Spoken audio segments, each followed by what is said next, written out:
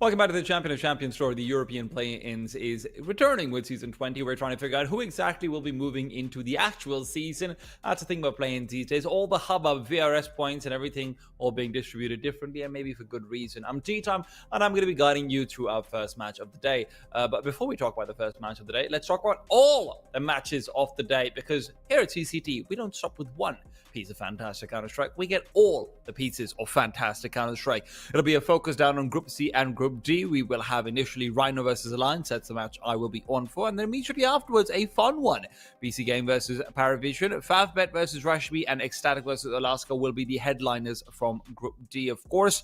Right now, though, I am focused more on Group C. And why don't we tunnel into Group C while we are at it? It's an interesting time. Rhino and Alliance both were not able to make the CCT Season 9, or rather the CCT Season 18 actual European stage itself. They were struggling, and I understand why. Right now, they might struggle once again, though. It's BC Game and Paravision who are the very clear favorites in this one. I think there's no real question marks about who should be going forward in this. It'll have to be a big upset to actually get away with something like this. And Rhino and Alliance, in order to even put themselves in contention for a true big upset, you want to have a big win over here as well. Both these teams coming through on a pretty even stage overall. We're going to focus in on Rhino initially, on what their players are going to be bringing to the table. Rhino, for those of you guys who are in the know, Portuguese team has been very strictly raising up the Iberian and more specifically the Portuguese flag for a while now. And you're looking out towards it. I think players like Crazy and Aragon have maybe turned some heads here and there. It's always a fun time to see exactly what they can bring on the server. They have been struggling a bit in the Portuguese scene to find talent, though, and it does feel like it's an uphill battle, but they're always looking for their next big breakout player. That's not to say that the other side of this matchup is too different, though. When you think about teams that are struggling to find talent in national scenes, the Swedish scene does really come to mind as not necessarily having the same grace and the same championship caliber that it once did. But alliances continue to try and make the best of a bit of a tricky situation. Right now, they're focusing in on a couple of these big veteran players between Twist and Pleasant. Twist, of course, one of the very old school players when you actually get down to it, playing since 2013 or something like it. If you guys aren't aware, Twist has played ridiculous amounts of majors. Twist also played for LGB once upon a time, and I believe that this was when LGB still had Olofmeister and Crims, who, are kind of old heads for you guys at this point or the other. But it's always a fun time for me to see him back on the server. Pleasant, player from Sweden who felt like he was in that next up-and-coming generation, but was never able to really usher through, and now he's focusing on hoping that he can do better with the players around him. He's been trying to put himself up as an IGL for quite a while, and I do like what he brings to the table, especially when you look over towards the fragging potential, as he is one of those few IGLs in the Tier 2/Tier 3 scene who are leftovers from days gone by, but have kept up in some of the fragging era. So, that's going to be interesting to keep an eye on overall. But also interesting is the map veto. And I'll be honest, I don't really know entirely where this one is going to go. Rhino doesn't have the most information on them. And Alliance, although they have been playing a fair bit, have struggled a little bit with their map pool. One of the maps that they have really struggled on is Train. And you know what? I'm not too surprised to see that coming up from Rhino. Alliance have yet to win a single map on this one. And every single match that they've lost, from 5, there's only one that they got to double digits. It's Ecstatic, Ens, Aurora, and Leo all kept them on 5 rounds or below. On the other hand, though, Alliance will counter things out by an Anubis pickup, something that Rhino themselves have struggled on. And look, whenever you're looking at this level of opposition and these level of matchups, one of the important things to keep in mind is that the map pools that you're used to seeing, where teams generally have 5, 2 good maps, 2 decent maps, and 1 playable map, that's not what you're expecting to see on the play-in stage, right? On the play-in stage, you're expecting to see a couple of teams which maybe have 4 maps that they're, solid on, of which one will be like home map territory. So very often you'll have this awkward situation where it's going to be a 1-1 and then Inferno or the decider could end up being maybe where more questions are actually answered about the direction of this series. So keep an eye out on this. And what we're going to do is we're going to make this a bit of a learning journey across the entirety of it. Because right now the plans are all about getting acquainted with these teams before we actually get to the stage itself. So we're going to tunnel in onto a few specific players and see how exactly we can sort of judge them, how exactly we can keep an eye out and say, hey, this is what things are going to be looking like as we go into the main stage, if any one of them make it. So for me on Alliance, it is going to be Avid, it's going to be Upe as well. And then on the Portuguese side of Rhino, it might end up being maybe we keep an eye out onto Pereira and Seabreeze more than anyone else. But now that we've isolated the players to watch, let's also isolate the map out a little bit. Train will be getting underway.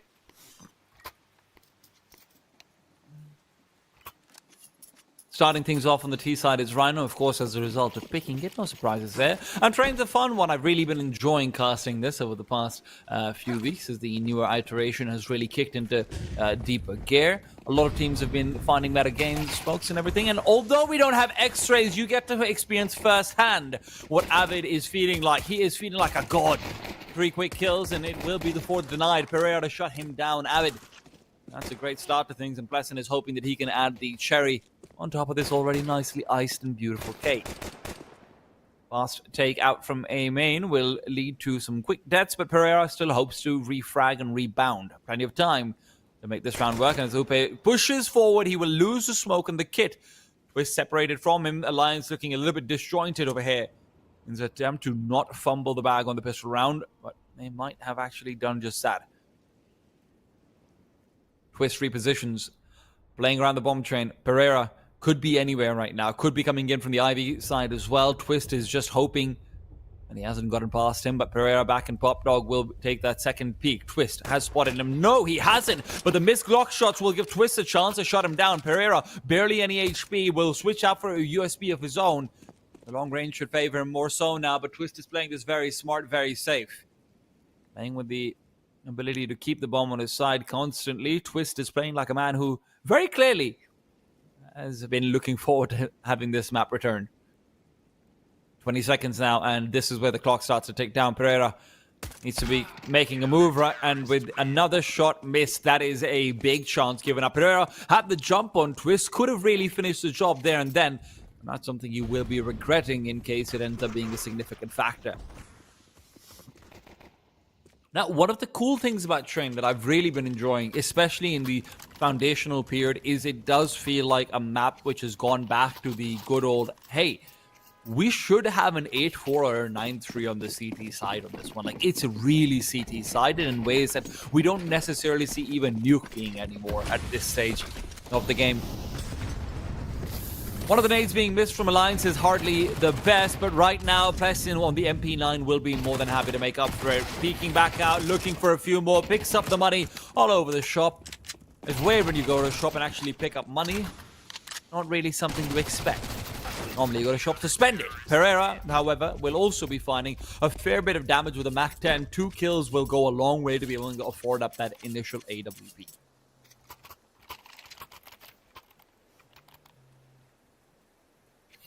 Another cool thing about Train, though, is that there's always been these long overarching smokes that are part of it. Now that we have moved forward in the metagame with the redefinition via Big Clan and once upon a time Tizian and Keto, I believe it was, who brought in the Mirage instant window smokes, we are really seeing a lot of focus on instant smokes, and Train has one of its own as well.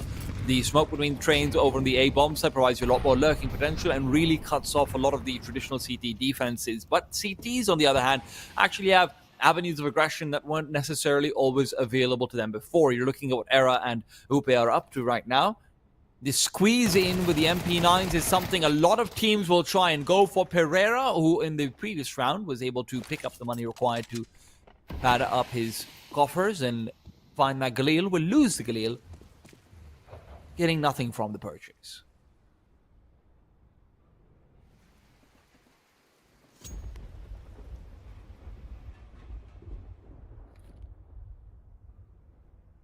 Rhino in the 3 versus 4 will be making noise, though, and I do believe that Avid will have heard it.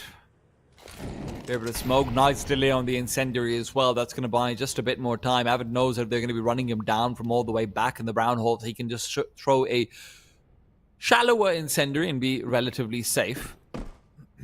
Still, Rhino are making no secrets about this. They're staying true to their name. They're, however, going to be the ones bulldoze down Seabreeze.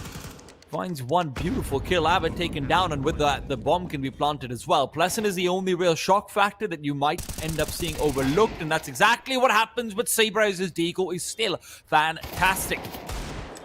Continues to fight back, and there's not really much to do over here when you're being cornered in like this, but great damage, and Alliance will not be able to really feel comfortable in their purchases going into the next few rounds. Your AWP might be missing over here, though Twist, I do believe, has enough money to be able to pick that one up if he really wants to. Rhino will have a very comfortable buy and an opportunity to start putting their foot down on the CT side economy from round number 1, but that's only assuming they can actually win it.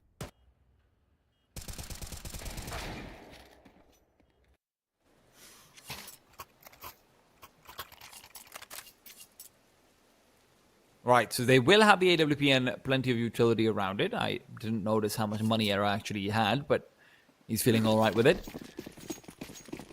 There's that spawn smoke I mentioned. That's going to be landing between the bomb trains on the A bomb site.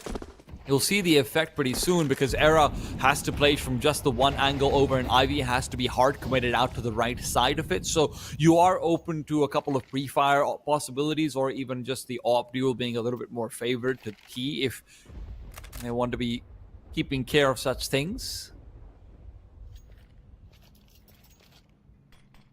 I'm wondering whether we will end up seeing... That's another thing about this map, by the way. There's a lot of fun wall banks. But I am wondering whether we're going to end up seeing a few more HE shenanigans on the CT side to try and counter out that initial smoke. Because very similar to Mirage, you might end up needing 2 smokes in terms of a fast top mid and a fast window smoke in Mirage, or something to that akin over on Train, to actually take away the power of the AWP over here. There's always a trade-off between fighting with the double nades into A main, or maybe saving those for the instant spawn smoke, but that's a separate conversation that maybe we can discuss more later on. 45 seconds on the clock, and Alliance and Rhino right now are going to be congregating on this B bomb side. Alliance do have Twist going for a flank into Ivy, but that's just one player who's further away. He's got absolutely no information, and the rotations will need to start to be called, and soon.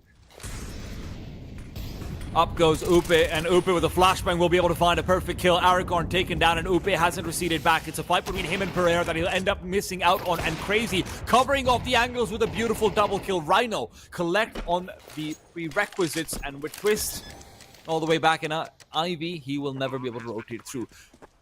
Love the round from Rhino. Great shots from Crazy. Just being able to cover off the Alliance rotate. That is one of the things that you have to be very careful about. And what Rhino end up doing is they commit to a deep Z smoke. And Alliance, they don't really have any utility that they wanted to expend over there, as a result of which they end up dying on the rotate. Sometimes you need to be committing rotates over from the A side to be a little bit earlier, so that you can take out that sort of catwalk adjacent back of the old coal train angle, instead of being susceptible to a T-side AWP, where Crazy demonstrates.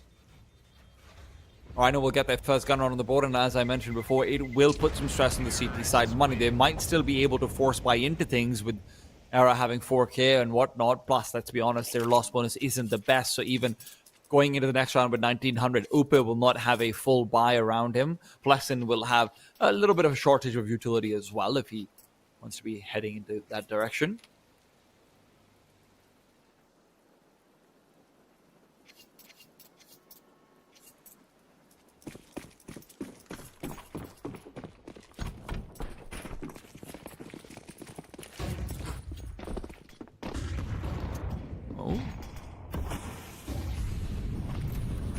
Twist is being set up for success over here. Nice little boost. I'd love to see Twist's perspective, and you can see everything. You can really see absolutely everything. Rhino might not be ready for this at all.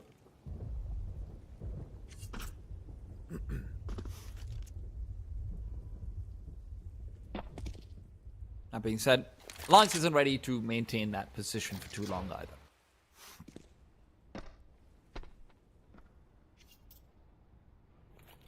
The signature creep and crawl of Train, as they will start to push forward. Rhino, however, have decided to have Tea and Crumpets back in their spawn. I mean, it almost looks like they're disconnected for a second, but they are just waiting to delay and spot out whether there's any aggression coming over their way. Now, unfortunately, they do give up a huge amount of map control for this one, and As Twist will start to hear utility and the like being thrown, he'll have an opportunity to get a freebie on the off. It is going to be collected on, and now recollecting back to the CTA site. All of these USBs. If Twist can make his way there in time, maybe he can trade off some of them inside the Smoker's era, hoping to pursue it when they are turned around. Icar is very wary of that possibility. Twist making his way back in from Z, but watch out for Pleasant as well. His smoke is extinguished, and now he's in the open a little bit more so. Will not be visible just yet. Will be looking to take that peek forward. Great timing, and with Twist finding another kill, Rhino has fallen apart. Twist will be traded, and it doesn't feel like that M4 can be recovered, but Icarus caught between angles, still looking elsewhere. Era is yet to reveal, and Aragorn will collect on Upe as well. Great headshots found, and Pleasant switching aggro. Era and Pleasant left in the 2 versus 1 now, and Era will find the already weakened Aragorn. It is a fantastic eco win from Alliance coming through, and it comes off the back of Rhino really just sitting in spawn, hoping and waiting for aggression to come in. I don't know if that's a demo that they've watched. I don't know if that's just a read that they have that's gone awfully wrong, but the amount of space they give to Alliance, who are constantly snaking across the map, that's just too much. That's way too much.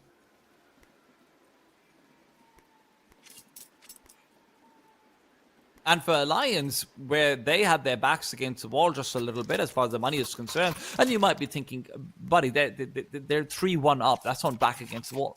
Remember, you get 4 rounds on this T side. You've done the bog standard job. 8-4 is the expected scoreline for the CTs over here. So every round given away is one step closer to that. Alliance, however, will not just be able to run away with that USP round. They'll now have the chance to shut down the Rhino economy as well. Crazy will be taking that first angle. Initial Molotov back out towards the aggressive Hop Dog line that you have to keep in mind. Arrow while being flashed up. Oh, nice adjustment for the boost. The HE is going to be finding Crazy as well, and they were hoping that the second one would be getting him as he tries to back off, or just opening up the smoke to find him in that attempt either, but it'll just be damage with one. Still enough damage to make Crazy a bit more uncomfortable. Watch out for Upe, though. Upe has sidelined all of this aggression into the B bomb site by going and walking up Cat into Brown Halls. He's got the sight lines, and he's also asked for rotations to come through, but he might not be aware of how far forward these players are moving in. Pereira spots up Pleasant, will find the kill, and with Upe dying to Aragorn, it really is all crumbling down. Alliance are falling into a big mistake, which Avid might rectify. Pleasant, of course, already sidelined. Era on the back of Z is the only one left. With Twist going down to a aggressive Aragorn, there's no chance over here but to save the AWP. Alliance fall into much of the same issues that Rhino was in terms of just trying to keep too many areas of the map where Rhino have got timings to move into. The fact that 2 players move down to the B stairs and are actually able to proceed all the way far forward. Upe is caught on the retreat as well. It is just a very difficult time. Arrow as well is not guaranteed to be able to actually save this AWP. He's not peeking all the way far through, worried about a flank as well. Aragorn's done a lot in this round, but gotta say, Pleasant and company just not expecting anyone at all to be... Oh dear, why are you peeking out there? There's no reason to do that. Pereira can't walk up all the way. Big mistakes from Alliance, but Rhino will get their payback.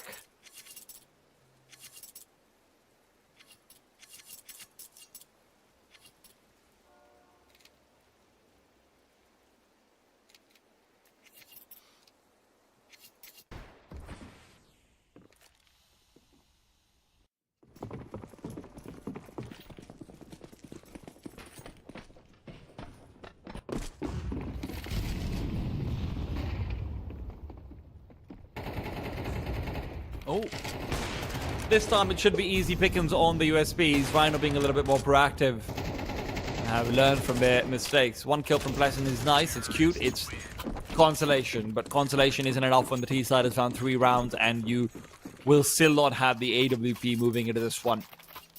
Alliance in a difficult position.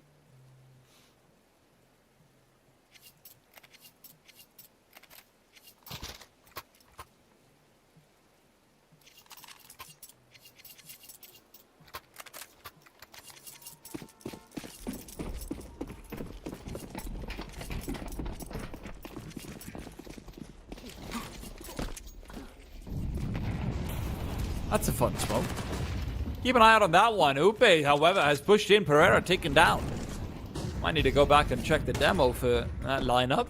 Aragon starts to creep through as well. Upe will be traded. So 1 for 1, no harm done. But all in the meanwhile, the problem is Icarus, who has crept forward all the way through. Blessing not ready for the peak. And as he tries to push forward for information, the only information he will get is the time and date of his death. Twist will find a timing himself where Icarus is caught trying to refresh a smoke that was just extinguished there and then. So the Bloom will defend Twist rather than keep him away. Remember, Avid rotated back to the B-bomb side very early on, so this is effectively going to be a 2 versus 2 on A and a 1-on-1 on B. It all comes down to timings for Rhino as Seabrace is going to start to move in. Twist, great kill, collected, thinks about re-peeking, decides against it. Crazy with the AWP on the other side. There's always a threat, and Twist recognizes that a bit more effectively this time. Aragon, steps made, and that is a mistake that's immediately punished.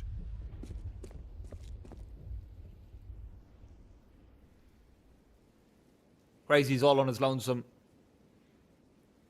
Era starts to flank him out from side red as well.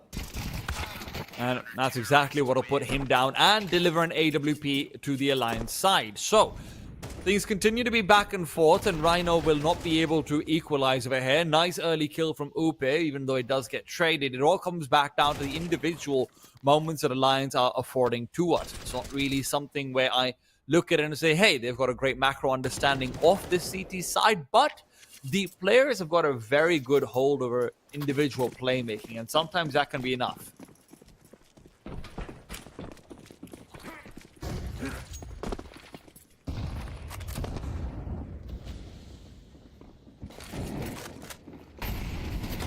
Incendiary down, Aragon's pushed right through, and Upe can't get the spray down. The A4 would have been great in that position, but he just can't put it to use. Crazy is the leveler, though, where Alliance will have an advantage back on their favor, but Rhino will have the positioning on their side. Seabreeze and Icarus will prevent any fast rotates from Z, but the problem is the bomb is on the ground. They know it as well.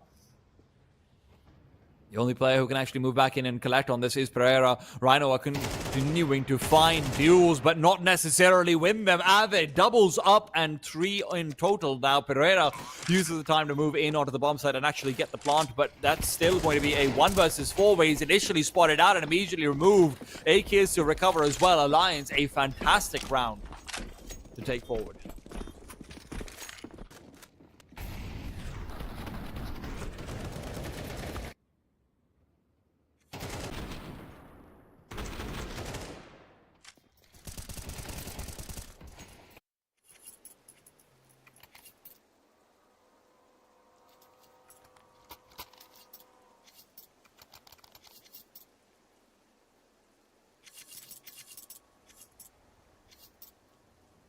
Rhino are going to continue to invest a fair bit into this, and if you're thinking, oh, well, this is just a half-fight T-Time, this is normal, it's really not. It's a $2,400 loss bonus, and that's the difference between what you would normally see on 34 or what we have over here. It puts you into a very difficult position if you don't get the bomb plant. Icarus and Pereira will not have the best of buys in the next round. And although Crazy will be able to just about afford an AWP, it will not be with all the works.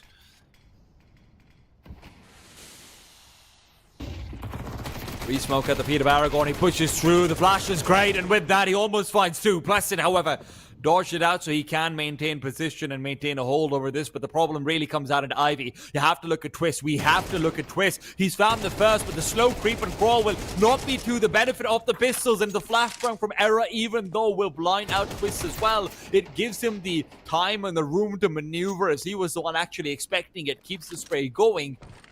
Finds himself the 3 kills and leaves Pereira all alone one more time. Pereira, watched out for by Era, will be avoiding capture for now, but there's very little for him to do over here.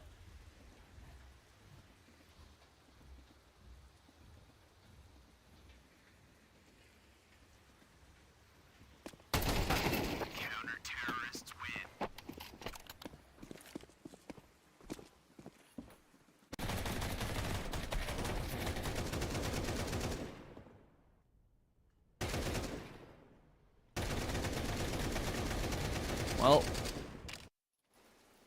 what looked to be a pretty good start for Rhino is now suddenly on the back of that one anti-eco and a few of these other rounds where they haven't been able to put everything together, now looking a lot more tenuous. Alliance well on their way to at least making the foundational marks towards what should be their first win on train if they are able to collect on it. Era on the timing finds Icarus, beautiful kill. And again, big difference makers, all of these frags. Aragorn pushing through the CT Incendiary to get a better timing on to Brownalls. He just wants to make sure that Upe doesn't feel comfortable taking Catwalk as he has so many times over. I don't know whether the sacrifice will be worth it, though, as you're already in a 3 versus 5. You might have wanted the HP more so. Great push, though, from Blessin is what gives them, or rather extends that advantage which they already possessed.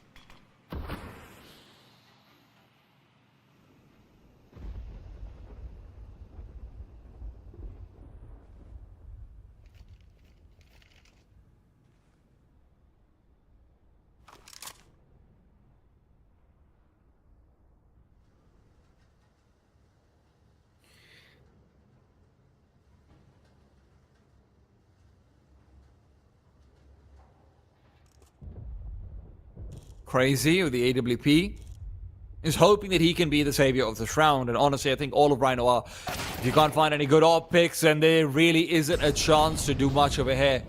And with the AWP now hitting the deck, it is just curtains being called for Rhino. Seabreeze will find 1 out of 5, and I hate to break it to you guys, but I don't think he's about to make the impossible happen. The Portuguese fans will have to just be a little bit disappointed. Upe, position revealed, but he's just trying to fight for safety, wants to keep himself alive. Era is here to finish the job.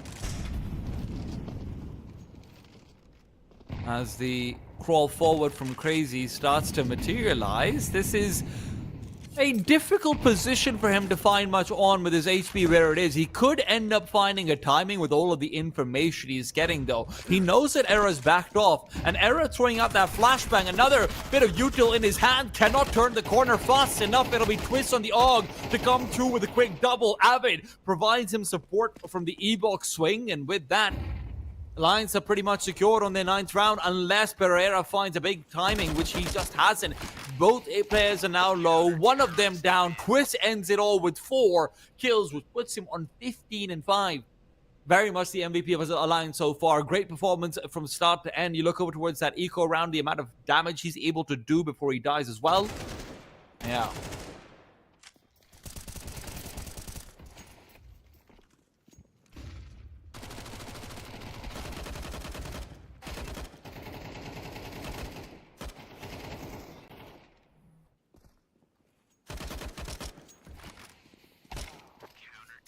Well,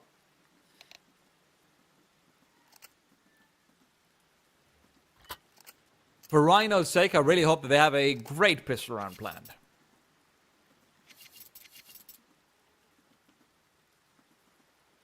Over here in Group C, should they lose over here, they will be going up against the loser between BC Game and Paravision. Both of whom, I'll be honest, I think on paper, with the rosters that they have, should be pretty big favorites to rock 'em, sock 'em, knock 'em out off the play-in.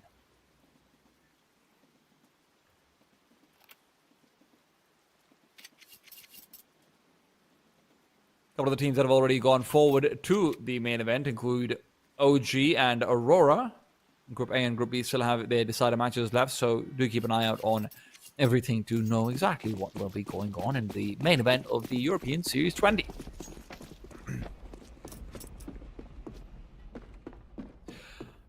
Not very much utility coming out from the Alliance camp. It is a Twist with a smoke and a flashbang. That is really it. Pereira spots out some heads, takes down one of them, but is quickly traded. Can't be sharp enough for a multi.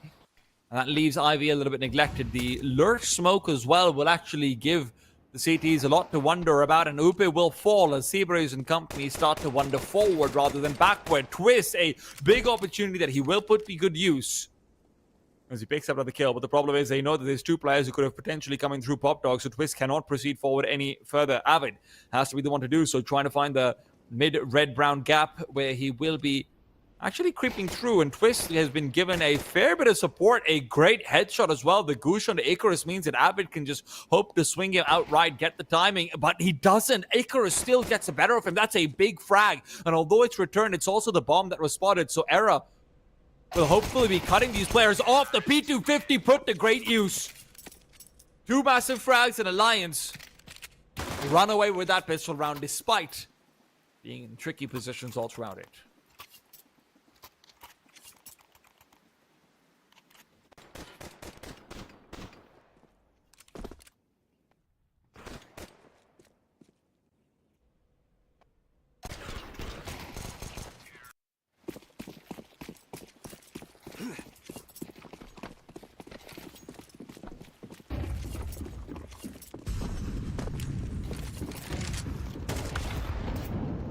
Nice nade on the Crazy.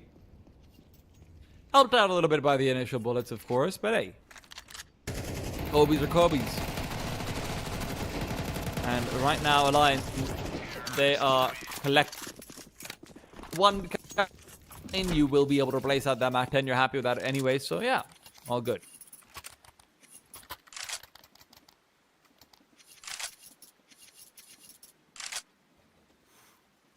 All good.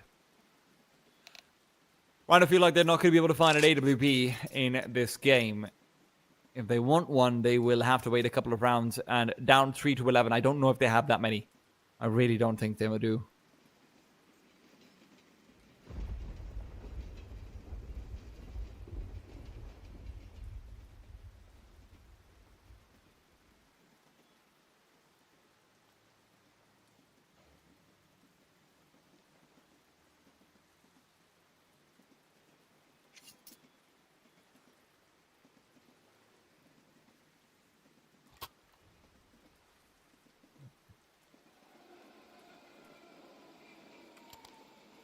Well, Rhino also going to be without kit, so you might expect to see them try to make an early aggressive move, but the problem is they also come through with only one flashbang. Will not make things the easiest.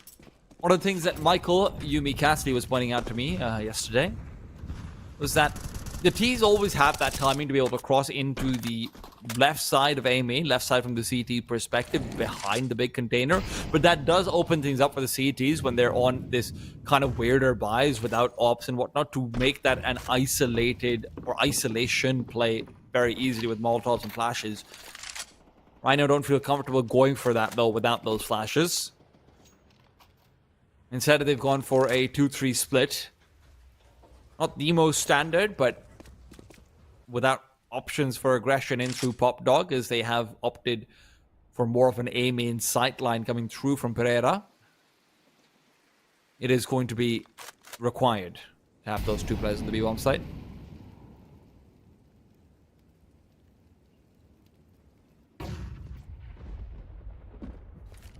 Okay.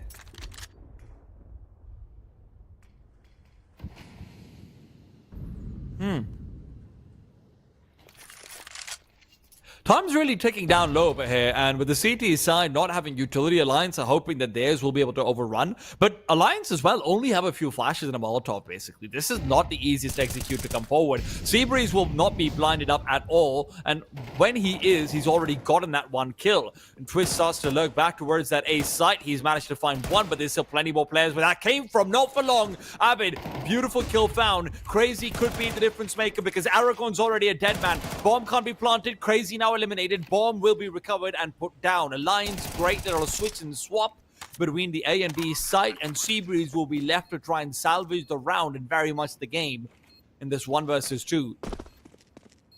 He's got no secrets, he's got no reason to not make noise, and he's got no way to win the round. Era shuts him down, and Alliance, despite having things look sketchy, find themselves on map point on their opponent's map pick.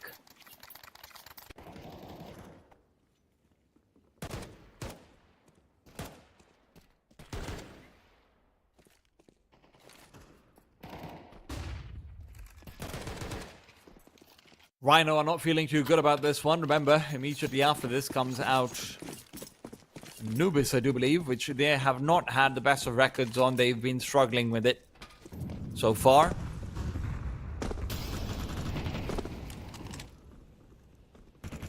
Pereira. Oh, great nade. Goes inwards. Pereira picks up one. Twist will be taken down. The Farmers comes into play, but Upe is the problem. Upe is already all the way into the site. It would have been the nade to finish it off, but Upe is not done yet. He wants more. The reload from the Mac-10 now afforded, but Icarus is waiting for the push to continue through. Era is the one who ends up going down. Molotov doing so much damage. He keeps himself alive with a grenade to try and isolate him. Seabreeze is the one who actually finds the kill. Avid finds him turning around, though. Great timing to collect. Here's footsteps as well, and the 1v3 is now primed for him. An AK versus a weekend P9, 13 for Alliance, and Avid will help seal the deal. Alliance run away with their opponent's map pick. Beautifully done, and I have to say, Chris is still looking good. 30 years old, and the man doesn't look a day over 21. Ooh, fantastic stuff.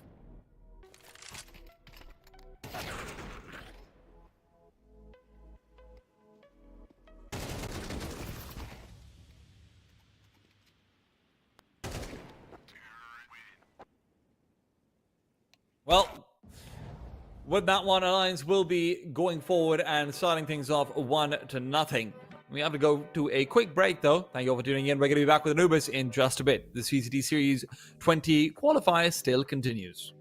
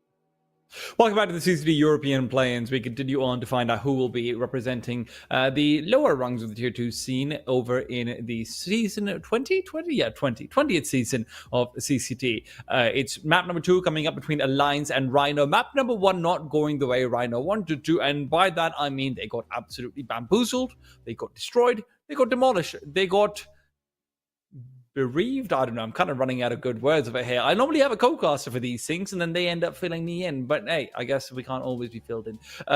Right now, though, the problem that Ryan was facing was the fact that they lost to a full USB eco. They also lost out to a couple of man advantage situations where they were in good positions, and they sometimes just lost out to themselves. And with the 313 loss on train, when you have picked the map for yourself, that's not going to be giving you any real security, any real confidence going into Anubis. Anubis is a map that they have struggled on, and Alliance have been finding decent wins on them. You compare out their record over on Anubis. Rhino has won a single time out of 5. They have lost to Apogee. They have lost to Mercenaries. They have lost to Incilio. They have lost to Brute. The only team they actually beat was CS2 News, which, listen, that's all right, but that's really not the best of situations to end up in, especially when you consider that I'm looking out towards teams like Apogee, and very frankly, I know a couple of these players, but not too many of them. Mercenaries as well, the French side. It's a lot of rejects put together, to put it nicely. So these aren't necessarily the most reassuring losses either. And in contrast, when you're sort of looking at to what Alliance is bringing to the table, they've played it a lot more, 9 reps on it. They're going close versus teams like Cybershock. They're beating out teams like Gen 1. They're beating out teams, like Incilio as well on it. So Alliance overall should be favored, and if we're looking out towards a player to watch out for, and I say this purely because I'm interested to see progress, not necessarily in terms of how well they will perform. I really enjoyed Avid's gameplay in the last one. I think Avid and Upe were both interesting players in a lot of ways. Upe, especially the way he was playing that B site, where he was very much prioritizing trying to take control over deep catwalk and making aggressive plays through that. Now, that did backfire at times, and that is something to be careful of in Anubis as well, but I'm curious to see how it goes. In the meanwhile, though, Alliance's big firepower machine Twist is unlikely to be too different. He has continued to impress. He has continued to deliver some really solid numbers over on train, but let's find out whether or not he can do it over here. On the Rhino camp, oh dear, that's not the greatest start to do things, but whatever. On the Rhino camp, Crazy had a pretty good time at the AWP. I was impressed with a few of the moves he made, and I'm hoping to be impressed again over in Anubis. Now, Crazy starts off trying to lead the charge over into the B-bomb site. He is first man in, second right behind him, Aragon next to him, and as rotations from Alliance start to be called over, the bomb's been spotted and Upe has provided. Again, this is why I wanted to keep an eye out on him, because Anubis gives a lot of leeway to the A-site anchors to make plays and have big highlights. Crazy, alone on the bomb site, finds Twist and does take him down, but with the bomb as far away as it is, and this many players to go through against it, just ends up being another kill for Upe to find and collect. Beautifully done. 4 kills there.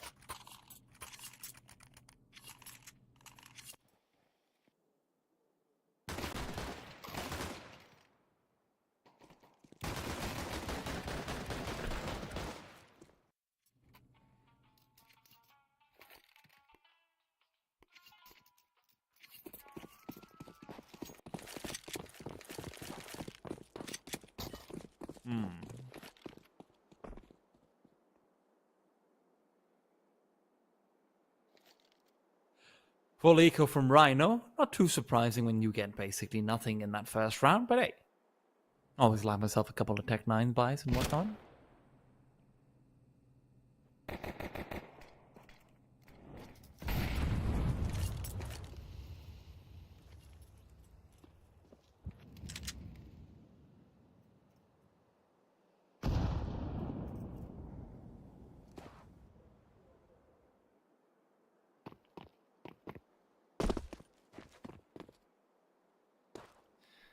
Okay. There's one of the players who I am wondering about whether he will be able to sort of pick up the pace a little bit more. He had a fun showing on Train. I did actually really enjoy a couple of the rounds that he put forward, but it wasn't necessarily the biggest numbers, right? 8 and 11 at the end of things. A lot of the spotlight taken away between Twist and Avid, so he might be given a chance to shine even more so.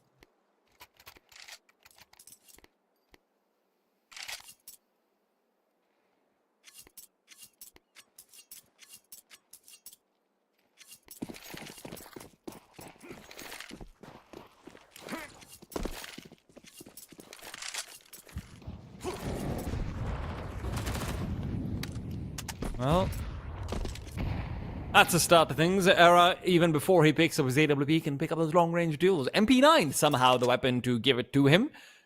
And yeah, I thought that had been nerfed. Minute and a half for Rhino, and they have a lot of time to sit and dwell on what to do in this 4 versus 5. Alliance, in the meanwhile, have not really opted to upgrade many weapons. They will only have that one M4, so the initial advantage they've been able to find is a very important one. Nice flash from Seabreeze. Hope he reveals his forward position. Pleasant nearby might not be expected, but now with the incendiary use, might be read into. All in the meanwhile, this B-bomb site is left without too many defenders. There's only the one. It is Avid. He does have a lot of utility, right? So the incendiary and the grenade is going to be pretty useful if he can deploy it. If he can deploy it, though, is a big question mark. Smoke out from Era, spots out the players. This is where Avid needs to start chucking out some of that util. Incendiary goes back to Dark. Icarus will be able to isolate the duel, shuts him down. And as Icarus puts down Avid, the bomb can be planted in as well. Twist trying to get the flank through, will find Crazy. It's back to the 1-on-2 over in Dark, which will end up being lost out.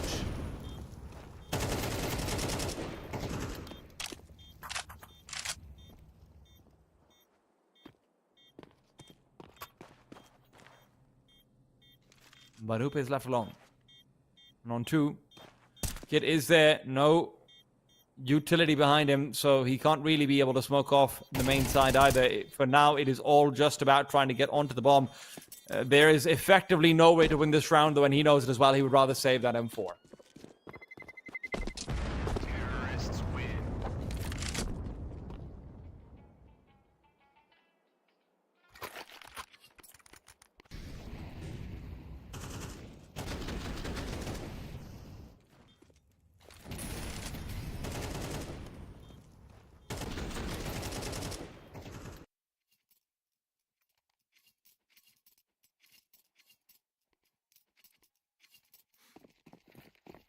Well,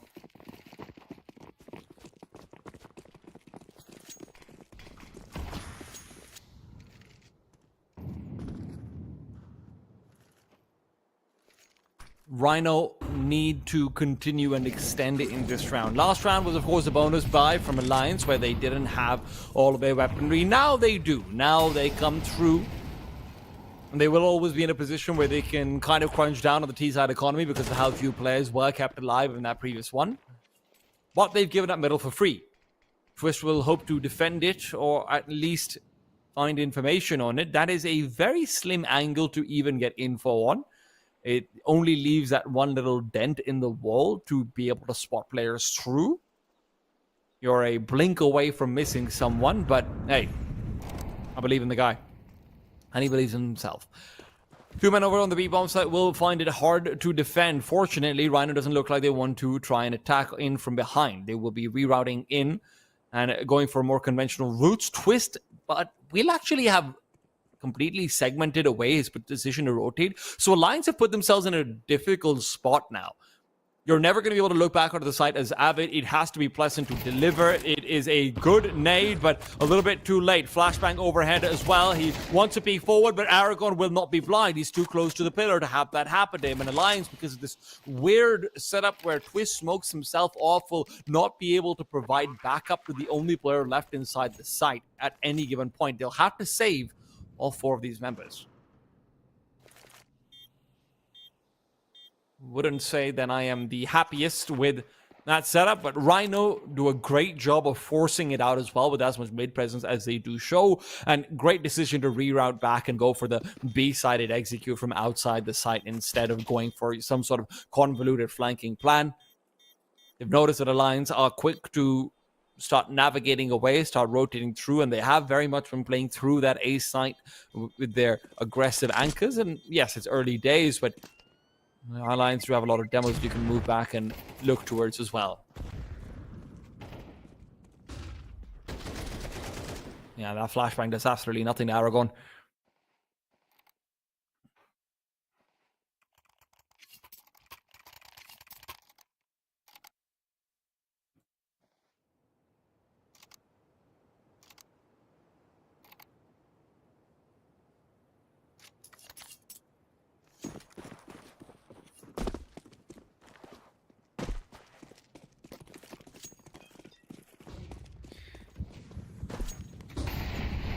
Breeze, consistently met by this incendiary, is hoping that this could be the round where Alliance can be put down. Of course, saving 4 players in the previous one means that you will have a pretty good buy overall over here, but Rhino are just hoping to bulldoze. Alliance now, remember, CT side of Anubis, they probably have a goal in mind of about 5-6 rounds. Era, great dodge on the flashbang, fantastic positioning, re-peeks back out over, but worried about the Molotov, and for good reason, and HE tries to trace him, goes too deep. CT flashes will dissuade the rest of Rhino from actually committing to this A-bomb site. They will be forced back into the canals. Gotta say, I wonder why we call them canals, because they're really not. They're more like a small pond than anything else. Canals are big boys, man. You need them for irrigation. Not easy to get a canal going. Also not easy to walk in a canal. They're deep. I come from an agricultural country, man. Gotta get these details right, Valve. Drop down from Upe. That's a detail he's gotten very wrong. Crazy shuts him down. Equalizes. And now, recommitting onto the A-bomb site becomes a plan. Alliance are going to be so far away. The only way they even get information safely is by pushing out of B main, and that would put them even further on the rotate. Era has to do it all. 20 seconds on the clock. He will take that first duel. Icarus wins it out. Era's missed shot is critical. And in his case, terminal. Alliance will one more time be forced back on the save. This fast rotationary play is really confusing me. I mean, going for aggression out into canals from Ope, where he'll drop down in from mid-bridge. No one's there to peek from dark either. That's just so strange. I mean, it's even stranger than the fact that we call it canals in the first place. And that's pretty strange as it is.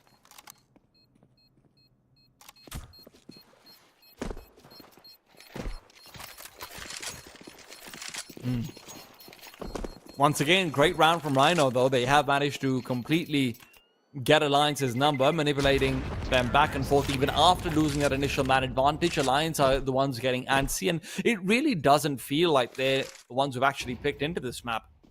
I am quite surprised, to say the least. I mean, this is the missed shot from Era that cost him so much as well. They didn't even have anyone to take care of mid is the worst part, so Era always had to watch out for the right side. He couldn't just tunnel in onto A main either, which is ideally what you want to have as an opera who's been left alone on the bomb side. Just have only one angle to work with.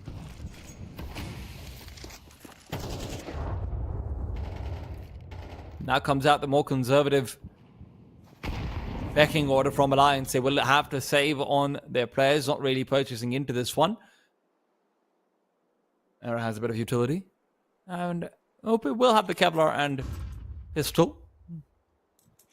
He's thinking about getting aggressive, but it won't be the easiest in the world. Nice nade onto Aragon. Twist, hoping to get aggro himself. No flashes to help him out, and Aragon will shut him down because of it. It all comes down to Era one more time. This time without the big green, though. Things hardly get better if you're on the Alliance camp, as Rhino have decided to immediately move back, reset, and this is what they've been very good about. They're using the first 55 seconds or so of the round to continually poke They'll take one duel, whether they win it or lose it is an independent thing, but they'll take that one duel, they'll move back, and then they decide what to do. And Alliance is struggling to adjust to it. Nice headshot onto Crazy, and he will be getting another one. He's not ready for number 3, as the AWP will be picked up, and Era will hope to try and save it for another day. Rhino have reason to try and punish, though. They've got money to buy up in the next round as well. If you can take these weapons away from Alliance, it would be big, although it doesn't stop them from having a buy.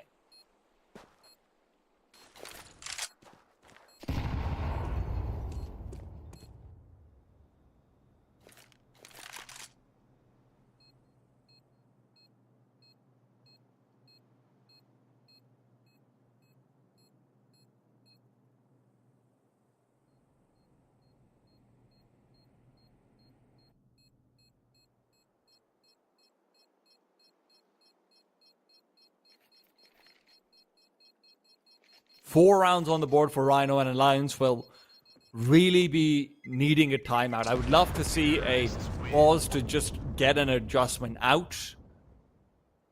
Of course, Alliance have got themselves a interesting coaching staff behind them. Hawk is their main coach. Hawk, not to be confused with Tua. This is, of course, the good Hawk. He's had a bit of a history coaching out on Chets and X Game about teams that I won't pretend to know the most about. But yeah, I am curious to see what he can do with this Alliance project over here.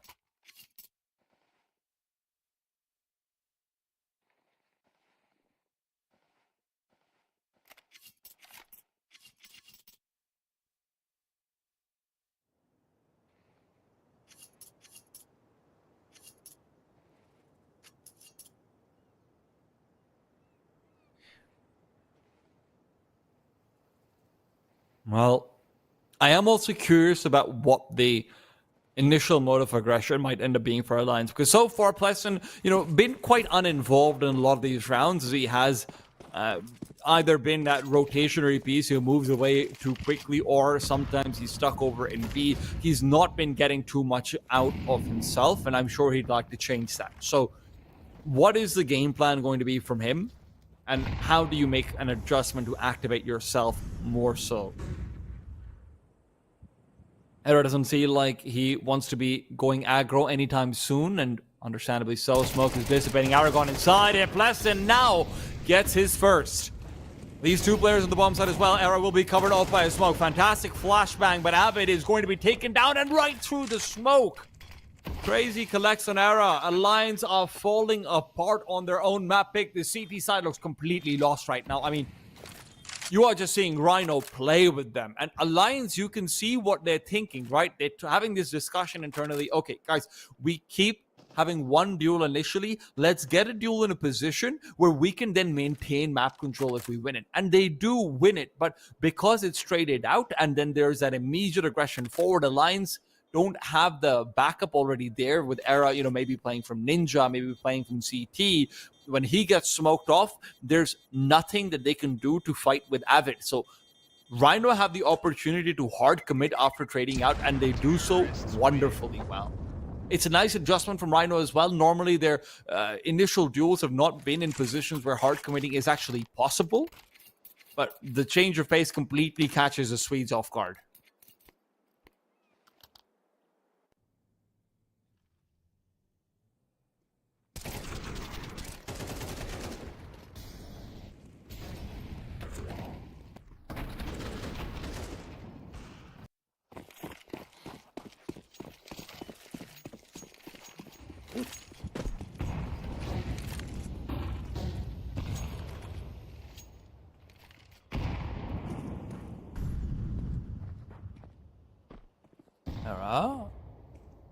Could end up being flanked over here. Pereira is going to be able to shut him down. Twist nowhere nearby to help out. Twist had ended up moving back, and although his peak might still come to, it will be too little too late. Aragorn, a lot to save the day again. The Ranger comes in style. Like I said, man, Alliance are falling apart. CT side might be disfavored, but this is just a catastrophe. They have not won a single round in the past 6. Rhino will be running all over them once the pistol's finished out. And It's not like Alliance haven't been putting themselves in some good position as well, but Rhino have just largely outplayed them on a macro level, and now just in straight up duels as well.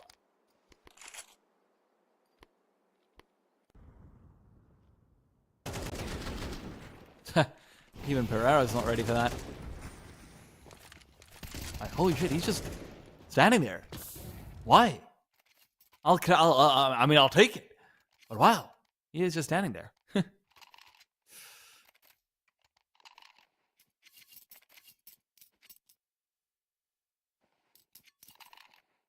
Only the one tactical remaining for Alliance.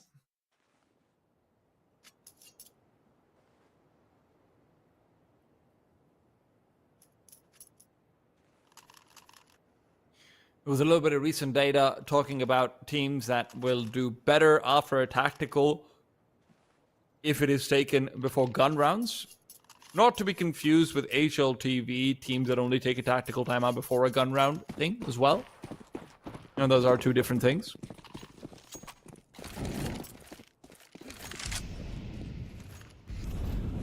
Double Molotov out in middle will make it so Twist has no chance of getting aggressive. He was hoping to do so with Upe's flashes. Will still be taking peeks, but all in the meanwhile, the B-bomb side is where Preston needs to start taking duels. Pereira taken down. He's got two. And with Avid functionally being able to cover off his backside, that makes it a little bit more of a good situation that you find yourselves in. Alliance, third round should be found very cleanly, and that is a nice adjustment of things. Not leading off with multiple players in that A-bomb side early. Era's going to be given duties to just cover that out, and when Twist's MP9 forced away initially, they take duels elsewhere and win them.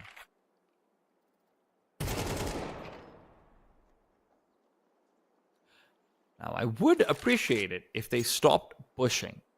Because if you look at the Rhino money, it is really ridiculously good. It's 5 digits on 3 players. Aragon is $100 shy of it, so we're just going to round it off and say he's 5 digits as well. Crazy's got full util and AWP and Kevlar, and despite having purchased so much into it, he still has $8,000 behind. So, you know, this is more to lose for Alliance than for Rhino's side, but you know, pushing yourself forward and throwing yourself away is maybe not the best either.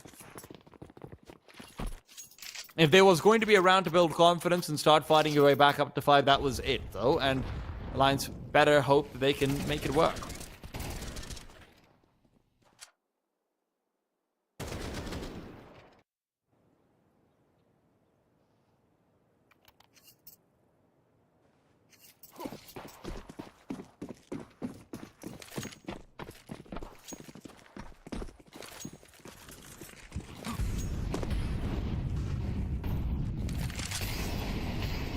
Rotation back to the B-bomb side has been requested.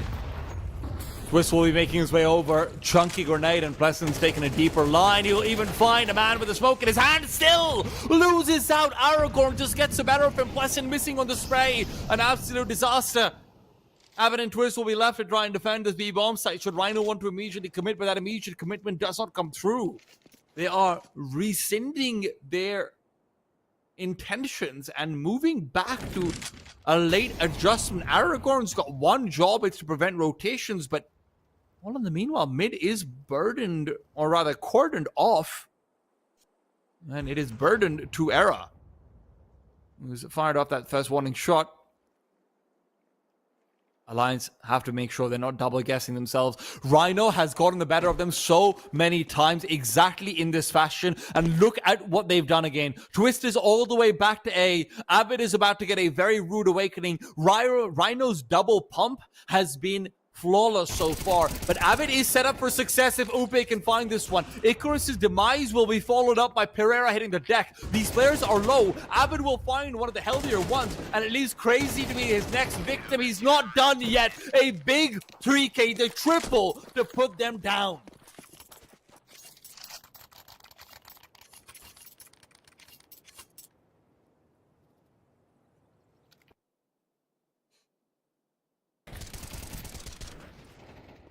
I mean, great move from Upe being able to find that dark player and giving Avid the Heads up that AU don't really need to worry about too much.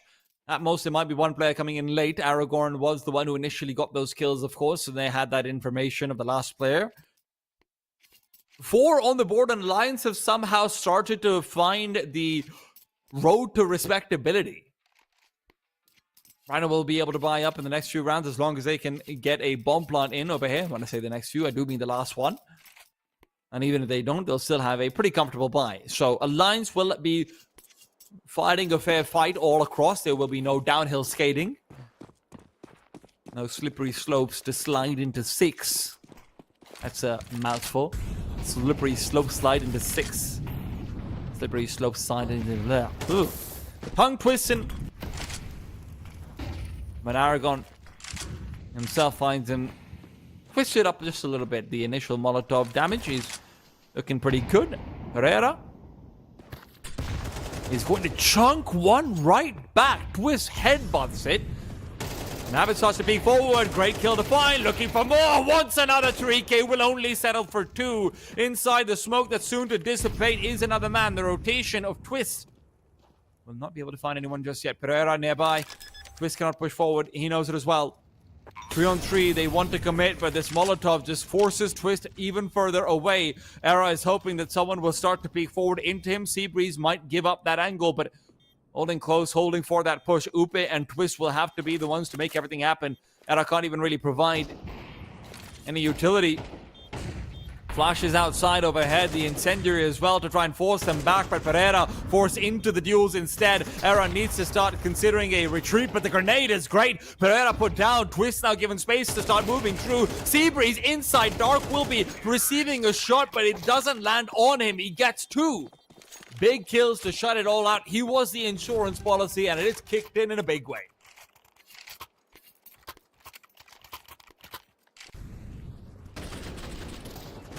I mean, Navid almost gets a triple over there. Great attempt, but it's just not enough.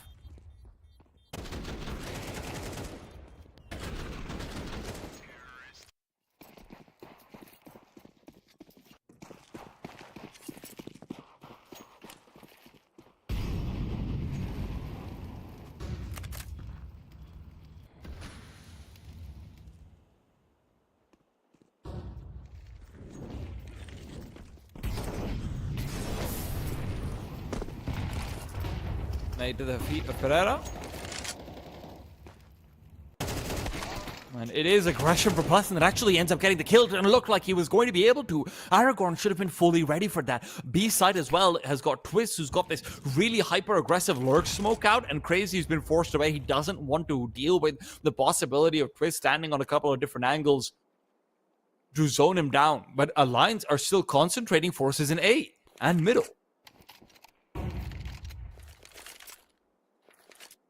Swapping out guns, Rhino are adjusting to their players being low. Crazy, the only healthy one, will maybe even be forced into an entry path he's not comfortable with. I mean, this information is fantastic, but there is a timing where Era is going to be alone, and this weapon isn't the best at dealing with low players. And Op, I mean, it doesn't matter if they're on 1 HP or 100. You're hitting him on the chest. You're hitting him on the chest. Nice long-range smokes up, but Upe will be able to get this flank as well. Spots out where Pereira is, and with that kill, he is very aware of this A site being under attack potentially. Icarus will find Upe on the flank, though. An Era who's going to be able to hold on this time because he knows there's no one in middle, will be giving Alliance a chance for number 5. Not chance, now actualized. 3 kills for Era. Makes up for a previous round where he was forced to look between angles. You can see exactly what he can do. At the end of it all, despite 6 in a row for Rhino, a very respectable half that Alliance claws back.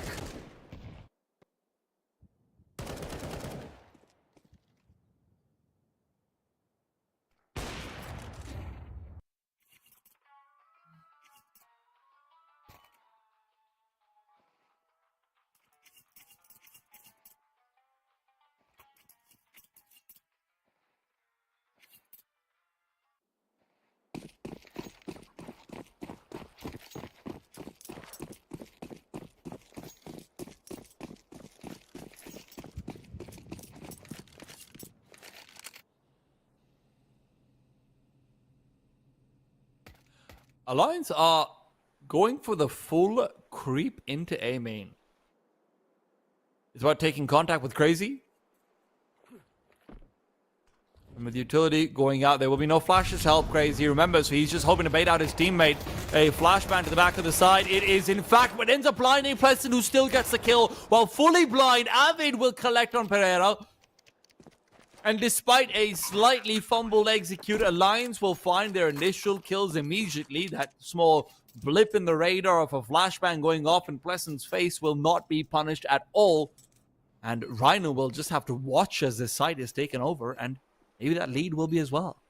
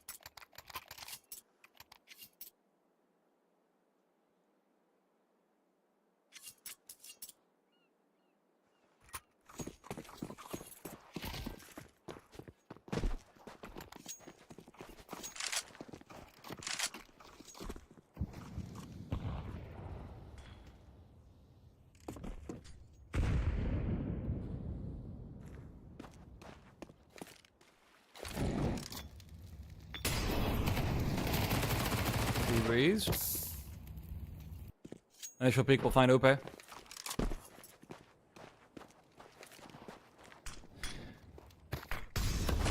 And for Rhino, this force spy is already off to a hot start. The problem was Avid, and that's a problem quickly dealt with.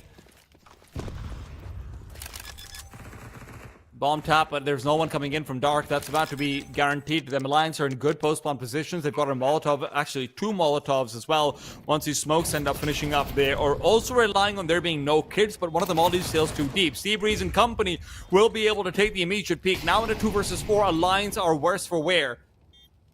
The Molotov at least gets really good delaying time. Pleasant's trying to get ahead of it. First skill's found. Another for him. And this crossfire is deadly, but Pleasant's the one doing it all. 4 big frags, and Alliance will fight their way out of what was a very disadvantageous situation. Rhino thought they had that one.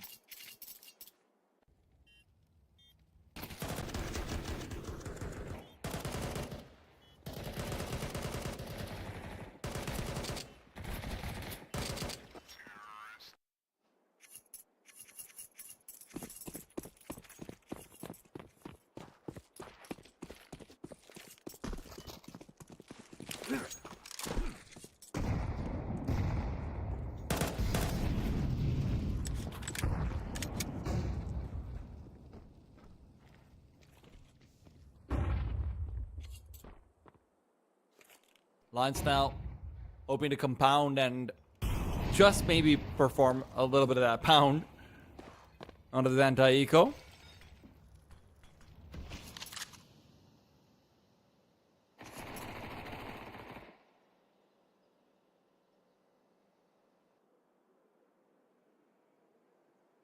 With Ope taken down, Seabreeze wants to inch through and get another one. And somehow Alliance, despite being in these really big advantages in so many of these rounds, are just not in good spots to read what Rhino is up to, right? You're giving them isolated duels with an MP9, which is getting to swing into you. You're very disjointed on a default, and I'm not sure if this is maybe looking for a bit more. This is getting scarier and scarier. Seabreeze will swing out for number 3, and they're going to have multiple players ready over here. Look at the damage onto Avid. He's going to be blinding the bomb. The Molotov forces them back, but this round is all on Era. Avid is a non-factor. And with Aragon having a Mach 10, this is not easy at all. If he just jumps forward, he doesn't do so, though. Will not read into Era being this close, and Alliance again squeak through with 2.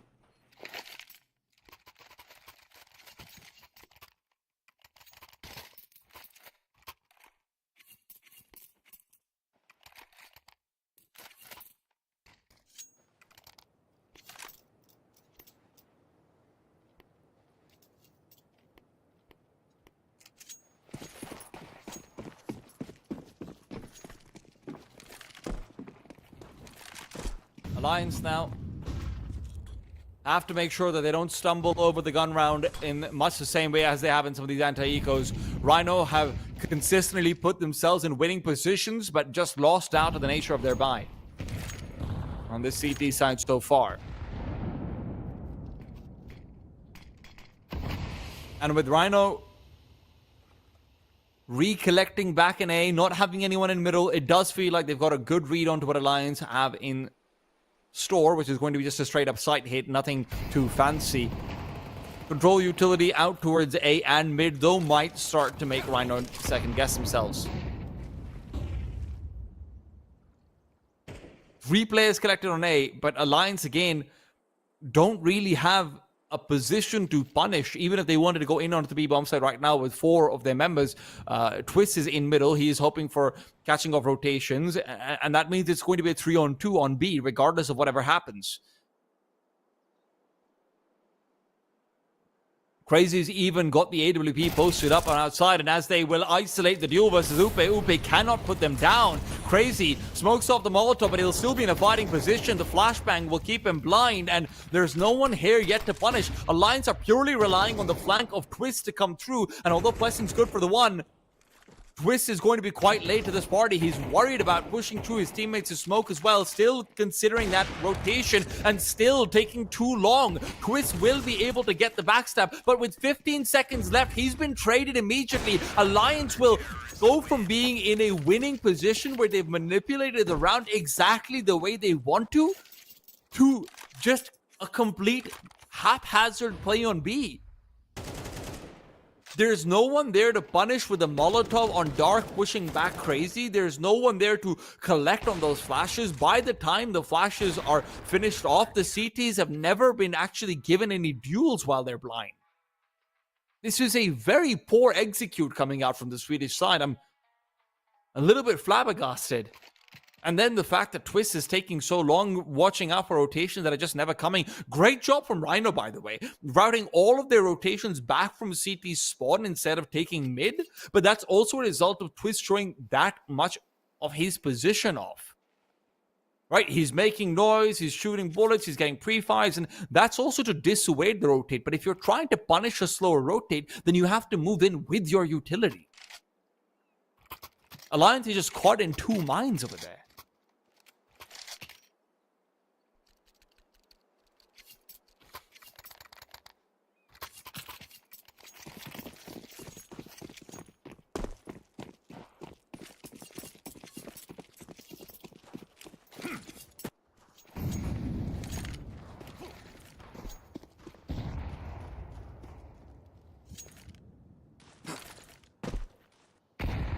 And now Alliance will be on the force buy of their own. Rhino managed to push them down as a result of their fantastic half buys and ecos, even if they didn't win most of those rounds.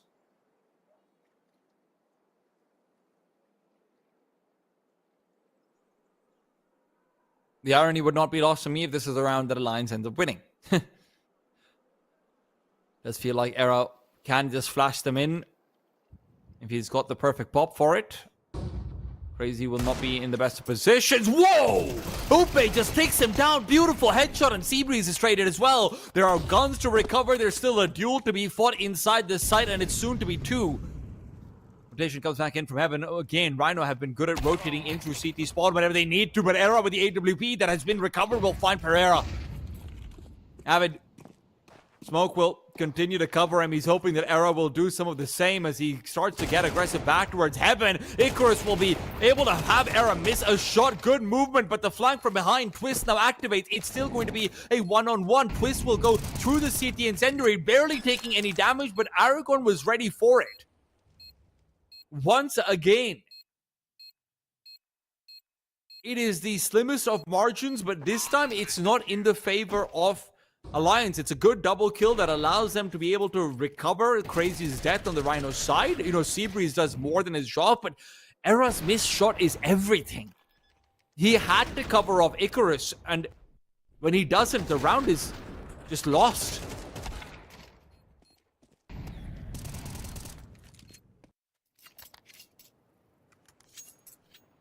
9th on the board for Rhino. It's what they should have had, but Alliance feel robbed. They immediately force buy back into things.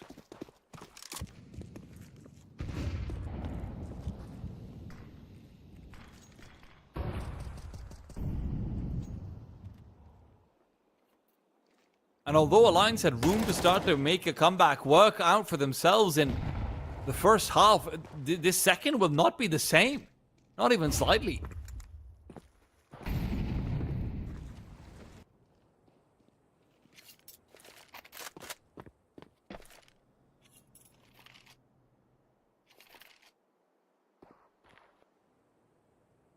Man down and hoping for heroics, but Era has been tagged. It's Avid to avenge the damage, but look at Era's HP. He's got literally 1 point of health. Anything, a stiff breeze would knock him over, and Pereira's a lot more than that. Pereira's a full gust of wind, but Upe is a typhoon. Plenty of time for Alliance to reset. Upe, however, is the one with the bomb, so he has to be careful in his retreat. Avid's already made the call. I am going middle. Upe has to be careful. If Rhino start to double clear him out, this will be a very difficult position to be in, and he will be taken down immediately. Avid, nowhere nearby. A smoke now at his feet as well. And Rhino have got one job, defend the bomb. Nate to blow open the smoke, and Avid will just be walking into his demise. I have to say again and again and again, Alliance do a good job of putting themselves in winning force buy positions, much the same as Rhino did. But contrary to Rhino, who feel like they're losing to, some of these late round, hey, we're in a 4v2, but we just, because we're in a stack, it's hard to actually take someone down if they're spraying at us already, right? That's what Rhino's losing to. Alliance is losing to a lot of this positioning and decision making in the late rounds once they get it to doable situations.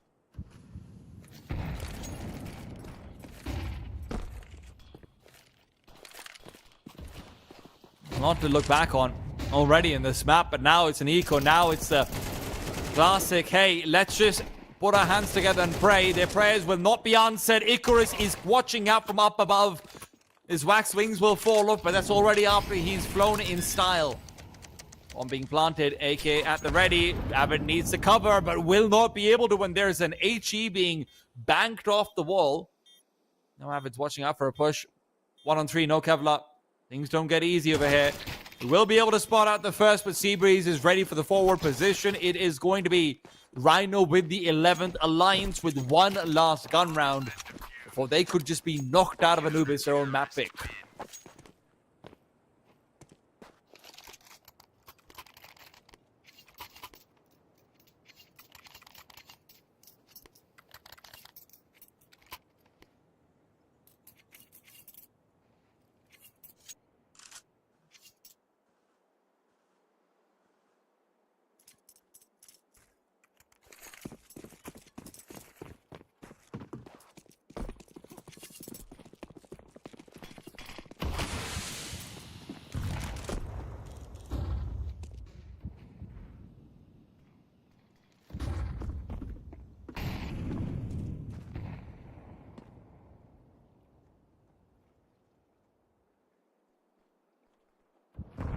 Over goes Pereira. Setting himself up for what could be a fast flank down from middle, but Era is watching out for it. Now Alliance play more passively. Era, no, no! Yes, thank you. Please don't watch Dark. And you've got your teammate there to do just that. I know there's an angle where you can be shot from, but even so, crazy. Over in middle, flashed off completely, will not be firing out a shot. The flashbang was good for 2. In fact, they might not know where Icarus is, though. And if Icarus wants to take any advantage of that, it has to be now. Hard shot to hit, though, trying to turn into twists like this, but he will have the pre-fire, and with that, Rhino back in business.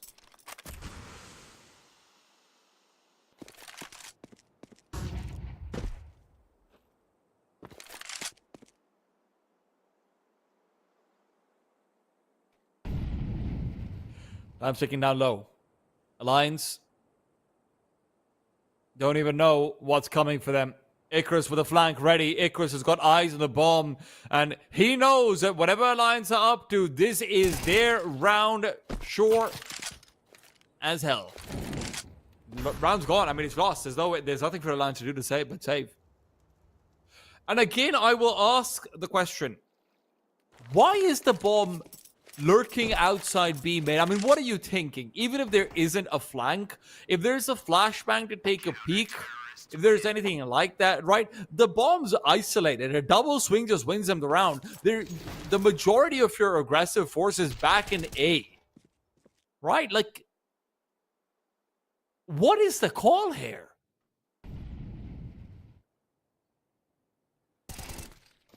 And like you could see in the replay with that, that's not the information that you wanted him to have. I'm lost, man. I am lost, and I think Alliance might be as well. 8-12, they are facing down Destruction on Anubis, and I believe that it is going to be delivered. Rhino has been fantastic on the CT side through and through, even in the rounds that they've lost. They've looked like they probably should have been able to take some away.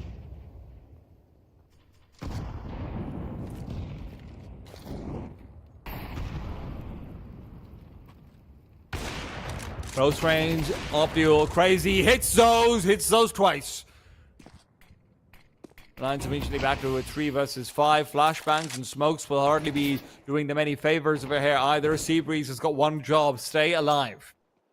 And he's doing it.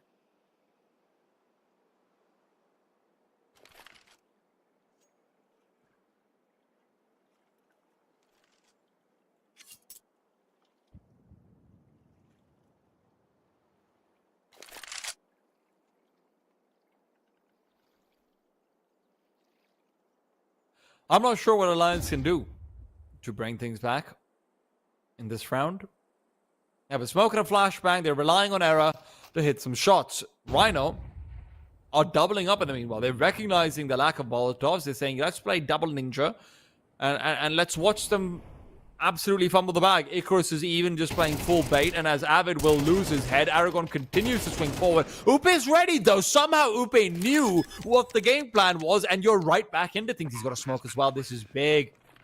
A smoke back to CT would be very useful, but instead he prioritizes the temple position. Era will be hoping to cover CT with his AWP, and he's done a damn good job of it. Flashbang ready for crazy if they want to start peeking in. Upe on low HP will be the primary victim that they're hoping to take down, but Pereira is going to have to play with an M4 flanking in from either side. Pereira's got the wrong read. He's wondering whether it's Dark and Alliance in a 3v5 will find the recovery. A beautiful round from Era has to be said, but it is Upe who is doing a lot of the heavy lifting, just being able to get that double clear in Ninja. I don't know if there was a sound cue. I don't know if he just had a read. But whatever it was, it is the only way that they win this round.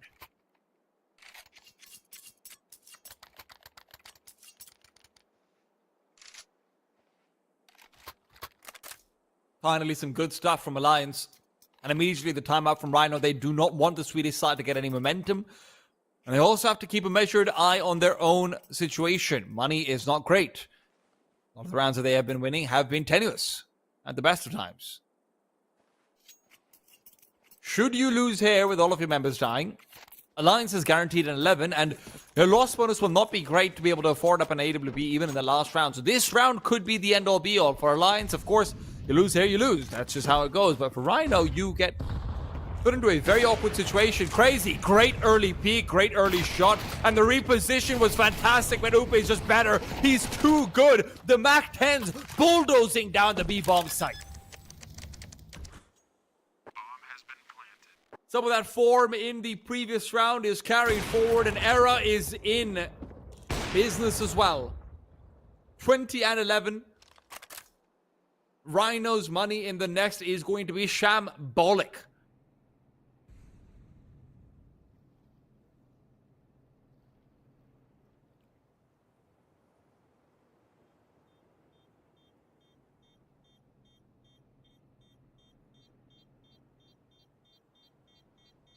And for Alliance, all they have to do is make sure that they can take that one more gun round. That one gun round that has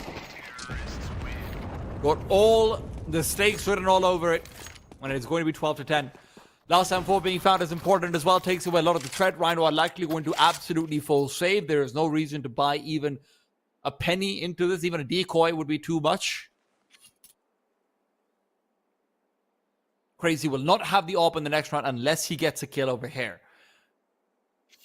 I wouldn't hate him being set up for success. I wouldn't hate him just baiting someone out to see if he can get the AWP in the nude. But that is also a risky purchase to always keep in mind. Grenades, aim punch. Anubis is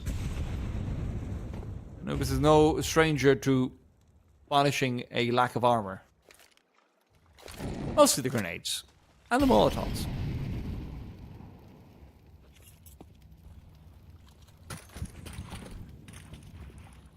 Alliance will be allowed to heave a bit of a sigh of relief, as this should be an easier round. This should be a done deal.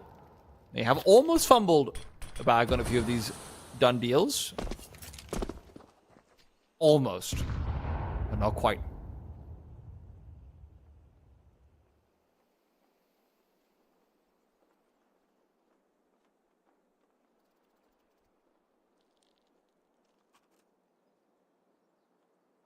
As the A-side players start to move back to get an eye line onto mid and a full swing, Era reveals his positioning. With this, Rhino have realized they've given up a favorable angle. They will only be able to fight back in fair fights, and those are never fair when it's a pistol versus a rifle.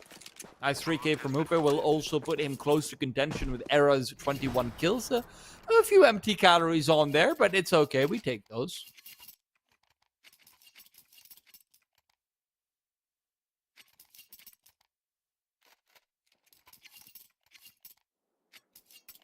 We absolutely take those.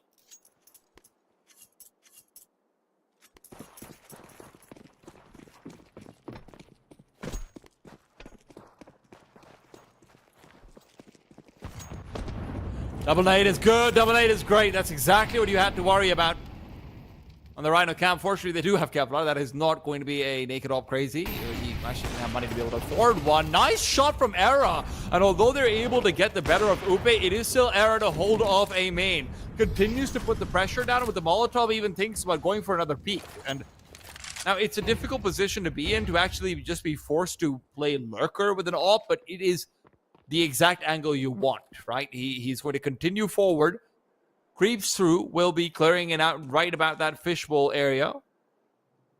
And as Rhino will do the same to middle, they will once again neglect A. It is very similar to that previous round, but this time, Alliance looked like their timing could not be better. Era never stopped moving. Rather, Pleasant never stopped moving.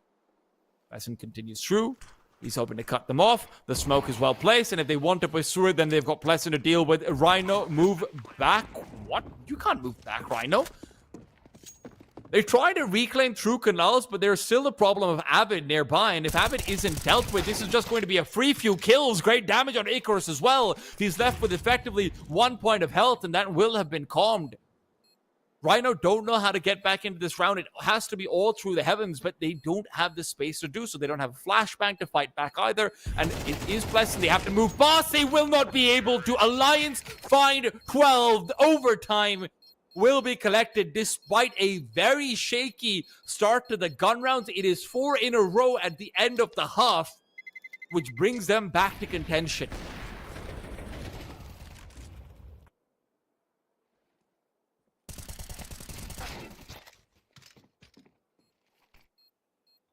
For Rhino, Train was a wake-up call, and it looked like they were wide awake at Anubis. Some great CT side play, some great calling on their T side as well. But again and again, they run into the same issue.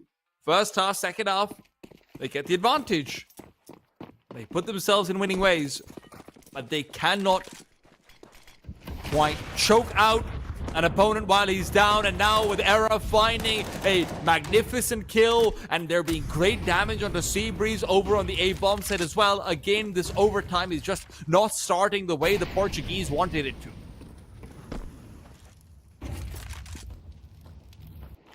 B-side aggression as well is going to be spotted out and seen. Avid hoping to collect on these players, but all he'll be able to collect on is their retreat. Lions have to be careful that they don't fall back to the same problems that they were facing at initial points. Remember, they were losing out to a lot of these mid-rounding from Rhino.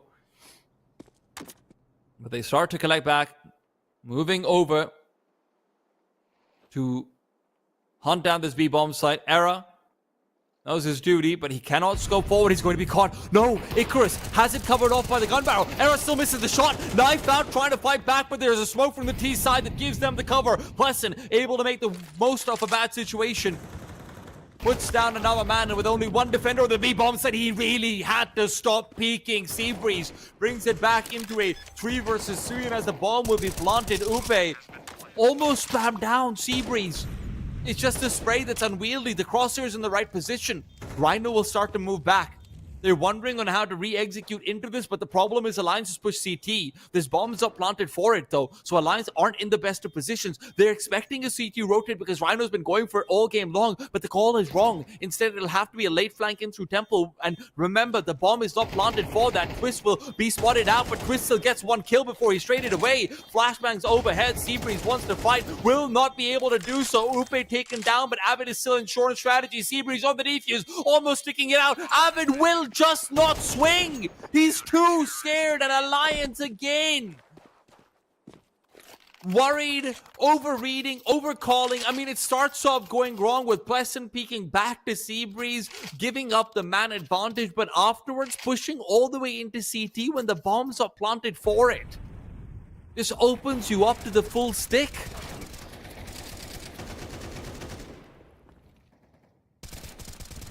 Look, Twist did his job. He has 25 HP. He gets the one kill he needed to. He does his job.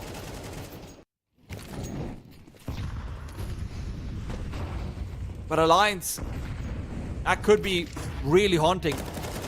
Aragon's push forward, gets a freebie. Maybe 2. Yes, it's 2.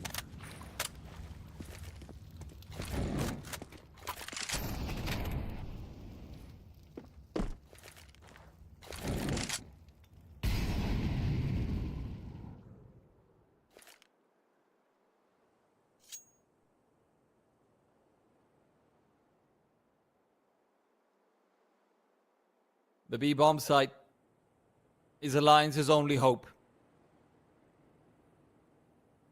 2 men aggressively forward next to the entrance of Dark. If Twist can molly them out of position, there is a world where a punishment comes through, but Icarus is playing quite far forward. Twist will peek into him. Twist will not find the kill. And with that, this round should be gone unless Avid's got a massive cape with an S behind him. I don't know if he's quite Superman yet. A smoke to the feet of Dark and a Molotov from the CTs, which will just help Icarus, or help out Avid. This 2 versus 4 relies on Era hitting this shot, and he will not be able to do so. If he had, then maybe you can isolate the duel and wait for Rhino's deep CT players to start moving back. Now Avid's in an impossible spot. Has to fight for the ace clutch, and he's, I dare say he's not really going to be up for the mark. Crazy continues to push in, and Alliance will be giving up 14. Rhino, great early push from Aragorn is what gives them the advantage, but even afterwards, I mean, you do see some great setups on this CT side. You do see Rhino keeping aggressive lines out while still maintaining every angle across the site. Some great CT side play, and they just wish it had come a bit earlier. But you know what? If you can get 15 right now, I don't think they'll be complaining too much.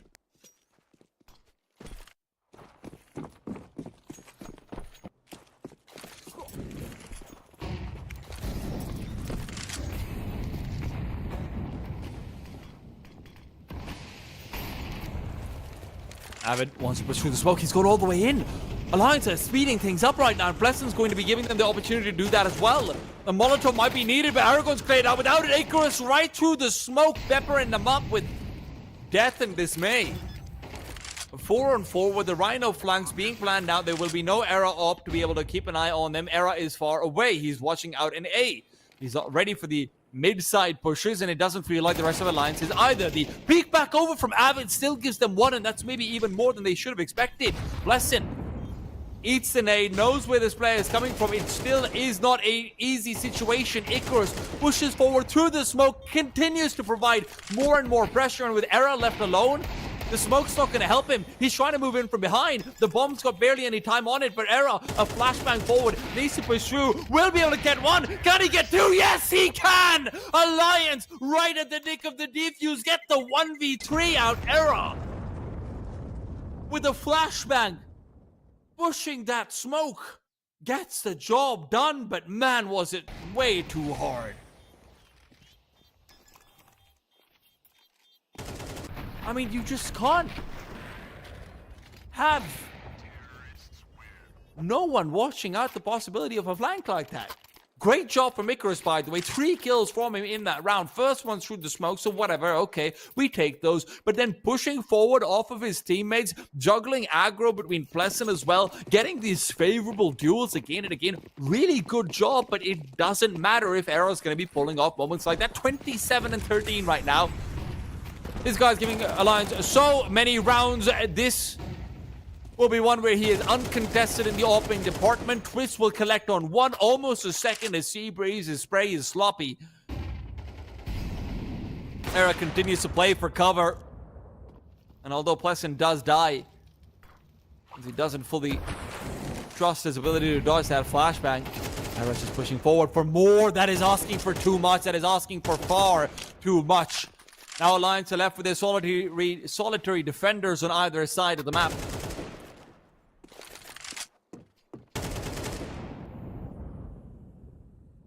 Avid already feels comfortable. And Alliance have said, you know what, we want to make this a 2 versus 2. Let's fight in the middle. Let's look for what is likely a lurking player, but Icarus should have the jump on Upe. Upe is waiting for the push forward. Actually, Icarus might end up going down. He doesn't go for the full proper clear, and now it is back to that 2v2. While the bomb is being planted, the smoke is down to make sure that Upe cannot punish what would have been a 1v1 situation versus Pereira. But Avid does have an HC. Should they want to push through the smoke, they have the opportunity to do so, but they've also got a smoke and an incendiary of their own. Now they will need to. Now they've got no choice, but no, they're moving through. They're going to wide swing. Aragon, what is going on? Avid good for only the one, of course. Of course you can't get that. They know there is a player in mid. They're going to be watching for it, and you're just moving out of the gray screen. Well, look, if it's a double swing, I sort of get it, but Alliance even stagger it out because they're hoping to get the jump with the second.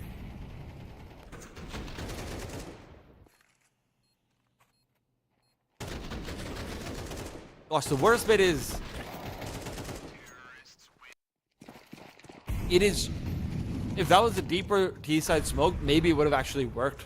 Well, the extra bit of gray screen, that's what makes a difference. Rhino find themselves once again on map point. They're no strangers to this position, but they've also been in treacherous waters every time they've gotten to it.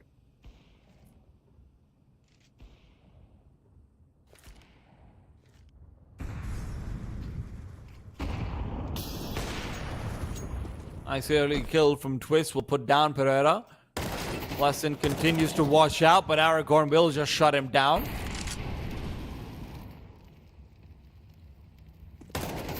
And as Avid is left on the unenviable duty of trying to fight up against an Aragorn who has really gotten the better of Dark so many times over on this T side, Avid will recede. He will retreat.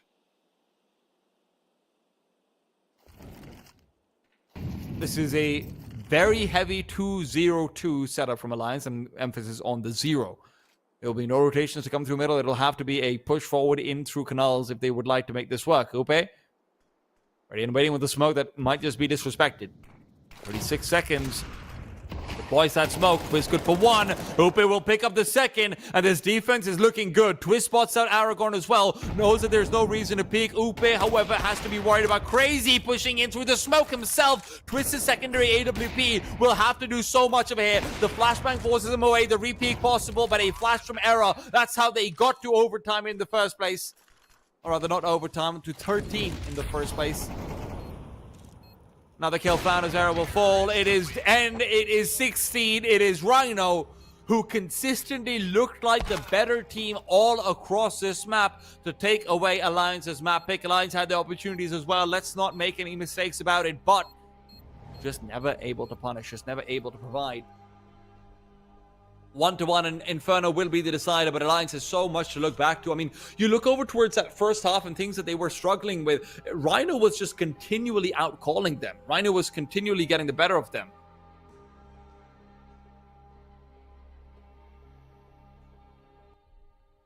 And afterwards, even in the second half, I mean, it's some questionable calling and everything. It's difficult spots to be in. You really are struggling to actually make a lot of this work. And as you go into Inferno, you're going to need all of this and more. Alliance are going to have to wait, as are you, though, as we go to a quick break.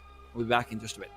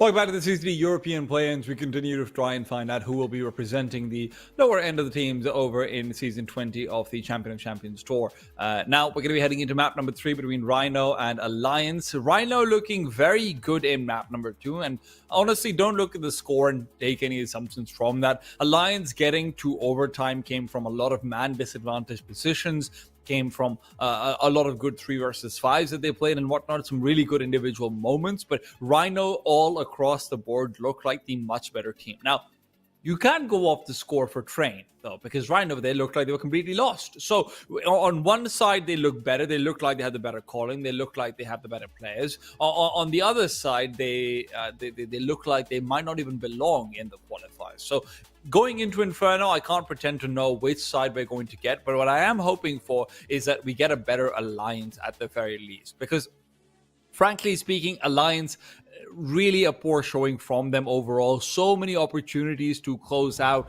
so many anti-ecos that they were struggling with, so many anti-force buys that they were struggling with. They closed them out, but they still struggled, and they just couldn't get a read on Rhino's P side, where Rhino was able to go for that repeated double pump attempts where they're trying to go double aggro. Hey, can we maybe go for one engagement now, one engagement 60 seconds later? Alliance always over-rotated, always overthought, and Inferno can be problematic to styles like that. Now, starting off on the T side might actually be beneficial for Alliance to make sure they don't run into anything like it. This pistol round, though, has had them running into a smoke and what could be a stack from the CT side. 3 players already here. Rotations are being asked for as well. It'll come down to Avid to take duels back in middle, but as Crazy still looks for fights, he'll get them.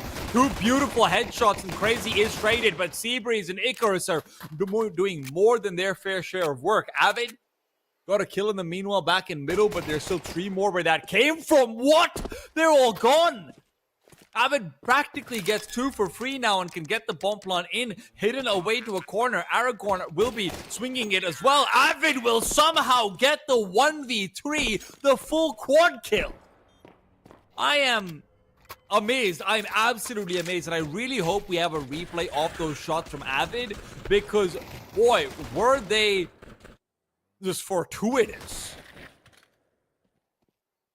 Again, you see what I mean, right? This is what I meant by, hey, Alliance in Anubis and a lot of these rounds don't necessarily look like the better team, but you know what? They do have better individual standout moments, and that is very, I mean, to be honest, it's very well reminiscent of the old Swedish styles as well. So yeah, great time.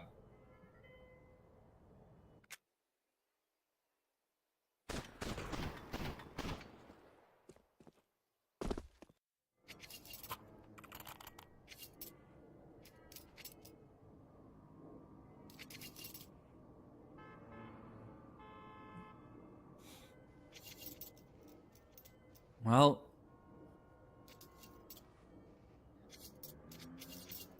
Rhino will not be taking that one sitting down. They immediately bounce back with a force buy, and they will hope to bounce back in a big way in the rounds as well. Avid, guys, maybe don't block Avid, okay? He is your savior. He's the guy. That's just the truth. Rhino have got a nice A-sided stack going on for themselves as well. 4 players playing quite defensively, hoping to catch Alliance with their pants down.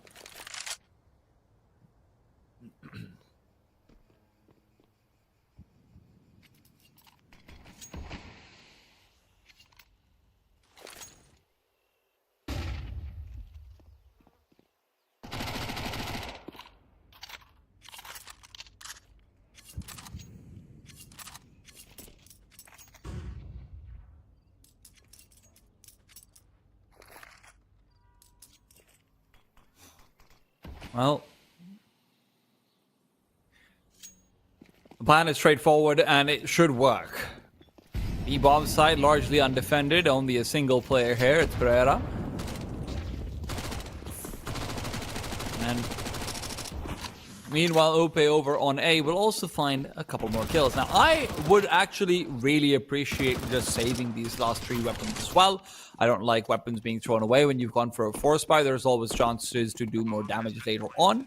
But wouldn't hate it if Rhino played containment either. Inferno bomb radius is pretty insane. The only problem is there's not that much to contain. Alliance bought multiple Mac 10s into this round, so you are really not going to be picking up too much. Alliance are fine with losing a few of these weapons. In fact, they might even want to lose a few of these weapons.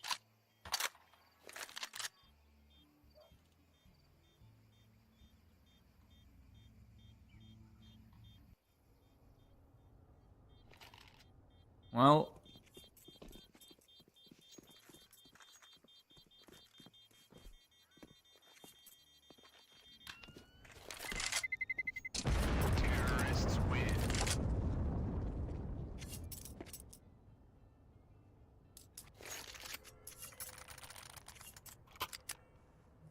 it'll be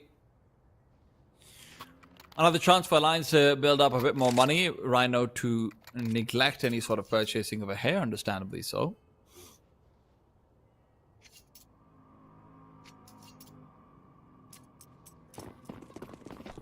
In fact, I take it back.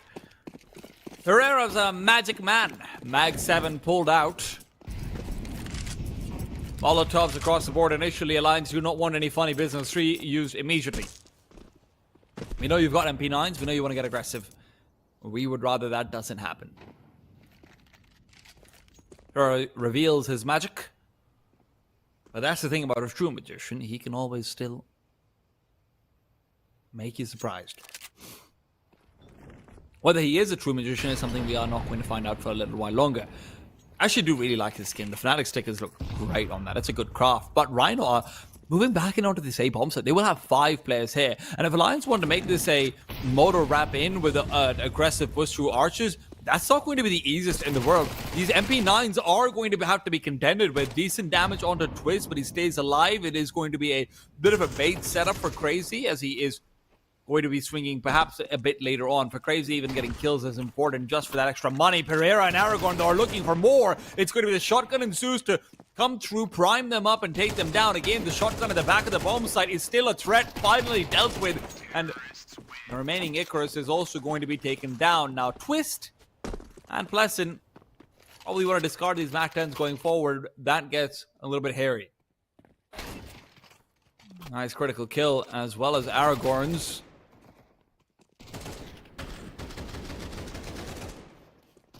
Good to see.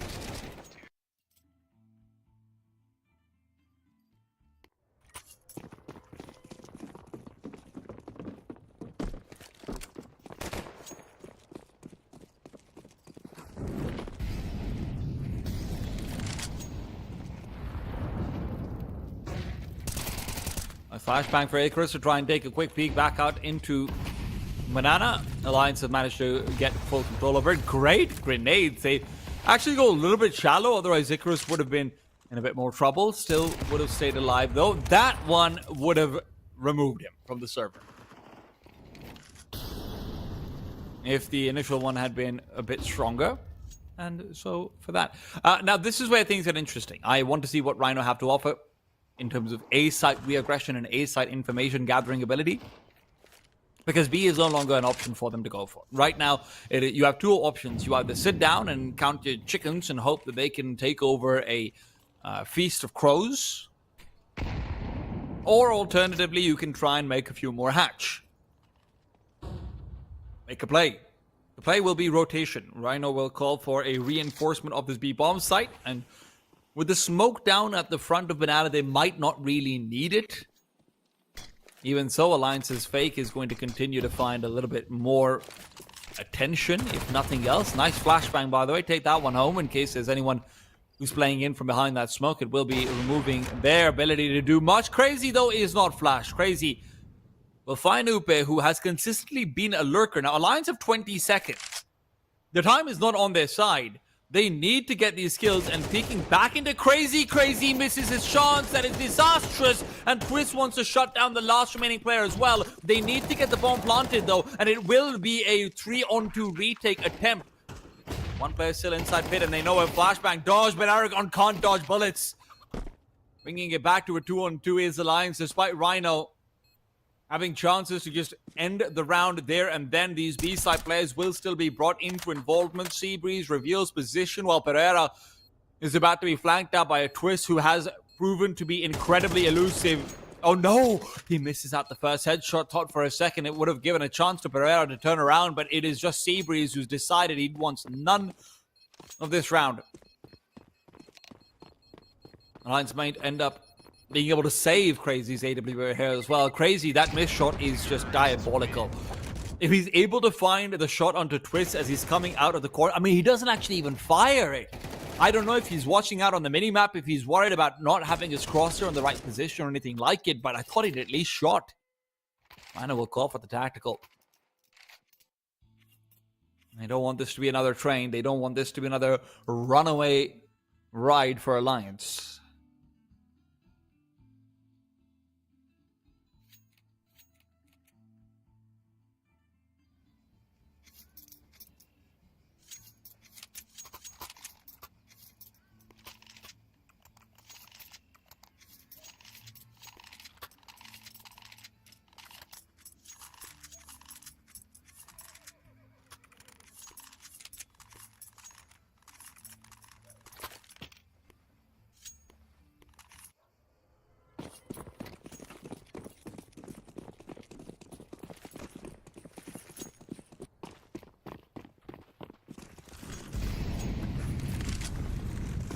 Well,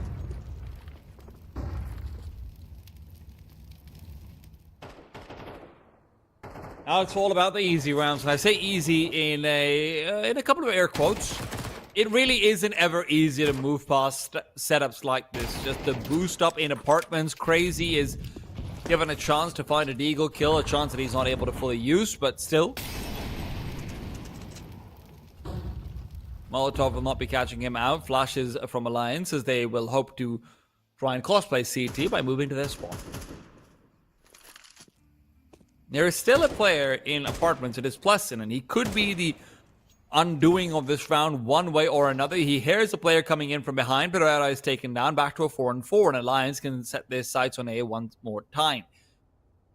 Plessin's position being revealed means that he is likely to be the one to try and stall things out. Crazy will not miss too many chances with the deagle.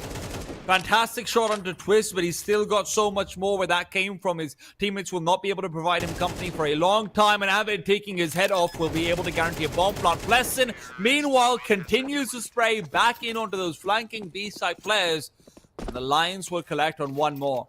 Plessin doesn't just inaugurate the scoreboard, he does it with a beautiful multi-kill. Up to 5 now for Alliance.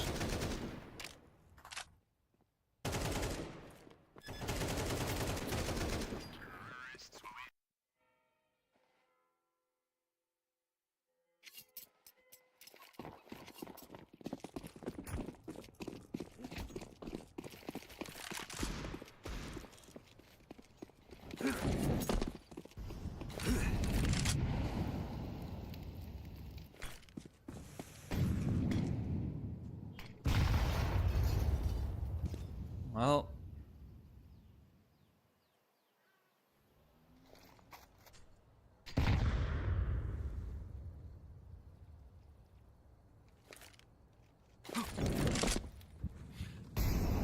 for Rhino, time might be running out.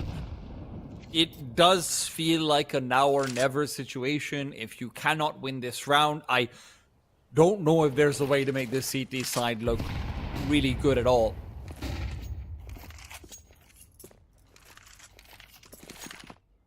And credit to them, they've started this out with some decent positions, but the problem is this A-bomb side again, where I asked the question, will I ever see them go for information? Will I ever see them go for a late round play? The answer seems to be a very firm no. And because of that, this B-bomb site will always have that burden on them, but it's a burden that so far neither one of the areas of the map has really been able to truly satisfy.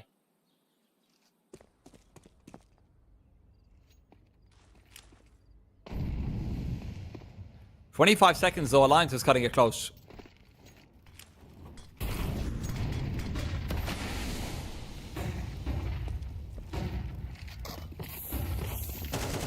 To the side they are attempting to go, walking through the Molotovs, fights being taken, it's all about... will always be against...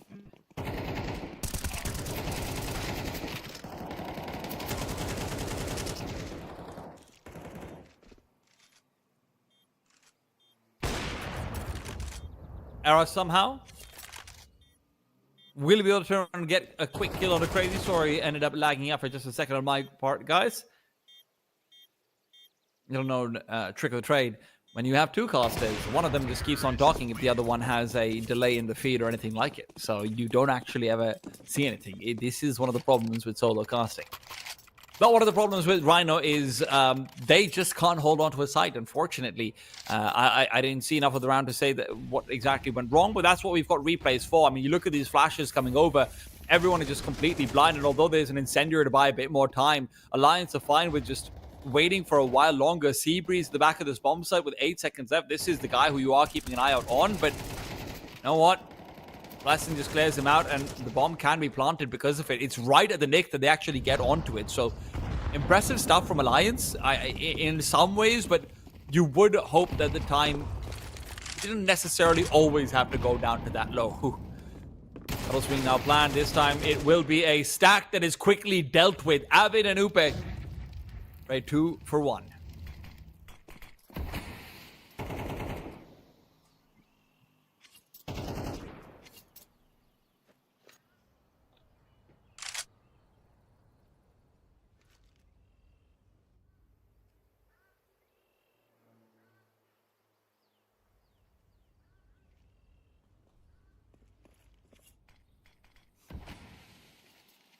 Now that Rhino have at least got the players in the right position to deal with this 3-on-4, Alliance are going to be relying on Ope to try and find out whether this A-bomb site is still something you can get. Twist with the bomb is exposing himself just a little bit to the possibility of a flashbang play or something like it being made, but Rhino don't have anything of the sort planned at all. Recommitment into this B-bomb site. Pleasant will lead the charge. He will lose the charge, and Twist has to be careful because he's just done the same. This is suddenly a 3-on-2 with the bomb still nearby, and because Era's got an AWP, he doesn't want to fight this. There's no way for him to do that. Era needs Upe to come over and help him out sooner rather than later. Instead, he's looking for the straight deals. It's 12 seconds on the clock. If they kill him here, this round is gone. There is no way to hunt out Icarus unless Upe gets a perfect read, and even then, there might not be one. Counter-terrorists win. Rhino winning a round that was never supposed to be there. Again, it's just a slow creep into the B bomb site without any flashes to help over there either. You can see the problem with giving these 5-7 Icarus as well as just given another 2 versus 1. Alliance, even with the advantages, do struggle to get onto a site, and that's not been something punished thus far, but that is the first round where we actually see it breaking down.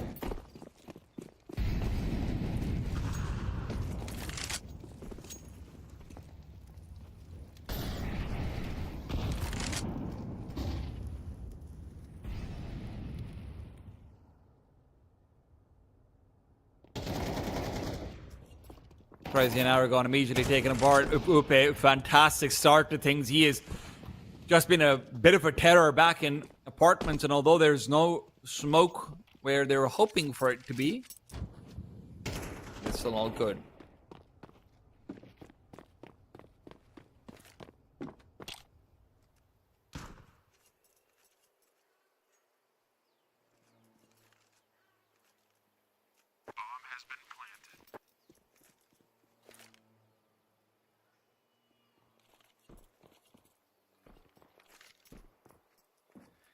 Rhino will be hard-pressed to actually get a save call, though.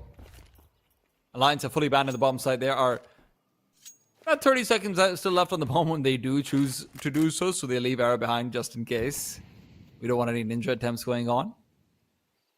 But the re-execute onto B will also happen. The grenade onto Pereira makes things even more difficult. A Molotov that is misplaced, sure, but Twist's bullets will do the job just quite right enough. And as Icarus' position is revealed, it is Upe to shut him down. Started off the round with a beautiful double kill. Will end it with maybe the hopes of Rhino being slain.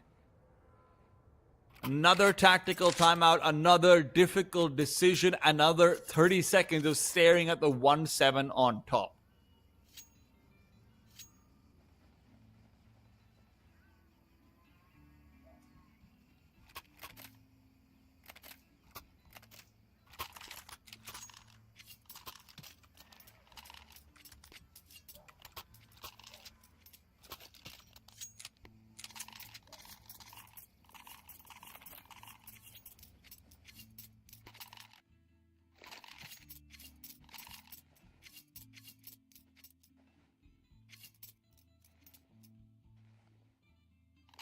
It isn't quite a half buy. It isn't quite the full force. Rhino have decided for an unhappy marriage of the two. And I say unhappy because you can't be happy. You just can't. This is just one of those situations. Now they say love conquers all. A good marriage is great and everything. If everything's going to hell in a handbasket, I don't think it is. Now, I've fortunately not been in this situation, but I would imagine.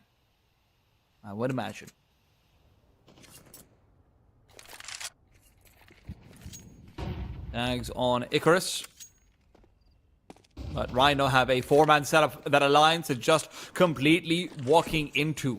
Or at least they're planning on completely walking into it.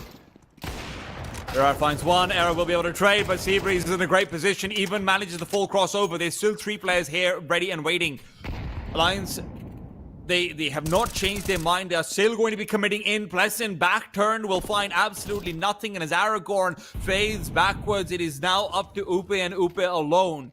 Effectively a 1-on-2 on this A-bomb side, and he's lost his first opportunity. With that, he's lost maybe this round. Rhino again on the force spy. That is where they're able to take advantage of Alliance's difficulties in finding information in some of these anti-eco, anti-force spy rounds.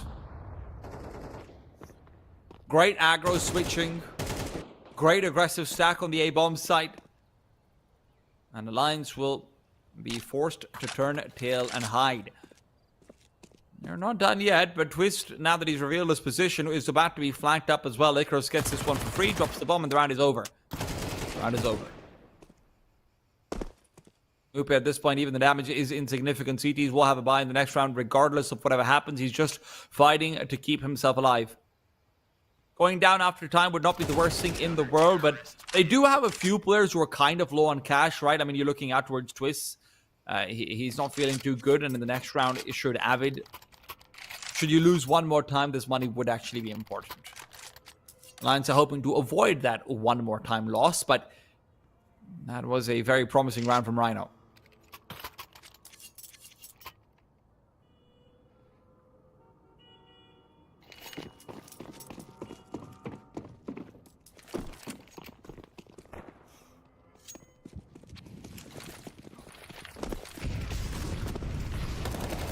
Got a nice deep nades, and it's a nice deep play from Pereira and Aragorn. Right into second mid they go with the help of a few flashes, and Rhino's A-side aggression that I've been asking for all game long will pan out the first time they go for it. Crazy has been holding on to this B site, and he will show us why he's been given that responsibility. Alliance in just 20 seconds have fallen apart in this round. They're going to have to save.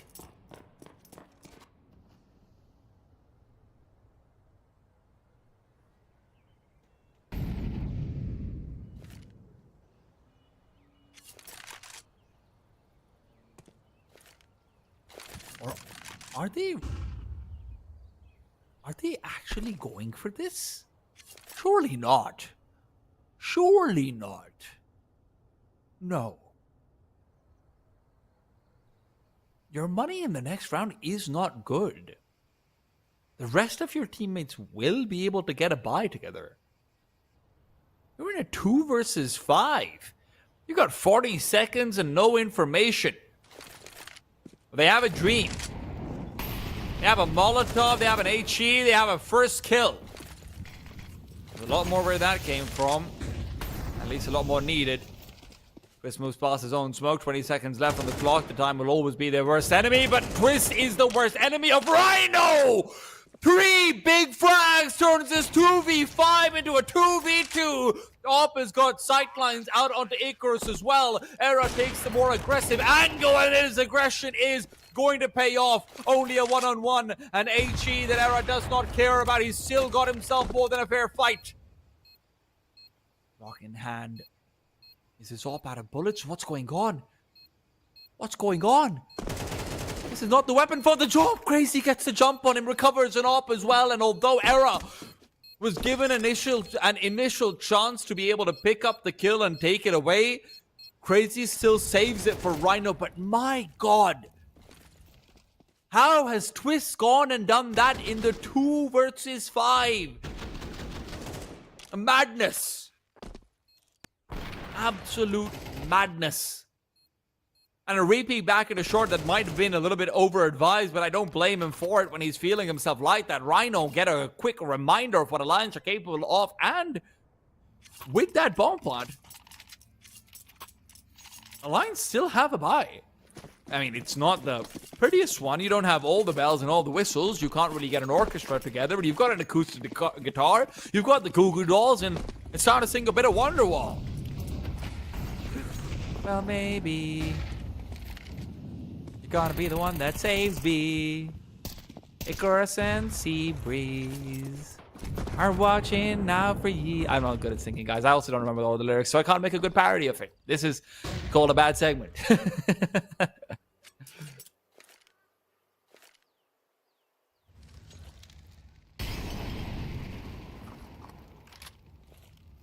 Rhino, no creative pushes this time. No big stacks onto the B-bomb site. That is a lot of utility flying over. A lot of flashes, a lot of players blind. Icarus, however, gets himself to. Maintains equilibrium. 3-on-3.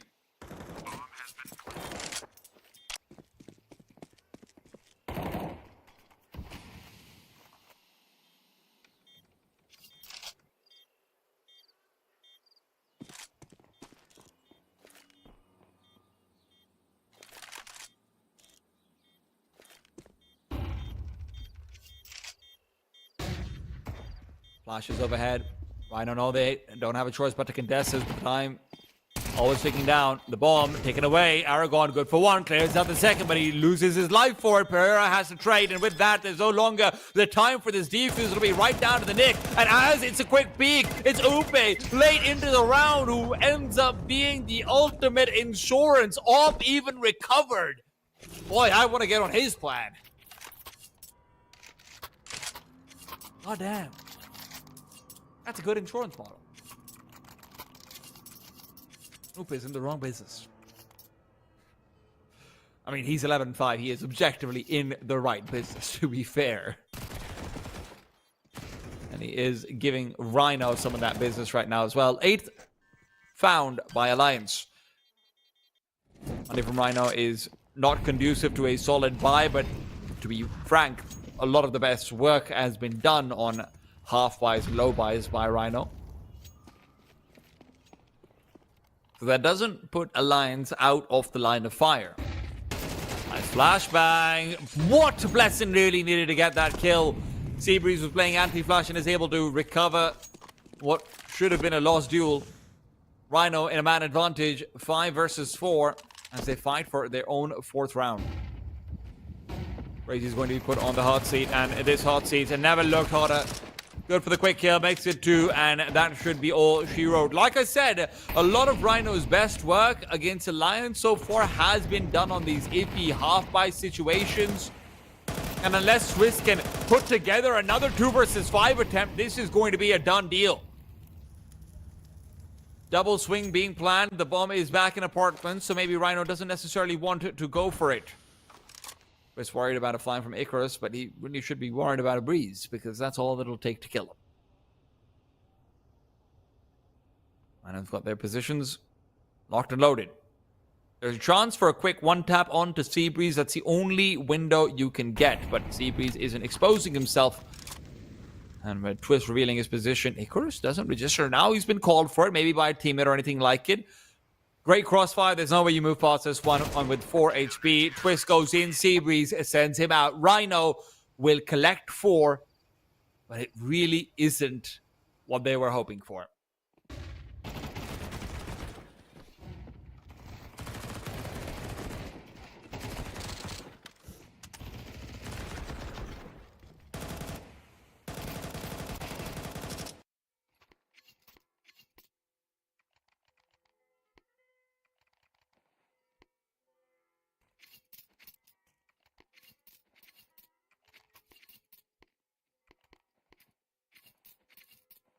For Rhino, this pistol round is tantamount to victory or loss. Well, maybe not tantamount to victory. It is tantamount to loss if you lose over here.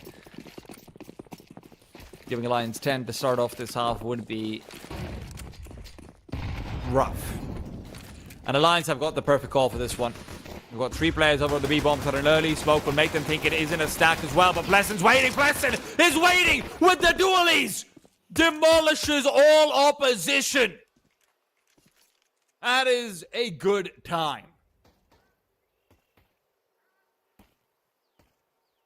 And just as I say, Rhino cannot afford to give Alliance this pistol round, Blessin reminds me that it's not up to them to decide. Aragorn, the man of many Anubis canal hits, the man of many dark duels won in map number 2, has been floundering. He's been struggling. He's been drowning. And as he searches for shore, he searches for oxygen. Not even a straw to help him.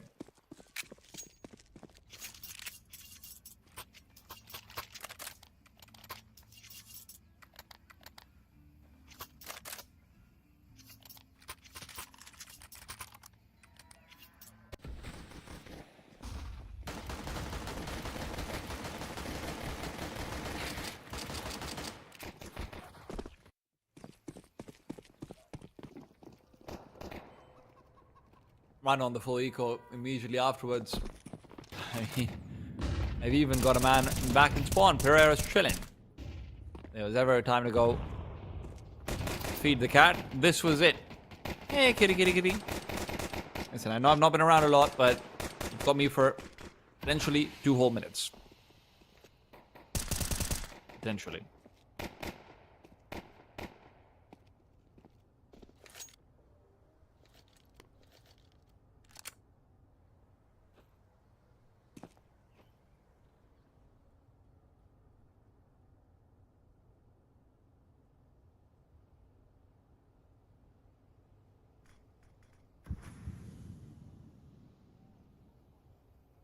Do we believe in the Glock train?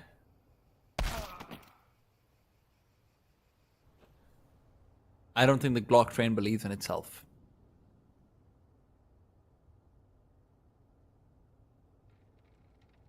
I am the Glock train, and I don't believe in myself. Damn Glock trains.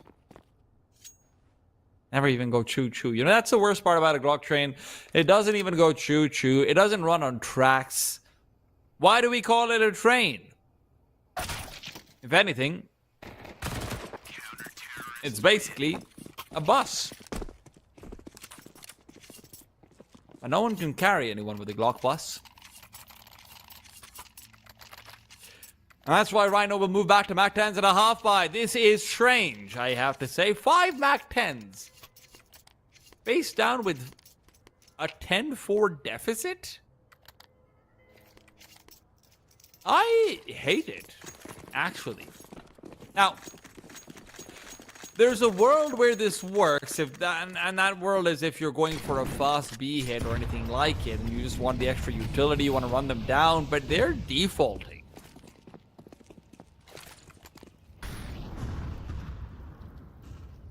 Alliance are even going to be able to push a player through the T-side smoke and get full information about there being no one in Banana. With this, it is going to be only one place that Rhino can go. It has to be an apartment spot with the setup that they've got going on for themselves. And Twist is already coming from behind. He blocks off 1. It's going to be Avid to push through the motor smoke. Good for 2, and there's still a man alive on the bomb site. Arrow on the flanking from Moss will be found out, though. And now it just has to wait for that 3 versus 2. Looks and flashes overhead as they're trying to prevent the bomb from crossing over and finding good post spawns, but Rhino are going to have to fight back from inside the bomb site itself.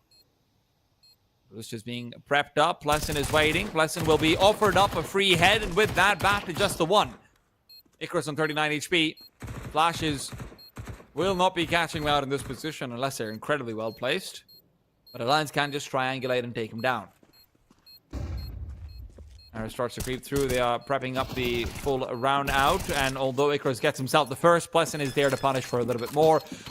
Alliance find 11, and despite Rhino being able to get a bomb plant and look, some good damage, Alliance were never in trouble because that previous round was so clean because they get so many extra bits and bobs like these MP9 kills. Right, so You've elected to be down 4-11. I hope they realize this. In order to have an AWP and a full buy of AKs, it's a plan. I don't know if it's the right one.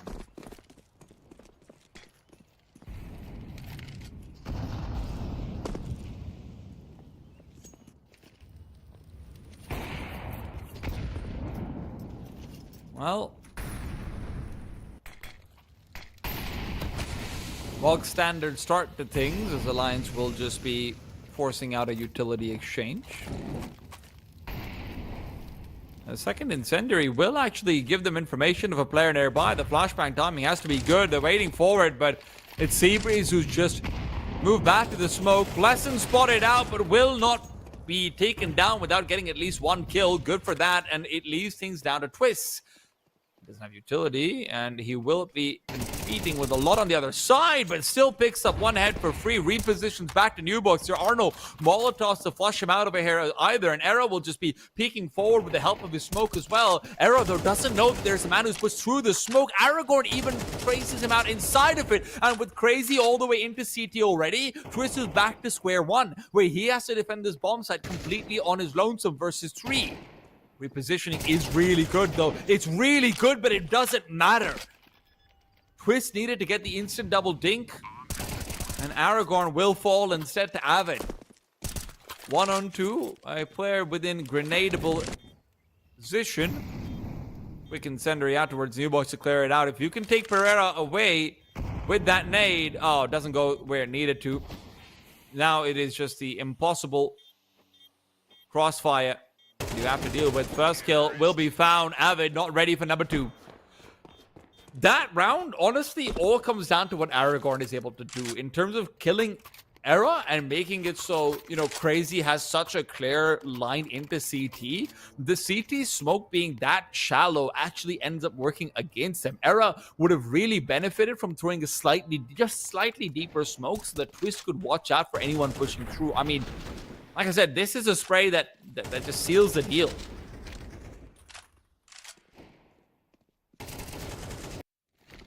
Yeah, unfortunately, it is the slimmest of margins that can make a difference, and Era is hoping to be that slim margin right now with an AWP purchased up around the rest of his team, echoing on that A bomb site.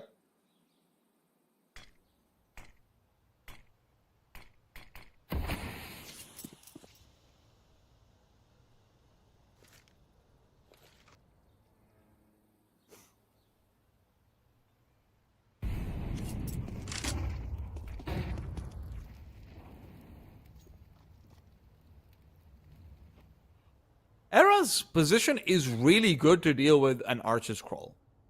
Right? Especially if it ends up being like a double peek into Archers.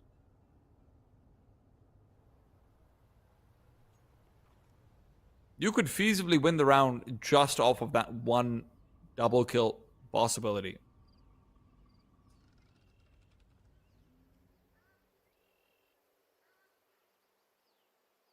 If Seabreeze gets domed in the head over here, I mean, he is all alone, though. He gets himself that one kill.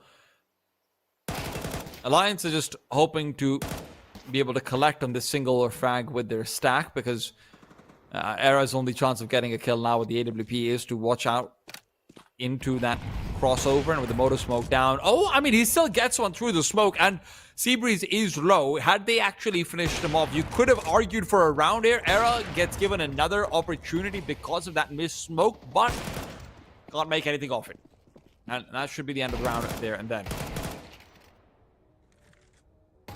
CTs are fighting a losing battle over here. They're really hoping that Seabreeze will be taken down, but he is just happy on the moonwalk to the bank.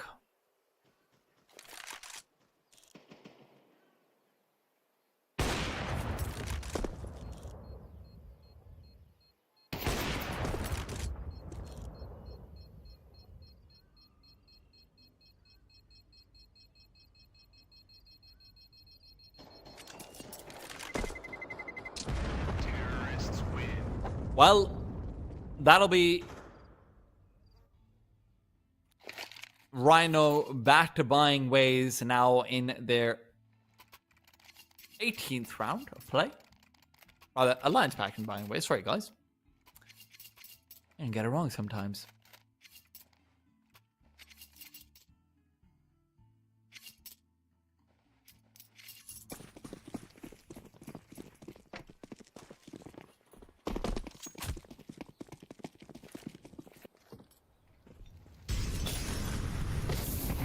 Molotov to the feet of Era.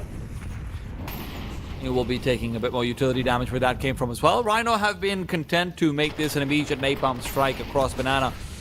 The re-peek back out from the CTs should have spotted Pereira right at the edge of that boost, but he backs off and there's nothing else to do over here about that. Not unless you happen to have another 3 HEs that you can lob back towards logs, but yeah, that is asking for maybe a bit much.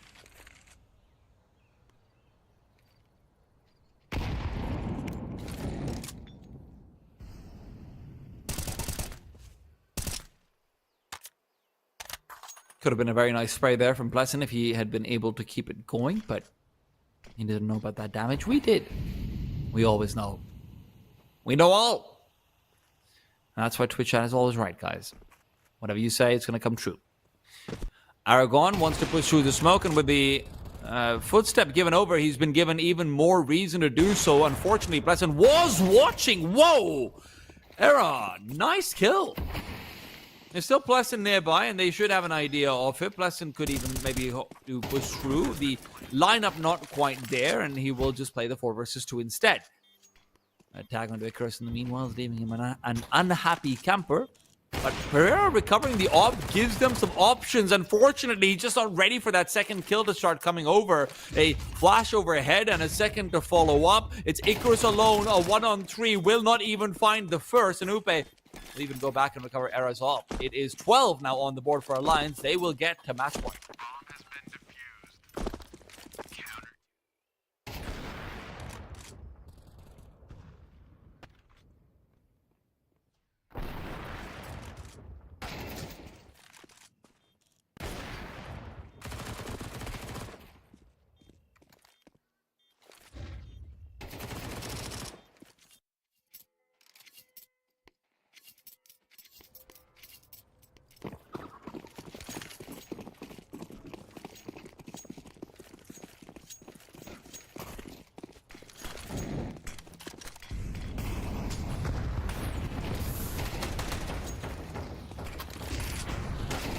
Nice kill from Seabreeze to start things off, but despite that, it does feel like it might be a little bit too late.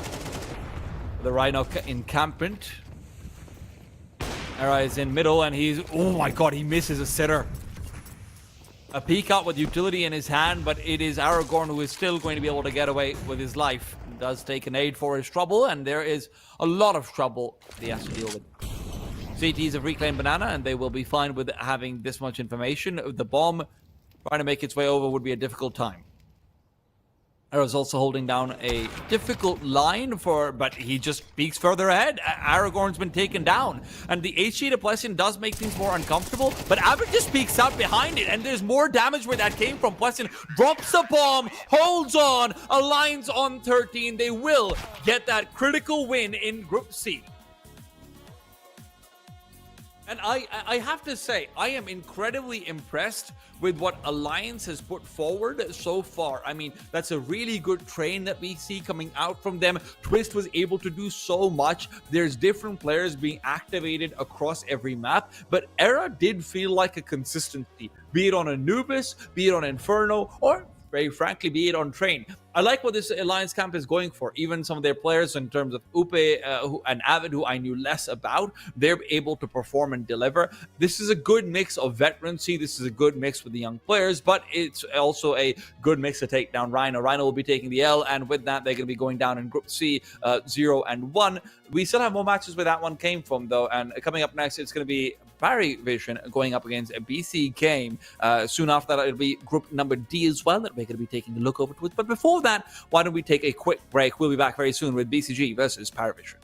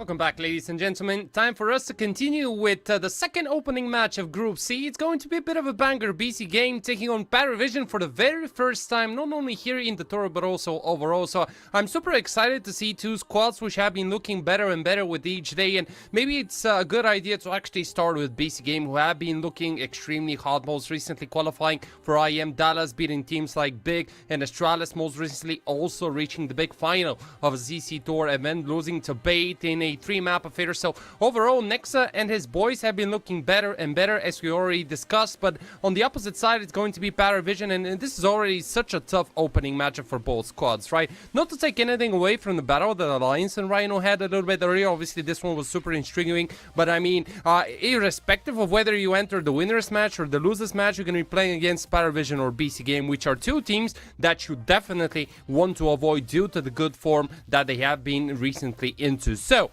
having a look at this closer matchup, I think that we have two really similar playstyles. We have two teams that play pretty much the similar maps, Dust 2, Mirage, you know, to a certain degree Anubis, and you can even see by the names in BC Game that this is a serious squad. This is a team that is already looking to make the transition from Tier 2 to Tier 1, and I think that the amount of maps and matches that they have been winning recently just shows how good of a squad they have been under Nexus's leadership. And I think that Nexa in particular is probably one of the most interesting pieces due to the fact that he was left out of G2, due to the fact that his previous organization didn't accept him being in the IGL role. But now the guys, Cypher, JKM, Prime Tabs, and Nox seem to be fitting the composition that the Serbian wants to create. And overall, I think that the systems which he has established inside BC Game have been the winning key. Of course, on the opposite side, this is a playstyle which we have seen countless times. It's Jame time, as you probably know it, but this time under the leadership of the youngster Kicker.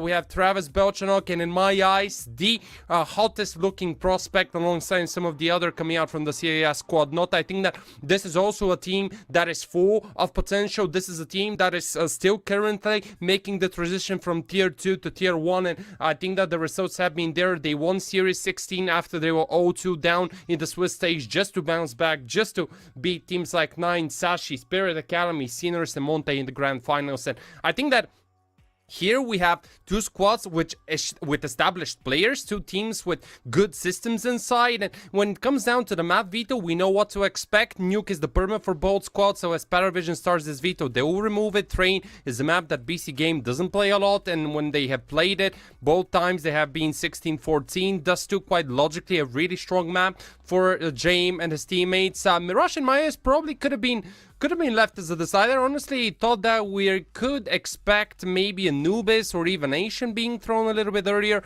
because Mirage is a strong fit for the CAS squad, so BC Game maybe feel quite confident on their map pick, and Asian being left as decider means that we have a really good veto coming into this one. Yeah, sure, we thought that maybe it was not going to be Mirage but something else, but still feel like both squads have equal chances. In terms of Dust 2, that's a map which BC Game love playing. They have been picking it on quite some occasions, most recently in the Series 19 play-ins versus 9, where they beat them 13-4. They also beat the OG on that map 13-5. So overall, it's not like BC Game plays on Dust 2 for the very first time. For Paravision, I think that Dust 2 is a map that fits their playstyle. You know, they love being a little bit slower than usual. They love taking mid control and then deciding whether to split the map or just, you know, go somewhere else. But usually this is a map that the CAS squads love playing, and considering that the second will be Mirage as well, I feel like we are a little bit up in the air. You cannot really say whether this is going to be a 2-0 or a 2-1, because it can go either way, and it will come down to the individuals. It will come down to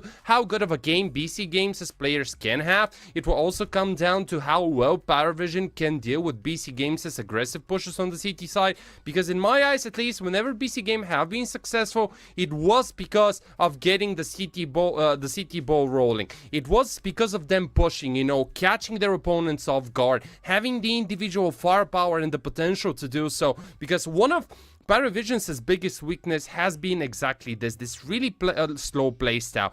On so many occasions, they have been caught off guard by those push, and I think that this is a gap that BC Game could potentially exploit if they want to, of course, get away with another win and continue a bit of a win streak that they have going there.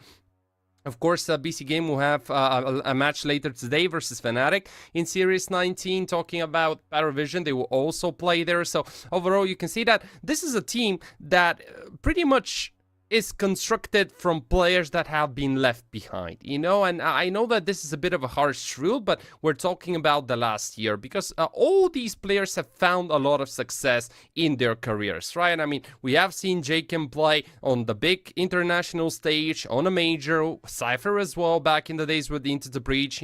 I think that we don't even need to mention Nexus's successes with the G2 and some of the past squads that he has formed part of. Maybe Primetimes and Nok haven't been quite there on the international stage, but hey, I mean, shutting down Paravision in the opener match of Group C in Series 20 shall be a something, so we better hop on Dust2 to see what is going to be the answer to the question, who will be taking it away. BC Game starting on the CT side, Kevlar's already there. I don't see a defuse kit, but maybe Jakem is going to bring one on the table, whereas for Paravision, the most standard beginning out of them, the double smoke with the triple flash and some Kevlars to help them out.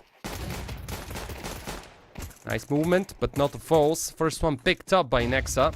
You can see how Stakes' results replicate how Paravision shall be considered the favorites going into this one. Left shoulder peek for Nexa, feels quite confident. Now will get punished quicker with a quick double kill. Still some Muto left for Paravision to work with. You can see the awareness on the side of the Kazakhstanian IGO that there could be someone already on the flank coming out to shut them down. Jakem locked in behind car. Cannot really escape, cannot really move. Will need to take so many different duels. Maybe at this point, all that he wants is to pick up 2 instant headshots so that he can buy some extra time for prime taps. Paravision, as expected, now with the 2-man lead, slowing it down, don't wanting to make any unnecessary moves. And as the Norwegian has the off angle, first one is his, looks for the second, tries to one tap, eats a couple of bullets, eats a headshot, and now everything falls on the shoulders of prime taps. 1 on 3 for the German player. Isolated behind the smoke. You can see how Paravision are not really overreacting, not really wanting to enter the side immediately. They know the danger. Now that they have the information, they can safely get the bomb planted. There isn't a defuse kit in play, so Primetimes is gonna need to look for the 3 duels in the next 20 seconds, because otherwise he's gonna be out of time. But it's so difficult for him already to isolate them all. You know that he's gonna be coming out from short. He can drop sure, he can look for the off angles, he can look for the aggression, but it's already such a difficult position to be in. So the best choice for the German player seems to be just to go back and save whatever he has. It's not a lot, but you know, a pistol, a Kevlar, and there it is. Paravision have broken their way through BC Games' setup on that A bomb site. They secure the extra financing going into the second round, and as the bomb explodes, it will be the CIS squad striking first. Terrorists win.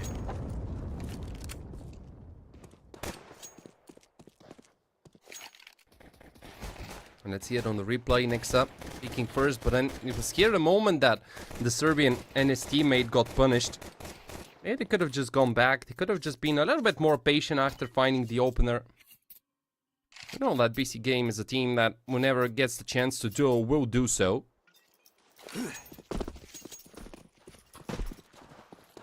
Another interesting detail is that we're not seeing a force buy. Honestly speaking, I think that a map like Dust2 offers quite a lot of chances for the CT side after they drop the CT side pistol to invest whatever they have. It's, yeah, sure, not a lot. You're going to be playing with maybe a pistol and a Kevlar. Someone can pull off a scout, but if you make this one work due to the really tight choke points and the fact that you, in any case, know from where your opponents are going to be coming from, your chances of success are significantly higher in comparison to some of the other maps like Anubis, like Mirage as well. Let's see, Nok. Tucked in the corner. Travis looking to clear as many angles as he can. Reacts on time, so we say goodbye to Nok, and that's a B bomb side that goes under Paravision's control. Yeah, sure, quite a lot of damage dealt to Travis and Belchanok, but all that matters for Paravision is to try and make this as less expensive as possible. And I think that so far they have been doing a great job.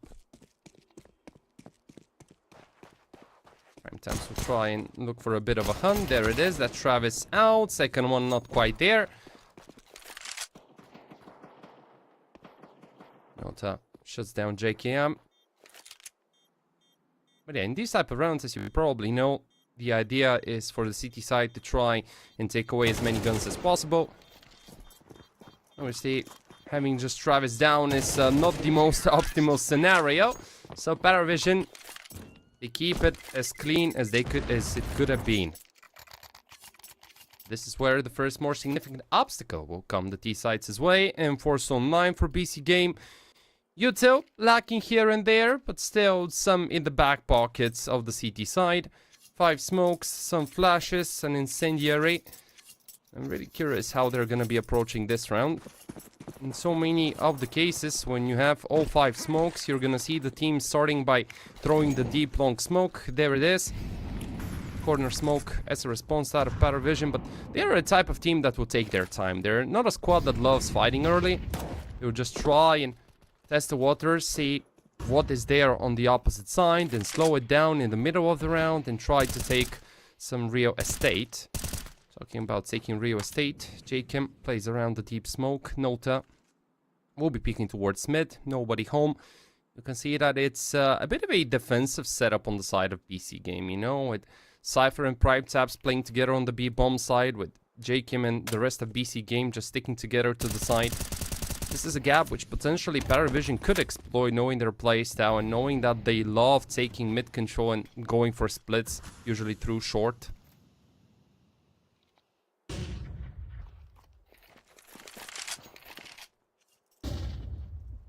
There it is, fake Util applied. Now they're gonna look to cover, quicker, leads the charge. Will be a split towards the B-bomb side. Looks like. Good smoke thrown out of Prime Taps to try and buy those short players a little bit more time. Now, BC Game should already be aware of what is actually happening after not seeing anyone towards mid and long. Quicker with a timing, Belchanog and his teammates enter. Cypher stops them. Nota picks up the trade. There comes Quicker with another. And this is a successful B-wrap out of Paravision. They will once again get the bomb planted, and they will force the remainder of BC Games' players to actually go back and save. We cannot really say that that was an amazing call, but that was a strategy that both teams love doing. And unfortunately for BC Game, when you are that passive, when you play from the side, leaving completely mid wide open for Paravision to grab it, they will take it. They will take it every day of the week. And the moment that you go and accelerate the pace, this is where it became so difficult for both Cypher and Prime Times to actually do anything. And as the C4 explosive will once again make its presence known, this will be a comfortable 3-0 lead on the D side for Paravision.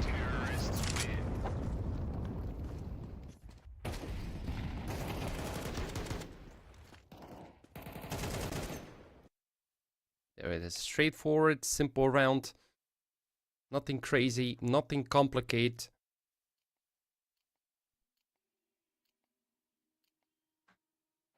First, we have a bit of a technical pause. One of the players having some ping issues, so those will get sorted out quickly. And I just want to take the time and talk about Group C overall, because we all saw how close Alliance versus Rhino was. And I think that the second opener, which we are seeing right now, is also another really close affair. And, you know, when you have a look at the statistics and just the playstyles of both squads, I think that they have their differences. Sure, maybe BC Game plays a little bit quicker than Paravision. And in this regard, this is absolutely true that both teams have nothing in comparison, but the thing has been that both squads have found quite a lot of success in the Champion of Champions tour, right? I remember casting Paravision's first match in Series 16 when it was actually their first official match with that roster, and I was quite vocal about how much potential there is. And I absolutely love the fact how James decided to play with the youngsters like Quicker, like Nota, even if you want to a certain degree Belchanog, because I feel like he is a type of an IGL that kind of lost himself by the end of the VP era, and now he needs to show to the world that he's still capable of being not only a good leader, even though right now it's Quicker being the IGL, but he's secondary calling. And not only that, but the fact that also he is a solid AWPer. Because I feel like in CS2, you cannot really only be a good IGL, and there it is. You have to be really good with an open hand. James immediately demonstrating that with a lovely opener. Cypher out of the equation quite early. Minute and 40 seconds still left on the clock for Paravision to play around the map and make BC Game wonder. It's only the triple M4 combination that was saved from the previous round with an incendiary and a smoke at it. From here onwards, Paravision shall feel a little bit more comfortable with taking the space, whereas BC Game will need to put up some traps, and there comes the first bit of a boost. JKM spots them all. Ooh, not one of the greatest sprays we have ever witnessed, but Nex is in a good position, catching Belchanok off guard with his pants down, and this leads us into a 3-on-3, exactly what I talked about. BC Game setting up the trap, Paravision falling into it. Lovely shot coming out of the Norwegian to secure his second knock.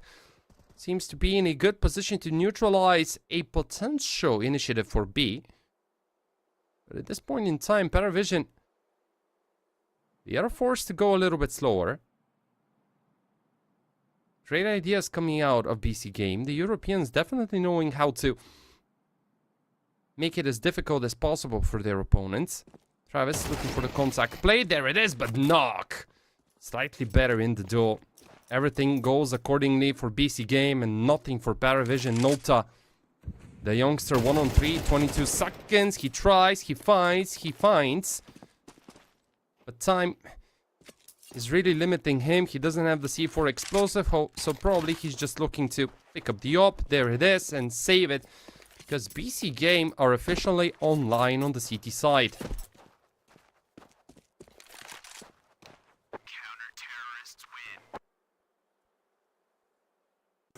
Well played, we're going to see it on the replay. Everything started here with James landing a really nice shot onto Cypher, but then the adaptation, the boost, yeah, not one of the greatest sprays as I pointed out, but still, it worked out. Nota picked up prime taps, Nexa caught Belchanok with his pants down, then right here a wonderful shot out of Jacob, and then now winning this duel was everything, because this essentially sealed the deal. Now, back to having the full buys, back to having the better guns. Knock with an op, James as well. AKs and M4 Soul 9, Yuto looking good. Pretty curious whether BC Game will go a little bit more aggressive, because this time around a bit of a switcheroo. Paravision already with early mid control, so early into the round, something not really typical for them, as they are one of the squads that loves playing really tactical Counter-Strike. Adaptations once again looking to be made. BC Game with a 3-man push through shore. Belchanok gives a flash. Base is significantly higher. Paravision once again accelerating. Belchanok covers the flank. Jam and Quicker are 2 more. And Nexa has to be the one showing the way and showing how you turn the ties, but it's quite difficult. Knock will help him out. Down to a 2-on-3, but Nexa having just 16 points of health, and without the defuse kit, I think that this is already an impossible retake. So Paravision, they understood that if they allow for BC Game to play aggressive, to play quick, they will get caught off guard. And that was not the case. Instead, it was the CS squad beautifully accelerating, going for a B split early through mid, being aware of the fact that there could be a player coming out from behind their back. Belchanok with a kill. James then activates, pressing his left mouse button. Add another to the tally, and there it is. It's a 4-1, and it's Paravision immediately responding after dropping the previous round.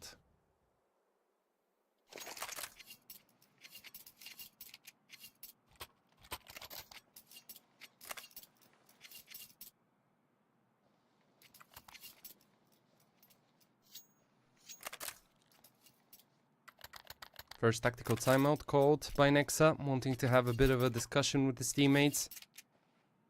No, and just going back to the discussion that we had about Nexa, I think that the IGL role fits him in this time of his career, simply due to the fact that I always felt like Nexa was a type of a guy that doesn't really like to play on the front, but he's a type of a mastermind, you know? He's probably the guy that can give you the hints, that can give you the strategies, that has a clear idea as to how he wants to approach and play the game, which obviously is super important if you want to become a good IGL. And I think that since his addition to BC Game, this team has leveled up.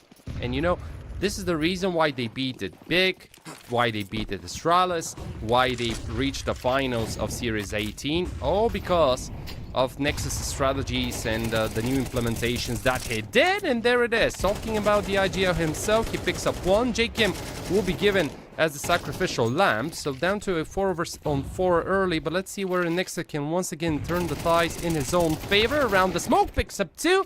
Lovely movement demonstrated out of the Serbian with Knock covering. This is all on Belchanok now if he wants to pull Paravision out of this situation. At least he has the bomb. But the big problem is the fact that there are a couple of guys right after him.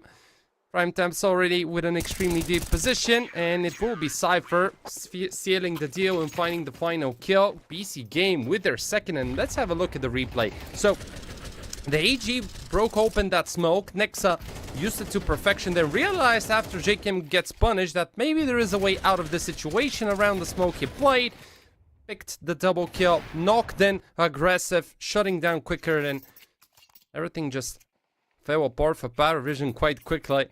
Once again, BC Games' trap worked, and this actually leads to Quicker and James calling for a tactical timeout.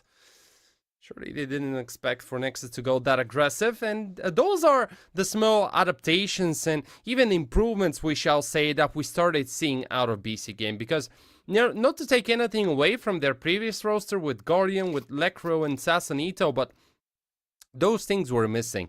It was way more default Counter-Strike, it was way more standard strategies, but not now that you have those new and improved roster, you know, with Nexa joining, Cypher as well, an extremely good opener.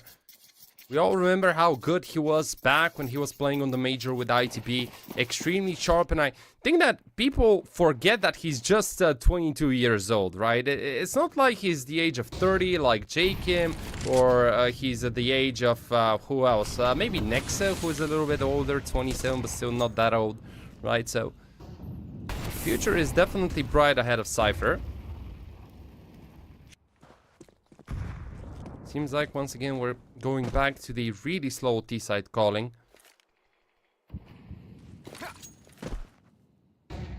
Flash setup for a quick long peek. Nexa is in position towards Pit. There it is. Now he spotted them both. Flash given by J-Kim. Coordination looks good for BC Game. Boost. I'm not really sure whether this one was spotted. Actually not. Next, still expecting for both of them to be there, but he will go down. Noke in the meantime picked up the first on to Nota. So down into a 4 versus 4 we go. J-Kim plays around the corner smoke.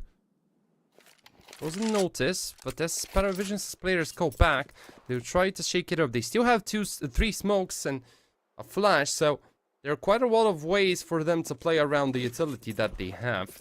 Considering that James stands inside middle, this could easily turn into a straightforward B hit if they want it to be.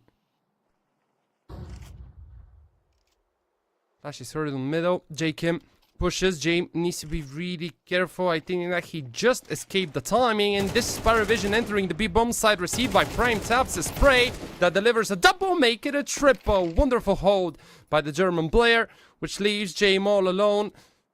And with 8 seconds remaining, we all know what time it is.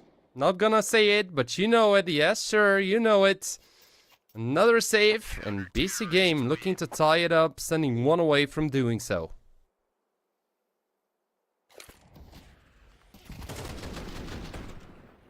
Yeah, a bit of an overpeak by Nexa. And then Prime Taps. Good on to the first, then the second, and to make it a third. He was accurate enough to shut his final opponent down. Due to the fact that there isn't a full loss bonus for Paravision, only $2,400 entering their bank accounts, we cannot really go for a proper buy, so back to the pistols and hoping that James could be their hero.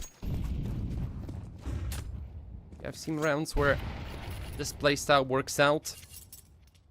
You have a guy popping off and just gives a couple of headshots left and right. I particularly remember a couple of these rounds from 500's player ships. I think that this is probably what makes 500 an extremely difficult opponent to face. Now, James has to be the one, has to be the saving grace. And it definitely needs to be James time, but not the James time that we all know and some of us love, some of us don't. Will be a split through through mid. Smoke for CT given. I think Paravision are all trying to set up a bit of a fake to pull the attention away of those A defenders. Nothing seen towards short. We still have a smoke and a flash to work with.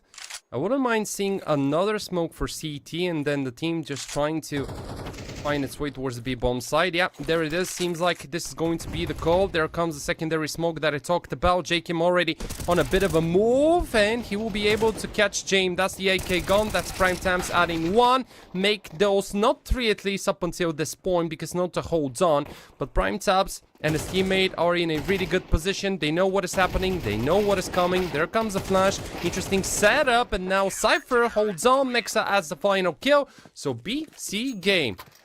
They took quite some damage. They sacrificed Jakim and Prime Tabs, but they managed to hold on and tie it up at 4-4.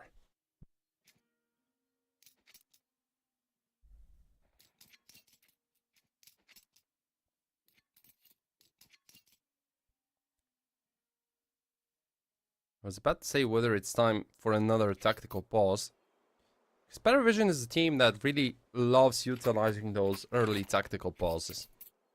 They are a squad that really loves taking its time in the early stages. I think that it's been quite noticeable by the way they have been playing.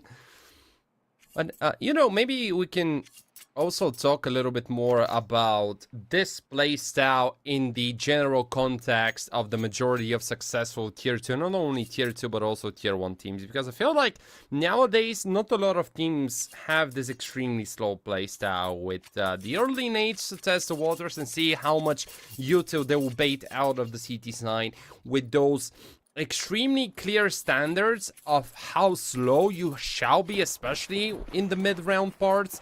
Because, you know, since the beginning of Counter-Strike 2, I have this feeling that so many more teams have actually started being more proactive, looking for the early duels, looking to accelerate, switching between slow rounds, tactical rounds, and aggressive ones. And you can even see it right now being replicated by Prime Tabs' aggression. But Travis is in a good position and he punished them both.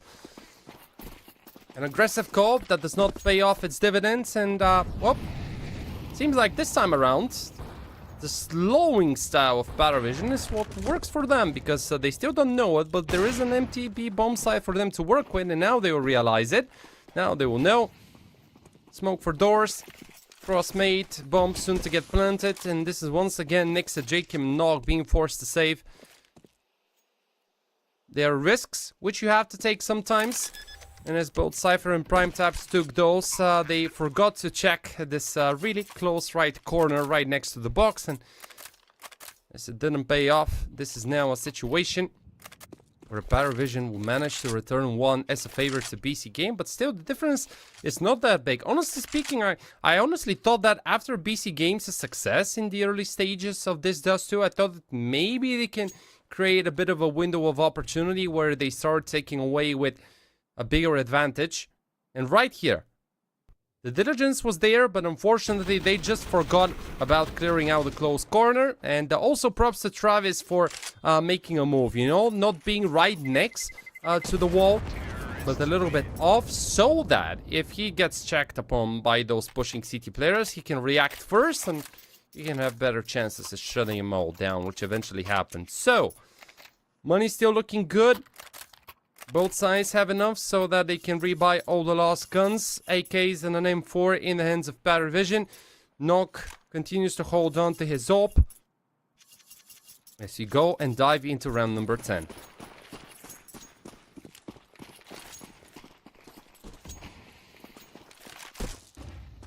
Paravision are still considered the favorites according to Stakes' odds. The dirty idea, lovely pools that does not pay its dividends. Nota working his way around the smokes. And to once again secure early mid control for Paravision. I think that one of the biggest difficulties when you're facing James' squad is that you need to adapt to that extremely slow playstyle. And bear in mind that oftentimes when you're playing so slowly, you need to be extremely patient and extremely calm, which tends to be a bit of a problem for the majority of the squads, because it's not like you're going to be playing 1 or 2 slow rounds. No. This entire game is going to be extremely patient out of your CIS counterparts.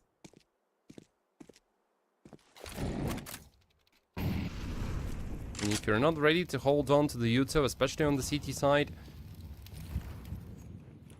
you might find yourselves trapped. But let's see, Paravision will be firing through short. Knock is in a good position and the shot will land. Nota is out. Another counter flash given so that JCam can activate from inside the bomb site. JMO take care of his opponent with a lovely nade, but this is enough time already being bought by BC Game, and you saw what actually happens. Prime Taps is covering the flank, shutting down one player on mid, and now James all alone, 1 on 4, not enough, especially when you're playing against Next and his teammates. So BC Game, we immediately tie it up 5-5, as we keep on having an extremely close first half between the two.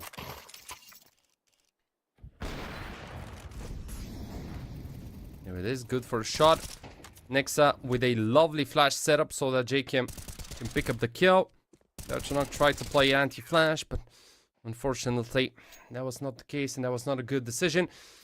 So here we go. Final tactical timeout called by Paravision. That's something that I honestly didn't expect. You know, the thing is that so far the match has been extremely close.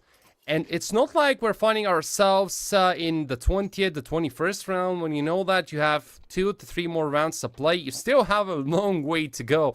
And for Paravision to not have a single tactical timeout left, those are not really good signs. But of course, if it's any other team, I would have said that, yes, sure, this feels a little bit odd. But this, in the end of the day, is Paravision. And we know, as I pointed out, that they are a squad that loves taking those early pauses. They love taking those early 30-second tactical timeouts to make sure that everything is according to the plan. Because, in my eyes at least, Paravision's biggest problem, and to a certain degree biggest weakness, have been from time to time those T sites. I think that on the CT side, they're really good with the rotations, with the reactions, something that you absolutely need to be on a map like Dust 2.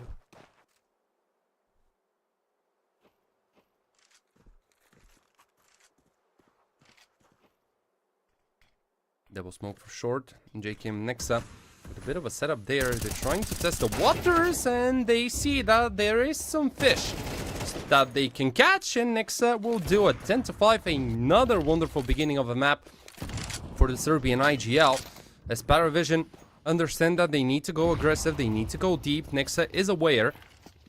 Now that short has been cleared out, he knows that everyone is gonna be coming out from long. Molly's thrown incendiaries as well. Travis with a bit of a spray, dodges the flash. Next activates, immediately deleted. Lovely reaction by the Russian player. Bomb will get planted. Nobody's gonna be jumping. So on to a 3-on-3. Jane on the late lurk has a chance to take them on. They have no idea, and surely this is the end. Yep, they don't know. That's one. Jane still hasn't found the second. There it is. Cypher secures himself a 1-on-1, and maybe Cypher will be the saving grace, as he is. What actually happened there on the A bomb site? Cypher, I don't really know. It looked like Paravision had it, especially with Jame on the flank, but Cypher saves the day. Gives away the op as well to Knock. Let's see. Stakes his replay. What actually happened? So, Travis picked up Nexa. Cypher there with a response. He kept on dancing. And look at that. Reacts on time. Nobody watching him. Jame was a little bit too slow. And this actually allowed for Cypher to take his time. And then, right here, the third kill. Lovely usage of the Ikai. And it's Cypher giving BC Game the lead.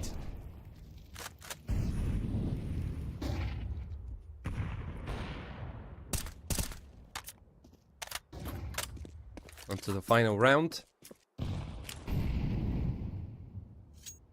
BC Game spreading their wings widely around the map. Now that's a more different setup, one which we haven't seen in quite a while, with Nog covering mid. Up, catches one, doesn't shut him down, and now he will. That was a really good second flick coming out of the Swede. And even another. Yeah, that was a bit weird, not gonna lie. I don't really know what Not and Quicker were trying to do. Okay, sure, for Quicker I understand, because he was already committed to the fight or just the movement around mid, but Noto should have been a little bit more careful, because now this is a 2-man lead over to BC Game, and with the setup that they have with Nexa covering long, this is actually looking so promising for the CT side. Belchanok will need to be the one winning his deal. That's a crucial moment, but Nexa stands taller than his opponent, and this now means that James and Travis need to commit, but they are entering into a dead hole. There it is. That make it a 4K for Nog, who shuts them all down as BC Game take away a 2-round lead after the end of this first part of Dust 2. Yeah, right here. Okay, I understand. Oh, excuse me, that it was Nota first and not Quicker. I thought that it was Quicker the first one to be jumping, but then right here, yeah. I mean, yeah, sure, the shots were really nice out of Nog. He was precise. Look at that, even the final dink. 5 shots, 4 targets. As now BC Game finds himself on the T side.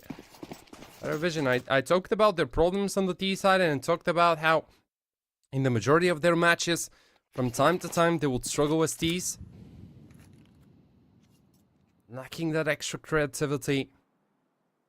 Not accelerating on time. They have some Yuta to work with. Jay needs a dink down to 18 points of health. Needs to retrieve and fall back to the side. Good extra space found by BC Game early on.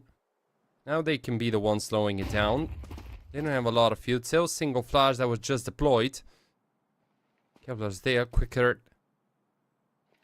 Next line of defense, right shoulder peaks to get deleted by Prime Taps. Man, BC Game are so sharp with those pistols. You actually love seeing it. Maybe not if you're a Paravision fan, but you have to admit that so far they have been extremely precise. There comes another headshot. This time it's Belchanok falling. Nota realizes that he needs to go for a move, but is unable to find any impact. BC Game shutting players left and right, and now that they get the B-bomb side, they will plant the C4 explosive. You know, I think that this is one of the rounds where you maybe start feeling the pressure and you start thinking, oh crap, those guys are actually shooting really, really hard, because it was not like Paravision made any wrong moves or made any wrong decisions. No, everything was understandable with the peak that James tried to have towards short, within the rest of the fights. But it's just impossible, honestly. When your opponents are giving you headshots like those, and yeah, James is not gonna be able to save anything. Travis falls. That's a flawless pistol round coming out of BC Game.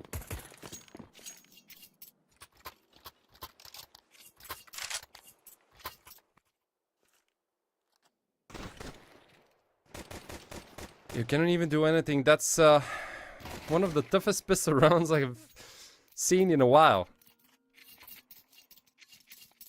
There comes another strategy that Paravision love doing on the CT side, with James pulling off the scout, trying to find the dinks and also the extra damage so that he can set up those pistols for success. Not really sure whether this is an optimal approach, considering that, you know, in any case, you're going to be playing without a lot of money going into round number 15. Let's see, there is a reason why James is one of the greatest IGLs the CIS region knows, and I'm just a caster. Let's see, Knock. Peeking into a couple, the USB activates, that's the thing, that's a kill. Cypher and Prime Taps will be able to get away with a trade. Prime Taps and Jacob as well. Cypher and Knock will bring back the man advantage. Nota with a scout finds another. He will finally get punished, but not a bad damage dealt. 3 kills found. Nexa is low 28. If Travis can somehow pick up Nexa, maybe there is a world in which Paravision somehow take this round away. And remember how it all started. A single scout with a couple of USPs. That was all that the CIS squad had.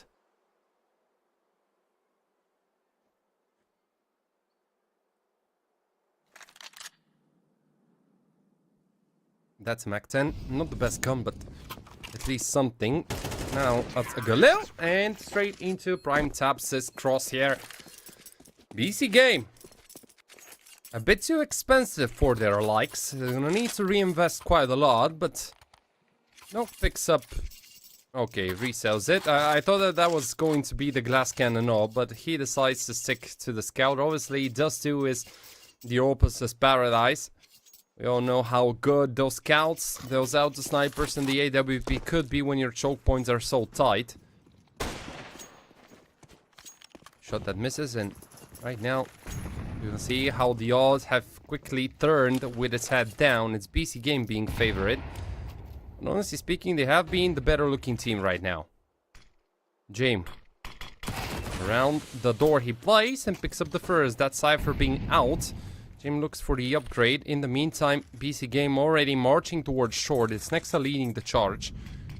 Nobody peeking out of long though, which could end up being a big problem, especially with the lack of a man advantage.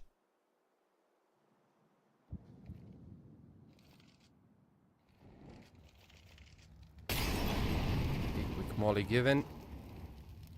Nobody home, and seems like BC game are looking to hit that A bomb side. Not a bad call, considering that there hasn't been secondary Yuto thrown, and there it is. Quicker makes a mistake, misses the timing. Molly given so that James cannot go for a pick. That flash eventually useless because there's just simply nobody to play around it.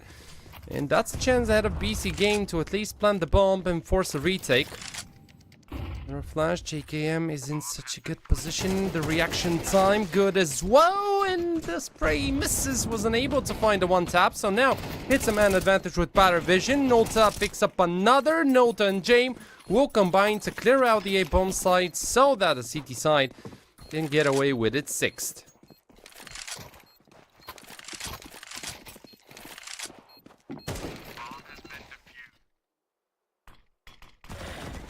And let's see how this one played out. James picked up the first. Bit of a misstep by Quicker, but fortunately for him, his teammates did a wonderful job in the retake. So now, the tides have turned, and it's actually BC game not having enough money. Just Cypher playing with a scout. I know that we have a three round difference between the two, but since the beginning, it felt like a back and forth affair. One team gets around, then maybe you can add another, then it's the other finding a response, picking up 2 or 3, then a couple of trades here and there, and feels extremely close. But of course, this is something that we expected, right? We discussed during the analyst segment that this, on paper, shall be probably the closest opener match that we have in Series 20 play-ins. Incendiary Cypher, okay, that's... Oh, literally going through hell to pick up the kill. I respect that, I respect the intent. Even the HG was not enough to shut him down. Still though, it's Paravision having the gun advantage. BC game are gonna be looking for a different approach. I like that they're really active, even in these type of rounds where you know that for you it's slightly harder to find anything. Notes up, next line of defense, and the spray is wonderful. Nearly picks them all. Jacob left with 21. Nox still alive with 52, but it's a 2-on-3 for the D side, and as their presence is already known, Jacob will need to create some magic. That flash not pretty good, catching James as well. Timing missed, opportunity as well. But Belchonok will rotate to help his teammates out. And as the trio is covering, as there isn't any util, some banger shots need to land, but they will not be found by BC game, as this is Paravision trying to make the difference between them and BC game as small as it could be. 7-9 the scoreline as we go back into a proper full buy round for BC game.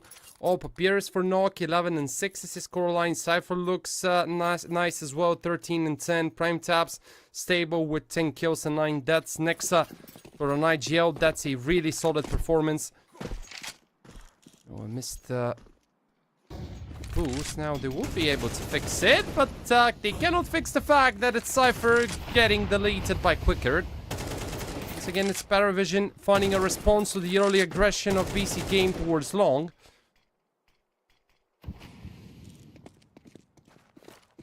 Let's see. I wouldn't mind seeing BC Game just slowing it down a little bit, because it seems like Paravision on the CT side is prepared for what BC Game tries to do. And that's another example that we just witnessed.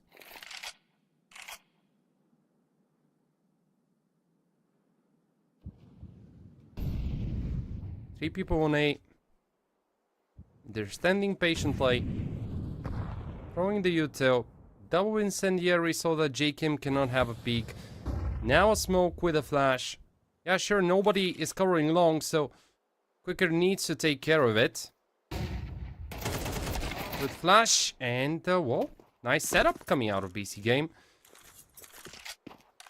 This will, in any case, force Paravision to go a little bit deeper towards the side. Smoke for the cross given. Travis and Nota adapting to bring back the man advantage with Paravision. And now that they know that short is cleaned, they can just turn their attention towards the longer part of A. Next up, some creativity required, some nice shots need to land. Time is ticking. 22 seconds for BC Game to get the bomb planted. Smoke for short. Good. Nexa will he consider Gandalf? Surely not after Belchanov picks up the kill. Nexa falls. Bomb planted. But it's everyone on the side of BC Game gone. As this is Paravision winning round number 17. And now they are one round away from tying it up and offering us a really close first game. Yeah, it was problematic from the beginning due to Paravision's positioning. Belchanok doing his job. Bit of a slower game for him, according at least to the standards that he was putting back in the days. But Nota looks stable, James as well. And what happens if Belchanok or Quicker, even Travis starts firing? That will be another problem added to BC Game, apart from the one that they currently have, economically speaking.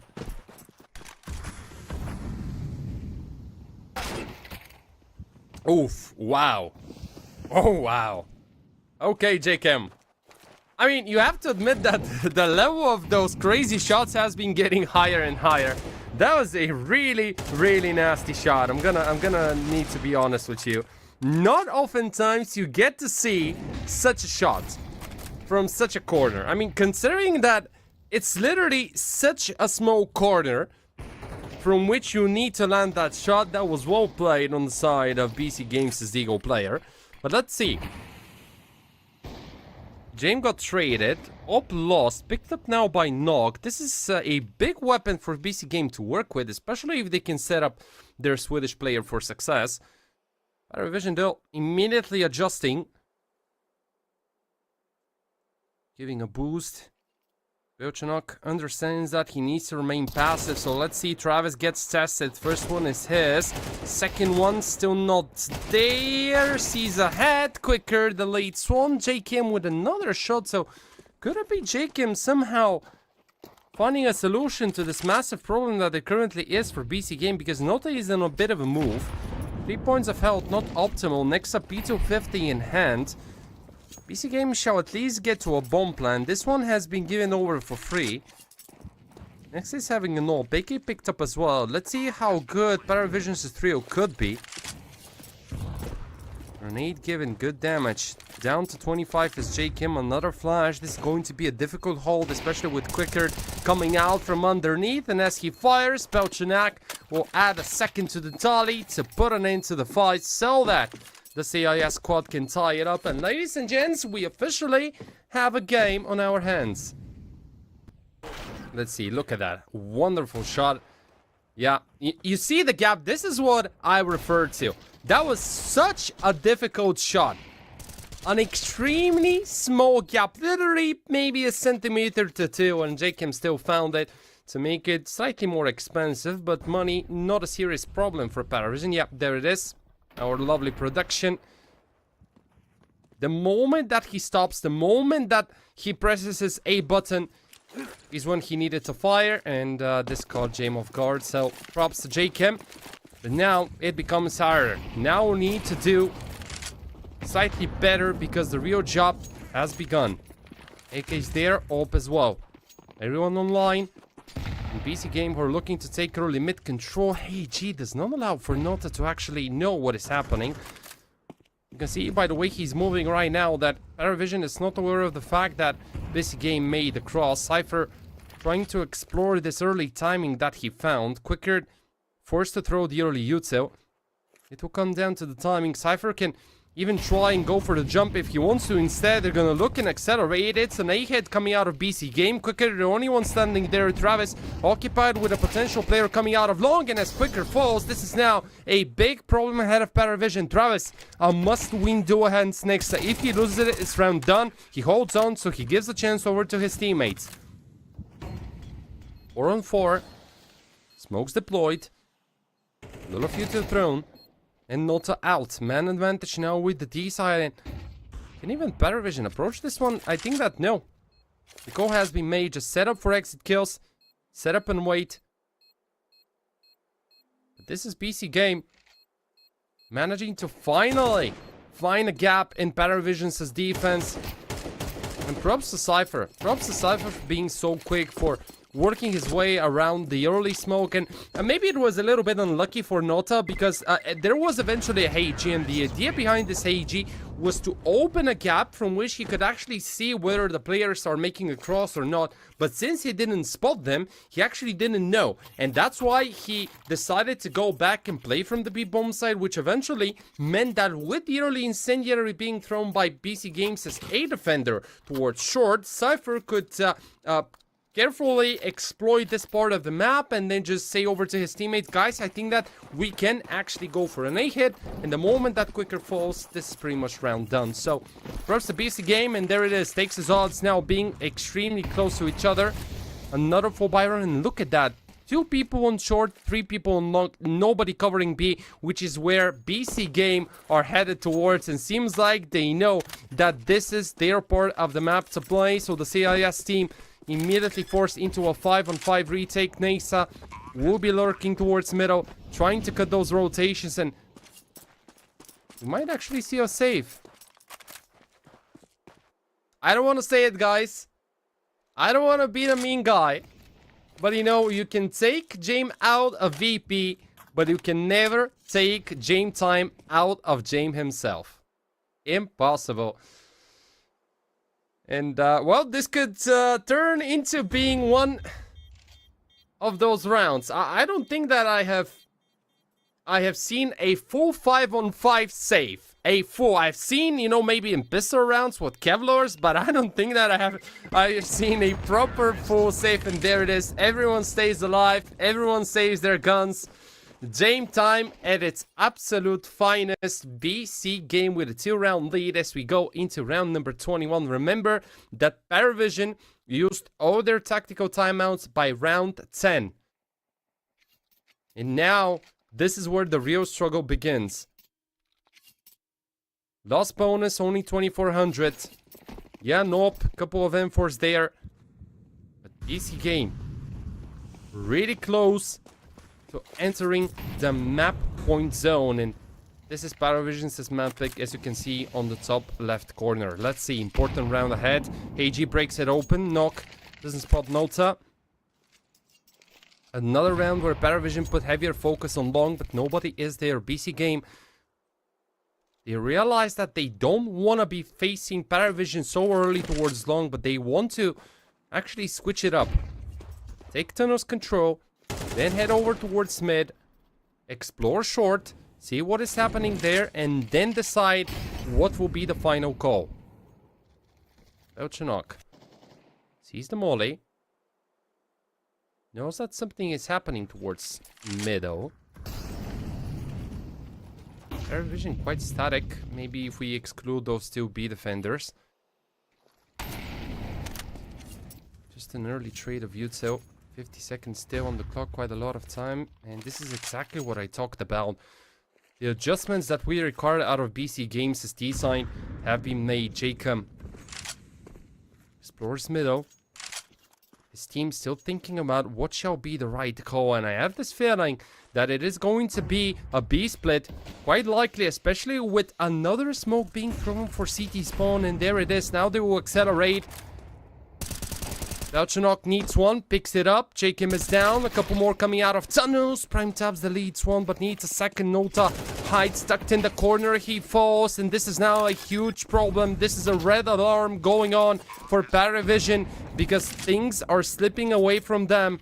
They are dropping the ball, and they will need to pick it up. It's a 3-on-3 retake. Crossfire setup. First flash failed. Second one good. Buy some time. Cypher's in a good position. Good AG. Travis down to 47. And the Brit now will need to be the one holding on. First line of contact. There it is. Make it just a single. James with a trade, but at what cost? Well, at quite a big cost. Knock is covering with the all prime time still healthy. So James realizes.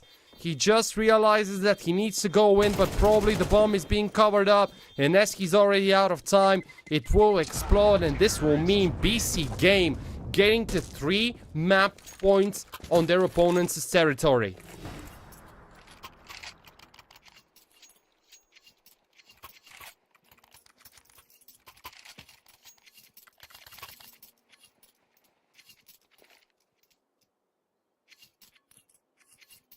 I mean, what can we say? Those last couple of rounds have been absolutely everything. From a 5 versus 5 save to this play from BC Game, squeezing out the time, and now forcing Paravision into a really, really uncomfortable scenario.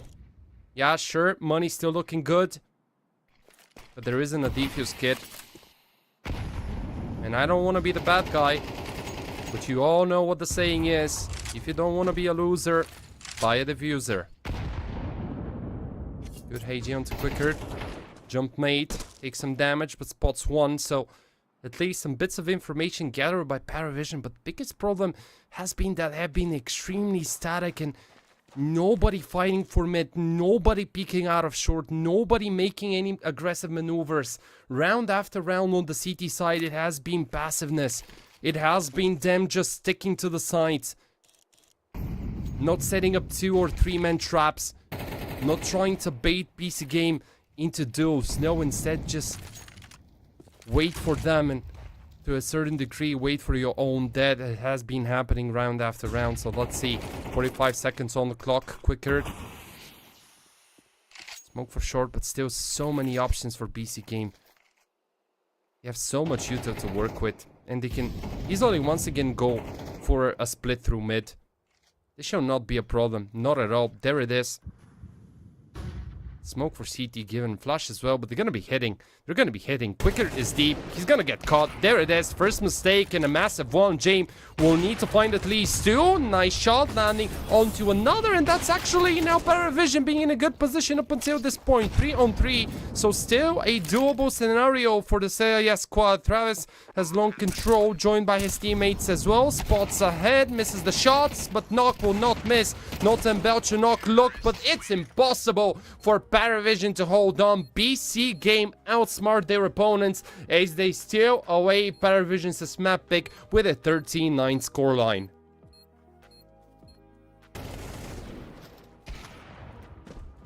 Well, we said that Paravision usually does better on the CT side, and even though they managed to tie it up, it was BC Game picking it up, adjusting. No more pushes out of long, no more early duels. Instead, they were consistently going for early tunnels control. Then they were playing for mid, trying to pressure a shot as well, slowing it down. A couple of mid splits to which Paravision had no answer. And this one starts with a bang, ladies and gentlemen. BC Game, a map up of Paravision, but of course it's going to be Mirage, our second playing field. And I think that if it was any other map, I would have probably confidently said that this is already looking like a comfortable 2-0 for BC Game. But the matter of fact is that as a typical CIS squad, I think that Mirage is another map on which everything can happen. And don't get me wrong, right now BC Game looks like the better team. BC Game's individuals look better coordinated, they were more active on the CT side, they had a better T side as well. I think that one of the very reasons why we can be quite critical about Paravision was that passiveness, right? I mean, don't get me wrong, sure, Jane time is a great thing. It could be, especially against the more aggressive squads, but you need to make moves. You need to look for mid duels. This is such an important part of the map, especially when it's dust. You cannot just be consistently giving it over for free to your opponents, because once PC Game gets this part of the map, we saw how much easier it is for them to actually split it and have so many different options, which eventually led Paravision to an unsuccessful Dust 2 affair. But of course, ladies and gentlemen, this is not the end of Group C's second opener match. We still have at least one more map coming our way. It's going to be Mirage right after the short break.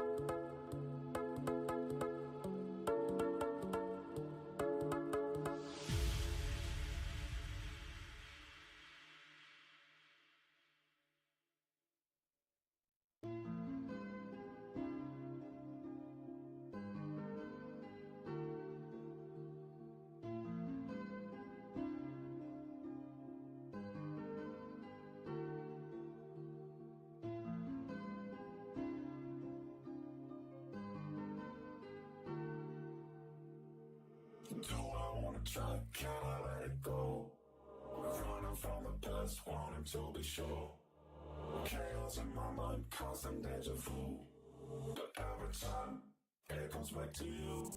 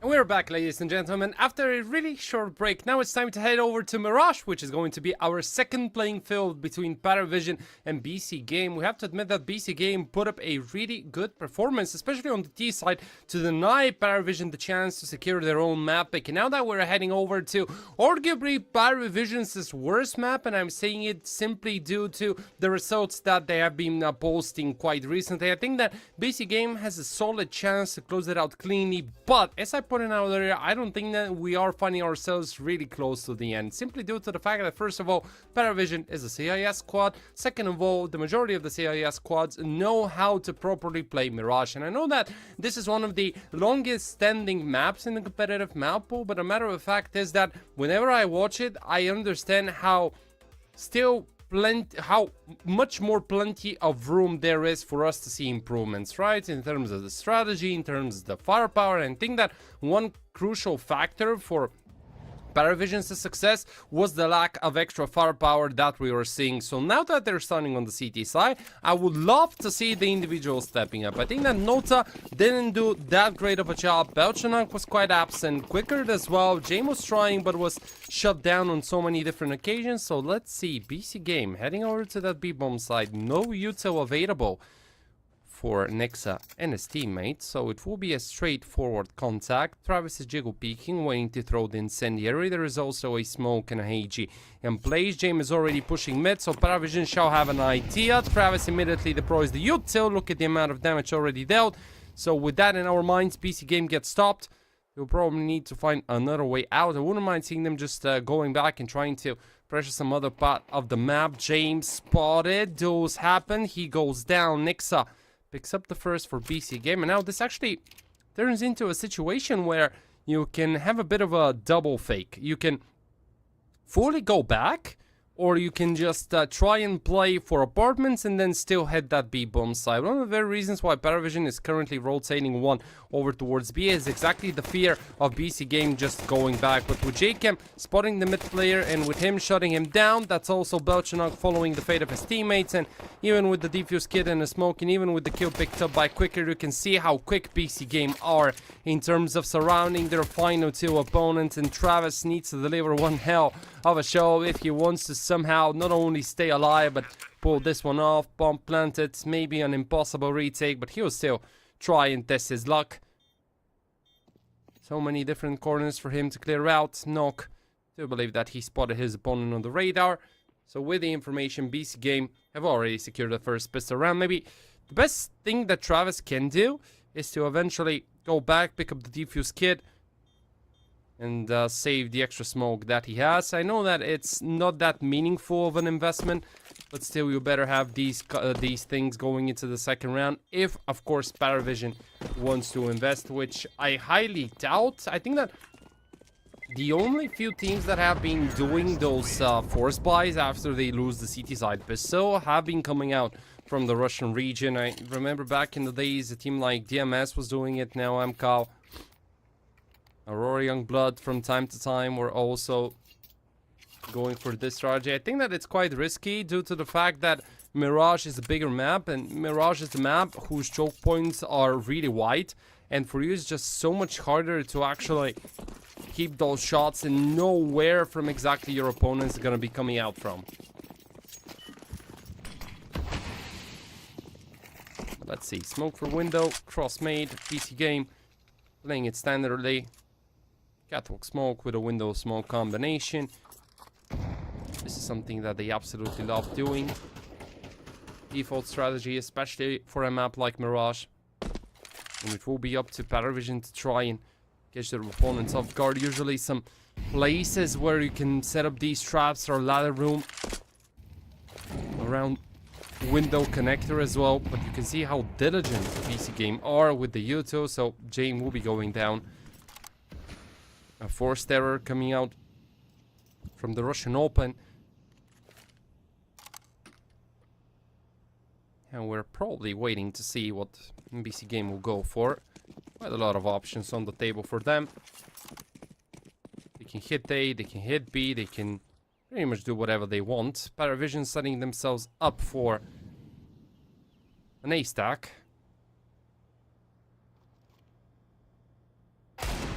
There it is, first move made. Travis with a nice one deke. JKM will find the trade. Let's see how good Travis can be with a deagle. Well, quite good, and when you add quicker, things have just fallen apart. Paravision, they still wait around and make the force buy work. I don't think that even BC Game expected for the A-bomb side to have 4 people on it. Great job by Travis. Nice couple of kills found by him, and well, this is the surprising factor that we were missing on Dust 2.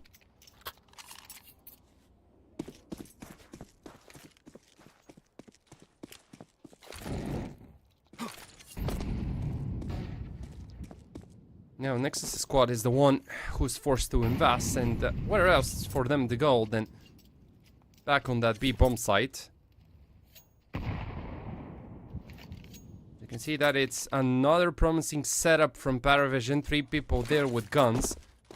First flash given, second one as well. This is the call for BC Game to go. Prime Taps has fallen. Cypher has lost quite a lot of HP, and with Belchinok covering with an AK, I don't think that from this point onwards BC Game can even reach a bomb plant. Quite difficult, maybe even impossible. JKM will go down, and there it is. Paravision now with a really small lead that will probably grow considering that it's the T side being out of money. Good reaction, the risk was really high in round number 2, but they managed to make it work. And these type of rounds will stink a little bit for the team that loses, though, simply due to the fact that, you know, you win the pistol, you think that sure, we have the better guns, we have more util, you play it nicely, you find the opener, and then you end up in a stack. And you get headshotted by those deagles, so obviously never a good thing for you to experience, irrespective of whether you're playing an official or one of your home matches. And that's Jane picking up 3 kills, looking to farm even more. Nota and Belchinok will add 2, so a quick, straightforward and clean round for the CIS team. Now as we're headed towards our next BC game, we're gonna be going back to having the better finances to work with. AKs, a Galil. Good things to work with. But let's see whether they're going to be able to break through Paravision's setup. And just a historical look at Paravision's most recent Mirages. I think that we have seen them struggle on this map. I remember seeing them against Sinners in Series 16, 17, 19, if you remember on that map. Then versus Sinners, another 13-16 loss. Yeah, sure, they dominated Sashi. Still, it's not like they have had one of the easiest times. But maybe this time around will be BC Game struggling a little bit more after they have already lost their first.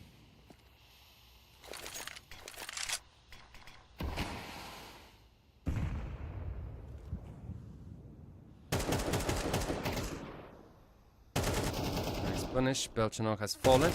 Was he spotted? Oh, he adapts nicely. Yep, I think that he was spotted and he realized that. So he looked for readaptation. There comes quicker covering to keep everything tidy. Nolta picks up the nice kill. Wow, Nolta. Okay, that was a really great awareness to put now Nog into a 1-on-2. Has the bomb in his backpack, but needs to clear out the first. Spots Kickered. Shall have an idea as to where Travis shall be coming out from. Cross has been made. You can still isolate the duels. This shall be a comfortable plan. There it is. Tries to bait out, tries to see whether his opponents are going to be coming out from CT, but this is not being the case, so he gets the extra seconds to work with. Quicker than Travis, really close. Cross has not been made, with which Paravision, they will hold on. You even pick up some upgrades. The AWP saved, the AK as well. Nice, they get the defuse. This will be a 4-1 lead. Nice job by Cypher. So, BC Game tried to recover. I really love how Hero JKM adapted his positioning, knowing that he was spotted. But notice his double kill. That was really impressive. Not giving a chance to Nexa. As now we have a full loss bonus for the T side. Still not enough money in their bank account. So, they're probably going to be keeping their dollars safe. Upgrading a couple of those pistols could be a thing, and it will be indeed. Tech Nice with a Galeo, a Digo as well, some Mutil.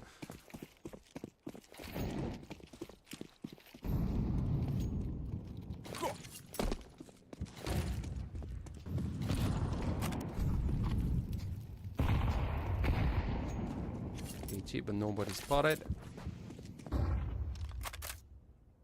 And I think that you can already feel how Paravision are already a little bit more proactive on the CT side. Something that we are not seeing on Dust 2. And I think that Mirage is the type of a map where you need to be consistently moving. Where you need to be consistently giving the information over to your teammates. So that's already some better signs demonstrated by Paravision. But it remains for us to see whether this is what will lead them to success. Nota spots and deletes prime taps. Nobody window. Belchanok doesn't have the visibility to confirm that there are people coming out from connector, but Nota surely knows. Quick triple kill. And one more to the tally. Yes, Quicker has secured it. And as poor Nexus stands all alone against the world, he will also follow the fate of his teammates. So Paravision, that's a really good beginning of their CT side. Individuals are firing quicker the zone line. 8-1 already, 6-3 for Nota, and here comes Nexus's first tactical timeout. A discussion required, surely. And something that need to change. I wouldn't mind seeing a default A-head at this point. I know that they were a little bit unlucky, BC Game, with the fact that they fell into a stack. But there are still quite a lot of options which you can exploit before you concede. But it's not going to be as easy as it relatively was by the end on Dust 2. Nota controls the spray. Quicker, as we pointed out, having a much better beginning. I know that we have only played 6 rounds, but still, those are some important size if you're a fan of Paravision. And just to remind you, ladies and gentlemen, this is just the opener of Group C, so whoever loses the present best of 3 is not going to be out of Series 20, but JKM is already out of the round, courtesy to Belchanok and Quicker's combination. BC Game going back to what they love the most, those B hits. Spotted now. Cypher needs to quickly activate, needs to be sharp as he is. That's one. Something more required. HG breaks open the smoke. Travis spotted, deleted with the support of Nexa. Nota once again under the spotlight. That's a double. And finally he will go down. But this double actually gives a chance. And it's a 1-on-2, but it's Jame time. Let's see what the variation is. The Jame time that leads Paravision to a 1 versus 2 clutch, or the Jame time that saves, and seems like it will be none of these two options as BC Game. They managed to break through their opponent's defense and get to their second.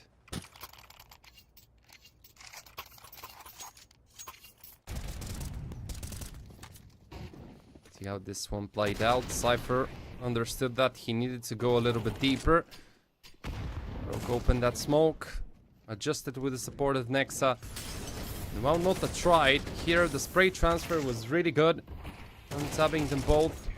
James was simply not giving a chance. So, as the economy was looking stable, here we go back into a proper full buy round. James activates towards mid to pick up JChem. Nice first found by Paravision's Opa. And that's another round where Paravision have been really active from short. And I think that BC Game need to be aware of this. They need to make the proper adjustments. And there it is. That's another small shot. Make it 3 overall for James. Not really sure what Cypher tried to do. Maybe he was forced to dodge the flash. But this is James picking up a quad. Give him the ace. He deserves it at this point. Now we're talking. He looks towards short where the final player shall be coming out from. It's only knock left, but I think that the Swede is probably looking more towards saving the AWP rather than just looking for the active dose. And already quite a lot of improvements coming out from the individuals. So you know that Mirage is a buggier map. Mirage is a map that relies heavily on the extra firepower, and when Paravision starts getting it, when Paravision as individual starts displaying it, this is where you know that this BO3 suddenly starts looking much more interesting. Okay, that's an easy one found by Knock. Let's see how many more he can find. Make it 30 seconds. Has the bomb, but gets caught by Quicker. So round is officially done. 6-2 is the scoreline as we move into round number 9. Money not looking that great for BC Game once again. Probably a bit of a half buy coming in, but let's have a look at what James did. So the first peek out of short was good. Then he adjusted, literally spotting prime taps in the last possible second, and Cypher turning his attention away to dodge the flash. And well, Knock tried. It was only good for 2, and there it is, half buy that I talked about. AK and a Galil, respectively for JKM and Knock. Some Tech 9s, upgrade pistols, and this game going towards the A-bomb side, something that expected seeing a little bit while ago. But better late than never. Quicker from Ticket. James gives the first. J. Kim still finds the trade, so this is the op being gone. If they get the bomb planted, then I would consider this a bit of a win for BC Game, but seems like Paravision are not at the same opinion, so they officialize a win after the end of this first part. And from here onwards, so that they can get those extra rounds. BC Game. Prime Taps is not there. Cypher as well, 4 and 7. Knock not online. Nixa a much slower start in comparison to the one that we saw on Dust 2. And if things continue to look this way, we might be up for a really quick Mirage, and we might be headed towards the third map. I wouldn't mind seeing a decider between these two. This game will need to adjust because James is officially on fire. We even saw the James nade right there towards window. Early opener found by the city side once again. Nota. Big threat towards connector. Given J cannot spot it. Knock adapts. Interesting boost. Oh, notice his shoulder spotted, so he goes down. He didn't know. Good adaptation, excuse me, out of BC Game. Connector is theirs. Smoke for ramp. James deciding to go away from the bomb side. Interesting. I thought that he's gonna stay, yeah, and play for window. This is the A-bomb side conceded. Util barely any for Paravision if they want to go for the retake. So this is the perfect opportunity for them to try and look for a couple of peaks. James with a quick scope. Quicker picks one as well. And this is now suddenly tight turning in Paravision's way. Long rotation out of Travis will play on the flank. So JKM and Knock will need to hold on, but they will get caught by Travis. So Knock is the only one standing on an island surrounded by sharks. And those sharks are hungry for blood. The Swede has bought enough time for himself. 20 seconds down, 20 more to go. Paravision really slow in that retake. They will need to go. They have the defuse kit, so time is not their biggest opponent. Travis will go down, and there it is. The final kill found right at the last possible second. Will James grab the defuse, and with that, Paravision keep on getting a bigger and bigger lead. 8-2. That's first bonus round at it. And while money is still flowing in BC Games' bank accounts, they need something more than that. They need round secured, something that has not been there. Lovely quick scope out of James. Great reactions, quicker activated right at the exact time. And it was here where the spray was good. James 13-5, 10-5 for Nolta, 12 for quicker. Travis also with a positive KD, and those individuals, their firepower finally online, something that was missing on Dust 2. We talked about how if Paravision want to tie it up, they will need it. They have been displaying what we required out of them.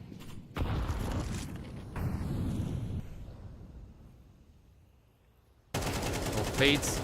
Cypher grabs an easy one onto Nota. And this opens up short for business. Now, BC Game have left the C4 explosive a little bit too far behind. Travis is adapting. He needs a double. Grabs only one. Jakim trades. But if there are any good news for Paravision is the fact that by having the bomb so far behind, Belchenok gets a lot of free time, and I don't think that they know at this point they can get caught. Oh, this is such a good position, and there it is. Belchenok fires. Man advantage now with Paravision. And the cross cannot be made so easily right now because it's still Belchenok being a massive threat. He plays around the smoke beautifully, and another blunder coming out of BC Game, and now Cypher, who needs to be the one to pick up the pieces and put them back together, but James will say no. A 14 kill found. Paravision 9. As we go into the final round of this first part. And, you know, I think that if you're BC Game, you're gonna regret this round because everything was so good looking, right? You had to be bomb side. Courtesy to that initial kill inside connector, Nota was already out of the equation, but you left the bomb so far, and this bought so much incremental seconds for Belchenok, who set himself up. And now look at the buy, it's a Mac 10, a Galil and a couple of AKs, but the util is so limited, and it's even Nexa being out.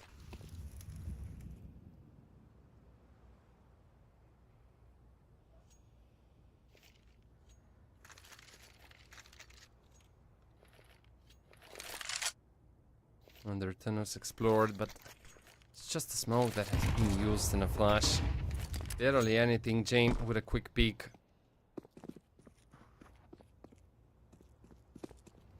It's been so problematic. Nothing has been working. The individuals have been off, maybe apart from Jacob. This is Barrow spotted, so Cypher would lead him. Belchenok picks up one as a trade. Oh, switches over to the nade in the worst time possible. So timing called by BC Game. They punish. You push through connector. Kickers is in a good position. On top of ticket he plays from and still picks up the head. It was not one of the greatest sprays we have seen. Still enough with the last butter that gets the ding. Cypher will need to be the one to do the job. Jumping AK plays around connector. Kicker still a big problem. Couple of flashes there with the smoke for James if he wants to go for the ninja defuse. The biggest problem still keeps on being Cypher. Slow retake once again out of Paravision. Cypher with the space. Cypher needs that second duel. And as Kicker picks up the first, smoke has been given. Ninja defuse comes in. Cypher low, needs a spray, but isolated he is. And as he falls, this is Paravision getting to a 10-2 CT side on their opponent's map. Big Kicker with 16-2. James with 14. And I mean, going back to what I said during the analyst segment, it was not done. This is Mirage, and you decide to pick it against the CIS squad, and we have seen it on so many different occasions. We know how big of a risk this is. Yeah, sure, you managed to beat them on Dust 2, but it's still Mirage. This is pretty much the most played map in the CIS region.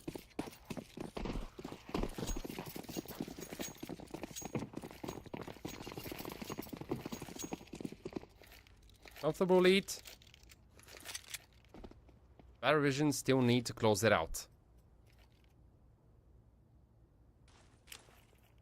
Double smoke, triple flash, and even a decoy if they want to. Now they go in, nobody home, empty B bomb site for Paravision to work with, and BC Game, interesting decision, 5 Kevlars, and they have opted for a 5-on-5 retake. Jacob opens it up nicely with a headshot onto Jame.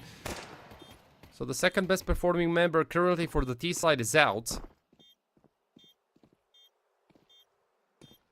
Crossfire is set.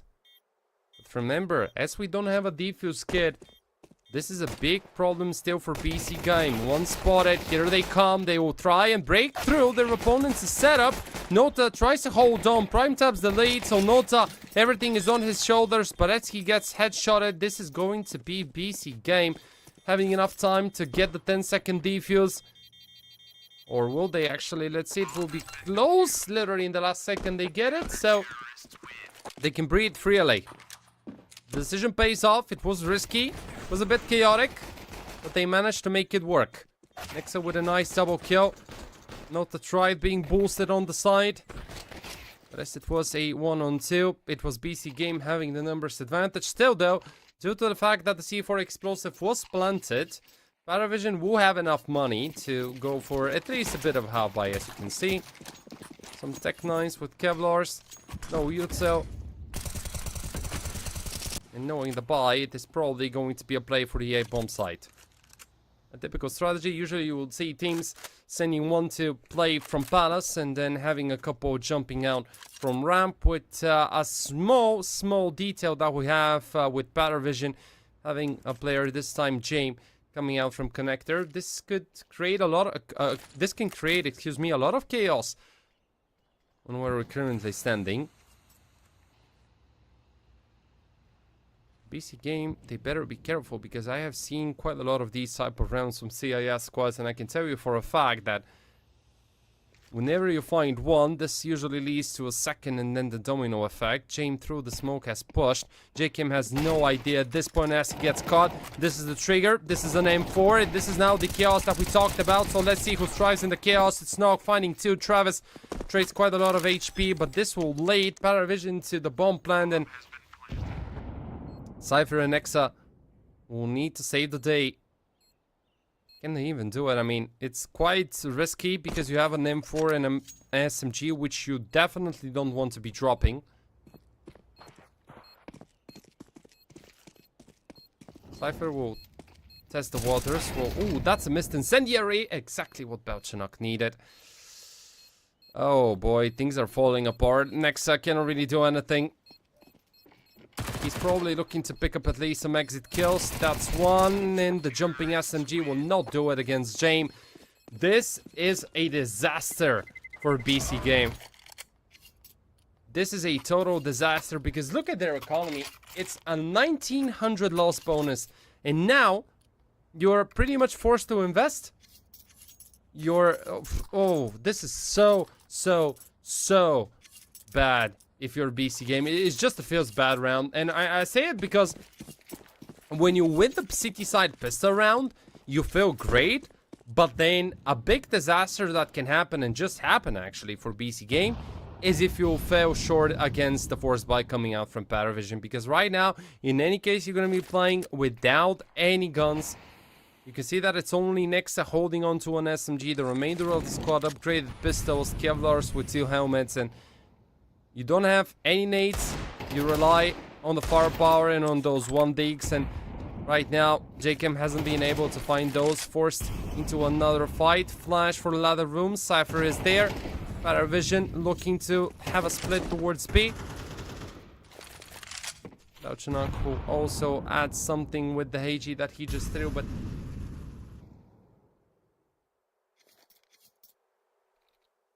just really difficult.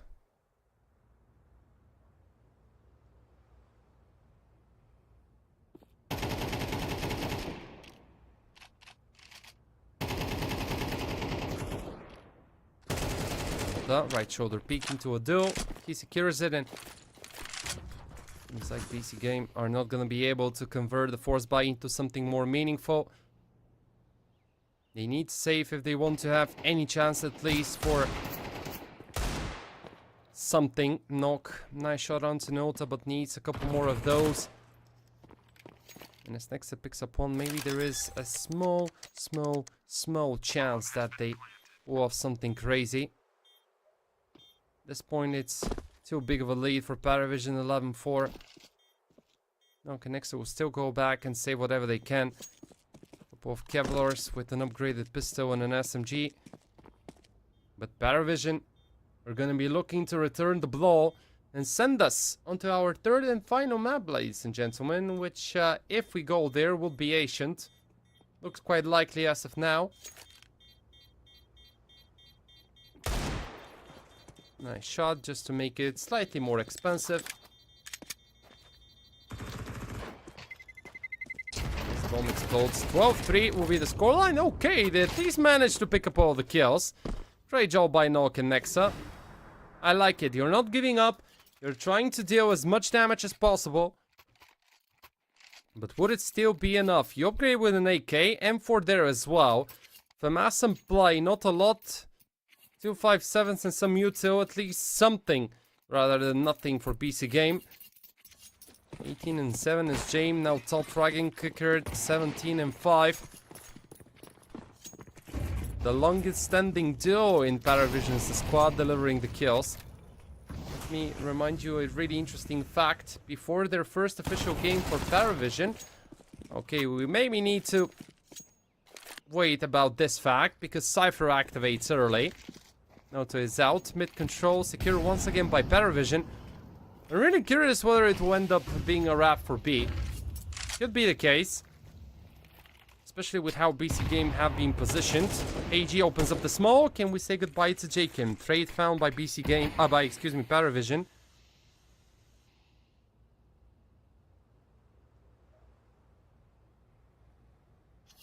This looks like a split for B could be in the cards for the T side.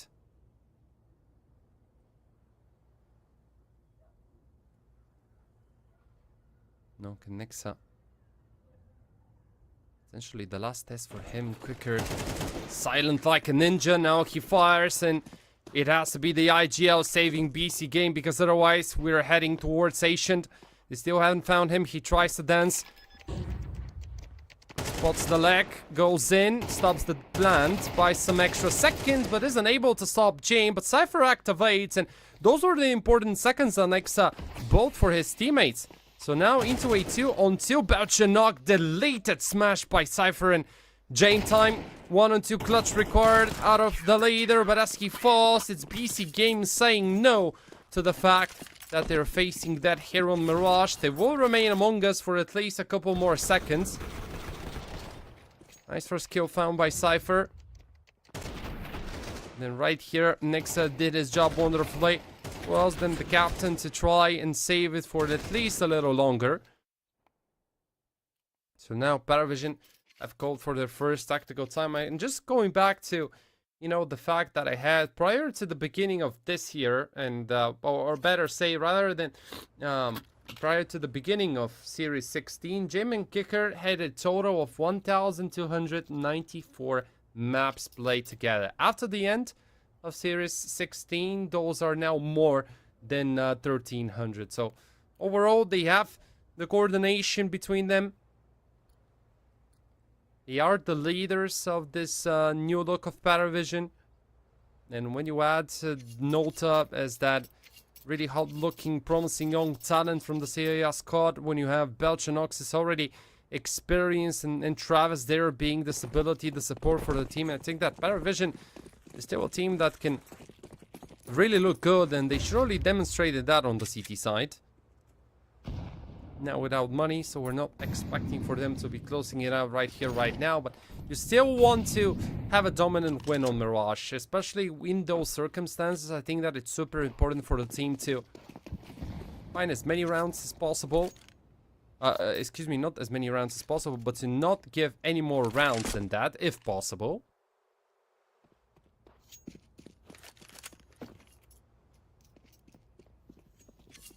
It's going to be one of the slow ones. Which is curious because I don't think that we have been seeing that many slow rounds on Mirage, because on those two, especially the T-side rounds, were extremely well calculated. They were trying to squeeze the time. They were trying to slow it down as much as they can, especially during the mid parts.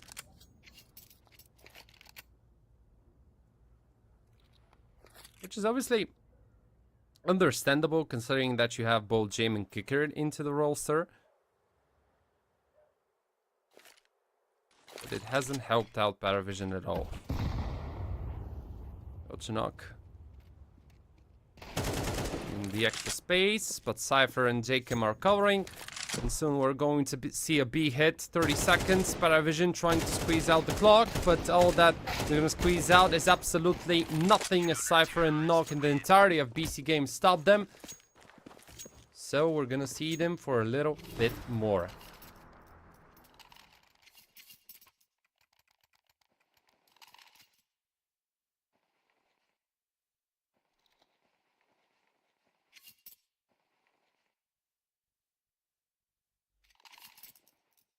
No matter how biased money was not enough for Paravision, this time at least they get the Tech Knights and the Kevlars with some really small util. Smoke and a molly that they will throw towards mid. Flash prepare, so this shall be another comfortable for BC game.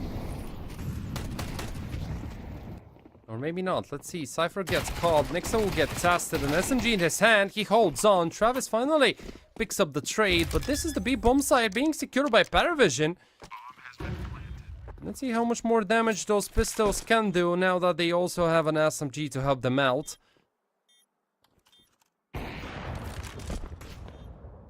Retake will be a little bit slower. Now he's trying to clear out as many positions as possible. JKM will be joining the party from long. And as he does, that's James out. Quicker than Travis. Last two people standing. Thick shot will not land. Finally, the second will, but this is still Travis trying to hold on. JKM taps the bomb. And as he has the gun advantage, he will close it out. So, BC game, that's another straight found by them.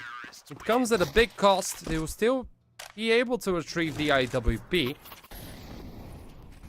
Great job out of Paravision. Catching first here Cypher off guard. Next up, picked up two, but unfortunately for him, as the trade came in, it meant that Paravision will secure the extra financing from the bomb plant.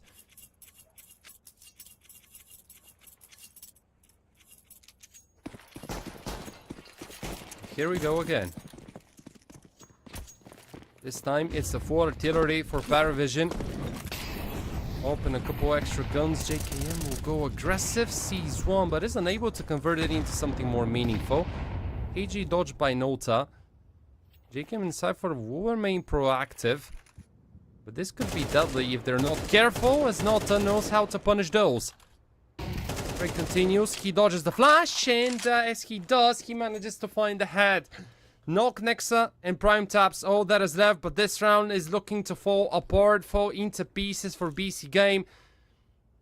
Knock needs to find a multi, goes in, but the shot is not good for a kill. Still though, some nice damage dealt onto Quicker. But we're expecting right now for Paravision to slow it down, to just say to themselves, okay, we don't want to overreact, we don't want to go deep, we don't want to go crazy, we already found the lead. Let's just be methodical as they are. Give her information. Now they know that mid is cleared out. They have Travis coming out from Palace as well. And even though he got stopped, they at least now know where the op is. And they could just avoid it. Now it's in the hands of Knock. Isolated from Nexa. Surely feels like a done deal at this point. 25 seconds. Kicker is coming out from CT. Knock is not looking towards there. Maybe now he's gonna realize what is actually happening. He needs to adapt, misses the shot, and this is a key miss. The no scope is good, but note the trades, and with 11 seconds with Nexa standing on the opposite side of the map, this, ladies and gentlemen, will mean that the bomb will get planted. And now we're gonna be heading over to Asian, our third and final map required between these two to know the answer as to who is gonna be going into the losers match. And who is gonna be facing Alliance tomorrow in our winners match here in Group C. Unless next pulls off something which will not happen, 13-6 will remain the final scoreline. And there we go, both teams trade their maps. It was BC Game securing Dust Seal with a 13-9. Now Paravision respond after a wonderful, phenomenal CT side, 13-6. And Ancient will be the map telling us who's going to be taking this one away. I'm excited, you shall be excited as well. I think that the level of Counter-Strike has been significantly different in comparison between the two maps. On Dust 2, it was BC Games' individual firing slightly better than those of Paravision. We recorded a little bit more out of Jame, out of Quickert, out of even Travis and the remainder of the squad, and they surely delivered. We saw those crazy numbers after the end of the first half, 10-2, and without a lot of problems, they managed to close it out. So, in the end of the day, Mirage is still another map that goes towards the CIS teams. Maybe BC Game are going to regret it. I pointed out during the analyst segment that it's quite risky, especially when you go in against a CIS team to pick Mirage into this BO3, but it pays off, but not for BC Game as we expected. So in the end of the day, it's not going to be a clean affair. It's going to be a 3-map one, and after this really small break, we will know whether it will be Paravision or BC Game coming out on top in their first match here in Series 20.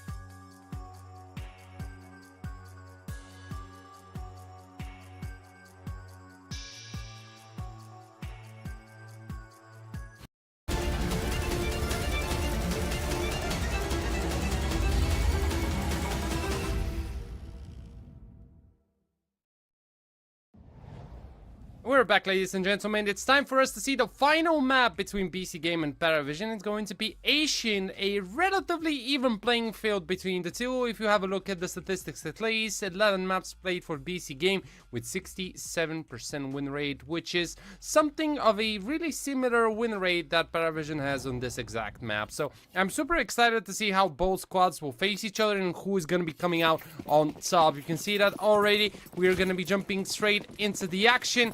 Quite a lot of you too. Stakes is odds, replicating that Paravision is favorite. So let's see how this one goes, and let's see where a BC Game is on the same opinion. There isn't a defuse kit, but first contact goes for Cypher, who deletes Nota.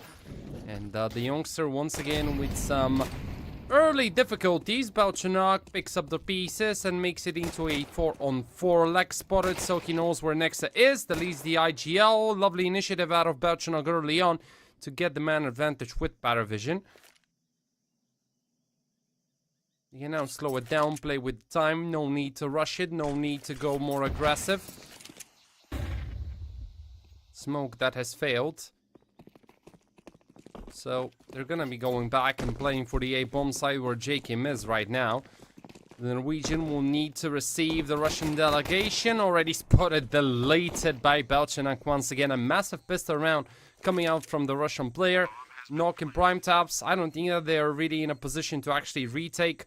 Especially not when Prime Taps is not having a Kevlar nor a defuse kit. So Knock has to be the one to deliver the kills. And as he finds the first, we'll make it 2 overall. Let's see, maybe I was a little bit too quick to judge. Prime Taps adds another. Has a smoke, so the Ninja defuse will start coming. Bodyguard system needs to be in place. Bomb tap, Knock deleted, and Prime Taps needs to hold on, needs to try, plays around the smoke, goes in for the duel, realizes that he was spotted by Travis, so in the end of the day it will be Paravision surviving to secure the first pistol round here on Ancient. Terrorists win.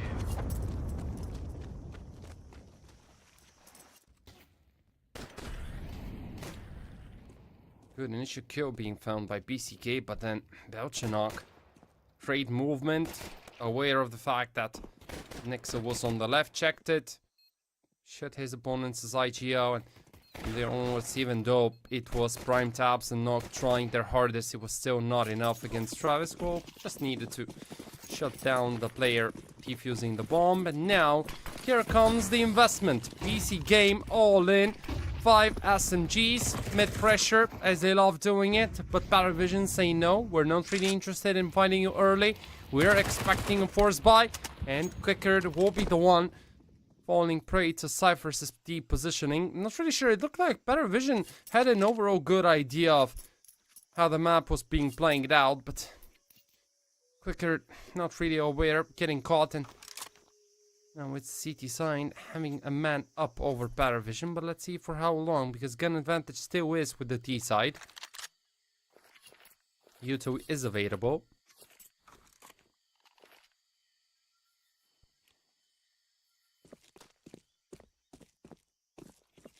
And they will hit that B-bomb side. James leads the charge. Mac 10 ahead. Finds one. Covered by the Galil. But JKM peeks out of the corner to find 2. And he was really close to even finding a third on to Nota. So now Belchanok once again the one who needs to be the difference maker for Paravision. Side control secured. Prime Tap spots a couple. Belchanok plays like a bodyguard through the wall. Knock was not really too far away from finding that kill. Now it will be the pressure combined. Double peek into a secure duel. Into Knock being all alone. This shall be an easy kill. There it is. But it's Belchanok, and it's a lack of a defuse kit for the Swedish player. Nota is really low on points of health, so all that Nog needs to do is to just find where his opponent is hiding. The jumping SMG was really close, but he still misses the timing, and those are incremental seconds that Nota manages to buy for himself. And as there isn't a diffuser, the CT player is already out of time. Even with the clutch, it is not going to be BC Game, but instead Paravision getting to an early 2 round lead.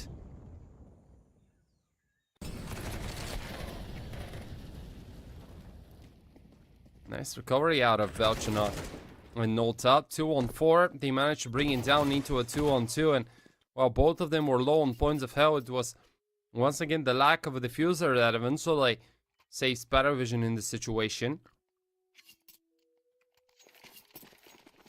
For BC Games, some mixed results here.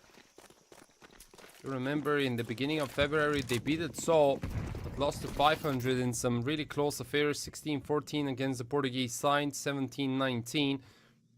Then much more dominant during the IM Dallas qualifiers. But here in the CCT, mixed results, some wins, some losses. Now another tough opponent coming their way.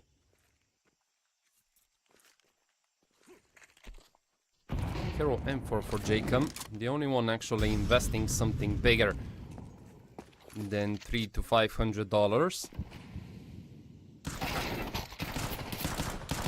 Nice catch up by Cypher, even quicker goes down. Another moment of unawareness maybe by Paravision. Yeah, sure, okay, Cypher picking up the first kill is great, but then Quicker was not really looking behind his back. Maybe he was a little bit too worried about more people coming out from Donut or for Red to check its Cypher's positioning. Now Belchenok is covering, deleted by Prime Taps' boost, and it's a doable retake right now for BC Game. Travis and Jame will need to hold on. Jame a little bit too far away, so Travis needs that multi, will not grab it, and now from ramp, Jame needs to play. He finds one.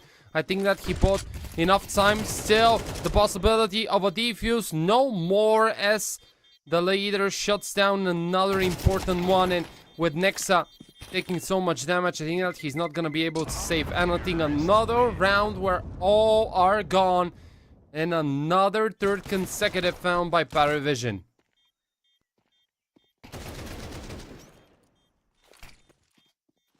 And I think that those rounds are really deadly for the CT side, because we have been speaking about how difficult it actually is for the CT side to build a stable economy. And Paravision seem to be understanding this. While everyone has been going down, money still looks good for both sides. AK shall be coming into play, but maybe Paravision understand that if they win one more, maybe they can break BC Games' economy. Yeah, sure, loss bonus is still quite high, but in terms of stealing away an AWP, maybe even something more if they find, that's an incremental round. And let's see whether the Russians are gonna be able to make something even bigger after they take the extra 30 seconds to talk things through.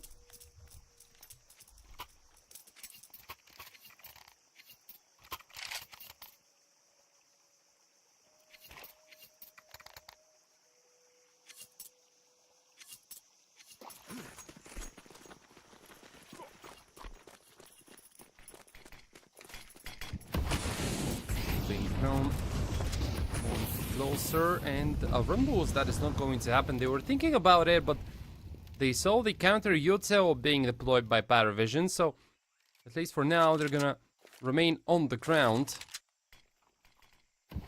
Another deep smoke, early mid aggression, not catching anyone, at least up until this point. Let's see the awareness of Paravision, blocked by Prime Taps, who even goes in for another fight that he loses. And with the pressure being applied, this is another situation where Paravision will get away with a man late. Great response, honestly. KG breaks open the smoke, you lose the first duel, but then you have a player peeking out of lane, of elbow, to kind of put the pressure on those two mid defenders. And as they fall now, Noku needs to be quick, misses, so he gets dinged. Into 59, excuse me, and without Nexa, it's Cypher and Noku who need to save. The sweetest visibility denied. Cypher cannot really do anything from mid, so this is already looking quite like a 4-0 beginning for Paravision, and we all remember what happened the moment that created a momentum for themselves on Mirage. It was the 10-2 CT side half now here on the T side, so this even makes it even more complicated for BC Game. And let me remind you that both squads are fighting for a chance to get more points for the VRS ranking.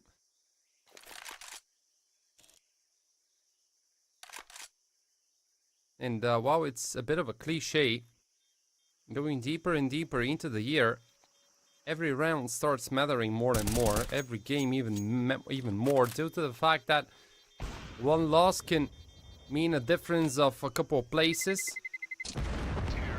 And the more you lose, of course, the more positions you drop. Something that both squads want to avoid, considering the caliber of players that we have. And right here, the response was really good. Quicker movement is great. He also gave the information to his teammate coming out from elbow. Travis clears out Nexa inside cave, and this essentially forces BC Game to go for their first tactical timeout, taking the extra seconds to find a solution to all the problems that they have been suffering on the CT side. Loss bonus now officially full, plus 3,400 entering their bank accounts. They saved Nox's op, so he's gonna be having something. You can see that there's also an M4 being dropped, so another full buy round coming out of Nex and his boys, but they will need to adjust. They will need to make something. They will need to address the situation that we're having right now, because the biggest fear is, of course, Paravision's momentum. We saw what happens once they get their individuals rolling. Belchanok with a good beginning. Yep, Nota is kind of slow, but still there's plenty of possibility ahead of those players to show their potential. Another round where the early standard mollies have been deployed so that nobody goes aggressive towards mid, so that the peaks that BC Game likes having towards this part of the map get neutralized, and this actually allows for Nota to immediately take the extra space, something that a player for 500 loves doing. Ships the exact same strategy with those close mollies, with him being sent so early to find the timing. Seems like Nota has been looking at some of Ships' demos. And an A-head that seems to be forming for Paravision.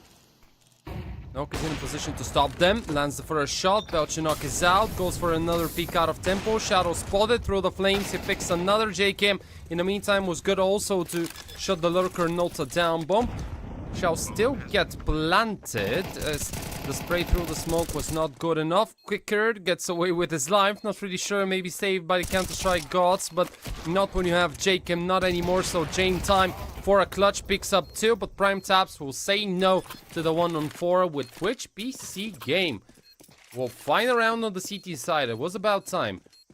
The tactical timeout used to perfection. They adjust as they needed it.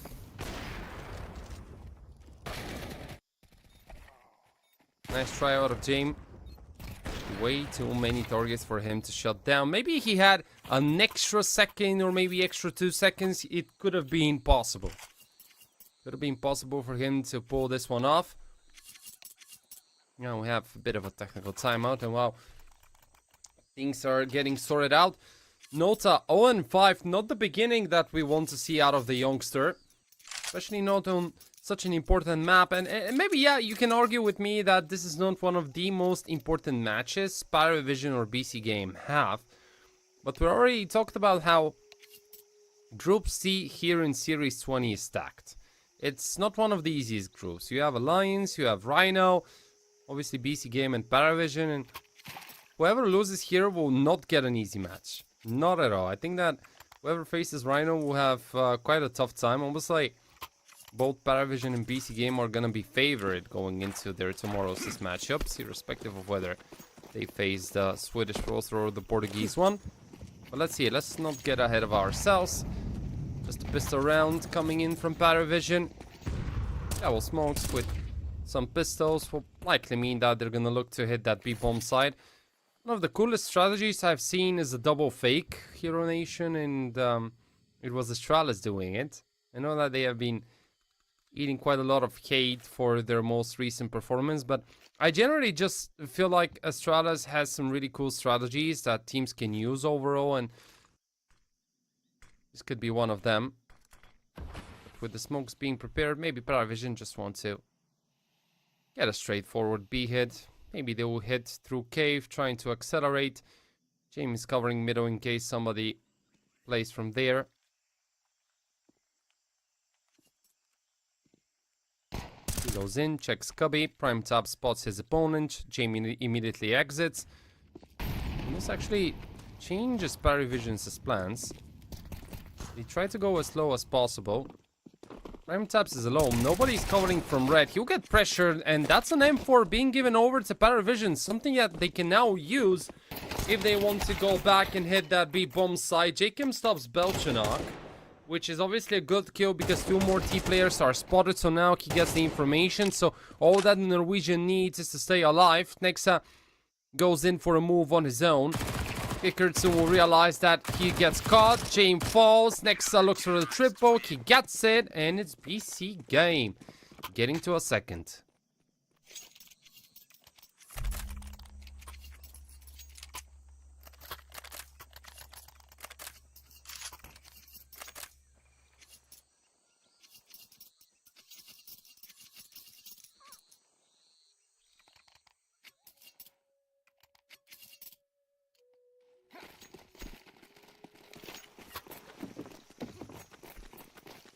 Back to having the better guns.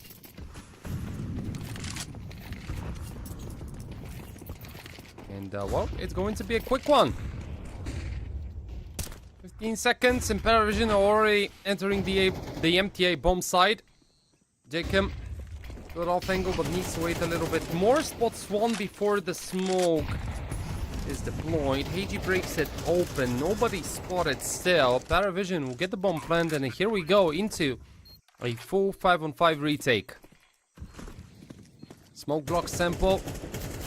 Nexa immediately relocating his troops. Prime Taps and Cypher are going to be joining the party through Donut. Nexa shuts down Belchanok. James, aggressive single point of health for him. J. Kim is the one holding the op, and as he gets caught, Nexa still with the trade. So chances are solid for BC game, especially now that they have a 2-man advantage. Smoke on top of Cypher. He will get the diffuser, and BC game will get a single round away from tying it up at 4-4. James will get away with NOP, a small conciliation prize, and an important one for Paravision considering their circumstances. Let's see how this one played out. So James's idea was good, knowing that JKM was low, knowing that he's holding an all, but unfortunately for Paravision's fans, it was still their team not having enough to hold on against BC game.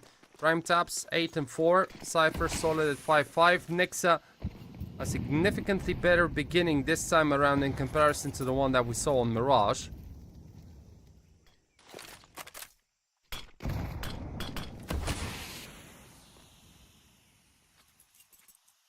James looking for a peek, and right before the flash he finds it. Maybe there was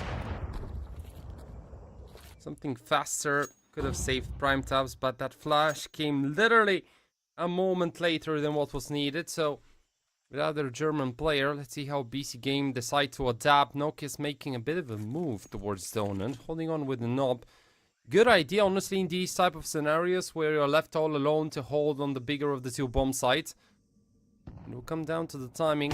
Nota is going his way, and the scope will grab him. Cypher Jacob also looking to adapt. Jacob with a trade to put us into a 3-on-3, make it 3-on-2, as Nexa also grabs one following the example of his teammates. Bomb left too far behind. Belchanok with a pistol will pressure Nog, who drops the op. And now this is a big gun. Forced Belchanok to work it. Once again, it's him being put under a spotlight. Needs to wait for James to pick up the bomb. 30 seconds on the clock. Enough time so that they can play around the map one more time and make BC game wonder what is going on. But the bad news for Paravision is the fact that both Jacob and Nexa are split from one another. They're not joining forces, and Nexa is in a really good position if he wants to. 11 seconds. Time is ticking. Smoke is given, another for long. With additional cover, Nexa will need to spray, doesn't do so, does not want to show his position. And now, have a bit of a game, a 2-on-2 dance. Jacob covering from heaven. Bochanos is looking at the right direction, but the timing seems to have escaped the Russian player. Getting the extra cover. Nexa is on the side. James is not covering. Belchanok is isolated. He'll get pressured. He still picks up one. Nexa is not able to find anyone. And with James' suspicion now, Nexa will check out the corner. He knows where his opponent is hiding. And James will go down, but he has saved just enough time as the bomb will explode and Barry Vision will once again win it. And that's another round where everyone falls. So many of those have been secured by Parry. I really love how BC Game tried to adapt here with the two-man push, with JKM picking up the trade. After Nexa found kickers aside, it looked so promising, but Belchanok did it all. Here with a massive kill on to JKM to buy those extra seconds for Jame, and Nexa knew that he had to take the duel. Nothing more was left there. And now it's a 5-on-3, still money.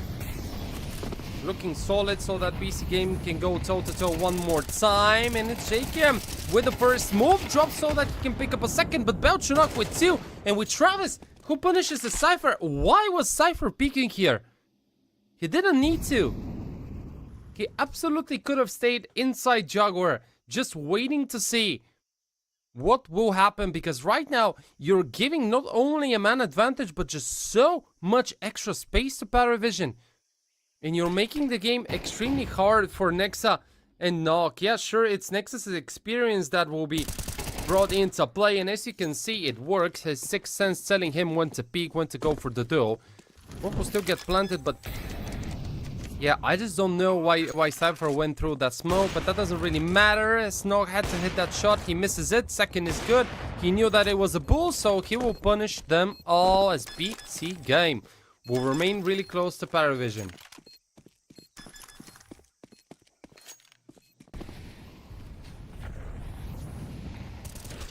Yeah, right here. Good early initiative out of Jacob.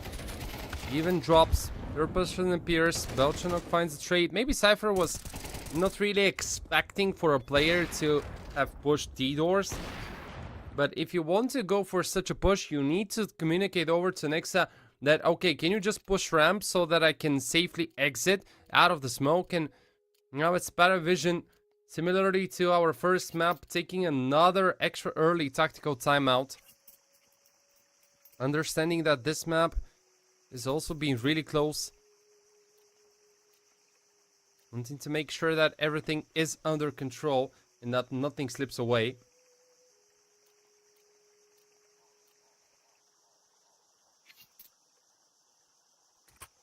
Hope is available on AK, 2M Force and an SMG for BC Game.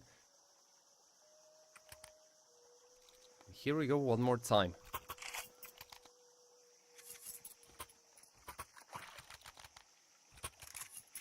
Nota deciding to stay with the Tech 9. Bringing in that extra util. Belchanok already in the double digits while his teammate is still looking for his first kill. Oh, and 9, not the greatest beginnings of Nota.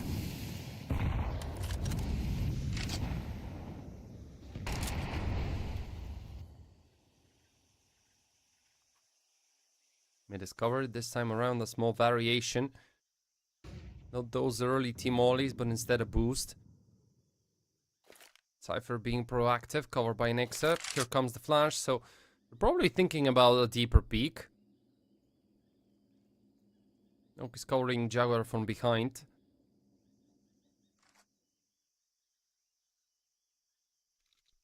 And Cypher, he's just waiting.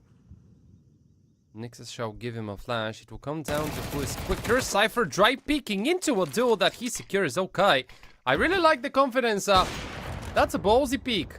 That's definitely a really ballsy peek, but he makes it work.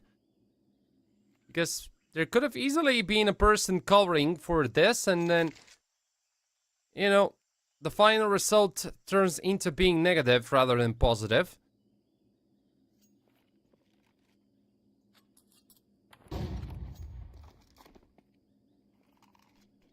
With movements, Nock still standing inside cave, cleared out by Kickard.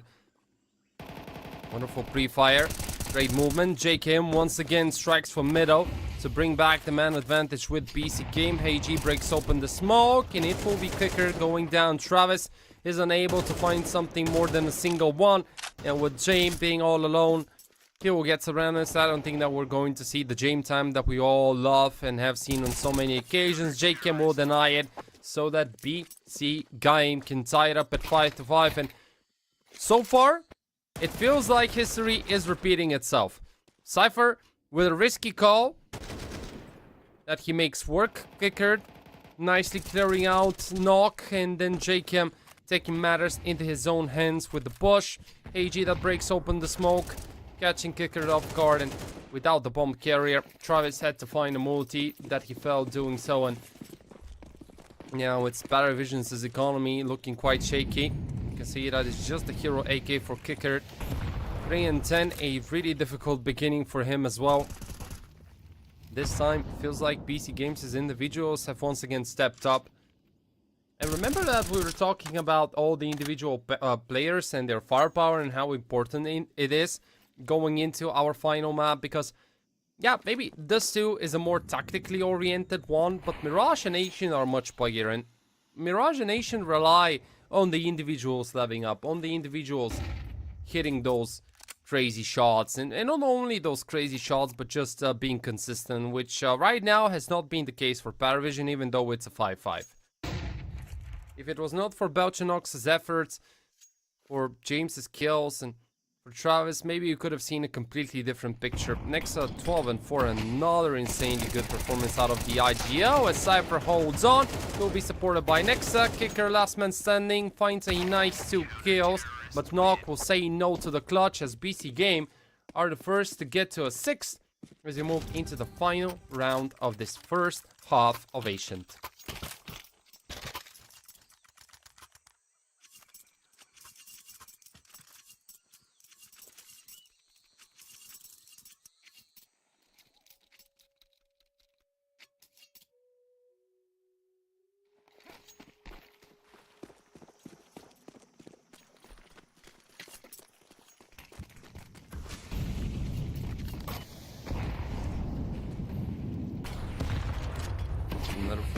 That's one of the coolest things about these type of close games, that you're going to see quite a lot of action in consistent one.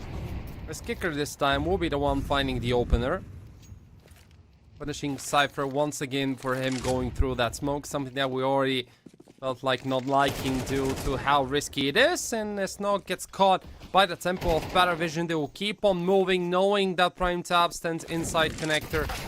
Molly to deny him. Nice peek out of Jakim. That was a good initiative, but he will still go down, putting Nix and Prime Tabs into a 2-on-4. Let's pick up out of Belchanok. Prime Tabs all that is left. Isolated on an island. Just a single smoke. A Ninja defuse. I don't think that is quite likely. Maybe a 0.1 chance of him pulling this one off. So Paravision is going to be the team tying it up. As you go into the second half, another really interesting affair. Nota still looking for his first kill after 12 rounds of play. And you know, what could have been, because we said that maybe BC Game, if it was not for Belchanok and for Jay, maybe they could have had a bigger lead. But let's have also the other discussion. What could have been the case had Quicker stepped up, had Nota found a couple of kills, right? And this is still a possibility. This is still definitely a factor which Paravision need to take care of, because the youngster, I don't want to say the star player, because Nota still hasn't been there, but one of the driving forces, you know, one of the engines of Paravision's machinery has not been activated. And we see the struggles. 6-6. Now that we switch sides, Belchanok looking to be active. Not really sure whether he actually spotted his opponent, but seems like Paravision have a good lead. 3 people on the B-bomb side. 1 is covering middle. 1 inside Cubby. It's a really good setup because the rotations could also come in quickly. Especially when you find the opener. Travis does. Pulls the couple. Prime Tap. Straight Nota, but it's Travis still dueling. Could have gotten a second. Bomb shall get planted here. We're on for a 3-on-3 retake. This time, Diffuse Kit is in play. Kicker is dancing. Soon to spot a couple. Shots misses. Nexa will pressure. And as they go in, they find Prime Taps with a double to put Belchanok all alone in a clutch. He knows that there is a Diffuse Kit, but he needs to be really quick. Decides to tap the bomb, creating some chaos for BC Games as individuals. And as Prime Temps has a peak, Belchanok will punish. Now he needs to start holding on to the full 10-second defuse as Nog Is he gonna activate? Yeah, now he knows. Now he is aware. Belchanok leaves it. Still picks up the kill. Does he have enough time? It will be close. And in the end of the day, he will probably have it, I guess. Replay. Oh, no, he actually didn't. Oh, no. That was so unfortunate for Belchanok. BC game, they take it away. But yeah, let's have a look at the replays, because right here, Travis could have easily taken that second, and then it becomes a completely different round for BC game, actually, because they needed to retrieve the bomb from Cave. And while Belchanok did a good job, he needed literally an extra second.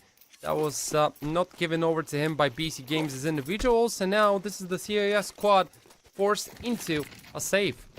They cannot invest, they cannot do anything, so back to playing with the USPs. They will all go through main, maybe looking for a bit of a push. PrimeTaps is the one holding the C4 explosive, as he has been left behind. Needs to be really careful. The USPs now will find him, and that's actually the bomb. Still, gun advantage is with BC game, but Nota has picked up his first kill and now has an AK.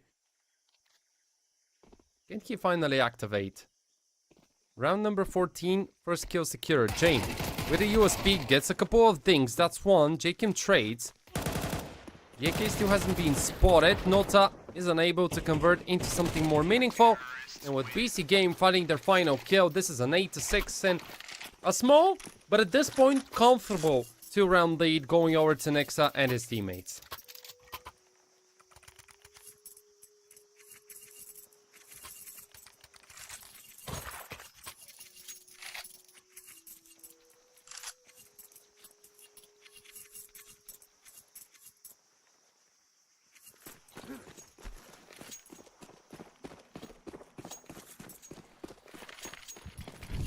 Odds. Now saying that it's BC game being slightly favored, and I don't really blame them. Vision once again having a really slow beginning of a CT site. No, the jump was surely spotted. BC game now making a move to the ram. They will go. Nice. Hey, G, so much damage given to 3 of the individuals. Molly for side, kicker still not spotted. He needs to go in and find a couple of duels. Nexa covers for a double as the captain shows how things are done. Belchanok, another situation where he needs to be the one somehow pulling it off for Paravision. Has the support of nobody as he falls. It's only Nota. Poor guy. Finally, second kill comes in. But needs 2 more. The good news for Nota is the fact that both Nix and Nock are low on points of health. But the bad news is, if any, that he needs to be a little bit quicker because he doesn't have a defuse. Checks out Nexa, clears him out, now picks up the defuse kit, so Nota would be able to do it. In round number 14, he found his first kill. Now it's a 1-on-3 clutch. Great job by the youngster. Exactly what Paravision needed out of him. Nexa with a great transfer to find the 2. And then right here, look at that. 1-on-3 for Nota. Picks up the first. That's PrimeTaps out. With the Heiji, grabs Knock. And eventually spotted. Yeah, he spotted Nexa. So he knew where he was hiding.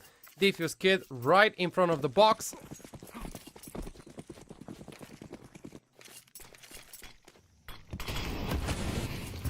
And now go into another full buy round. And this is what we expected. We wanted to see a close map. We wanted to see teams trading. As now Cypher looks to entry frag his way towards the B-bomb site. Travis and Nota will stop Ham.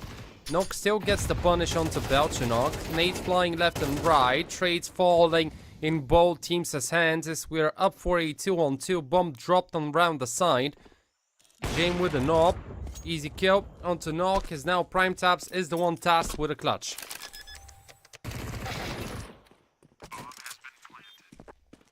Bomb planted. The big problem is that he gets surrounded, so needed to commit to one of the 2 fights.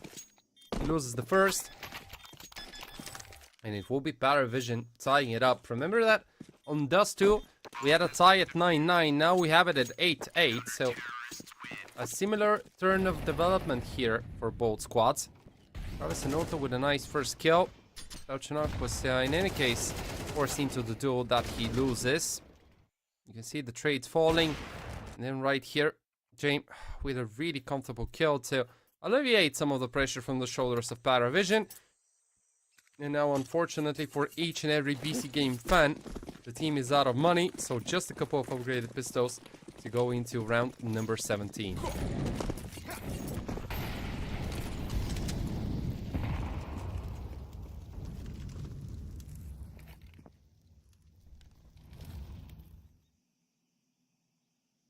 Kicker will remain active. Oh, Nexa. Okay, that was a good shot. James prepared to shut down his opponent's IGL.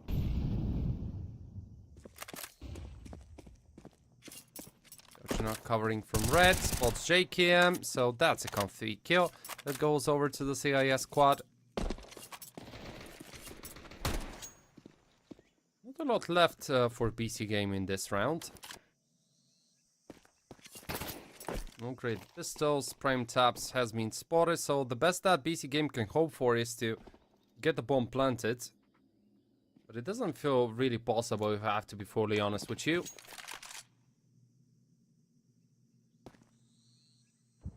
Unless Paravision makes a big mistake or wants to be too passive. Prime taps has a chance, but misses the timing. And that deal will not pay off its dividends. Will go down, but this actually pulls some of the attention away from the B-bomb side. Let's see whether Travis is going to be able to do it with the HG that is timed right in the last possible second.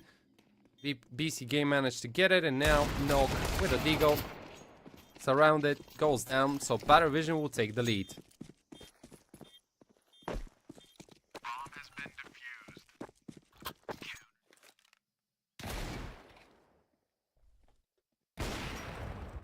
Nice first deke out of Nexa.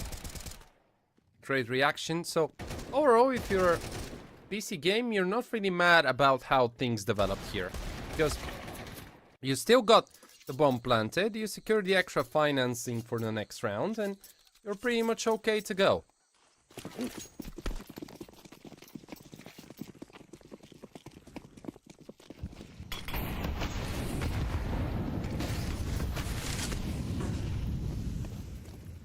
JKM. Or limit presence.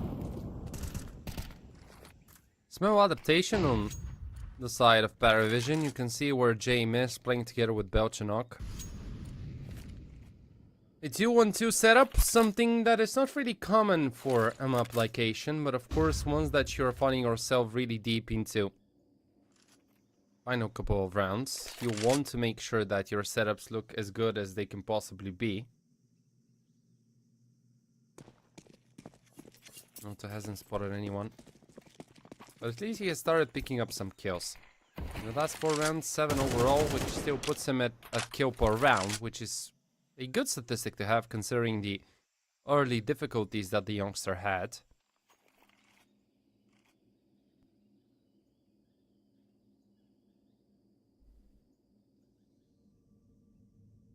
James covering from a good position, spots the shadow and still gets sting, but all that matters for Paravision is the fact that they're now a man up. Flash for side as James is really worried that he will get surrounded, but oh, they will come from Donan. Those main players a little bit too slow. James goes in, loses his head, but this is still a more advantageous position for Paravision. Nice fight, secured by Knock. Only for Temple. Next, right shoulder peeks into a duel. The second one, not his way, but Prime Taps is there to nearly grab them all. As we have a one-on-one duel between Travis and Knock.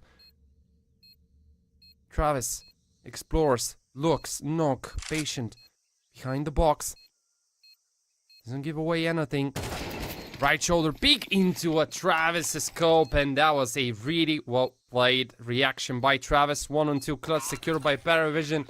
It seems that everything starts falling apart for BC game. They still got the bomb planted, so money will get secure, but this is another going over to Paravision, as now they are the team who is actually standing a bit closer towards the win.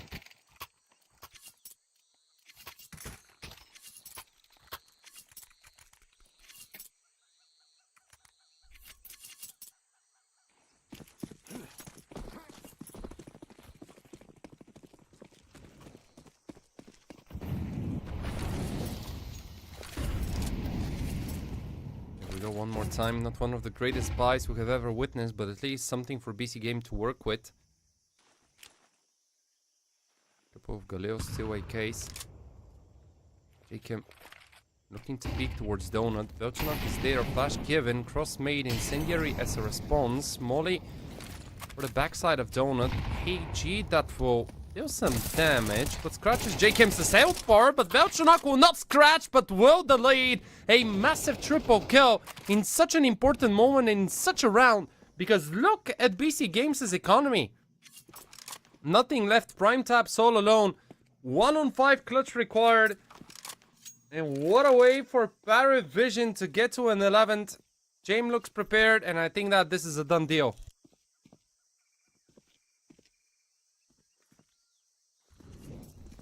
Yeah, Prime Taps cannot really do anything. Velchanok pops off once again. What a map it has been for him. We talked about how he was not doing well on Dust 2. And now, on Mirage, he was doing a better job, but it was still not him being the main contributor to Paravision's success. But now, at such point in time, he picks a triple kill, stops BC Game, and let's have a look at Stakes' replay. Look at that. So, he first right shoulder peeks, then knows that they have to be close towards the wall, clears them all up, and now it's BC Game needing to call for their second tactical timeout because things are not looking good at all.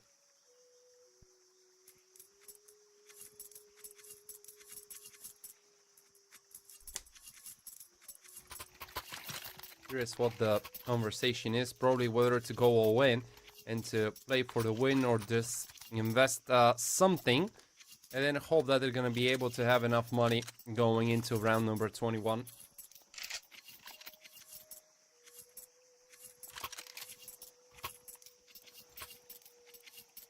Seems like the decision has been made just to have buy Tech 9s and a Galil, but if I've leveraged something after watching quite a lot of Counter-Strike games, it is that from pistols can hurt the most. Especially when you're still not at the finish line.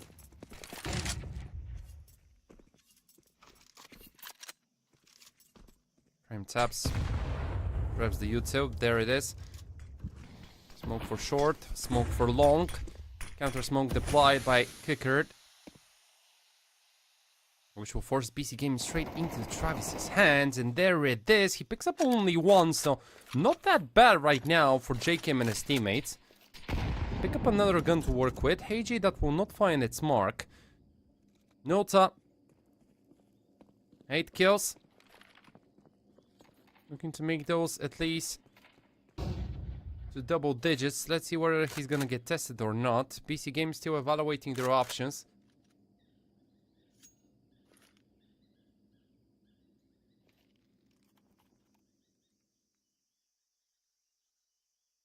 Oh, Molly's flash is prepared. No smokes though, which could be a big problem. Let's see. Op shot will miss, and this shall give the green light for BC Game to go. Nota stops J-Kim. Quicker dances around the side. Spray is good for a double. And only Prime Taps left. The German player all alone. This time against 3, not 5. Surely a little bit better, but still feels like an undoable clutch. 20 seconds on the clock. He needs to go in, plant the bomb. Maybe this is not going to happen, or maybe it will. Still some hope left. And up until this point, Velchanok, 23rd kill secured. Paravision, 12 and 8, as they get 4 chances to close out this best of 3 and send BC Game to play the losers match tomorrow against Rhino.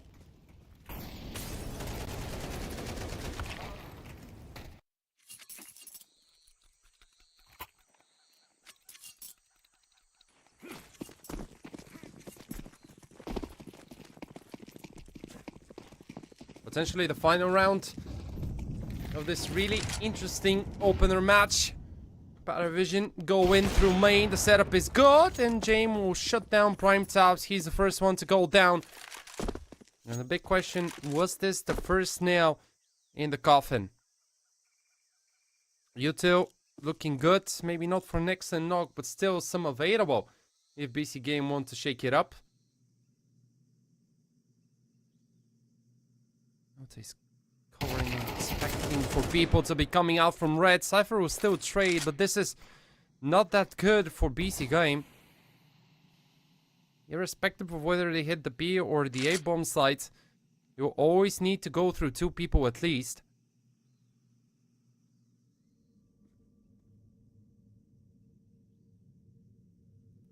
And it is difficult. It is so difficult. Paravision will need to make some mistakes.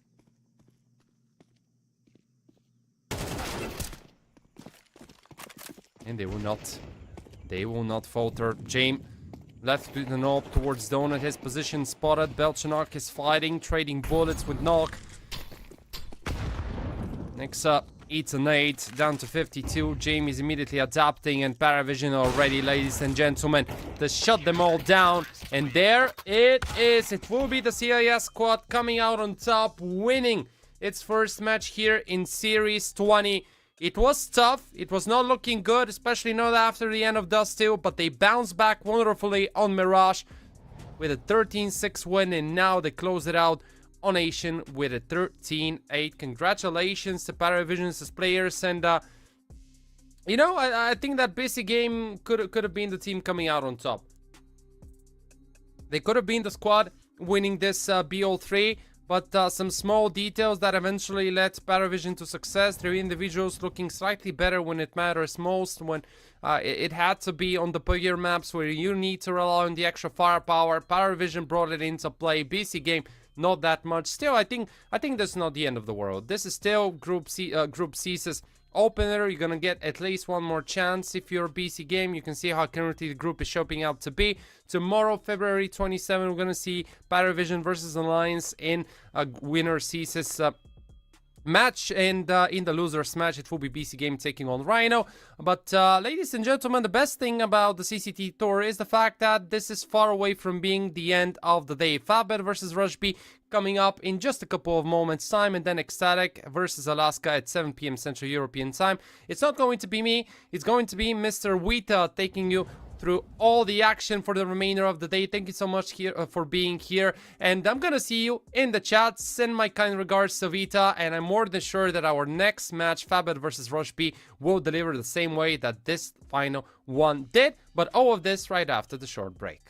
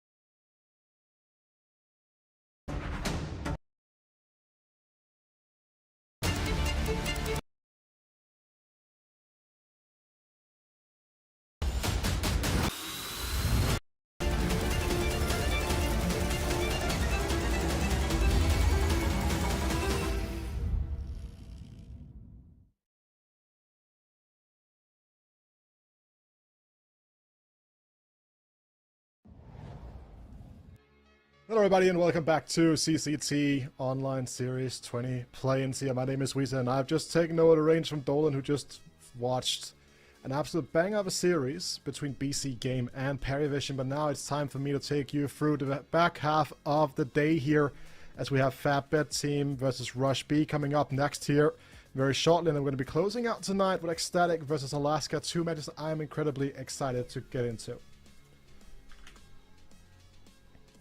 Looking at the first matchup here in Fatbet versus Rush B, it's a match that I'm kind of interested to see how will kind of pan out, because the last time these two teams played were back in October, so they haven't really matched up a lot in recent memory. Right? It is going to be the opening matches over here in Group D that we are going to be taking a look at, and I think that's going to be an interesting one to kind of look into here, because these are all the four teams that will be going up against each other for the remainder of this play-in stage until it gets to that final play-in match.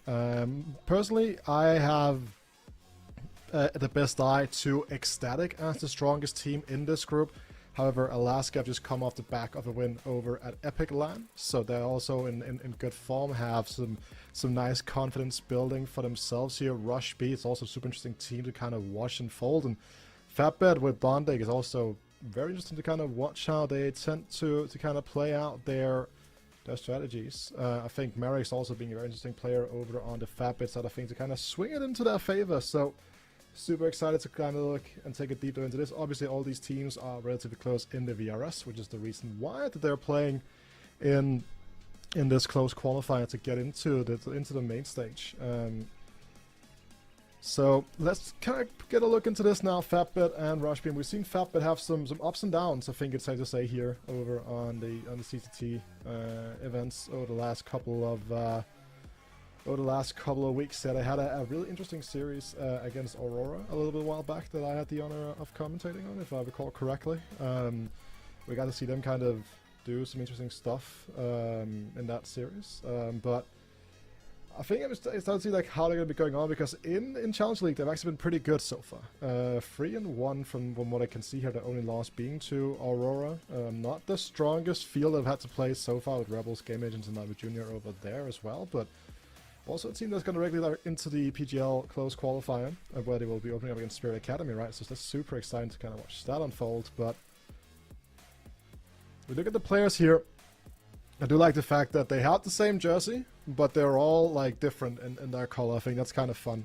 Brings back the memories of the old Aurora hair posse that they had back in the day here. But I think that my eyes are always going to be on Merrick's whenever I watch this team play, because Merrick's was such a hyped youngster back in the day. He's still a youngster. He's only 21. He can still definitely reach the upper reaches here off compared to Counter-Strike. I don't think that's wrong to say, but he just had moments in time where he was on Sprout and OG that he looked like someone that actually might be able to match it at the top level, and then his long stint over on Entropic did not necessarily go too well either. So a player that's kind of in the process of trying to redeem himself and show that he really belongs at this highest level of competition. And Bondig also a very historic player, right? It's been on a lot of variety of teams like Hellraisers. You're talking like all those good old teams, right? And has now turned 31. This is kind of his project. Also the in-game leader over on this team for sure as well. Then also I think Tension is a player we need to keep our eyes peeled for. Not the highest of ratings overall, but he is a very solid AWPer that should definitely be able to bring the fire today.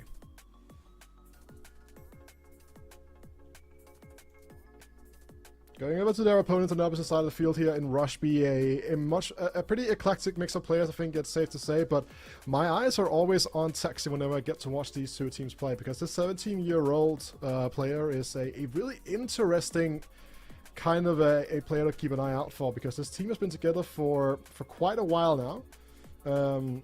Outside of Cine, who has been with the team for 4 months, this team has been together for over a year at this point. Like, they're a very well-drilled unit. Have had Weird One as their coach for quite a bit as well, so they have kind of been hovering around the outskirts of ESL Challenger League and those types of events for quite a while, and they're a team that you need to keep your eyes peeled for, because they are most definitely a team that can do some damage, as they have also shown in the past. They did make it to Series 18 into the main stage there, where they did not necessarily have the greatest of success. I think it is safe to say in their run over there, finished in 19th. But they're definitely a team that has some interesting players to kind of keep your eyes peeled for. And Kinky is the most experienced player on the server today here. He's 33 years old. He's older than Bondig on the opposite side of the field here. But as I said before, he's a player that's been a part of like this core for such a long time. And these players have just been playing together and developing. And I'm just super excited to see what they can do, because I've seen very interesting things come out of this team whenever I've watched them play. And I think that's a bit to see, but I get the information that the veto is ready, so let's look at which maps we're going to be going on to here today. First ban coming out here, Dust 2 being banned away by Rush B. Not a map that they are necessarily fantastic on, and it's a map that this Fatbet team can do some damage on as well. Mirage coming on the other way around here. We've seen Fatbet have some issues the one time they played Mirage in recent memory, but it's not like it's a fantastic map here for Rush B. So I think this veto right now could be this one to follow for sure, but Nuke being picked in the favor here by Rush B means that Fatbet gets to start on the CT side, and Fatbet are a very accomplished Nuke team, so that is definitely a scary one. And the counter pick here coming out from Fatbet and Anubis is a map that they have a lot more success on than the likes of Rush B does. So that's a potential weakness here, potential 2-0 in the veto process. And if we go over to our deciding map, which will be Ancient, the favors might tip a little bit over to Rush B instead, but they have to get past a rough 2 first maps here when you're looking at what Fatbet normally put together.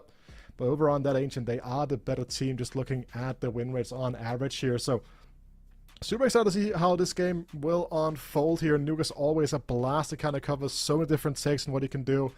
And so much can come down to those pistol rounds, because momentum is everything in CS2. And I also think that Nuke is way less CT favored than it used to be back in the day. I think Mirage is the most CT favored map in the pool at the moment. Just the sheer timings and the freedom of movement in Counter-Strike 2 just means that it's so hard for the CTs to stabilize themselves over on that defensive side. If they don't want the pistol, it will force them onto a lot of really weird buys. And even with the little bit of economic help they've gotten in recent memory now, with the FAMAS being a bit cheaper, Nikolil still outperforms that quite well. So excited to see. And I think it's going to be a series that's going to depend heavily on the T side strat book here, especially because Fatbet gets to start on their CT side on a map in Nuke that they have had great success with. Even if it's not necessarily a map that they pick themselves very often, that is normally going to be the likes of Inferno. It is a map that they have had incredible success on so far, taking down the likes of Imperial Unity, TNL. Their only losses have come against Alternate Attacks back in December, and then GG How. They are currently on a 9-map win streak here over in Nuke, right? So a potentially big streak could end here for Fatbet.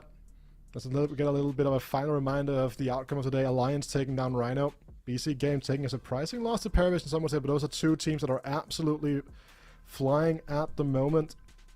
You're looking at Paravision with James going for open qualifiers. BC Game the same thing. So two teams there that are going to be incredible to follow here. And so that's why we're going to close out the evening with Ecstatic against Alaska as well. Two teams that I'm also excited to watch. A little bit of Danish bias obviously coming in with the fact that the Ecstatic boys are players that I've casted for quite a few years over in the Danish system. But yeah, eyes are now peeled for Fatbet versus Rush B, as we are going to be going into game here very shortly. Just ensuring that every single player on the server are ready to go. We do not want any technical pauses right at the beginning. Could just end up ruining all of that momentum. But with that, we are now on the server. Bondig and the boys will be starting over on the CT side, whereas Rush B will see themselves start over on that T side of the field. Looks like an upper hit in the making. At least they're trying to fake it. They blow open the door here now. A lot is going to depend on the ramp player, as they are baiting, but Smash falls back immediately. Player and backup will let their position be known. As These T players now are just starting to fall into the bomb site. Smash buying time, poking a little bit of damage into them as well. Takes a Things for trouble, but now it's time for Tension to come in and dismantle together with Merrick's. The defensive push coming out. And Rush B, well, they live up to their name here for a while, but it is going to be a one pistol round, 3k for Merrick's. Great start for Fatbet.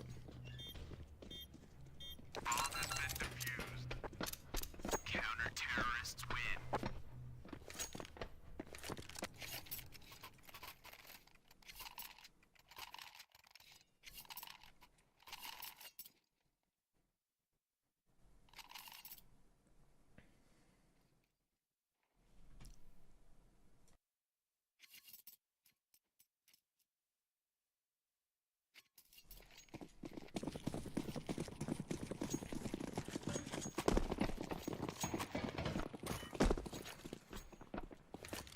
There's something that Rush B normally do. I've seen them do a couple of times here. They get the bomb plan, but do not really go for the investment into the round. Just sticking with the deagles and then trying to build a stronger economy for a more proper round 4. Or round 3 even, sorry, instead of round 4. And I think it's something that Fatbet should be well aware of in their research and analysis going into this match here against Rush B. So, we'll probably just be taking a little bit of a step back. Does not want to swing into an onslaught of pistols.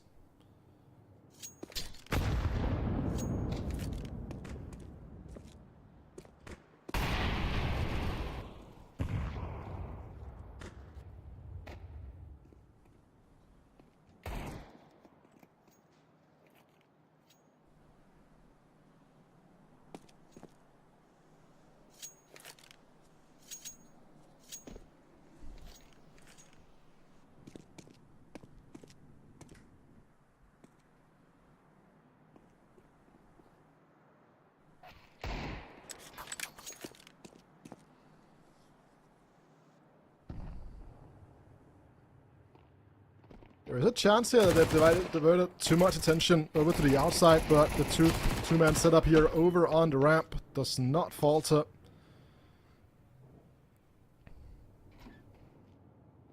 And even if Texas Deagle finds one here, it's probably all for naught. And with 10 seconds to go here, has to get a hustle on. Has 8 seconds to die. He actually might end up not even securing any money. No loss bonus, but there it goes.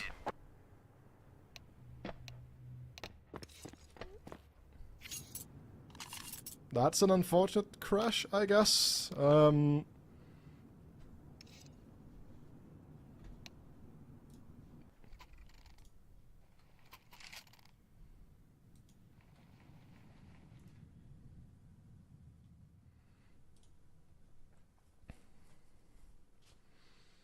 I do remember some pretty severe technical issues the last time I did cast Rush B, hopefully.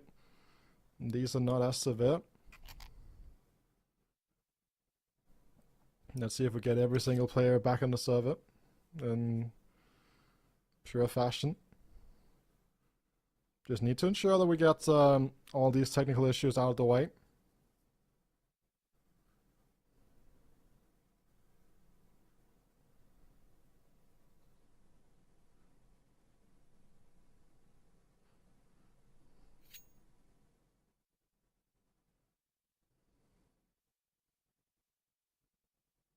And to a certain extent as well, I think it's safe to say that Taxi kind of gets helped out here as well, because he would not have been able to die in time.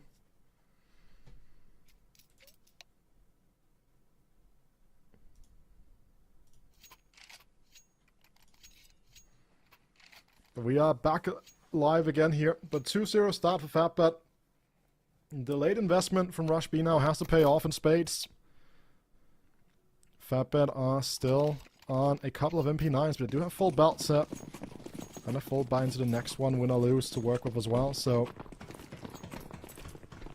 An important round for the overall scale of this game so far, but let's see which way they're gonna tip here.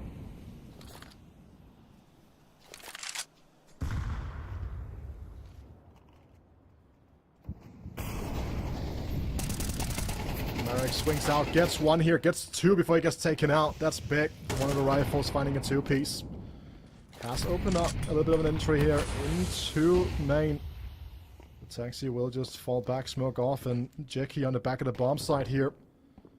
Just kind of doing his utmost, and Bondic now swings directly into the low player of Executor. This has kind of trapped the Rush B. One player in hut, one player in main. Without any real estate to work with.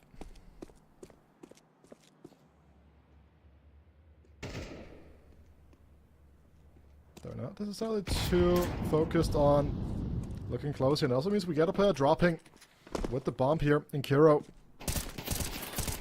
So bomb plant on the menu as Taxi falls down. So while this is not necessarily a guarantee of a good round here from Rush B, they do get the bomb plant away from the next here. Kiro finds a double headshot but cannot connect the triple.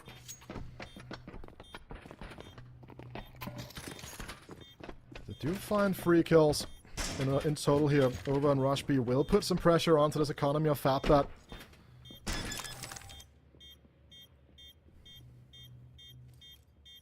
Smash with a 5-1 start. Same thing goes for Merrick's. Had that free kill in the pistol.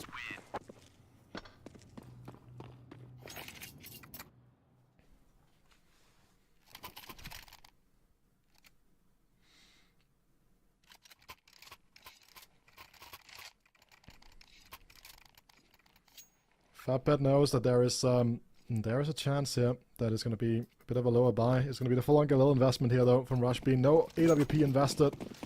There was the opportunity there to drop it over. I want to build a little bit more back before bringing that out.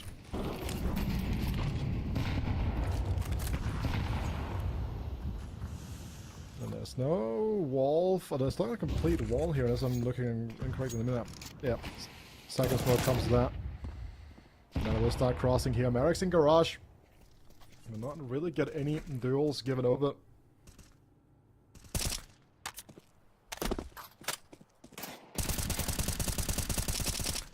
The tension finds Taxi through the smoke.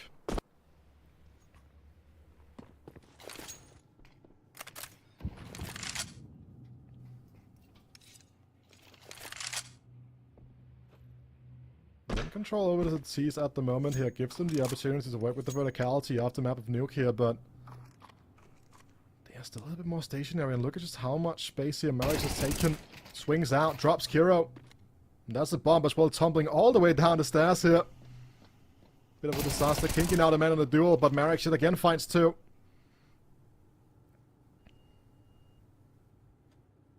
The Luxembourgian just absolutely annihilating Rush B right now. And Sinian Executor on a 2-on-5 mission here. Bomb out of their reach. It's all about just keeping these Galils over to the next one. Maybe doing a bit of damage in the process. We'll have the full loss bonus to work with as well. There's a clear to the counter swing from Smash is clean. And Executor, well, gets executed by Jackie. And a 4-0 clean start here for the likes of Fatbat. Hard to really have any issues with the way they've been playing this so far. I think it's safe to say from Fatbat. And as I was talking about, that this might be Rush B's map pick, but it's an absolute institution of a map for Fatbat. They won 9 nukes in a row here.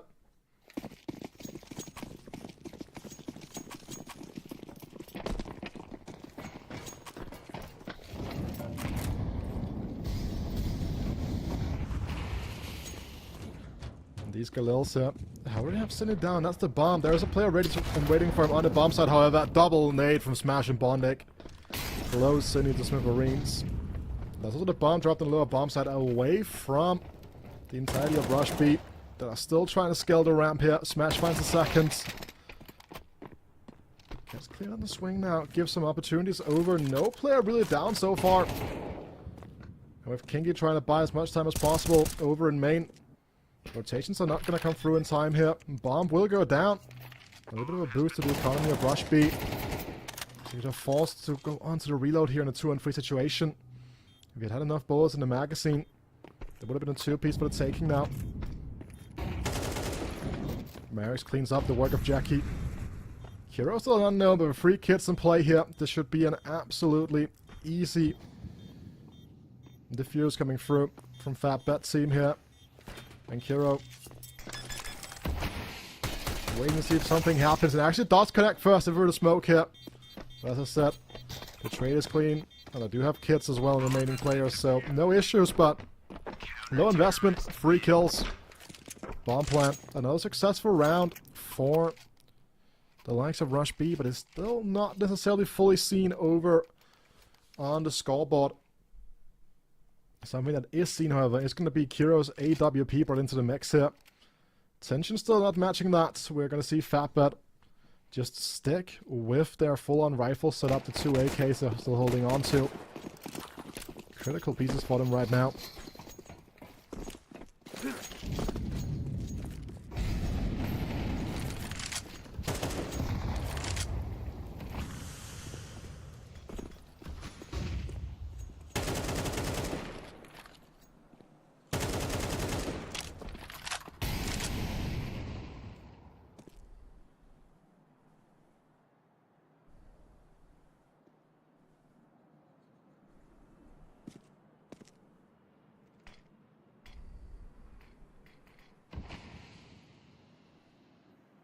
Main smoked off here. My utility being used here now to close out some of these hotspots out in the yard. Kinky, he's making so much noise, but wins the duel against Tension anyways. Mark's only good for the first hit. November carries position here, over on Unbreakable. That was a snappy thing from Taxi right there. That's also a great nade that almost gets rid of Taxi, brings him down to 3 HP.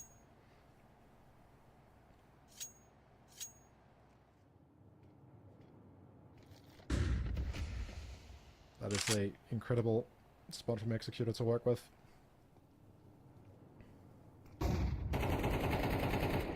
But Smash can drop the bomb here. Taxi not watching his flank at all.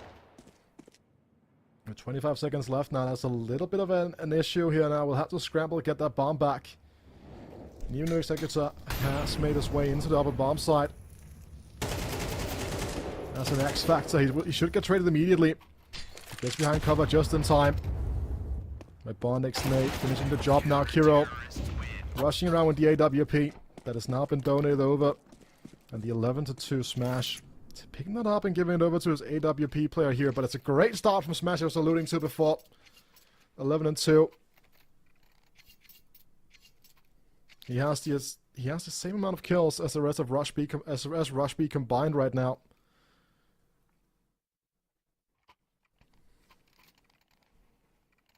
After the first 6 rounds of play.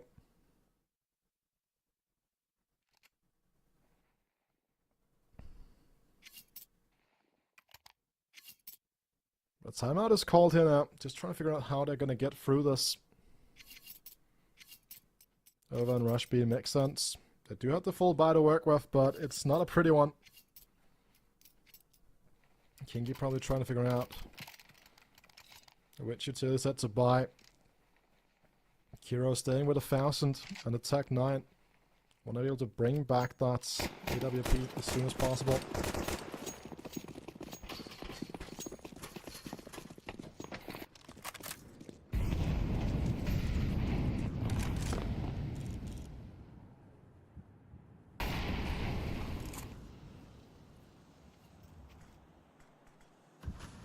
We get to see Tension with his preferred weapon right now.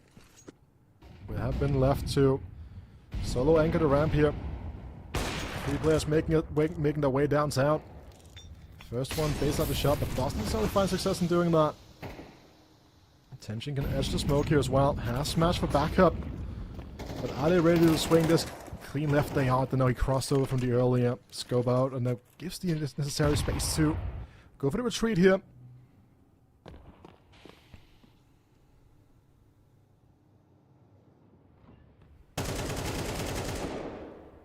So many angles to clear when you go out. Through Squeaky, drops bomb in the middle of the bomb site here. Kira gets a trade now. Rotations are a little bit delayed. Over on the CT side here. So much rest on Tension's shoulders as they come floating out through Decon. Directly into the scope of the AWP here. And Kingy close right. Quick scope fails. Offers the experienced player the chance of a clutch, but too big of a bite to swallow here. 7-0 start for Fatbet here. Well, that is Not what I necessarily expected, but I did say this could end up being a really tough veto for the likes of Rush B. Because while they like to play Nuke themselves, I think it's safe to say the Fatbet absolutely adores this map.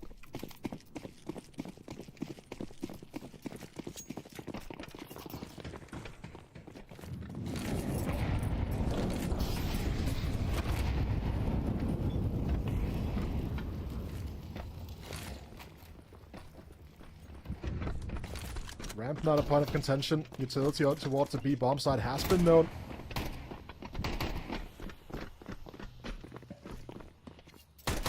It's looking like a 5-on-5 situation here. Bondnik gets taken out. Upgrade handed over to Texi. And do you just give it up here? If you're off that, but you do have money to go for it anyways, but it's expensive being on the CT side. And with no free being offered, these smokes just put down correctly, it is incredibly difficult for Fatbet team to do anything. And it's 5 Tech 9s that secure Rush B their first round here off their CT half.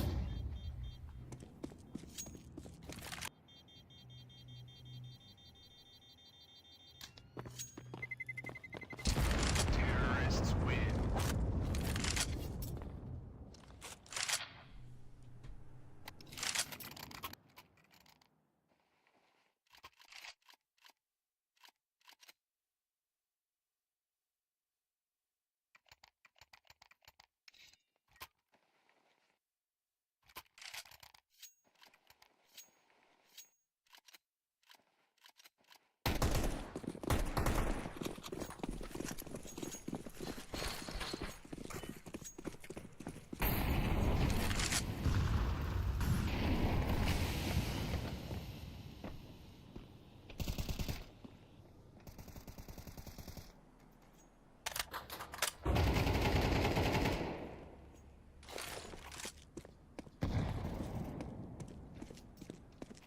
He gets in position here. That would have been good, but immediate trade from Simi. Gives it Teeth the favorite 4-on-4 situation. AWP dropped out deep in the side woo position is also a bit of a interesting spot to be in here. Resmoke to block Executor out of his spot here as well. They know he's been liking to take a look there, but Kiro now, this is aggressive. Brave from Molotov. It's a dicey duel against Merrick's, but it does go in the favor of Kiro. As Rush B are finally starting to show some teeth here. Really able to take over rounds and manifest themselves into them.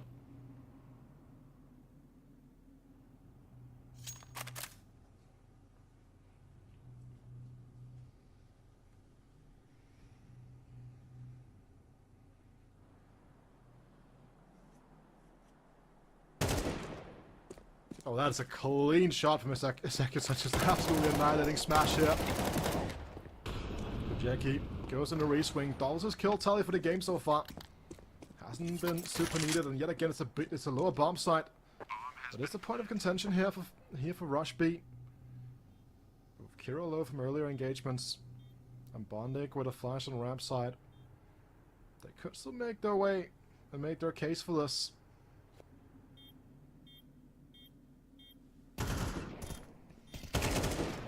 But Jackie just removed immediately. Means that Bondnik now all he can do is try to pay for the exits, but should have identified a free route for retreat here. Bondnik can close out 2 more kills, that would be huge for them, but it's going to be another round for Rush B, 2 in a row. And what might be the last buy for a while here. Nah, we're fine. We have a lot of money. We're affluent right now if we're on top of that team. Bondnik not so much, but Attention Smash and Jackie still with decent bank accounts here.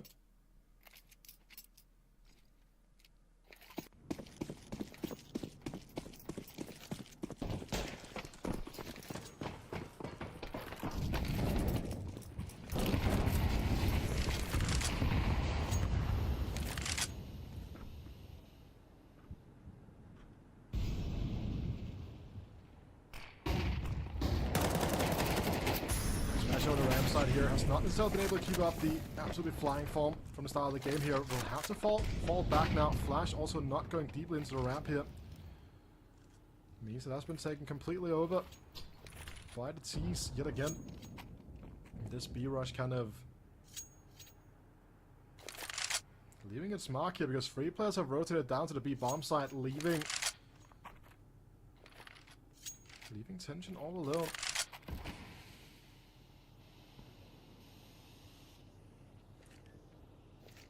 And the A side here is outside of Tension, obviously. Kind of alienated. Do see Bondek now. Back up to that. Ready for push through. Cannot find a second. Giving another bomb site over to Rush B. That seemed like they've found a formula of how to break down Fatbet's defenses. This is a 4-on-4 situation. No utility on the backs of Rush B. Mirage just buying enough time to get a scene position before it takes the opener. Incendiary fails. And that means that the backside player will not be forced into the open. Also means that there's so much more space here over on the CT vent. Finds the third as well. Clean shots, 4 even. As Tension is forced to absolutely run away. Tail between his legs. As Rush B finds a third. Terrorists win. But again, what a round from Executor. Absolutely firing away on all cylinders there. Beautiful shots coming out. And again, when you fail something as important as that floor incendiary out of heaven, you're just not going to be able to swing out, take the duel towards that position, and just allows Executor to isolate the duels here. And not secure over the win here for Rush B. That started like thunder.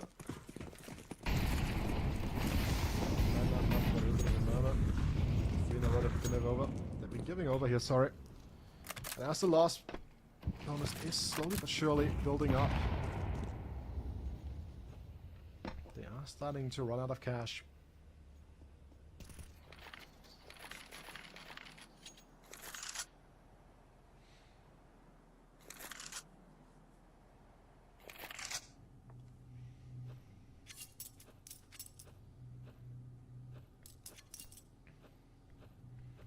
Jackie playing a dangerous game here, but they know that they could have crossed over.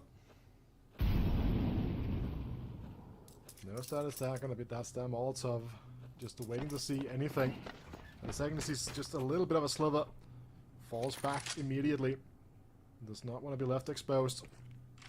Rush B do get control of, well, control, as the glass gets bashed open.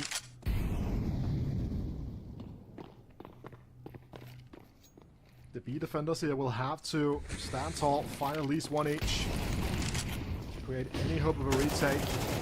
An incredible flash to start off with here. Blinds Jackie, but 2 back from the CTs. Waiting for his time, biding his moment. Brings it back to a 2-on-3 situation. That's a great flank from Executor though. Finds Mirage completely exposed into the open. Now Bondek and Decon. 10 seconds left. Bond has to be stocked up. Any hopes of getting it down. And Tension with a 3K. Shuts down the streak.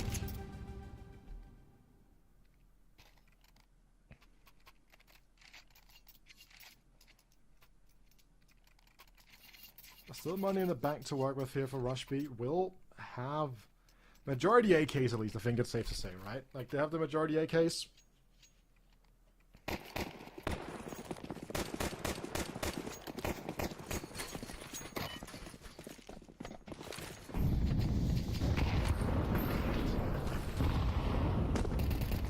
This fast play has been hurt, however. Catches Mirage completely off guard. Tension replies back immediately. Away from out on the outsides of heaven. Knows he's not going to be inside on the A bomb side. They're just standing 2 exposed. Bomb dropped into the open. And this tempo play slowly but surely falling apart.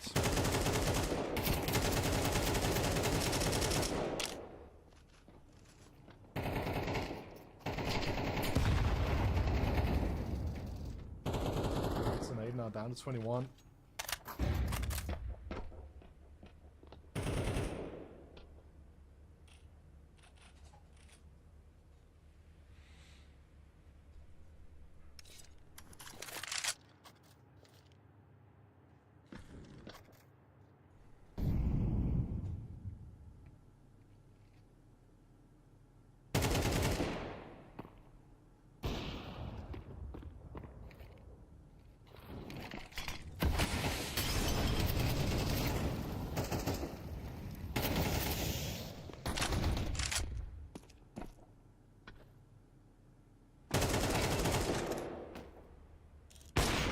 Getting a shot over on the ladder here now with a pretty tense miss from Tension.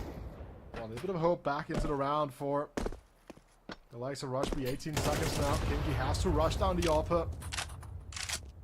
But without the bomb on his back here. Still heads up duels on Bondic. With his 8th of the half, shots down Kinky to secure the 9th. That.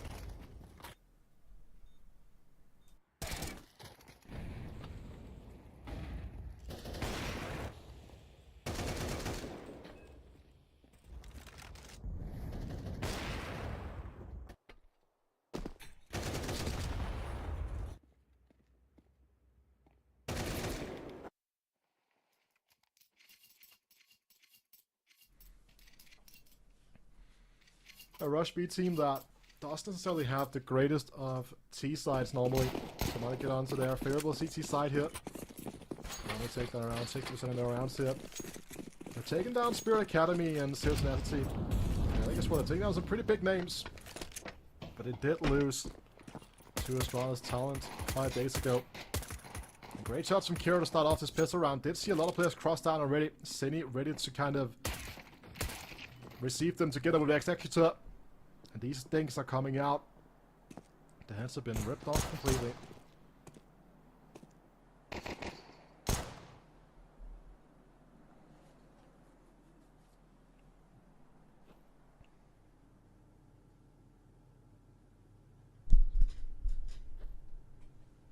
Bondic trying to be sneaky here to get up into heaven. Akira is watching that for that already immediately. And despite Tension's absolutely incredible 4 KD here, I have a hard time seeing him add 5 more kills to it. On the pistol round. This Rush B takes an incredibly important win here on the pistol. To try to fight away at the Gavin with no bomb plant as well. This should make it 2 on the bounce immediately, making this a 4-round game.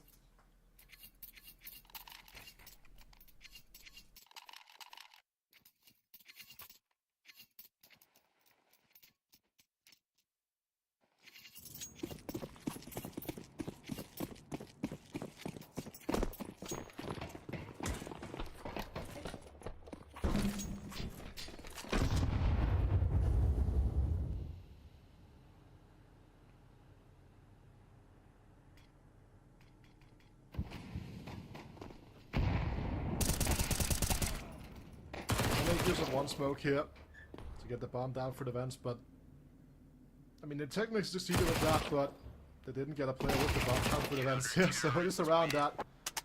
Very little investment. Gets thrown to the wayside. But now it's time for Fatbet team to show what they're made of here. Do they have the necessary chops here on the T side to make this a double-digit game for themselves and respond back to this early CT 2-piece from Rush B. Looking for what type of set piece they're going to be running here. Definitely going to be defaulting around a smoke, it seems like. They're going to set those up.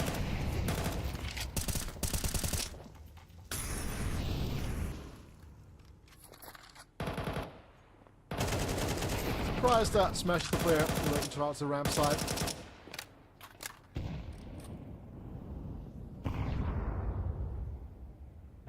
Does a good amount of damage to Taxi.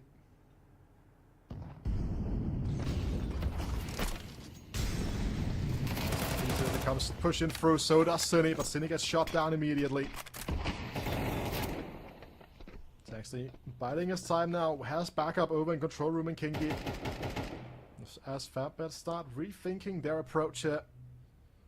They can really string out this defense now with being a man up in this round. We saw Executor be absolutely brilliant in this position earlier on today. Just in the first half even. But not necessarily going to get an opportunity to shine right now.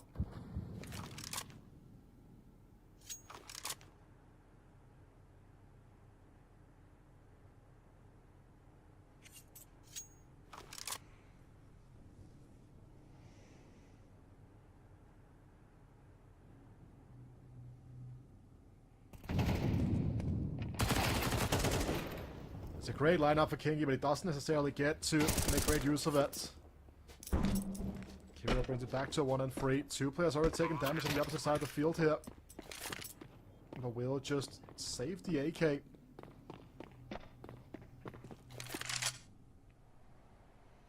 Something that no one can really blame him in.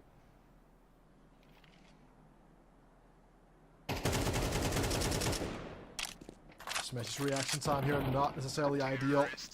But Bondek just comes jumping down the ladder. Takes home an important kill here. And I think it's safe to say that this entire game kind of depends on this one buy coming out from Rush B right here. Triple for Mars, 2 Enforce. Decent utility, I think it's safe to say. Need to offer up resistance to Fatbed here.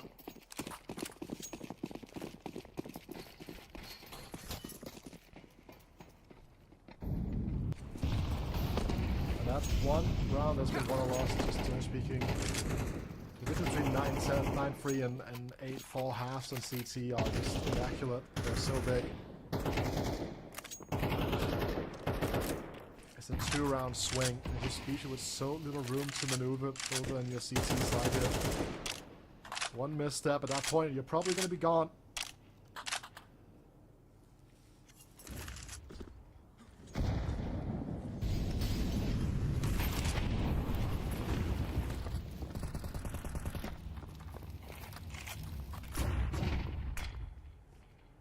Good kind of utility here. Should buy Texas some opportunities to come out and support his teammates. Finds one here, but Smash finds another. And the ramp has been a major point of contention so far. This game was a big one for Rush B on their T sides as well.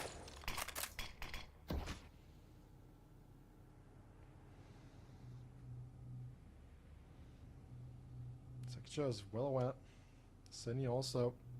And if Cine shuts down Merrick's here, that would be a huge one for the overall control of the space they want to operate in right now. But the smoke here for Econ will spell trouble. For Cine, 20 seconds to go. They have to make a decision. They have to start going for this. And if Cine ends up popping out and denying the bomb plant, it could end up being absolutely a huge issue. Wallbang not quite there. Merrick's ready to take and receive Kingy down to the vent set.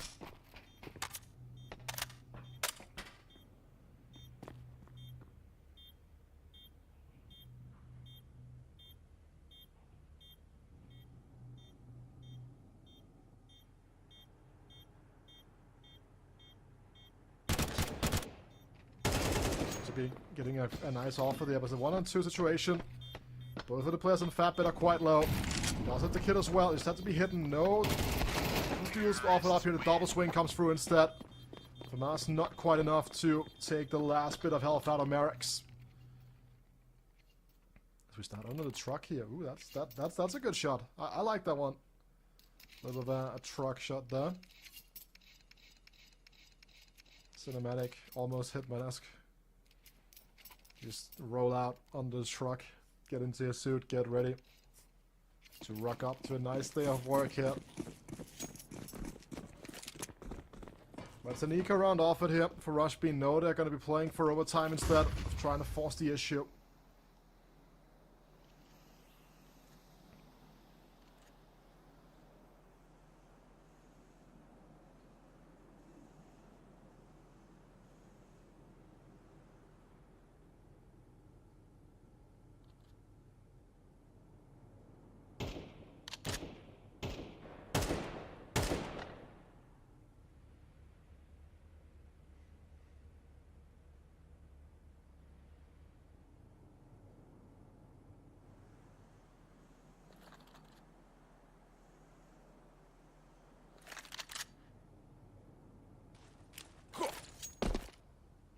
A late wall to scale with, being thrown now by tension.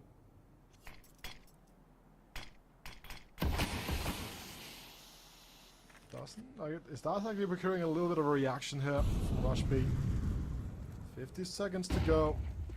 Need some connection. Here comes the classic that's supposed to swing off of, and Merrick's sprays dicey, gets one. Gets back into cover, but Kiro shots him down. There's an AK given over to the CTs meanwhile. We do see the T of Rest come in. On the bomb side here. Mission saved, the AK well on the way. For Rush B.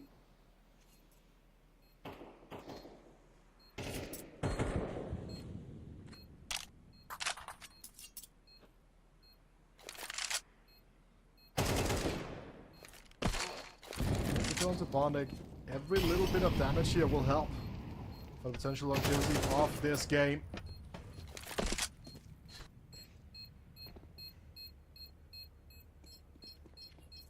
And clean shooting from Kira this round does give a little bit of a hope for Rush B, but it's going to be a 12-5 scoreline here to work for Fat Bets. Terrorists win. Gonna have 7 goes at the swing of things here to get this game closed out.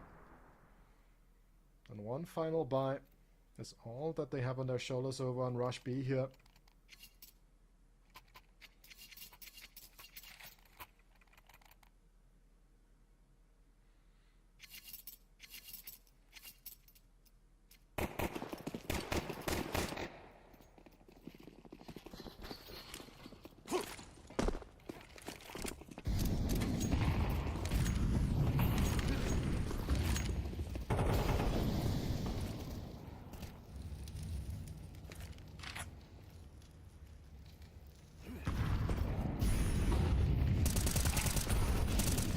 Being thrown here now. 50 opportunity to get some aggressive pushes going in here now. Merrick's has to find more than one, but Kiggy coming from that main position is too much to handle. Leaving Tension all alone up on the shelf in the lobby. More than a minute to kill here. This was a nice little first test here of the longevity and the resilience of Rush B.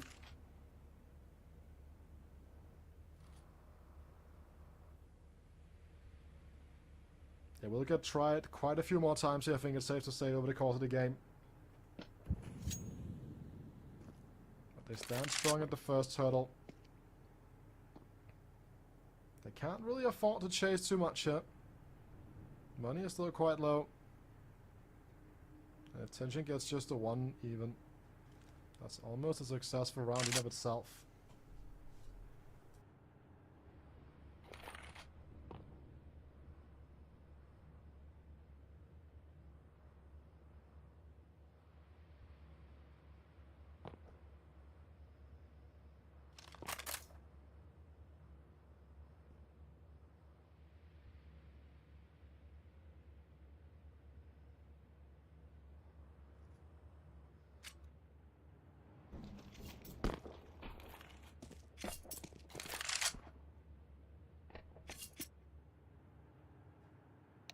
Counter-terrorists win.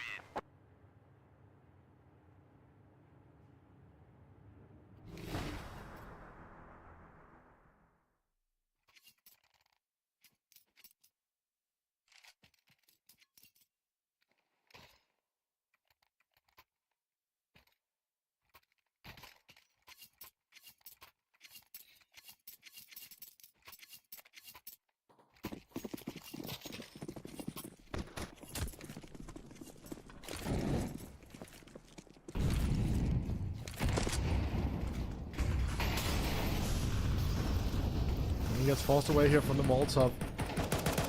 He's going to be unable to really do a whole lot here.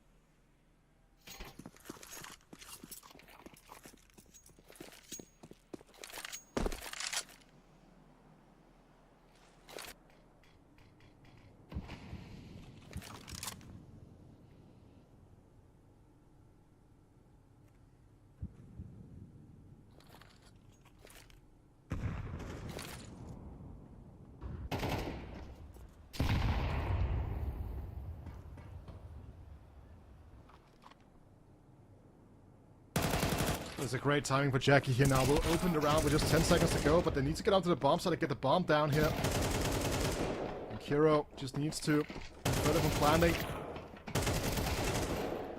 As long as Taxi doesn't overstep his boundaries, which he does not, that's another round brought back here. 5 more rounds to go, and overtime will be a reality.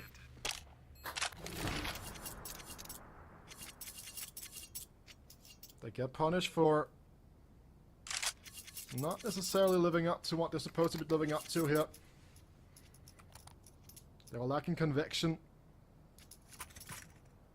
in their side take. The explosivity, not quite there.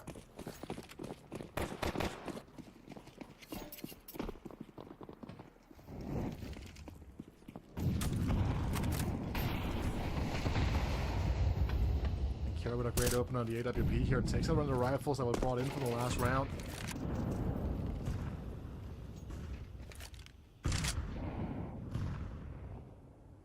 It's going to be a dry swing onto ramp here. I don't think Jackie's going to be in a position to offer up the flashbang.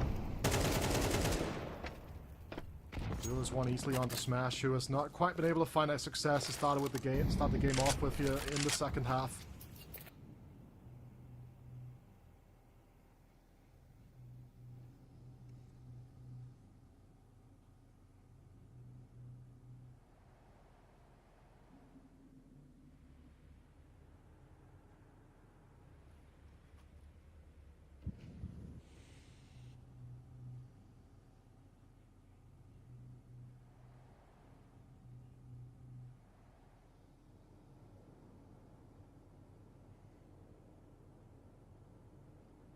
A reset button has been in this round here now for Fatbat. They want to see if they can bait out some aggression from Rush B.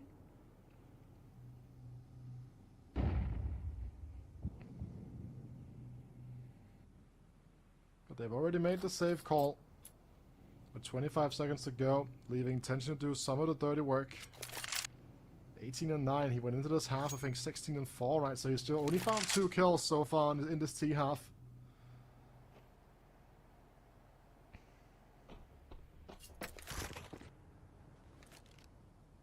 They've been struggling to fully excel. And that is far from ideal.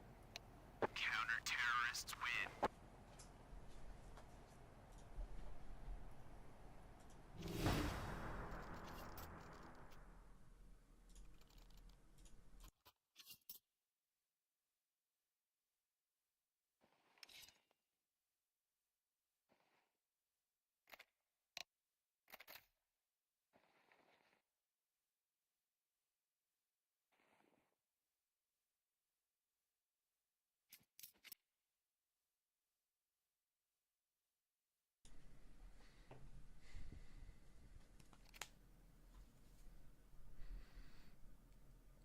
And Fab are using their first time out here of the game so far. They have been on cruise control for most of this. And still just need the one round to get out of the way here, but...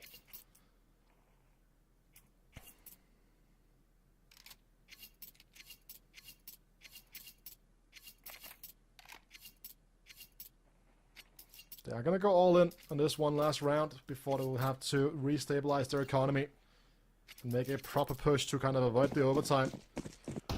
Kiro still on the AWP here. He found an important opening 2 rounds ago. So he got a rifle. They're just gonna overload the ramp player, forcing Taxi back down. Rotation's already coming through, however. Oh, he's using the smoke to perfection here. Standing in just behind it. Down on the ramp here. It's going to stop the approach a little bit here. Slow it down.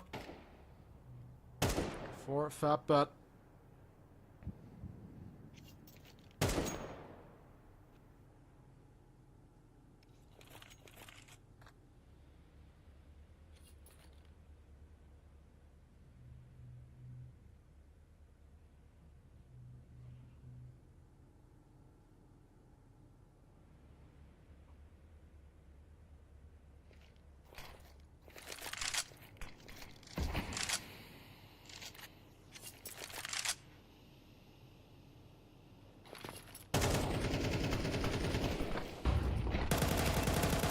Here they come, flushing onto the A-bomb side. Executor finds 2 before he's put into the grave.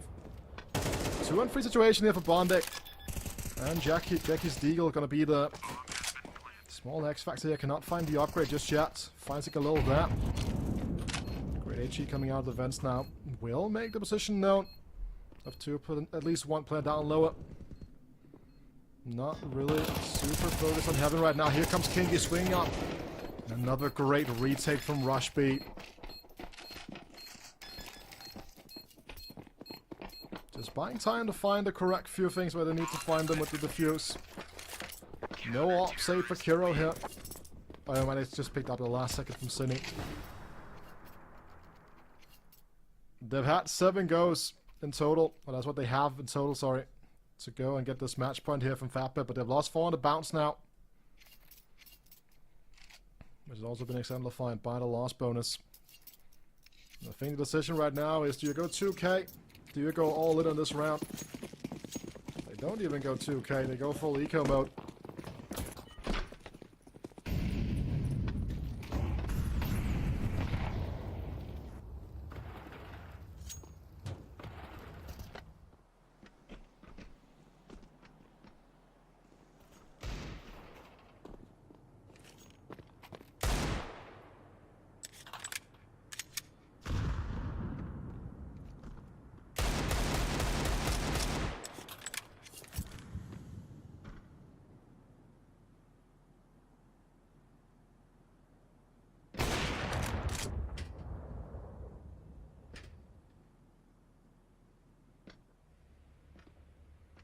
While it hasn't been the most difficult of asks so far from Kira on this AWP, he has looked to be at least be pretty sharp with it, which is a nice little thing to show. They do have some confidence on the AWP to work with.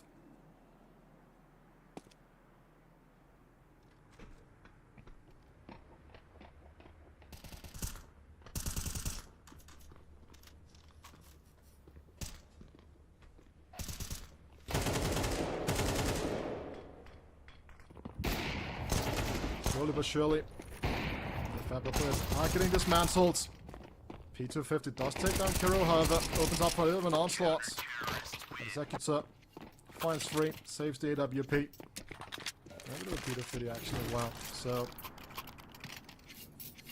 nothing too serious here. A little bit of a minor jump scare for Rush B now. Just 2 rounds between them and Fatbat. And there's overtime.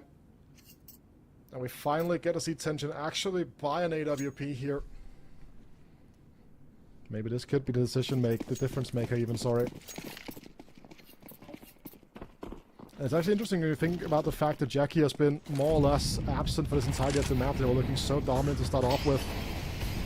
The young gun just being unable to really make his mark so far. He just steps in 1 round. His presence known. It could be huge. Bondic still there was a sneak attempt here. Yes. Blown to smithereens. They do get this great opening kill over the ramp here. Smash finally finding an opening.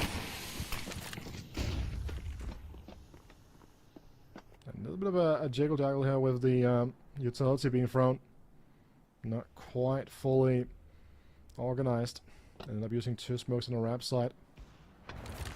And Marix is kind of trapped behind the red box at the moment in time, unless we do see Kiro go up the angle. Oh, that's a great shot from Smash again. Finds Cine. 2 clean headshots from the Ukrainian so far in this round. That could be a difference maker. 4-on-3 situation. Rushby will have to go for one of these retakes, and Marix has an absolutely godly position here. Kinky completely unaware.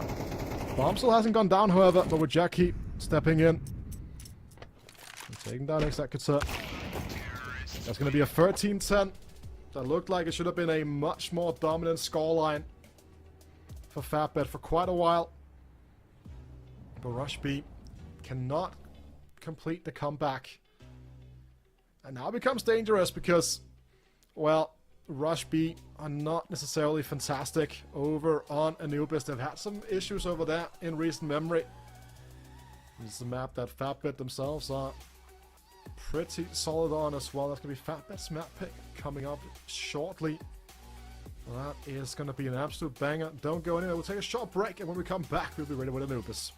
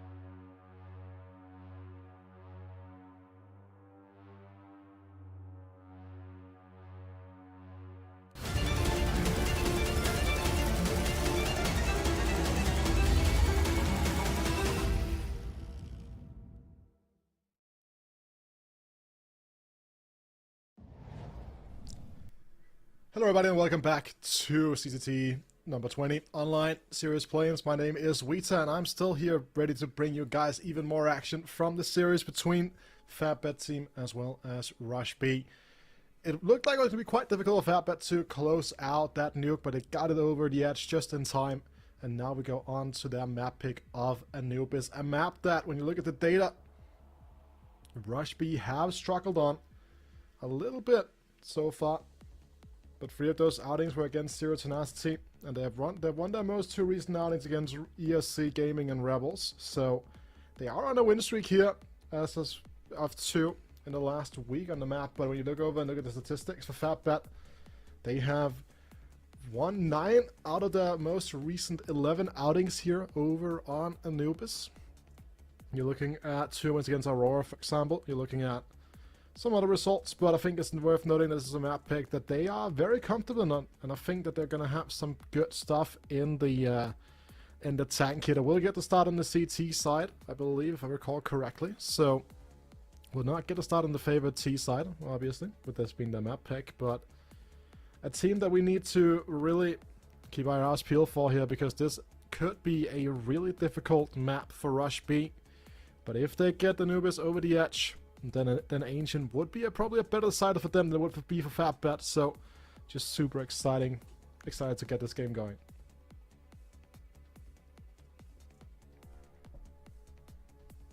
I think a big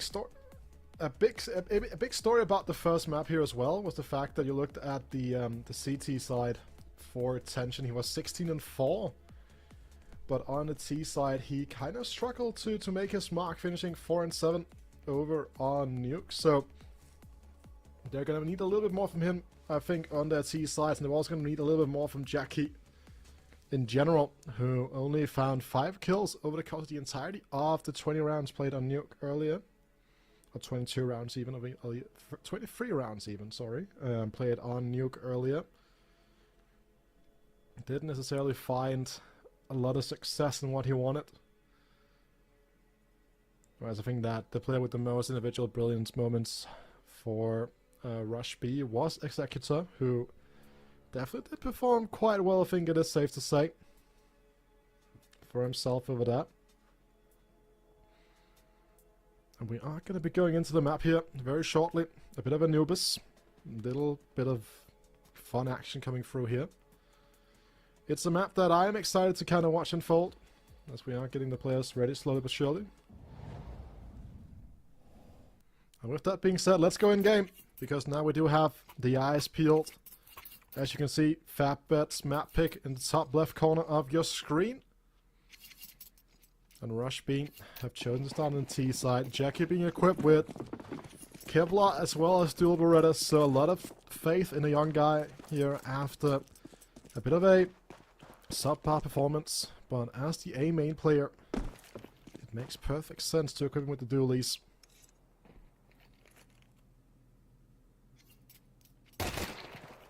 Well, that's a great clear from Mr. Kitsup. Rips the head off of Merrick's.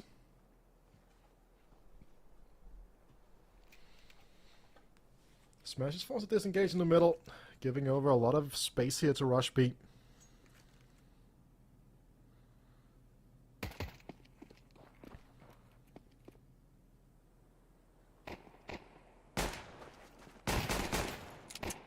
And Tension finds an important headshot here now. Will give some time for Bondic to start unloading the clip of the USP.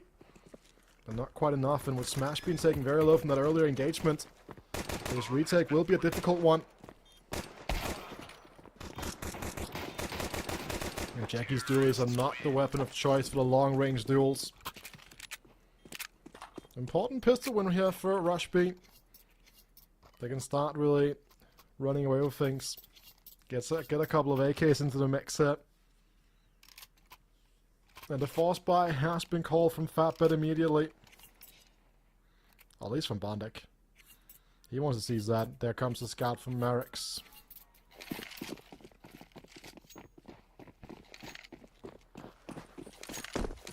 And a couple of attacks on that scout on Merrick's. And this round becomes really achievable for FabBet team.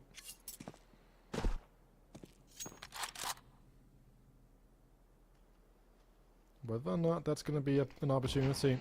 Time will tell here. Smoke will dissuade them a little bit from pushing through.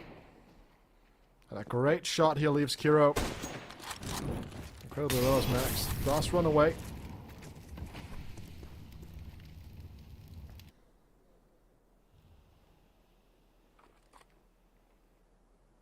And the first 40 seconds burned off the clock. No real space being shown for it, as they are setting up to make some sort of play towards A main, where Smash is standing here. Ready to go with that 5-7.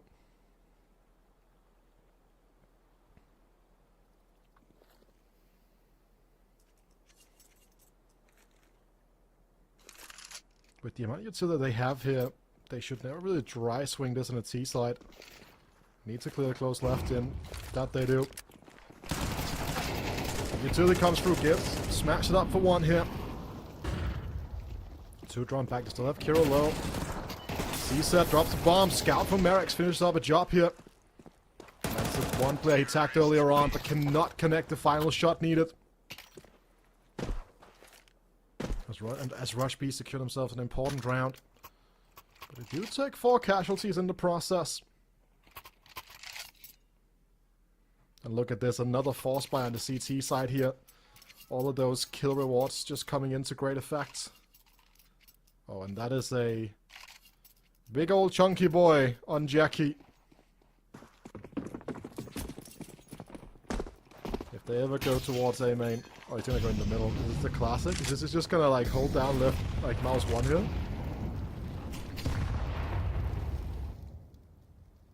The classic NM strat, just send the Negev into house and just fire around. As Kiro yet again does not get to play around with full HP. This time it's a combination of some pot shots and a nade to take him down to 17.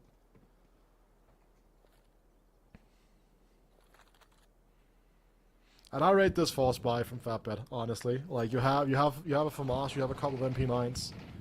We've seen Merrick's already do good things with that scout previously. And you have Jackie's Negev. Will stand up to the task. Flash completely removes any fun from the game. That's not a fair duel. I want a recount. I want to see the Negev fire away. Don't even think he got to shoot a single bullet. Didn't even fire a single bullet from the Negev here. That's unfortunate.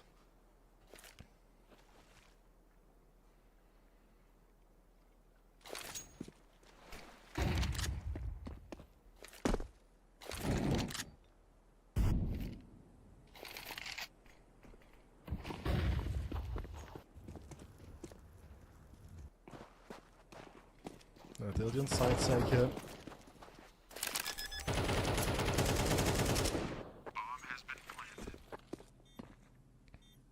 And with the consolidation of the players over towards A here, I think it's safe to say that this will be a save coming through from Fatbed, who've not gotten the start to this game they would have wanted. We know just how streaky this T side can be in Anubis. They play with a lot of high risk here as well. I think it's safe to kind of point that out, right? You're looking at Bonding and Smash and company just force buying 2 rounds in a row. Almost getting the better of Rush B in the first one. This time around, the force buy fails to really make an impact. And sadly, Jackie's Negev doesn't find anything. Ziggutor being sent out with the Mac 10 to try to farm 600. And will get farmed instead.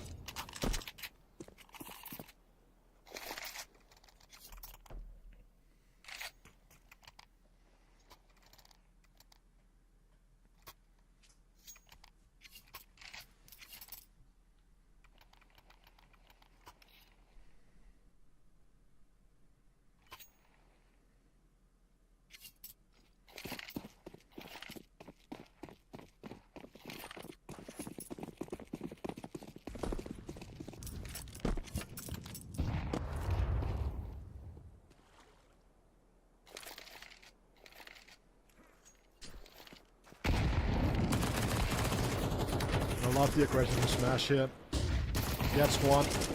Almost gets it up with the flash here. Takes Cindy down. There's a sliver of HP. This Taxi also gets a bit of attack here from the Scout of Merrick's.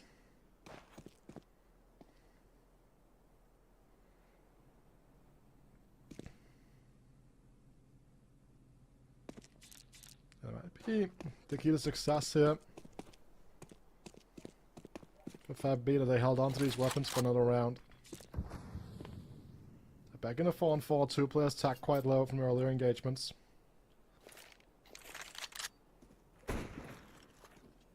It is only Mirage with the scout left in the connector. Only sort of B presence right now. As the remaining players are slowly but surely making their way out of A main. A free scout shot misses here. Tacks down a third player. All we can do now is just wait for his teammates to make the cross. Then cash in on all the tacks that have been provided.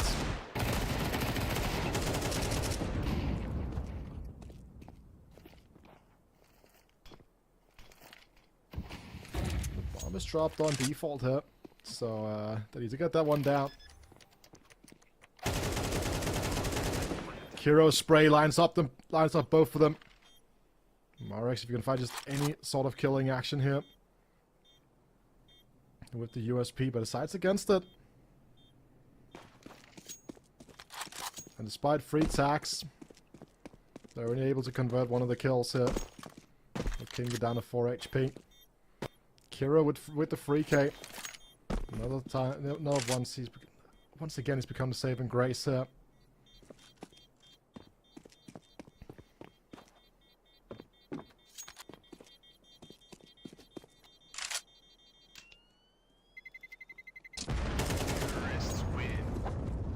Mirage does not get to save that armor he's invested in this round.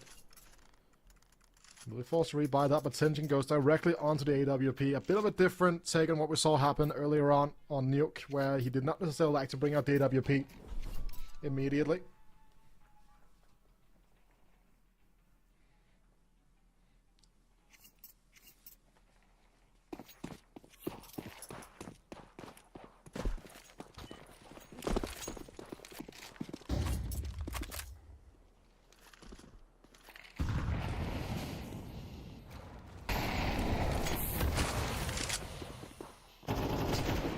They just meet this aggression immediately. Swing directly through. With a full buy. And that's going to be a P-bomb, so they're slowly but surely they've been absolutely annihilated. Bondek here did not have time to reload, but finds Kingy while blind. Talks back into the corner while reloading. They're seeing cross from Temple as well here. 3-on-3 situation. Cindy gets taken out by the Natus Bondek, gets burned up by the Molotov. It's a 1-for-1 trade with the utility. Brings him back into a 2-on-2. Still around for Fat, but if they want to break in. As Kiro gets caught jumping around on the bomb site, drops the bomb. It's a 1-on-2 situation. Has 55 seconds here. If he gets out of the bomb site in time, he can make it all the way over to A. But look at Jackie.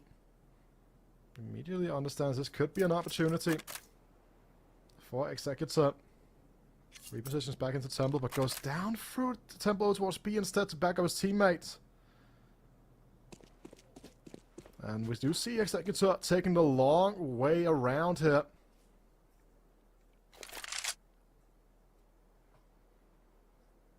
And surely they'll start to figure out that something's fishy. Over on Fatbat. And Executor, yes, let's clear out this bomb site, but might not have time to do it. Just chucks down the smoke to block off the camera. A little bit removed from Jackie, but it doesn't matter. It takes the head off Executor. And they're gonna buy time for Jackie to go back down here, pick up Tension's AWP.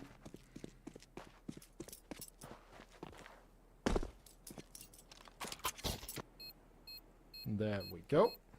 And that's the power of having defuse kits. As Fatbet finally make their statement here over on the CT side.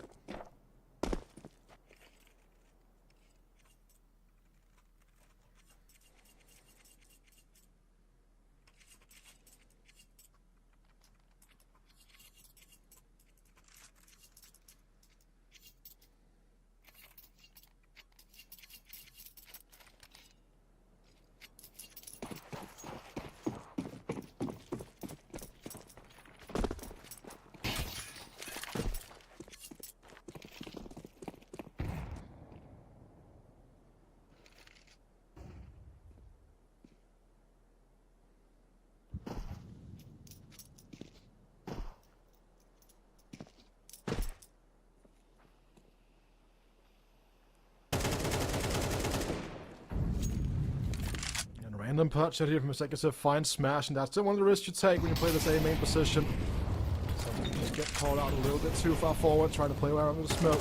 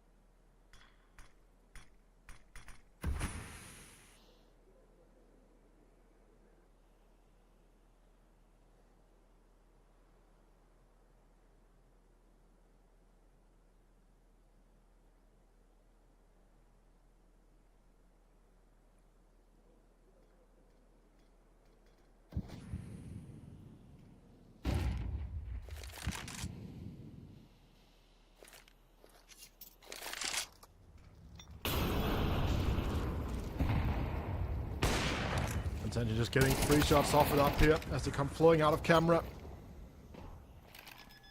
This Jacob finds the second one. Bomb has been planted. Yes, Kiro tapped in. Bondig also making his way around here. Morex, bit of a crisis situation, but now has found something out of position. And the off shot misses here, gives a 2-piece over for Morex. As he gets an A main. It's the last unknown piece of the puzzle. But now his position has been known. And Bondig shots that down immediately. Counter-terrorists win. Just grab what they can from the utility box. The left on the ground. And Rushby, they get the bomb plant here. Now with 2400 in the last bonus, they could upgrade a few pistols. And potentially create some havoc. But a couple of important rounds here for Fatbet, I think that's safe to say. Have been won on the bounce for them.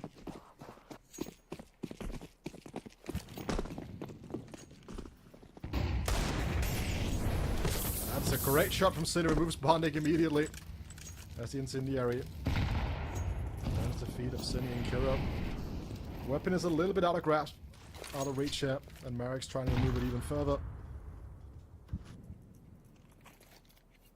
A lot is going to be asked of this A-hold here. With Smash and Jackie. Jackie swings out, gets 2. Smash gets a foot. And that is the entirety of Rush B removed. Jackie gets 4, already over his total of kills from the first map here now. Just 7 rounds into play.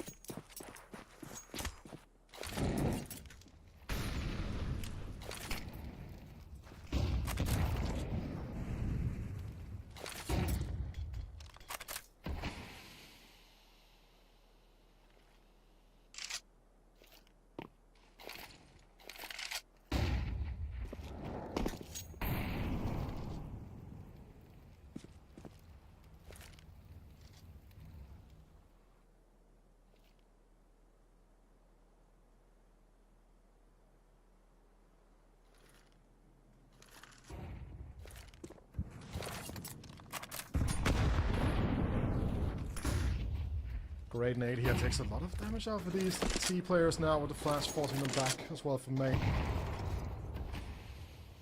This is such a frustrating rally to Rush B. This is the full investment, but they've just been absolutely denied every single everywhere they go from the Dormant. Just been met with utility.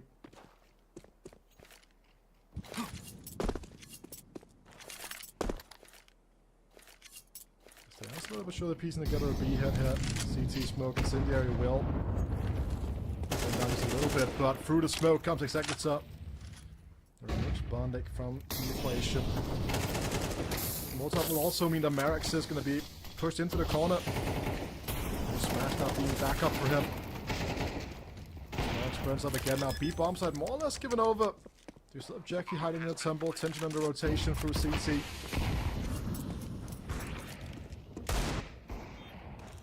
But with nothing being offered up here with the smokes, I think it's safe to say that Fatbet are gonna be pretty content with just saving the AWP and buying into the next one instead.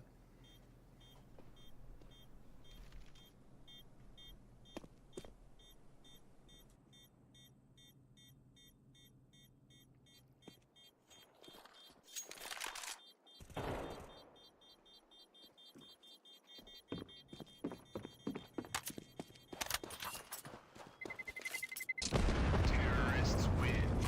Sydney going down to Jackie is actually not ideal.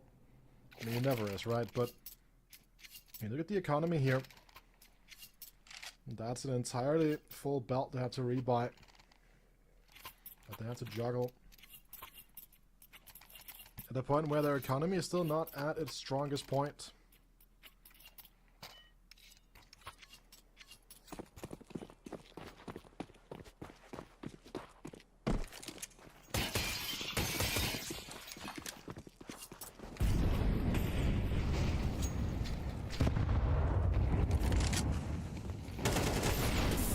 Another high-paced play makes kill. Finds Bondic. A little bit unaware, not ready.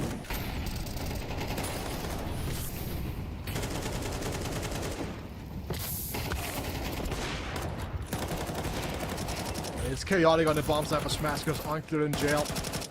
And goes back into CT here. Now it's all into tension. Can't get on the HP here. He comes in on late rotation. Will get smoked off. Should be the end of it all, and it will be 6-3 Rush B with a pretty solid T half so far.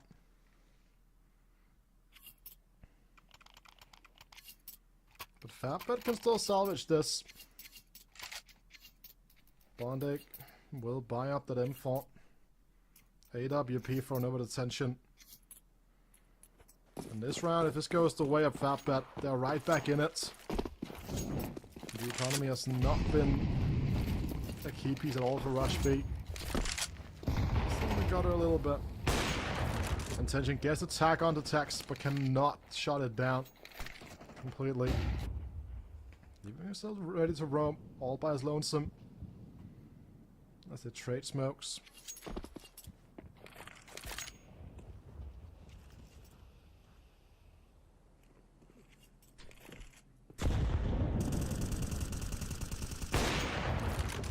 Kiro just shifts directly into Tension scope here. 2 shots fired, 2 shots connected so far. It's up for Jackie and Smash here to get tested. The 2 from Arceus. His high pace play gets punished immediately. But now it's Sin's turn to get that entry. Jackie yet again just pops up, finds Kingy. And that is a fantastic round from Jackie, actually. Just making great use of the FAMAS here to find 4. Completely shuts down the A-bomb sites. And shuts down the Rush B economy as well. 2 rounds left to go in the first half. 4-6 scoreline. Fatbet are kind of in a good spot here. I think that's safe to say. Off the back of Jackie's heroic so far, mainly, I would say.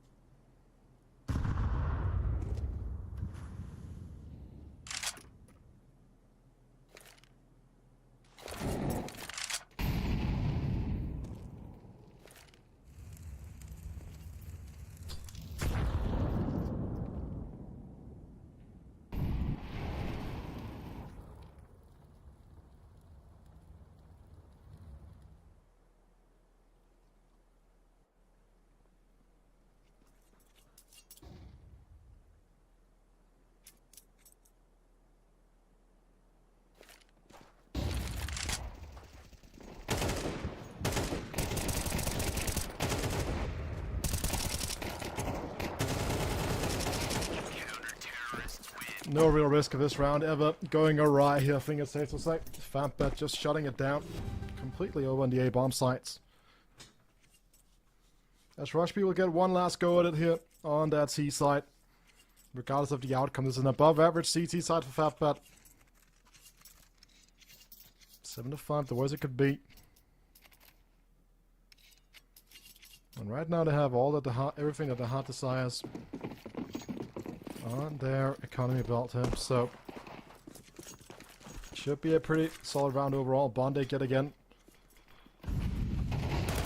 That connects up. That is an incredible clear from Cinny. Purely based off the timing here, gets Jackie removed.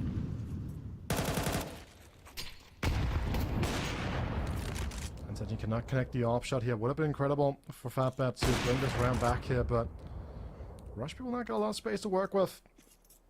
Have fully manifested their numbers advantage. As a resmoke for connector comes through.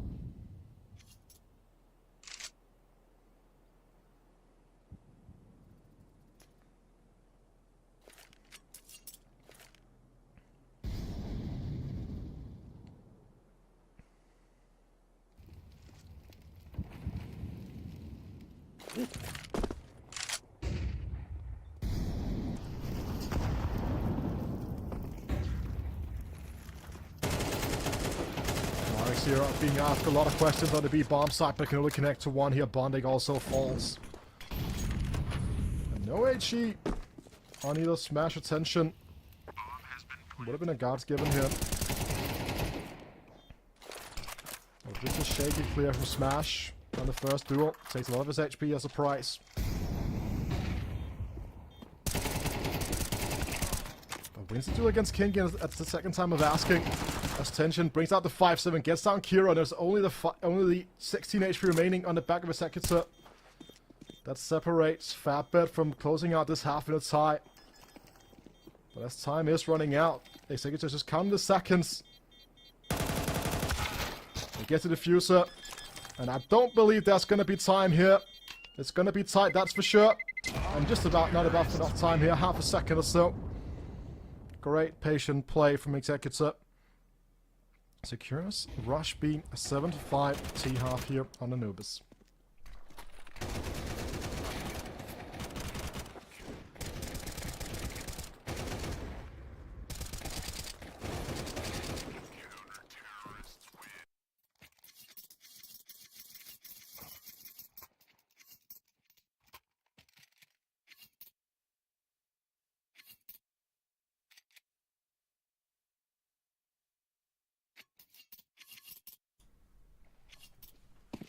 And you're sat here with a feeling that Rushby will need to convert this pistol into a win to really have success here. Merrick's left to lurk over towards B main here in this default. The rest of Fatbet more concerned about the canals area. Might want to play an A-centric play here. And then have Merrick's ready to shut down the rotations.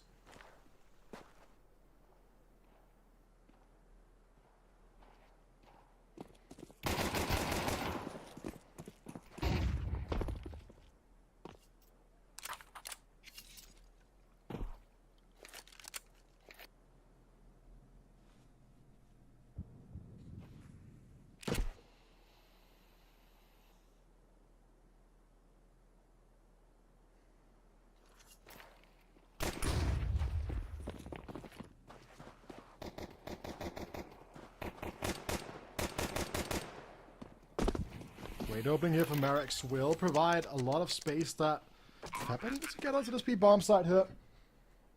Oh, intention. He has to flank on attacks. Just a shot to the back of the neck, and that's going to be enough to probably dissuade Rushby from trying this here. They do have the smoke, do have the kits. If they can make this chaotic and hit their shots here at the first time of asking, there might be options, but the remaining Fatbet players just stand strong, win a pistol. And we saw these crazy force buy strats come through from Fatbet in the first half here. What is Rushby's call gonna be? Are they gonna try to match that crazy Go for the Negev. Who knows? Or are they just gonna do a full eco? It's a full eco, which is the more reasonable thing to do, I suppose. But not as fun. There's Jackie rocking a Negev in the first half. I think that's safe to say. It's the USP stack play out of A main with a flash. But that's about all that they can create here. And that AG could have done a lot more damage, actually. Barely scraping the surface here. And here they come swinging out. Smash just waiting. Isolating the duels. Doing some stat padding as well. And now Bondage just wants a little bit of extra cash here with the Mac 10. Even though Smash will love that ace, I think it's the correct economic decision to get Bondage 600 extra.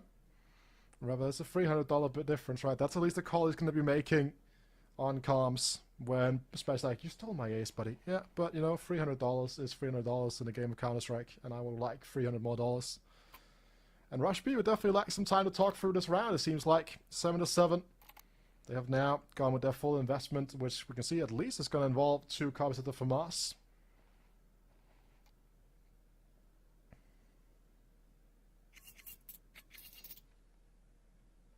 And Fatbet team are still on 2 Mac 10s here. Smash and Bondake are going to be the spearheads of the operation. Letting the AKs work further from the back here.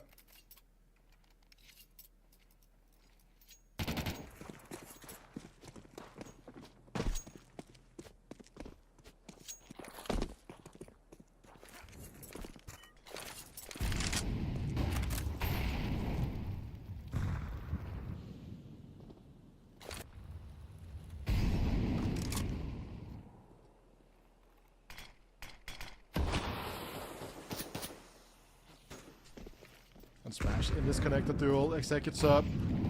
Let them through, but now pops out through the smoke. Gets both Bonding and smashes the Mac 10s. This becomes a tense situation. If they get a connected shot out of Cine, that would have been a big one. Brought the numbers back into an even Steven position. And then again, just barely scratching Cine's hair. Tension gets an opening here, though. This should at least bring forward a rotation from both parties, actually. Kingy making a run for it through camera. The B side slowly but surely being vacated. And Jackie and Merrick's. We're trying to wait to see if there's going to come any play.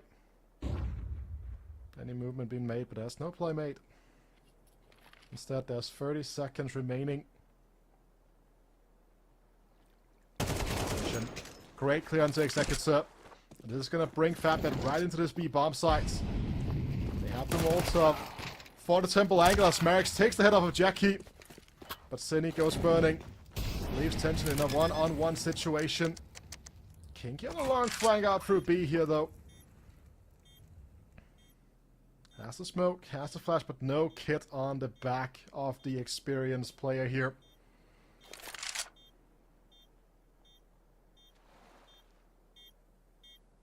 But you would think that with the way the bomb has been planted, and with the fact that Tension has the AK, and that it should be his, but the smoke, as I said before, could play a number on him. I think he's just coming into the defuse here. And he cannot find the lineup. The knife coming through, not in time! Oh, just in time!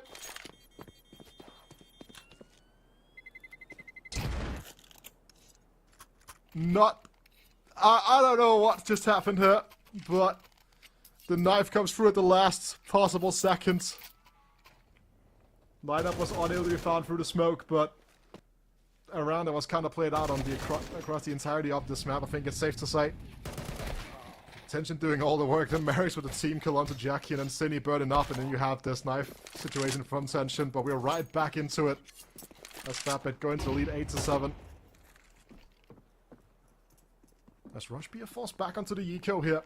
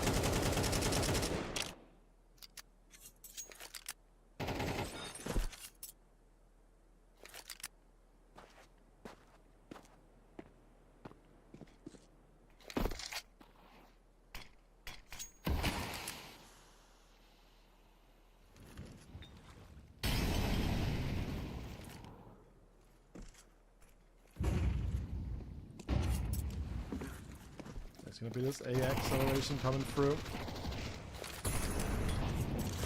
It's actually kind of forced into a deeper angle now. Merrick's in the middle trying to catch up these rotators. These 5 seconds, they are dangerous beasts and do put out a decent amount of damage in this round, but they only get 1 kill to their name. Bondic gets that final kill with the Mac 10.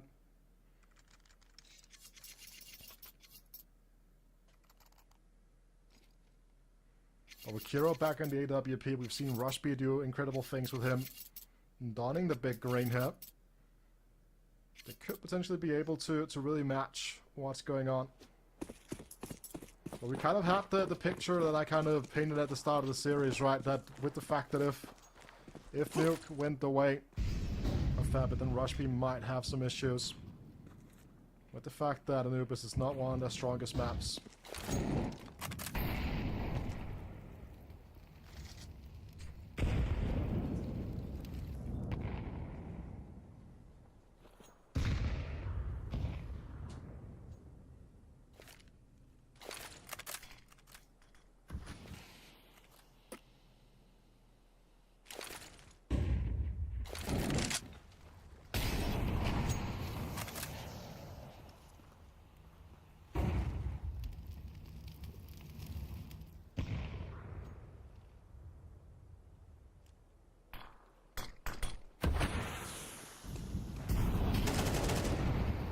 Smash with a great entry of attacks here. Just opens up this A bomb. That bomb has not been brought in, however. So they'll have to, Bunny will have to run back and grab that one to bring it back into the bomb sites. But it does seem like Rushby have already called the save here. Too much invested. So even consider going for a retake situation. Know that they lose these 4 guns, that it's going to be curtains on the game potentially. With that, but only having to convert 3 more to this one.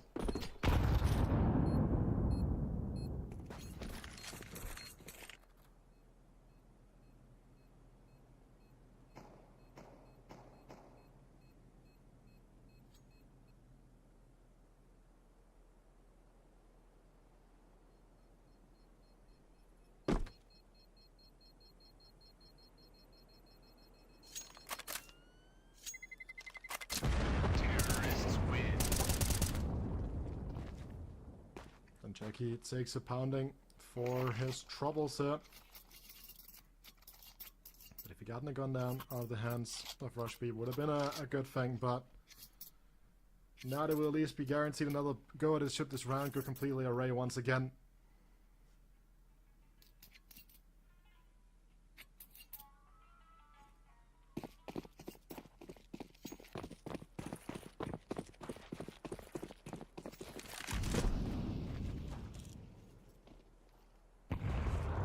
Not being offered an opening, I was about to say, as the shoulder peek comes through.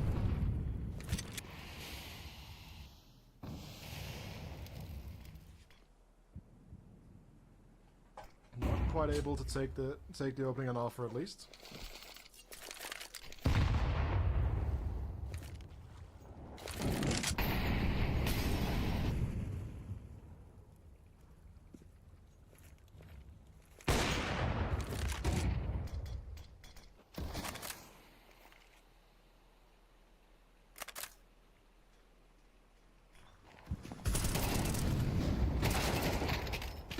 Great trade from Merrick's here. Lee provides some opportunity on the A-bomb side, especially a ping compliant duel in the middle. Jackie, a bit of a dicey one there. But the bomb will go down, however.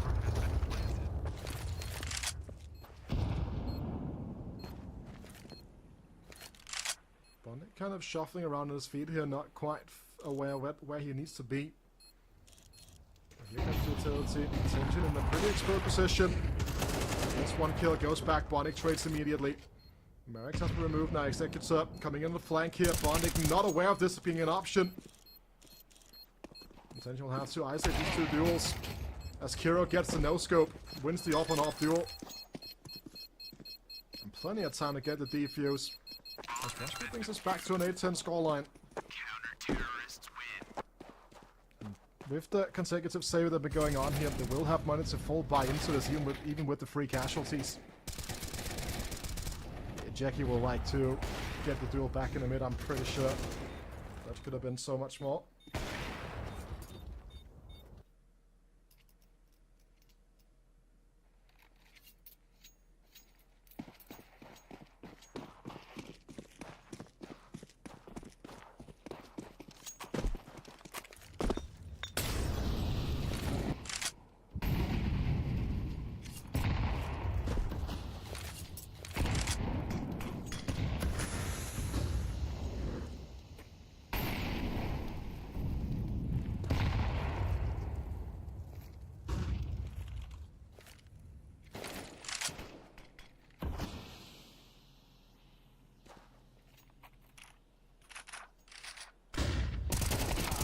Good flash, but Kingy is ready to just win the duel on timing anyways.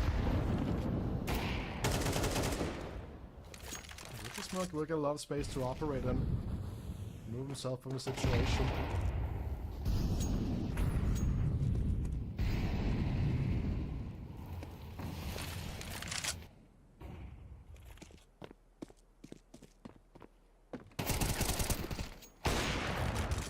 Immediate trade from Tension here, but Taxi gets rewarded. He gets that opening kill, puts even more pressure onto this T side here.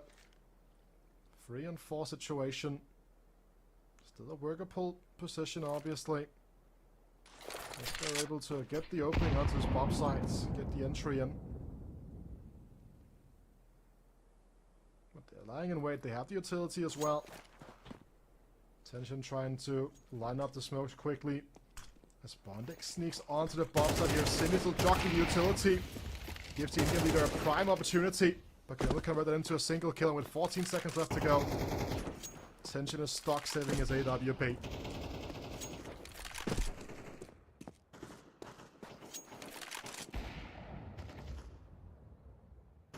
Counter-terrorists win.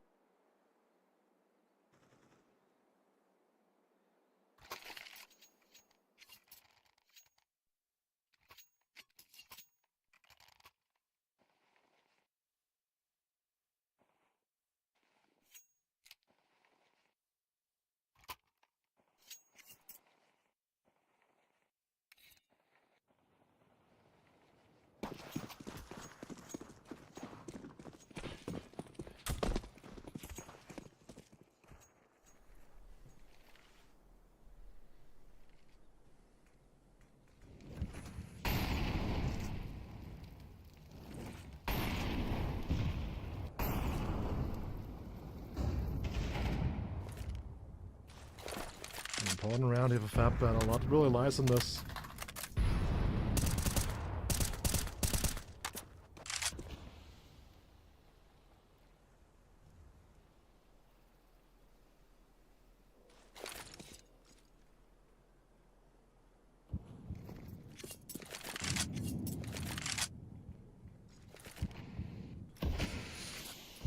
The deep connector smoke here just to block off the view of the calm plant. Give control of the canals area here.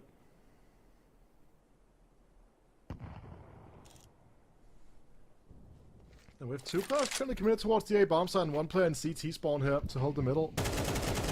Actually not the worst timing here for Fatbat, especially when they find Executor looking complete opposite direction. City now is going to be forced into a precarious position with the Molotov on his current spot on the map here now. City again with a great timing onto Kingy. Bomb site just falling apart here, and the stacking coming out of Rush B just not effective at all. Misread the play completely. As Fatbit goes on to their 11th round. Rush B, they have just a 9, but they do have the money to buy up again here. Try to find those last couple of kills needed to get these last few rounds to force out that Ancient Decider map, where they know they will be able to produce good things.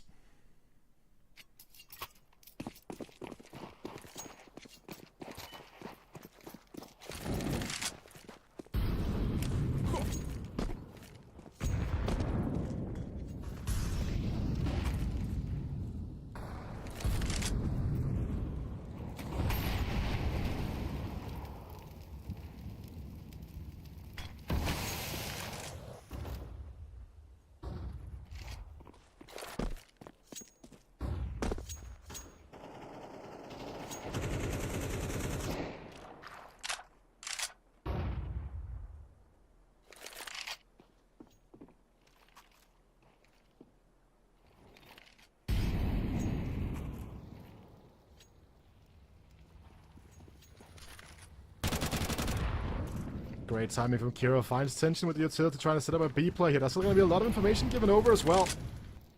They know that Fatbit are going to be completely committed to this. And Kiro pops up, gets shot down by Jackie, who still has to be aware and concerned, but even more players coming for the backstab. All 8 remaining players here currently congested around this B bomb site. A few players on the likes of Fatbit here are trying to make moves towards the A site, trying to scale some information here, but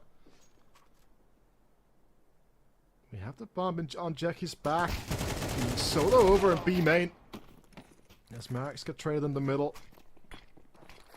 And Sax, they line up for a double here. Jackie cannot get the last one in. As Rush B go on to double digits. And these two teams have been really closely matched so far, I think it's safe to say.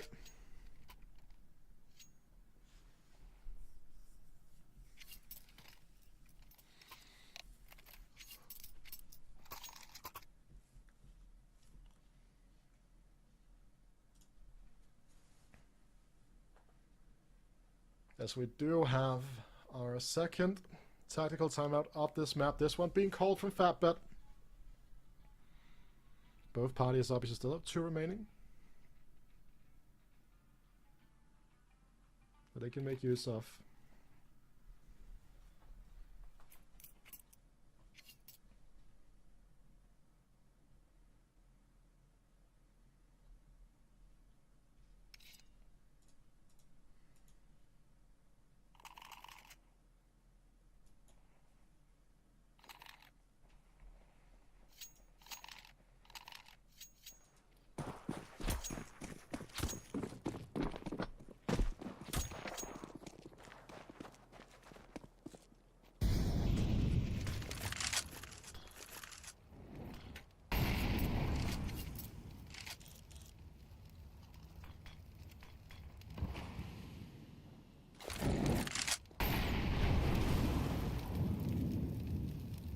The incendiary here. Not quite enough to force Jackie out of position. He has gotten some information, I think that's safe to say. Molotov will burn him just ever so slightly. Give mid control over to Fatbat here. They're kind of forced 3 players to be blocked into this A bomb site, and the bomb being committed towards B here. They just keep on putting this presence in. They could just end up making an explosive B play instead here.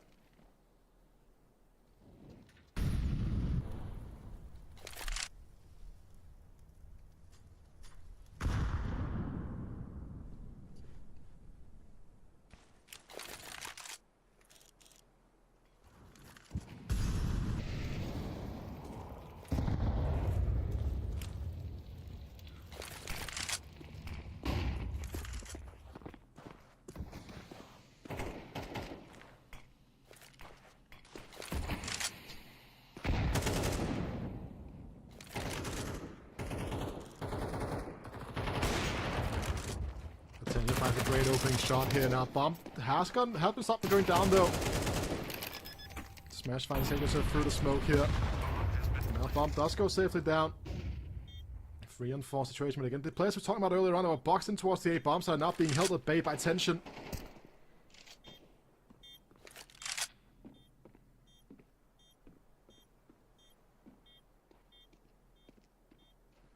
That's Kiro.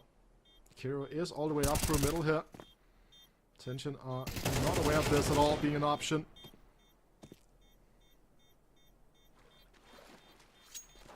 Maybe the clock winding down here. All they can pray for is some exits, but with the CT spawn being completely safe space here for Fatbat, they're going to be able to hold 3 players alive.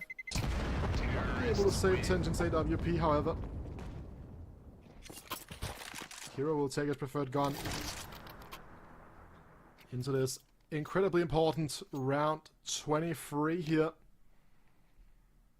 And I understand the need to take this time out here from Rush B, because if they win this, there's a very good chance that we're going into overtime, because the money on the back of Fatbit will not necessarily be beautiful. You have Mirage already going pretty far down. You have Tension needing to rebuy. Look at the AWP to work with.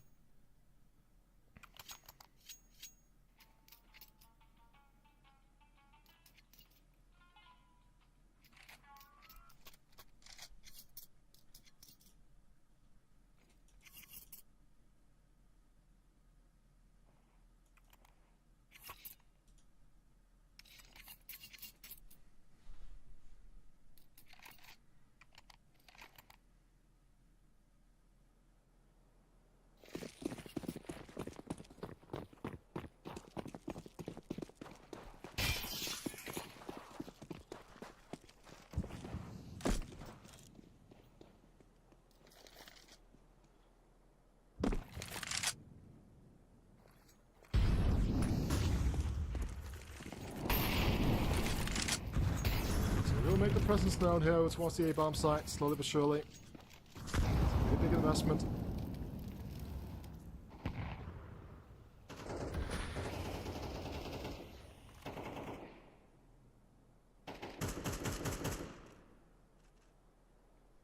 As bomb is being moved here.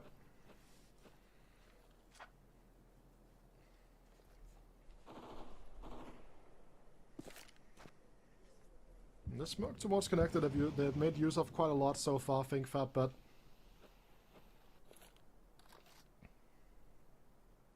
here comes the swing off the back of the flashbang. Kinky gets dropped by the other in-game leader here in Bondek. Experienced player, taking on another one.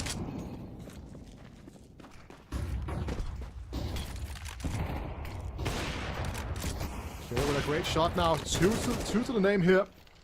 As Taxi finds Bondek, just completely dismantling this offense as I was talking about before. This round is ever so critical.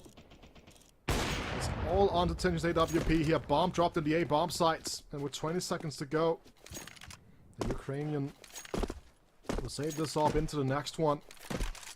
Become a centerpiece of the calling. As overtime now looking like it's a likely opportunity here.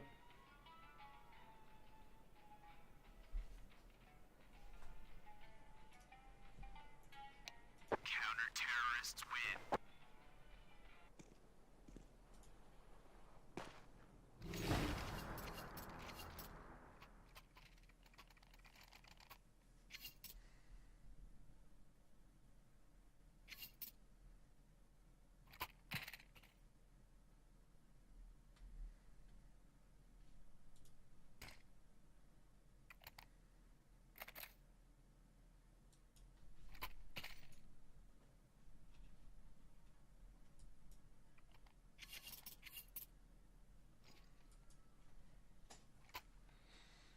Final timeout being called here from Rush B. You can understand why.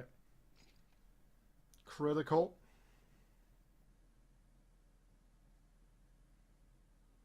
When you look at the buy from Fatbet here, they have an AK on Mirage, they have an AWP on Tension. But the two heavy hitters so far on this map in Smash and Jackie, well, they're stuck with Tech 9s. Will have to be very movable. Will have to be up in the face of these Rush B players.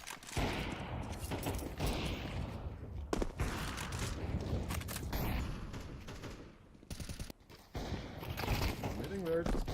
Like the two common smokes early here. The connector player executes up. Does a lot of poke damage to Bondek. The B hit now will be coming into effect, it seems like. Trying to set up the teammates. Bondek's low HP. He used just a little bit of a wind of falling over completely. Small gust here takes him out of the HE. Make the way over to the bomb site here. Jackie crosses with the bomb, gets that down potentially.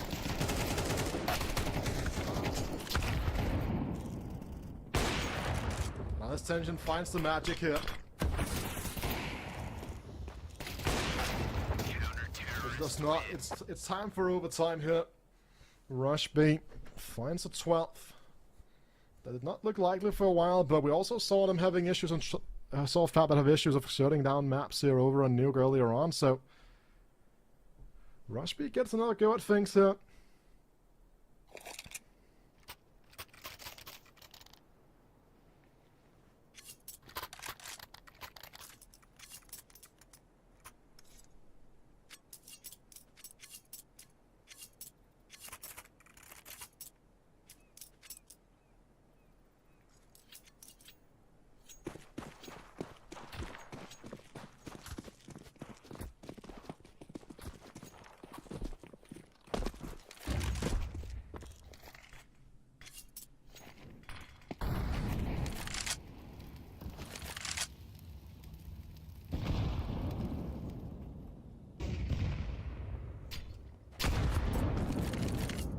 Great nade here. It's going to take a lot of damage off the likes of Bondek and Jackie, but that's a great opener onto Kinky, however. Intention has Kiro boxed in here. Precision strikes for Fatbet. A lot on the shoulders of Senior coming through here. And now some attacks. M4 in hand. Behind the default area, next Executor left on his lonesome. Might see if he can recover an AWP, but I think that's going to be very difficult. But just hold on to his utility. And the M4 as Fatbet takes the first round here in overtime.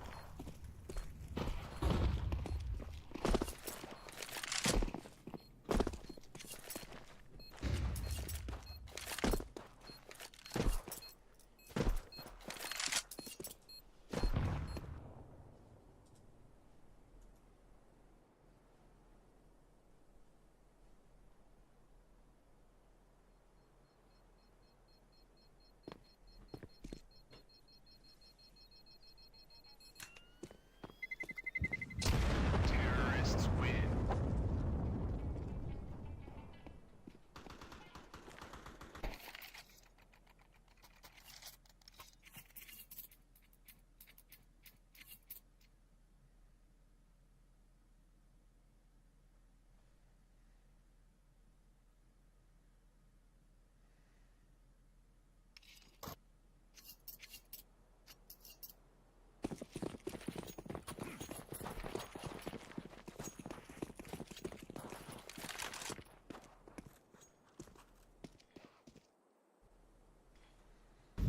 Another optimal here. Kira with the more familiar angle, with the better angle here even. Tension gets removed. It's gonna stifle what Fatbet had in mind quite severely. Great read coming through from Rush B.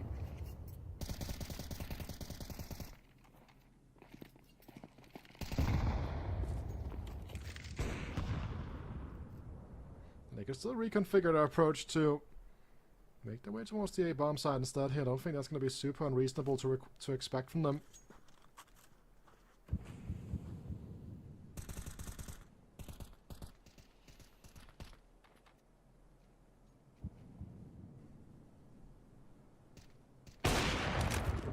Like, again, another off shot from Hero. He's just great at finding these.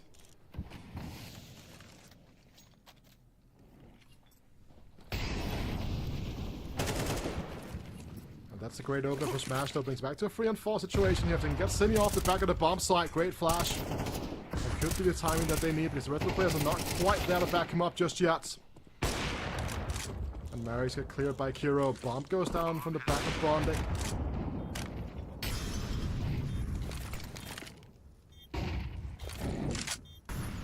Another incendiary here will keep them at bay in the CT spawn for now. Two people still trying to waiting to make their approach here.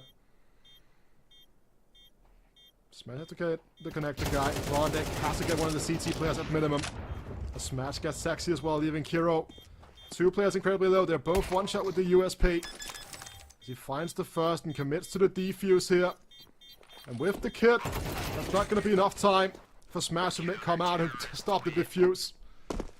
And it's a 4K from Smash. He's been great so far with getting these multi-kills, but could not shut down the round in time. Great call here from the AWP of Kiro. A round that he single-handedly won. And then manifested that winning behavior with that defuse. In fact, they would have loved a clean slate here on the T side. It looked like they might have been able to scam one out of nowhere there, but falls back into the swing of things here.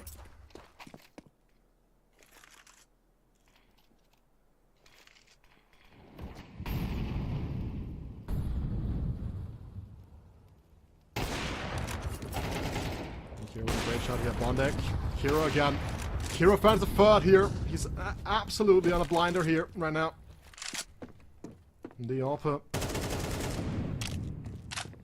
Two massive rounds back to back, and with Smash being taken low as well. This is close to an unwinnable position for Fatbet, as Rushby might have a dominant CT half coming out of this overtime. Well, it's been traded back in a 2-on-3 situation here.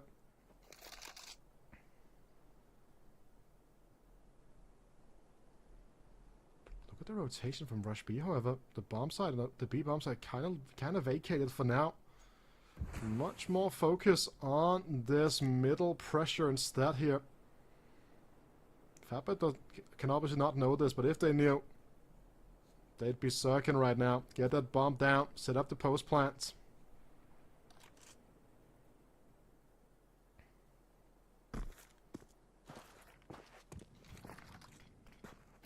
It's gonna come in so late here that they will not have time to get a proper plant through.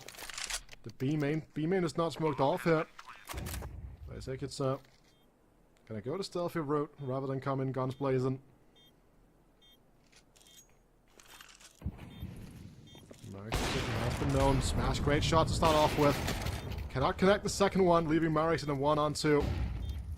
Half the bomb gone. There's still plenty of utility.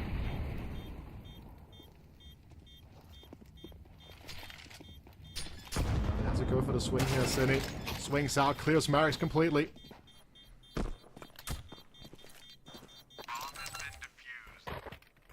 Counter-terrorists win.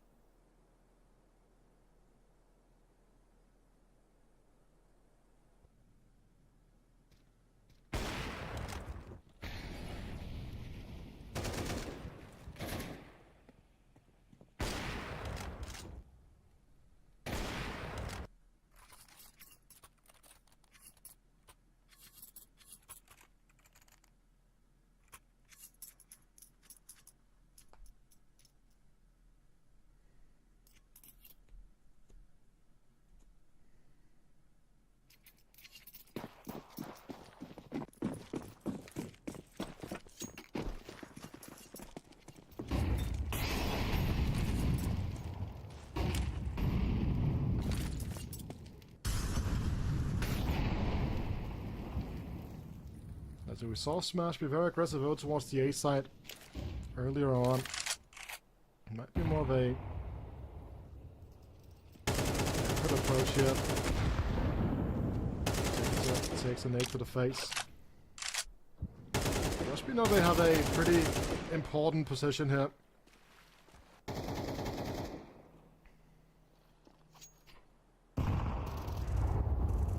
As the utility continues to fly down.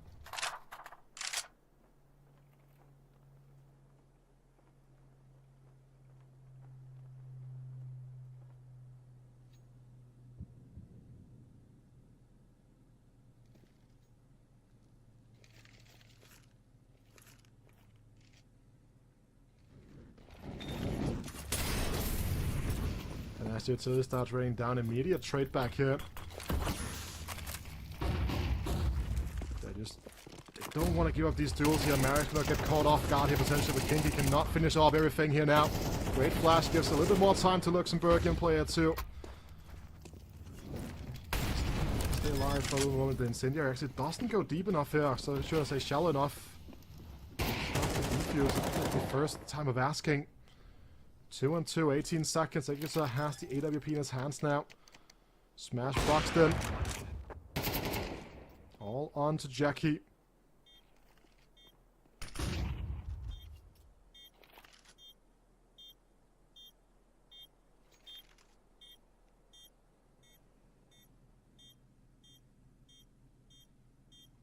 Needs to hit this duel.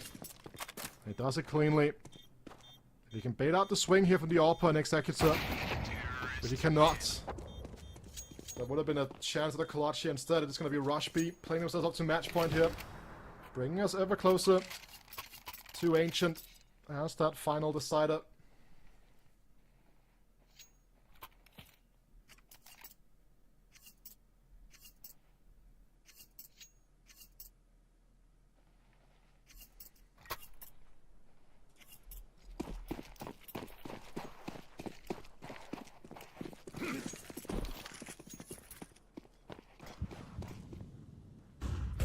It looked like they were in prime position to close out this map here on that T side after a great CT half.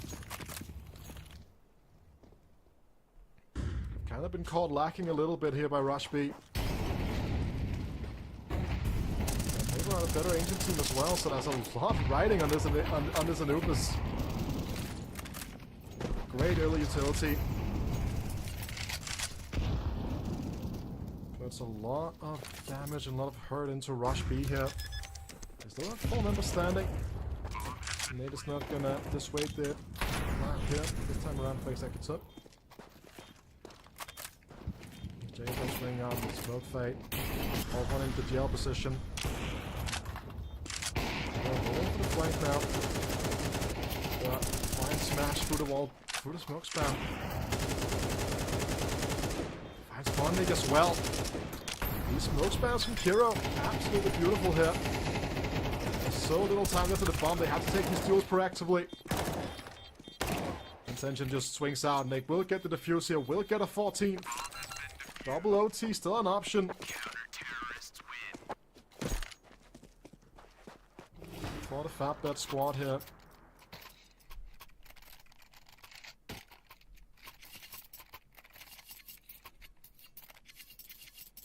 And last map I was after Jackie a little bit over a nuke. He didn't really show up. This time around he has definitely produced. Mirage, however, not really been able to find his mojo here on Anubis, I think it's safe to say.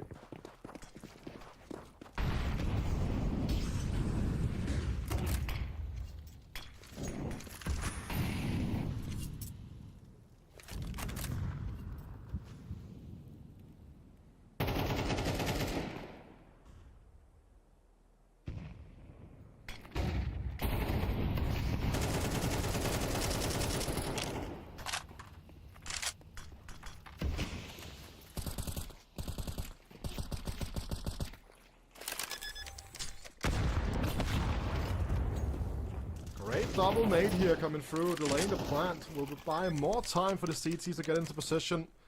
Looking at Smash here coming through canals. Ready to meet Executor and show him the fate. That's a great swing from Cine. Now this retake has to come through in an absolute clean fashion. This time yet again is running down on this bomb here because he Kiro jump spotting. And he just grabs the timing under tension and taxi, and that does it. Ancient is a reality. Rush B takes home Anubis 16-14. After Fatbet had the option of closing it out but could not commit to it. So we traded map picks, and now it's time to go to the decider, where on paper statistically, Rush B are going to be the favorite team here. We'll take a short break. When we come back, we'll have the decider map of Ancient ready to go.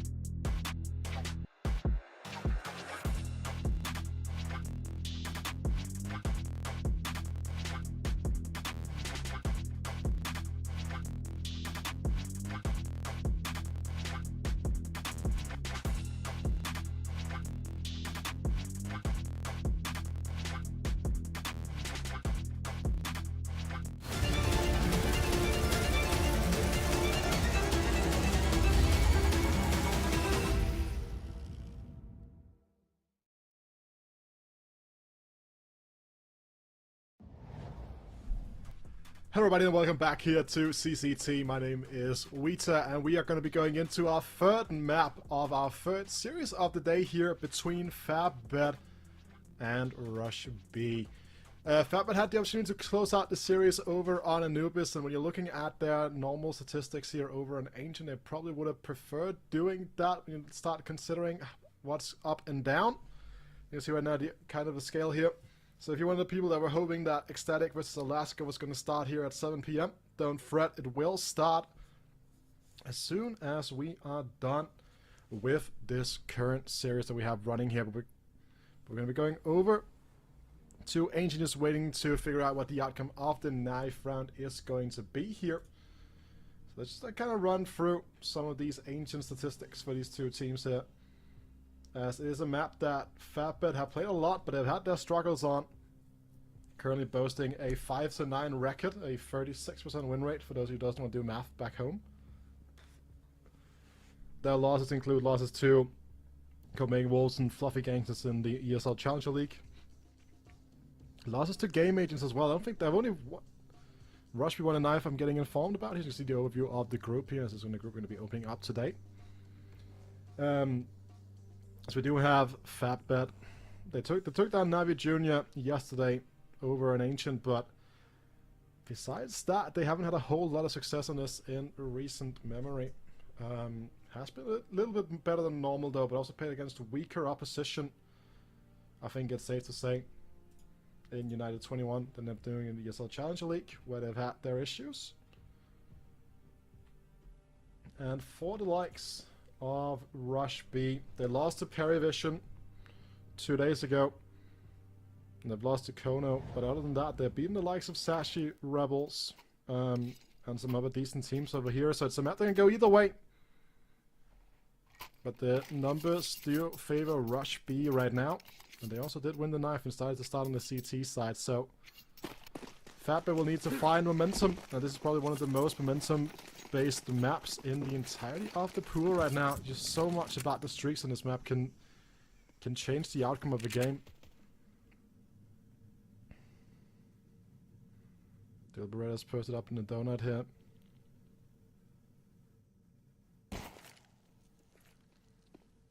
Attacks with the smoke can kind of divert the attention.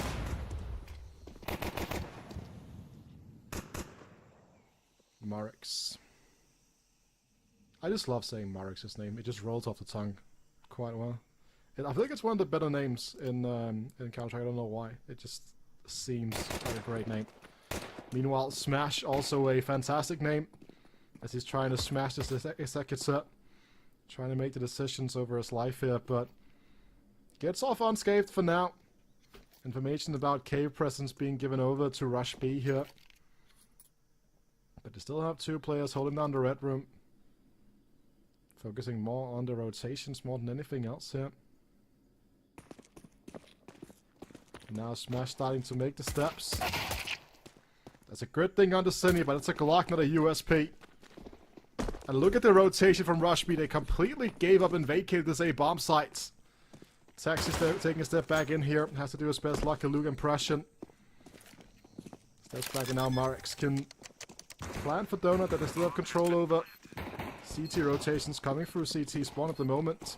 Kingy gonna come swinging out here. Does not find one in the first swing. Gets Marix to the second time of asking. It is Panda for Jackie, and they can't body block this, but it's a correct shot to take out the diffuser. Bondig also wants a piece of the cake here. And that's a one pistol round here for FabBet.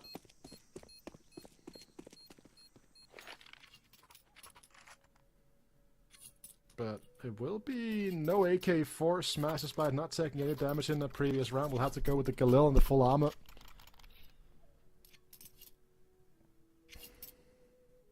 And we've seen Rush B be pretty conservative with their force buying in general in these second rounds of halves so far. This one is no different.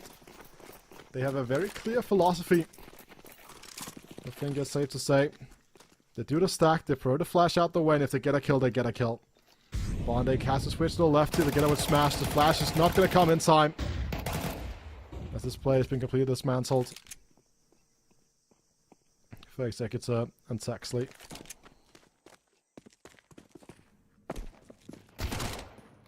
Morix is going to be the man to start chasing down these kills with the MAC-10. Finds 2. Nice little 1200 in the bank for him. Bonus round in the mix here.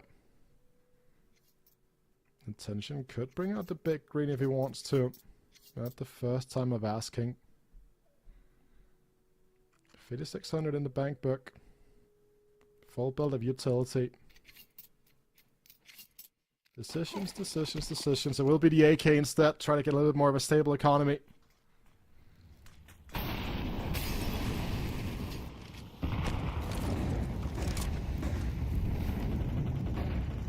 No reason to risk it all here now. This mid duel. It is important. Zinni goes ahead of the smoke, takes out Jackie, gets out alive as well.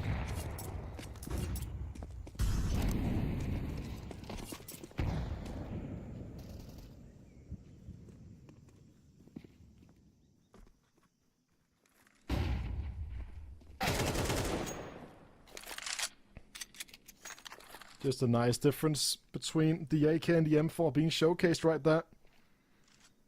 One kills in the dink, one doesn't. As a resmoke comes through. The Exact picks up that M4 instead here. Still a 2-2 split working out right now for Rush B. I assume rotations will slowly but surely start coming through here with a double smoke for long. And for the short side. That's going on to the bomb side now. Tension. Let's make his presence known. They have not smoked for cave, so swing is an option here. And that's a clinical 2-piece. And that is a retake to perfection from Rush B once again. So they do take their first CT round here. But as we talked about before, economy still more than fine for Fat Bats. They're even going to restart the defuse. Just want to ensure they have gotten everything that they can out of this round here. Rush B, and I applaud them for that. Doing their due diligence here. Trying to stabilize their economy as much as possible. No reason to buy an extra flash if there's one on the ground. If you can find another AK, would also be preferred. But just the two of them in the hands of the Rush B players here. And now it's time for that tension AWPing action. I believe Mirage has been the one to donate that.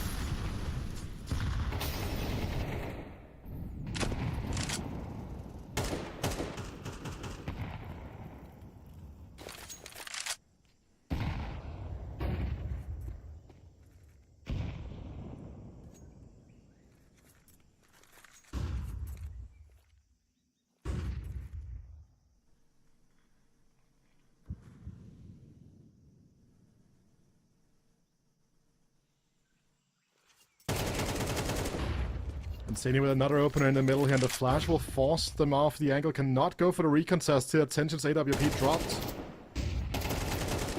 And the flashes are just great here. Zinni just taking complete mid control.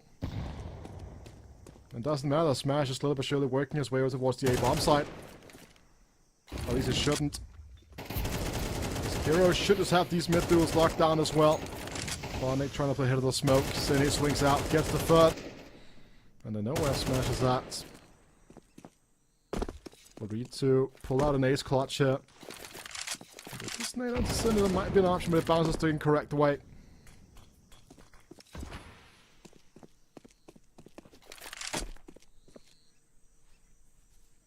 And the second the Rush B got their hands on the fall by, they completely start shutting down Fatbet.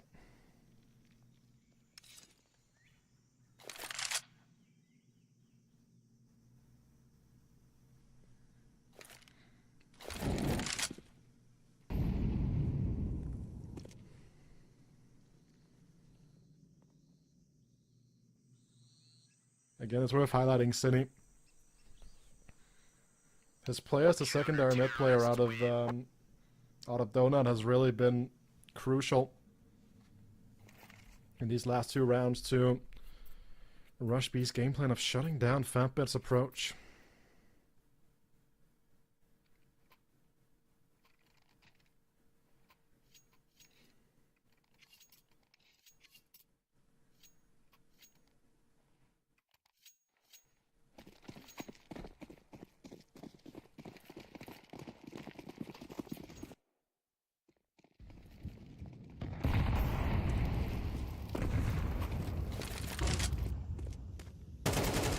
This time though, Smash is gonna play the aggressive entry. Kiro's shot does not strike true here.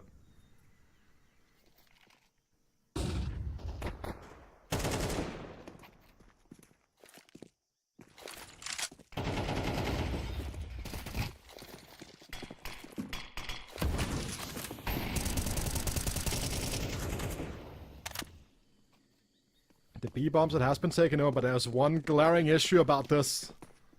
The bomb. They're gonna have to juggle this. And it gets juggled just about in time. Bomb has been planted.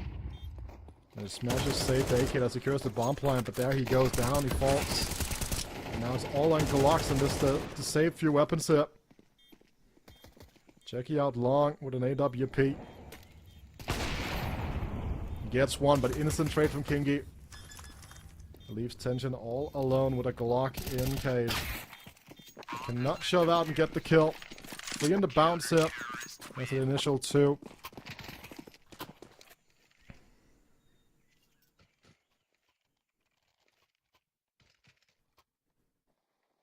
But the plan secured the full buy. That was the mission for that round. A little bit of damage along the way as well. Nothing major.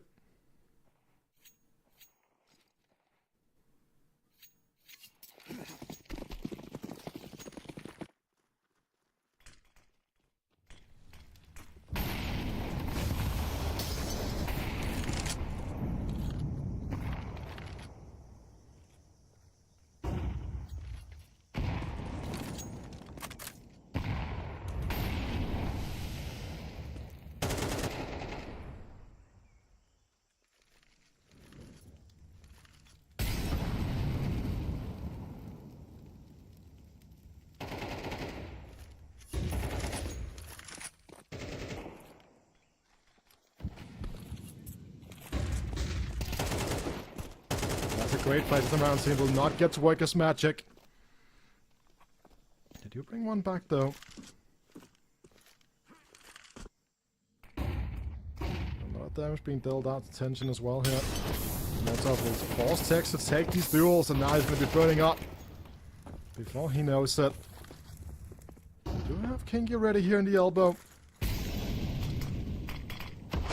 Wants to, he can push through the smoke, he will do that aggressively. Drops the bomb, but cannot secure the second kill. Forcing Kira to clutch it up here on the AWP. Coming out of Brokey now. Oh, he just spots the legs, but cannot secure the shot. With the smoke, he's isolated. The duel is now able to more freely swing into Tension, who is low. But Tension clears immediately, and Fatbed, after 3 in a row to rush B, they find one back here. Keeps the half close.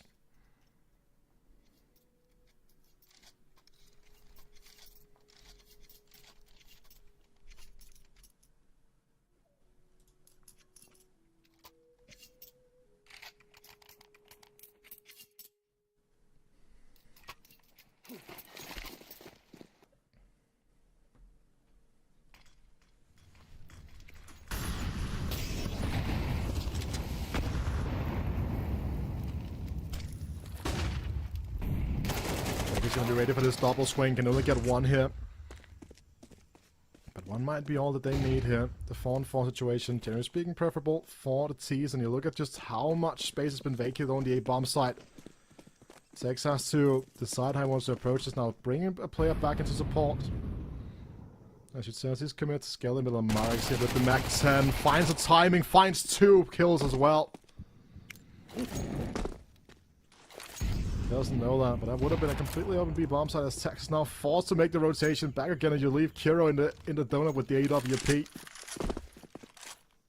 He was spotted along there as well, not fully sure. X-ray might be confusing my vision just a little bit.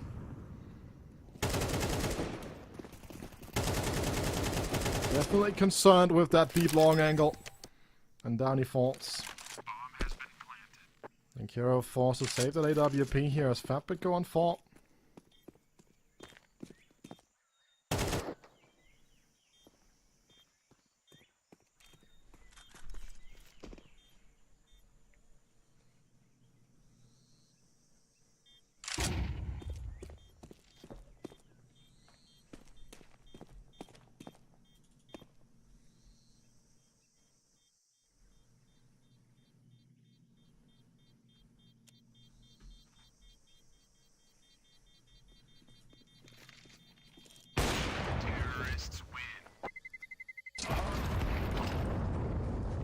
even with Mirage going down to the bomb here, Kira going down and dropping the AWP is a much bigger storyline there.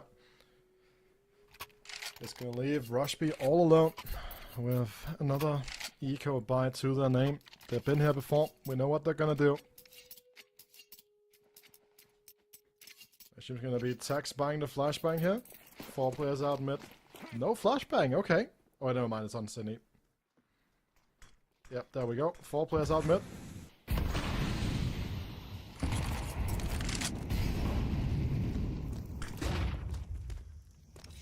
It's the same call that they make every time.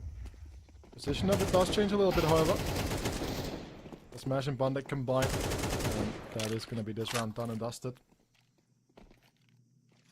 The first round is not too much about the formalities, just getting them out of the way. And there we go. And now we're into the meat and potatoes. Another gun round here for Rush B. They looked really good at the start of the round, at the half when they got the full buys into their hands, but it's as if Fatbit have kind of found them out now, 300 bounce. It really made them work.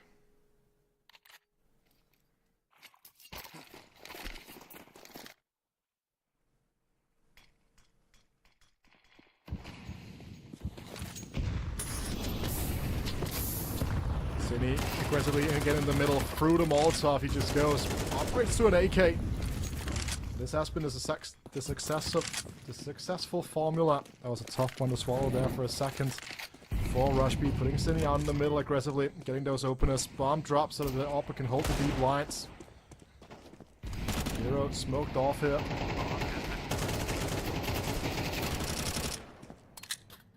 And this half buy from Rushby.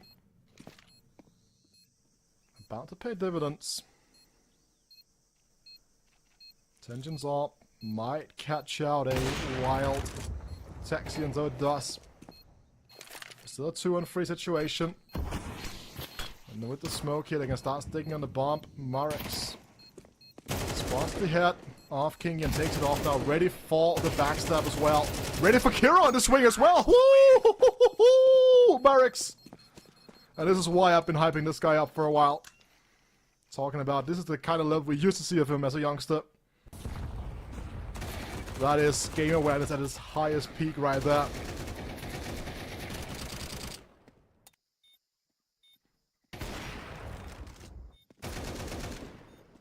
I stopped functioning here.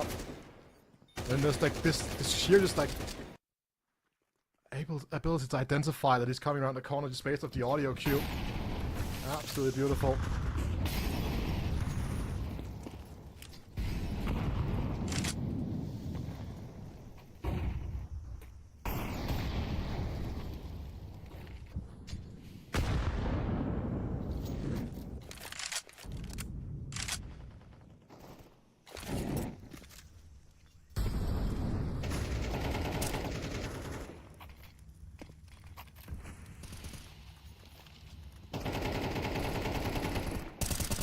Starts firing away here, he will find Merrick's, and so he does.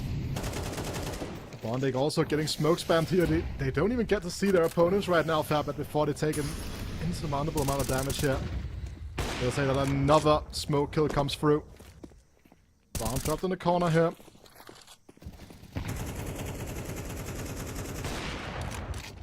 Intention Sob shot takes down Kiro, but Taxi, another smoke spam, takes out the bomb planter. It's a 2-on-2 situation and Bondig is low. It's the third time going to be the charm for the bomb planter. It seems like Tension has read the play. If he scopes up on the angle, he's going to be able to shut them down. Bomb side now finally being called clear, it seems like. Kingy and Taxi, they're ready. Lying in wait. And now the bomb is being committed through CT spawn. They come. And first off shot does not connect for Tension. Has to run away. And they're dancing the time with death right now. We'll see what happens here. All the players are low, pretty much. Bondig's AK. Tension forced to take a really dicey angle. And whiffs the shot again. Bondig getting overrun here in a 1-on-2 situation. And he cannot hold the bomb planter from this position in Donut and just gives it up here. A 4th round on the table for Rush Bait. Counter-terrorists win.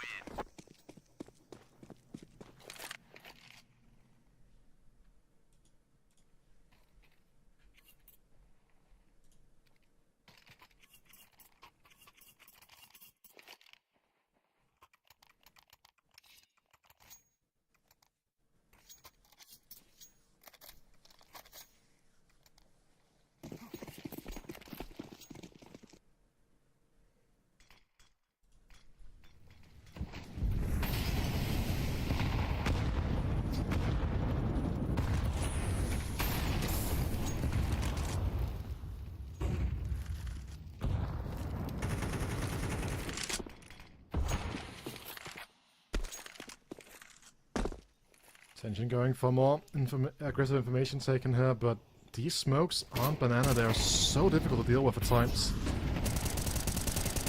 Sydney with another opener down in the middle as Marix opens up the Jaguar position instead into cave. But Kinky's still there. Dishes out a ton of damage now. The T is still kind of struggling for space. In the middle, the pot shots fired away in the middle. Well, that really amounts to a whole lot here.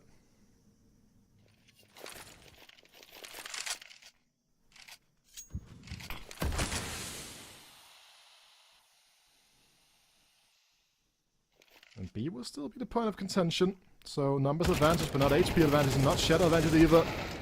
4 fab bats. But Smash and Bondek, Smash and Tensei, sorry, still gets the opener. Fine Kinky as well. Cinny on the long rotation here. Bomb has been planted. And Tension shots that down. 7 on the bounce here. Not quite on the bounce, but 7 on the T side at least. 4 fab bats. Looking to make a meal out of this first half against Rush B. Who are now forced down onto, well, for Masters, MP9s.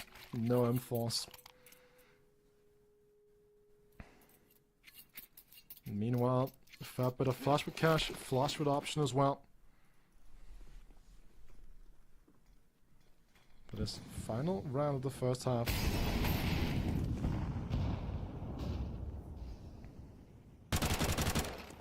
Again, Cinny, another great aggressive opener. This time around, the A main area, but Smash finds the 2-piece reply instantaneously. And look at what's happened over on the ramp here. Executor just made his way through Marix, who's been hiding in the smoke. Oh, Marix. You're gonna get a surprise in a second, buddy. At least he gets Kingy. But yeah, that's a bit of a surprise right there at that moment in time. And just completely unaware about that even being an option, because who would account for that, right? Pure game sense and that would have played into a second there, but impossible to predict that one for sure.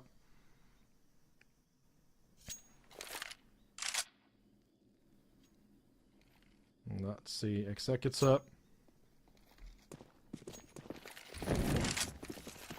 And there we go. Bomb has been planted.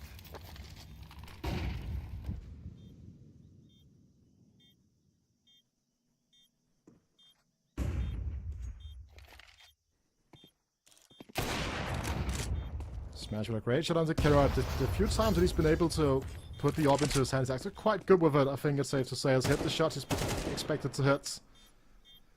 And then there's an offer, give your orb over to a low HP team, that's all you require. And Fatbed, well, they got 8 out of that T side. Now they gotta showcase their ability to just close it all down. Over on that CT side here. If they win the pistol and get the conversions and all that, then it's starting to look good. But we have seen them struggle with closing out maps already so far in this series.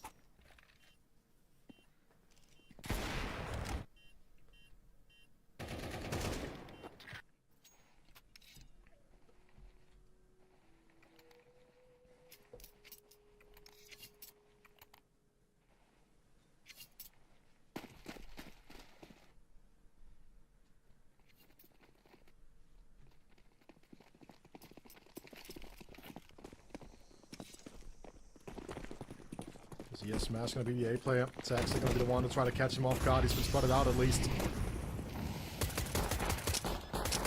First shot fired from CT. Don't surmount a lot here. It's gonna be a 5-on-5 retake. A bomb site very often left vacant for this very premise. And look at the positions being taken from Rush B. Now player middle elbow. 3 players in Donut here. Quite the gauntlet that he has to traverse right now, Merrick's. But it also means that his teammates are going to have a little bit of an easier time on the bomb side itself. Ripped it off for the first one. As Merrick has taken out Jackie. These are great shots coming through now with that smoke as well. All they got to do is body block for just 5 more seconds. And Fatbet will get the pistol round their way. Just about. Counter-terrorists win.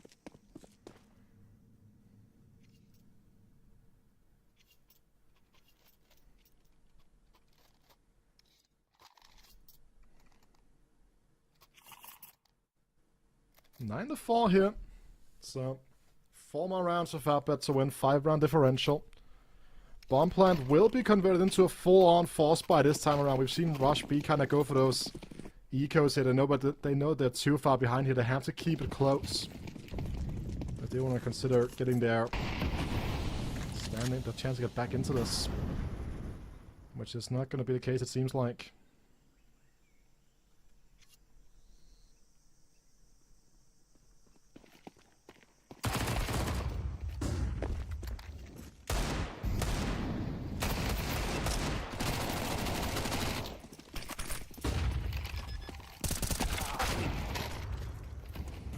Few shots coming through for now here. The T's actually do get onto the bomb side. They haven't gotten the bomb down just yet. And again, ships in the night. There's Rush B. Try to live up to that name, it seems like, and just starts beelining it over there.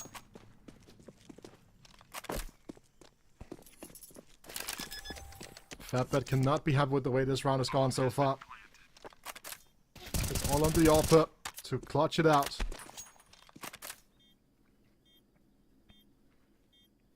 He has the kit, no utility, has to juke out this Mac 10 from Kingy.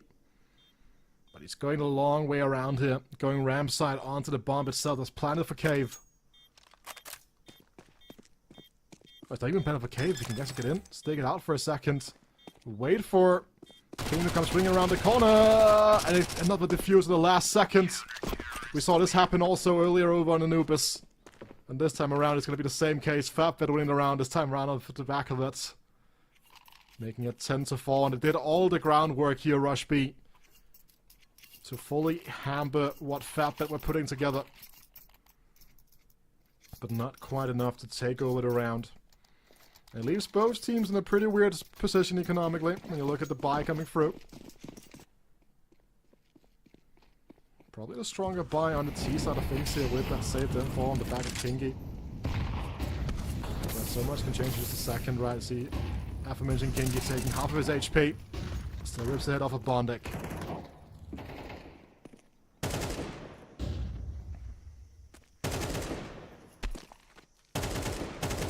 So Marek is completely boxed in here. Will not be able to get out. Has to tuck in Tetris and gets punished for it immediately. Jackie also just walking directly into Kingy's crosshair, and this time around it seems like it's gonna be the nail in the coffin of this early CT economy. 2-on-5 situation should be unretakeable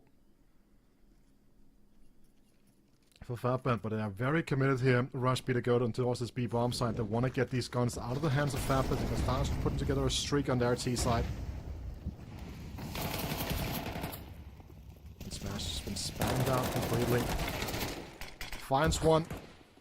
Intention also goes hunting for Kingy, but gets shot in the back from Cine.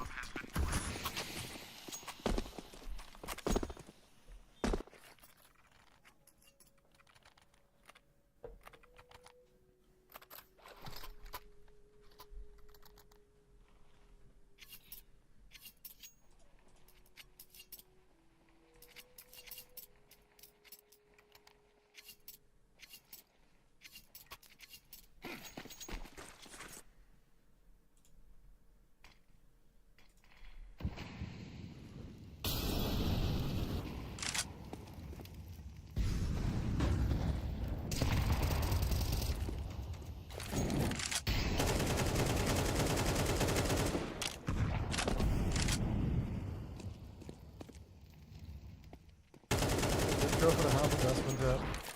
Just upgrading the pistols, hoping for the best because every single kill will matter.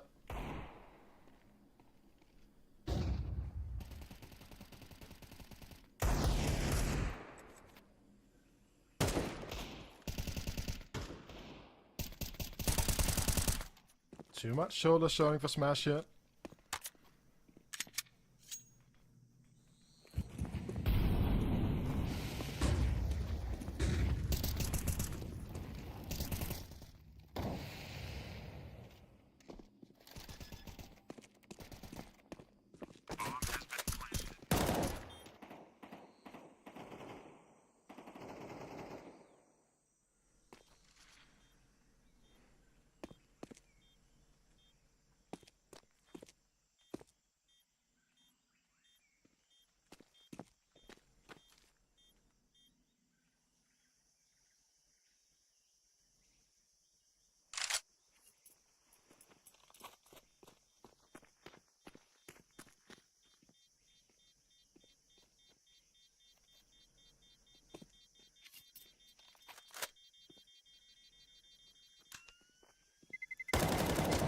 Caesar could be dangerous beast there, but nope, just gets taken away. Another eco on the menu. As Rushby played himself 4 rounds. Back here, Fatbet. As I said, they're on 10 rounds still, so they don't need much to close out this game. But if they get this rush, if they let Rushby build up this economy too much, they might be in trouble.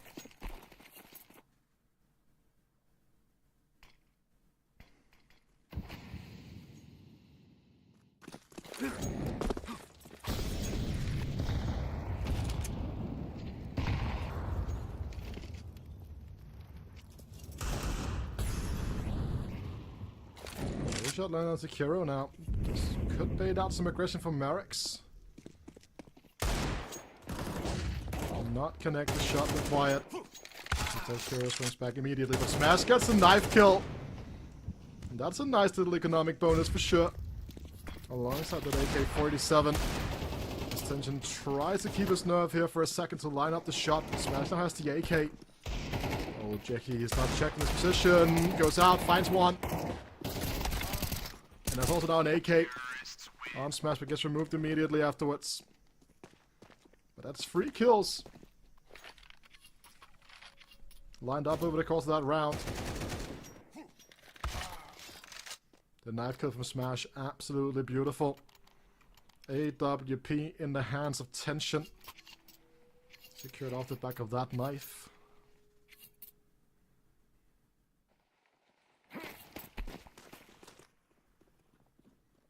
This is the bite of Fatbet they really need to hedge their bets on. Look at this mid-aggression. Mirage.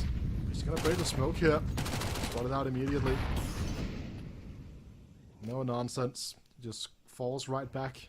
Does not want to be left exposed here in the middle. The double cape setup is also interesting here. Over on the B side. But falls back by the Molotov.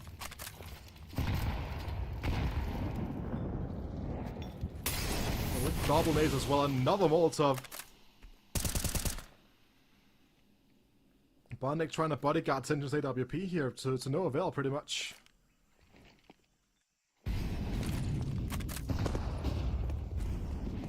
Marix has to talk tight right here.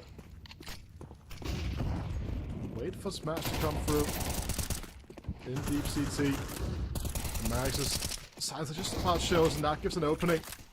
Rushby about to play their way back into this map completely. No casualties so far. And what I expect is going to be a save in a 3-on-5 situation coming through from Fatbet. They're going to have to have another go at things here. But it's just looking like something we've seen before.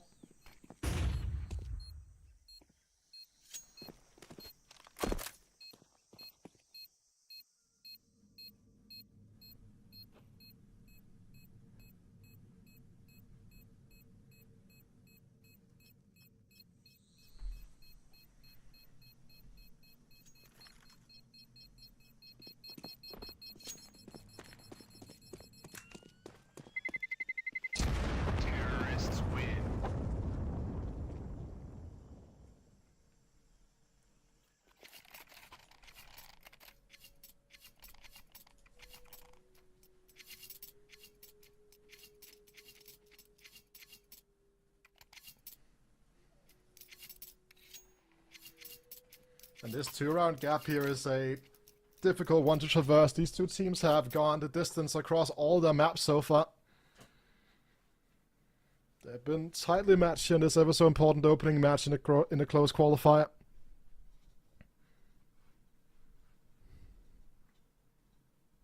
If you win this, you just need to win one more, and then you're at least qualified for the play-in. If you lose, well, it's a little bit of a longer road. You'll have to lose this match as well as that decider. As you can see, the round history being brought up here. 4 on the bounce for Rush B.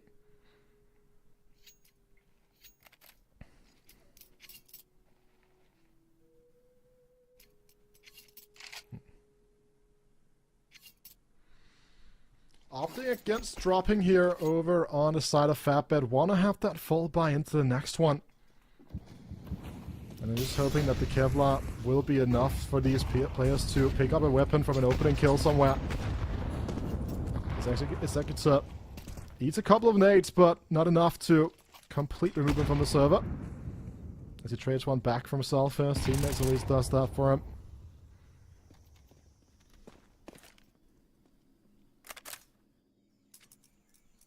I really want to highlight Smash's play so far this series. 21-9 over here on Ancient. Was a beast over Anubis as well. Jackie is kind of back to the nuke form that we saw from him. I think that's fair to say. But definitely still putting in a decent performance.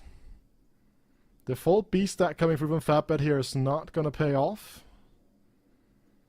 Unless Tension can find something in the donut that would kind of make sure that Rush B would go off the angle here and just try to go back over towards B instead. Rotations coming through. As the exec utility starts flying in from Rush B. And Tension gets a freebie onto Cine, who was trying to hold off for the red room rotations. Another nade coming through, takes out a big chunk of Kingy as he's trying to get the bomb down. 20 seconds to go, they need to commit to this sooner rather than later. And Kingy goes straight in towards CT spawn with the bomb here, the USP baiting out perfectly. It's all on the Kiro's AWP with just 8 seconds to go.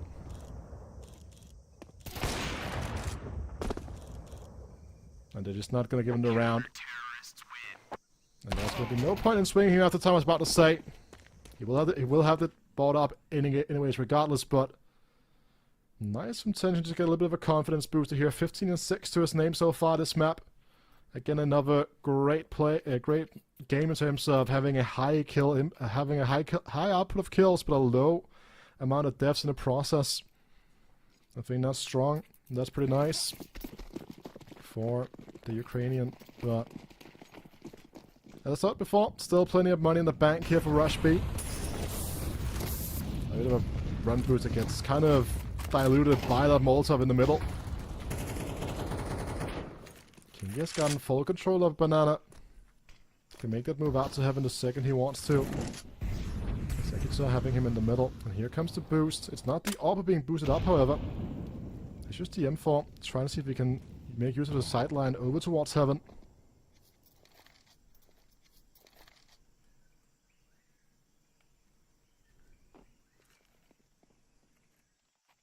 As they fall off here.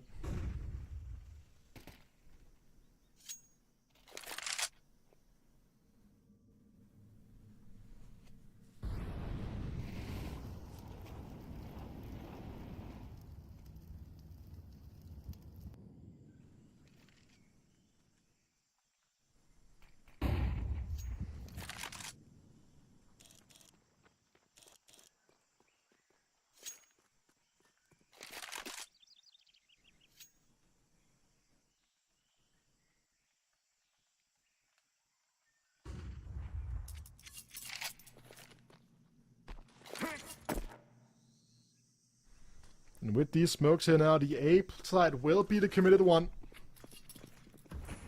Mirage will have to buy time on Big Box, just waiting to see what will happen. The Molotov should clear him out, forcing the swing. Does not get back into the temple in time, but with 10 seconds left on the clock here. Time is ticking. He can get the lineup. He gets the lineup here. Attention will stop the bomb plant. Round going over. 12 for FatBet, 8 for the likes of Rush B. They still have plenty of money in the bank here to put together a full buy. Sydney can drop over the AWB to Kiro, buy himself an AK, full build of utility. Executor forced onto the Mac 10, however. But with one more round to go. They gotta leave it all on the server here. Round 21.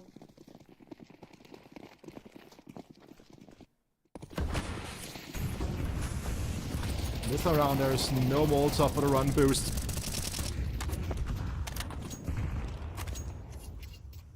They take one step back, regroup. No Rush B, still have the pressure on their shoulders in terms of having to figure out where they want to land this approach at.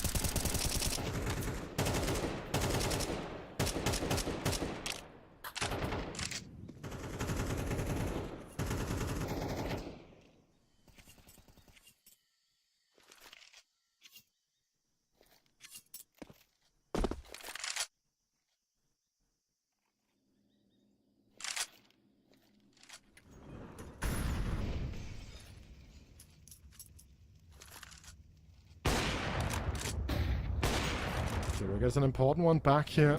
Jackie just being a little bit too impatient, but there's no information given over. Can become dicey. Even with two players in Donut here, in the cave, rather, sorry. They managed to combine their way out of this. And around it looked like it was not going to go the way that they wanted to here for Rush B. And smashes a knife out. I've seen this one before. This time around there is going to be no knife kill, however. Only a Mirage now and a 1 and 2. As he's an orb shot to the face here. Round yet again carried off the back of Kiro's shoulders. Jackie overstepping a little bit towards long, ends up costing them dearly here.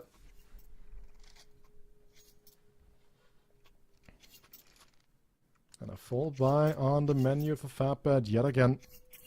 But the last time we were here, it was overtime. You can see FatBet trying to figure out what they want to do.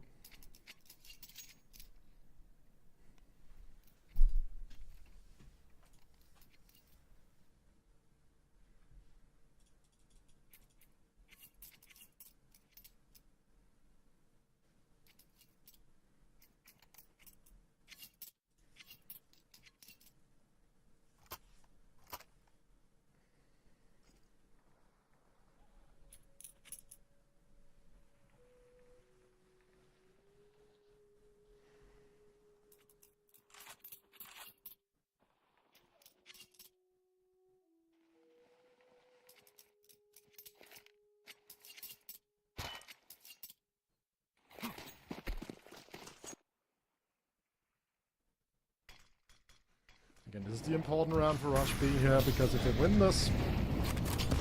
Oh, this is an aggressive play here. Marek's getting absolutely elevated directly into the heads and shoulders of Rush B.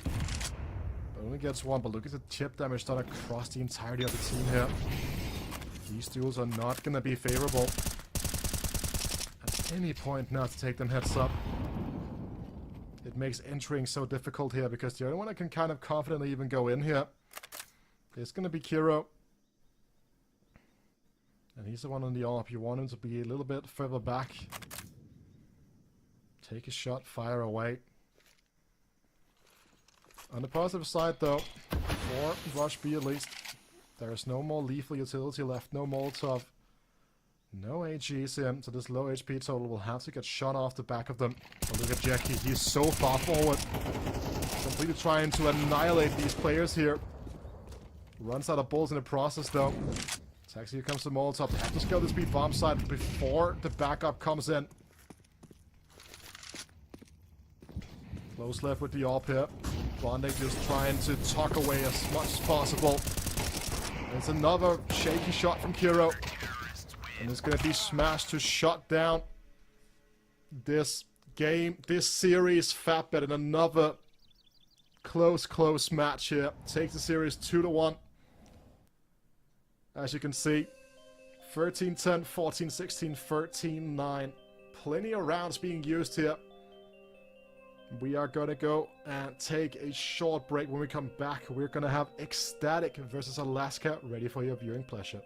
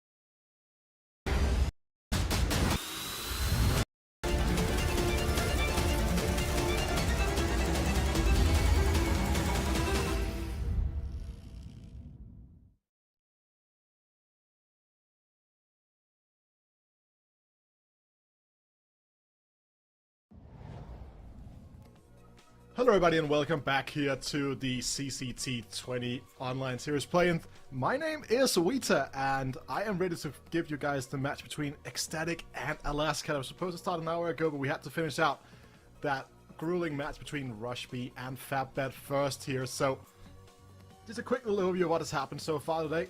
We have gone 3 maps in all 3 series so far. Perivision taking down BC Game. Rhino getting beaten by Alliance, and then now we saw Fatbet win against Rush B 2-1. And I am going to be predicting a 2-0 to Ecstatic here. Even though Alaska have just come off the back of a win over at Epic LAN this past week. But I still think that when you're looking at the stats, that it dropped a map and a series as well to this 8 Sins team. So it's not like they've been absolutely perfect, just clearing house back home in the process. So it's going to be an exciting one to follow for sure, just to kind of see how it is going to evolve over the course of time here. But this is how the bracket looks. The winner will be going up against Fatbet. The loser takes on Rush B tomorrow. So they definitely won't have, because I'm absolutely choking on my drink for whatever reason. There we go, fully back here. So hopefully no one else is going to choke, because if they choke, they are going to go down into the losers match against Rush B that we just seen play pretty good Counter-Strike up against Fatbet in a close series. Whereas the winner will get to take on Fatbet, and the winner of that one obviously will qualify to the play-in matches. But let's take a look at these rosters individually. Starting with what I assume are going to be Ecstatic first. Kind of a similar color scheme between these 2 teams here, but we've had Christo and Lele, Newt, Sierra and TM being a team that had a flat calling structure before bringing in TMB when Towson was shifted towards that Gamer Legion roster, an organization that is trying to make it back to the major, coming out of the Danish scene that has recently got an addition of Trick that we saw play yesterday. Christo is the Orber here, and Sierra is obviously the big talent, the new guy on the block being bought out of his contract over at TSM, long history over in Mouse NXT. Before that was playing for Masonic and Prosavia over in the Danish system. So, an organization that we definitely know likes to bring forward talent, develop rosters, and had that beautiful run at the start of last year at the Copenhagen Major.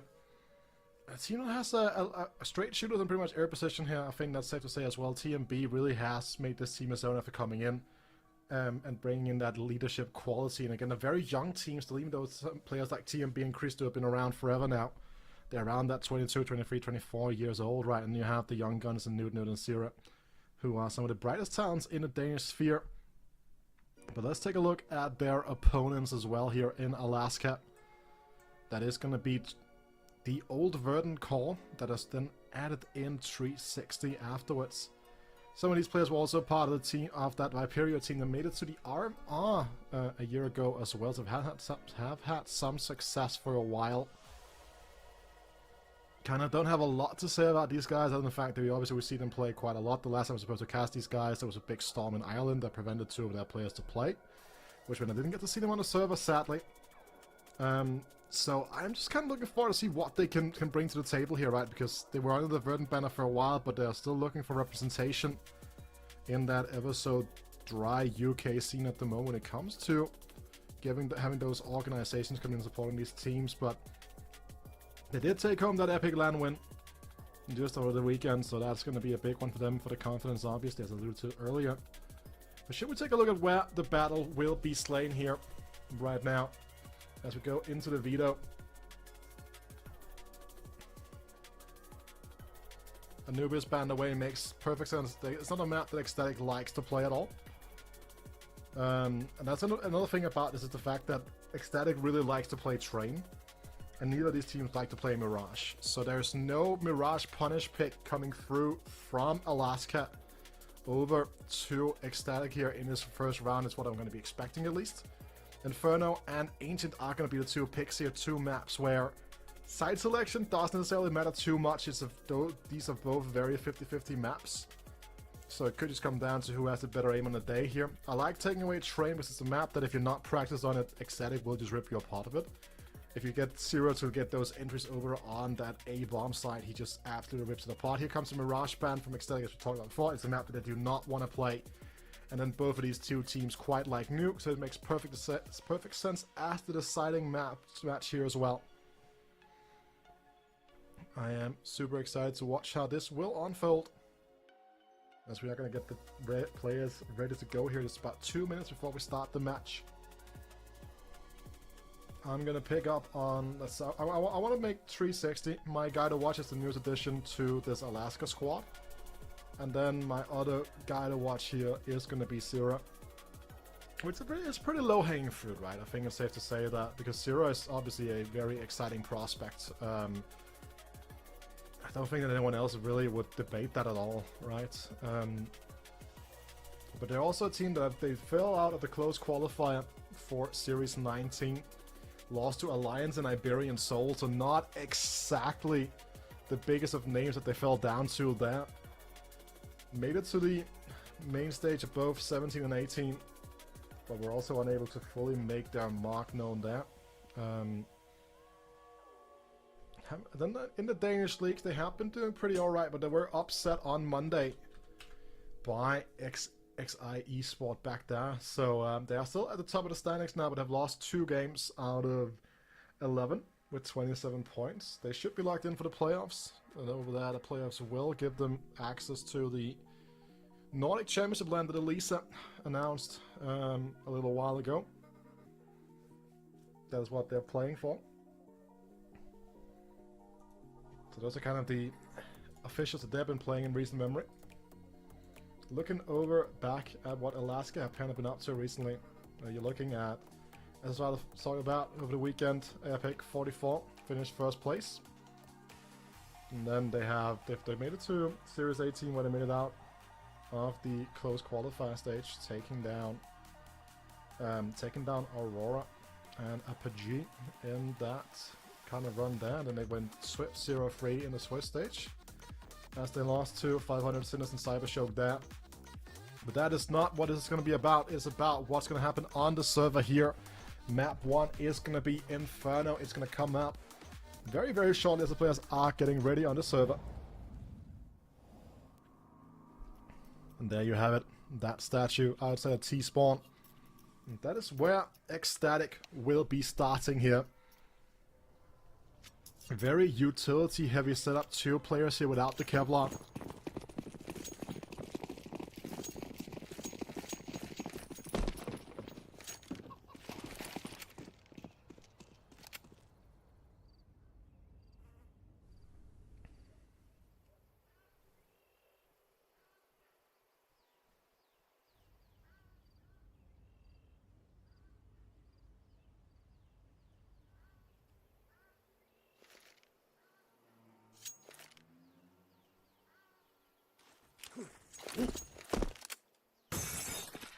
There goes the decoys. Here comes the Flashwing. The duels of Extinct do not find their target. I like this little bait set up immediately with those decoys, trying to force a play. Because now they still have the smokes, that they have the mold, like they have so much utility still that they can use. It's a clever little play.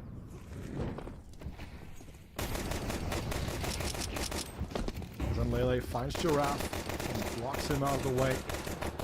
Over towards Dark Vacancy. Well, yep, that's going to be a vacancy towards Dark now. And Artisan 360. They gotta combine their powers here.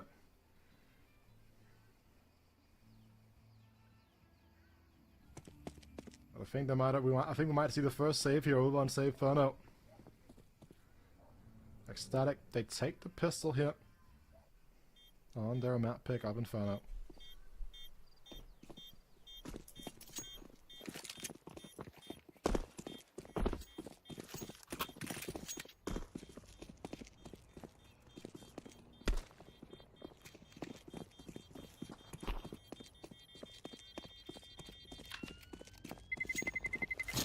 Terrorists win.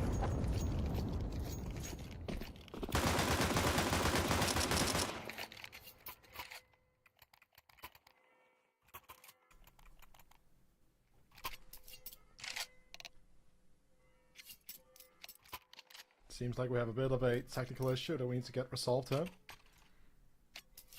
Just waiting to see what it is. I have no information about that just yet. We do have a Giraffe crashing out here. Never a good sign. I was about to make like a joke about the heat and stuff, but it's actually quite cold in Denmark right now. So hopefully Giraffe is well packed in. I just came back from the UK over the weekend actually. So the weather over in the UK is as the weather in the UK is. It's never quite great, never quite bad, and then it's raining and it's windy and stuff. But yeah, just waiting to get Giraffe back on the server. I don't think there have been any storm warnings, so I don't think it's gonna be that. It could just be CS2 being CS2.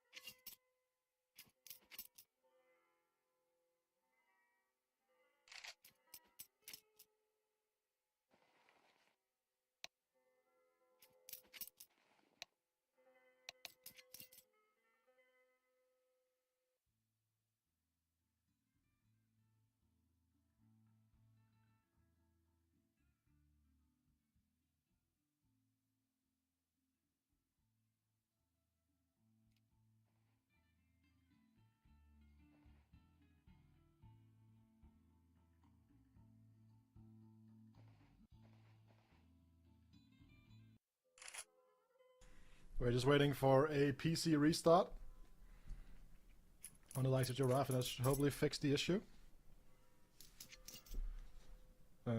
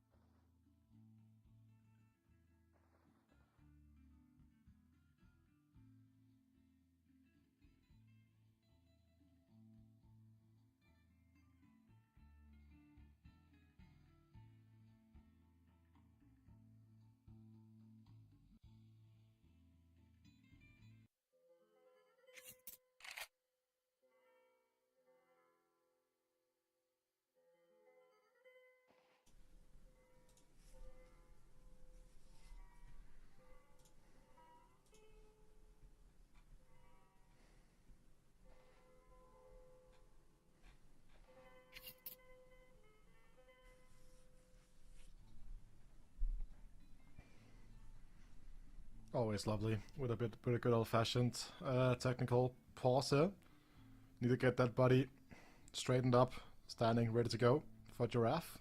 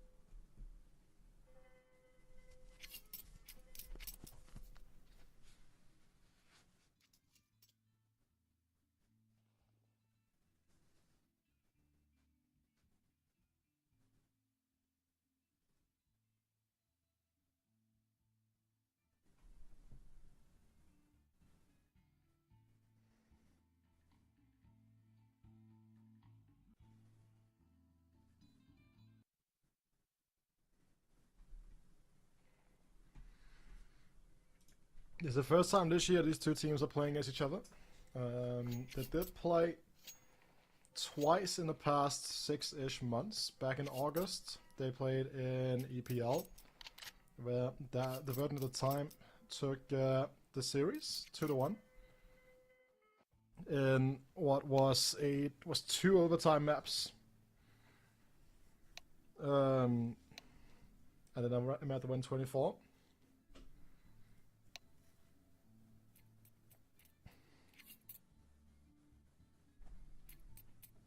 As we do have Giraffe getting closer and closer to making his way back to his team.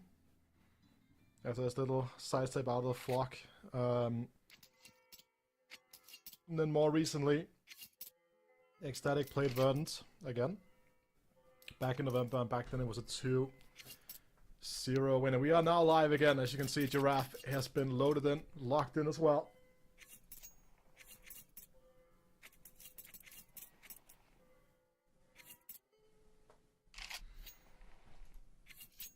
But that was still with Nixon on Ecstatic. And now it was out the likes of 360 over on the Alaska side of the field here. Alaska now, well, they've been picking up 2 weapons that you don't see every single day. 2 XMs brought into the mix here. They're a scary bunch of weapons to run into if you're not aware of them, not prepared.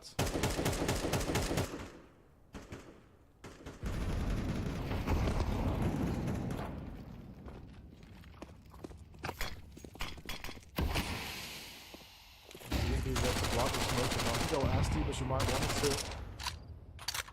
Gives the teams more space to scale. It's not banana control for now.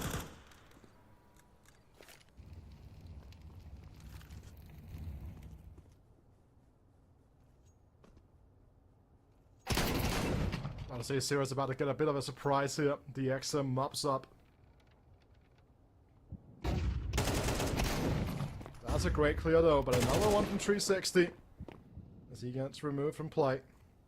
That is 2 kills from the XM, making a decent amount of money in the bank account. Bringing us back to a 3-on-3. Are they gonna be ready for artists? XM, the second one, being brought into play here. Clean shoulder peek from the Giraffe. The long neck being put to use there. Could you actually imagine playing as like a Giraffe hit model in like Counter-Strike though? Or crazy. As a look into the sky to go for a headshot. As vacancy, well, takes a bit of damage now. The B bomb side has been found out to be empty. Bomb has been planted. As vacancy picks up that XM, does not want the Mac 10. As New joins his teammates over on the B bomb side.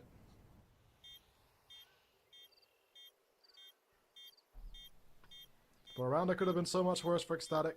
There's at least a conversion. The XMs have been saved and will be brought into play again in the next round, however.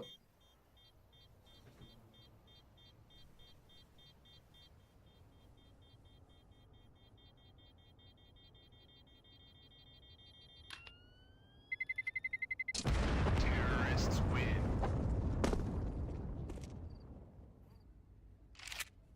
But that means we're still 1 round removed here from fully getting to see what Alaska is able to do at the height of their powers.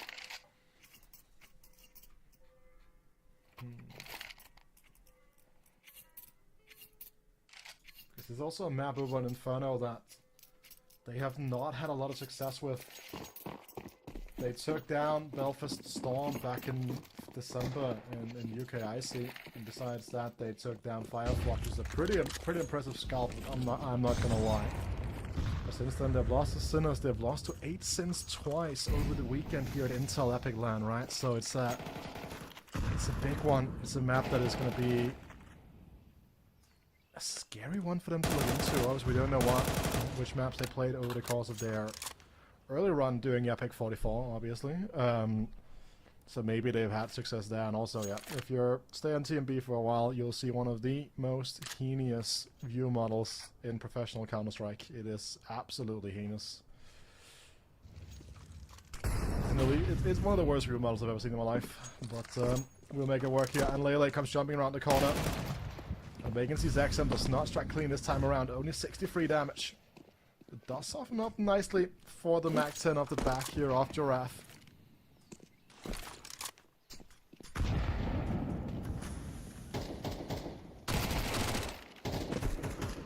There we go, finishing the job off easy peasy. Got the front side smoke, fall back play behind that.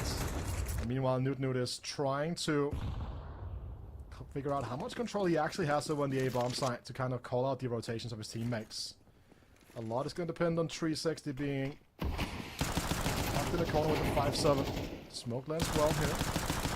Good amount of poke damage coming through here.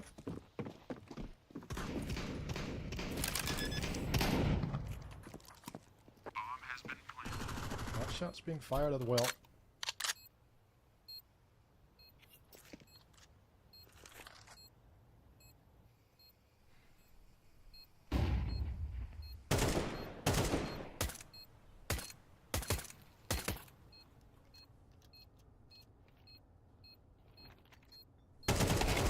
Name of the game here for Alaska is trying to secure themselves a couple of exits. Put this T side under pressure. But no one is going to look Giraffe's way here. Maybe I said that a little bit too soon. If we just stand strong. It's plus 600 in the bank account here for Giraffe, who is not going to be able to make it out alive. Terrorists win. 3 men down, and they're not able to switch out the Mac-10 on the back of Syrah. To a rifle. It's a decent odds here for Alaska to really make a statement in this round. As TMB will get that Mac-10. Just really living up to the role of the in-game leader.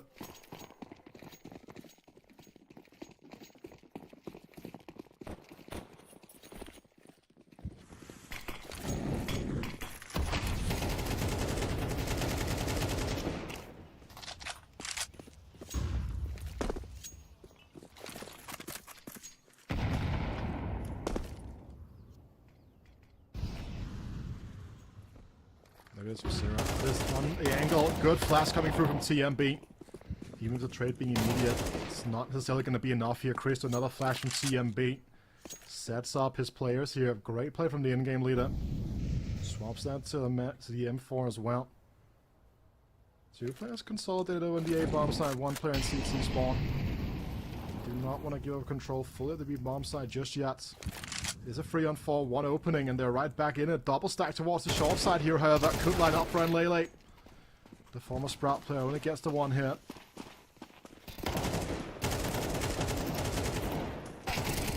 Good opening here. Giraffe should try to see if he can make his way out, but Newt moves him from play, and they do not want to pick up the AWP over on the short side here. Christo feeling way confident with that AK in his hands here, and a 5-0 start, and who can blame him with that call being made here.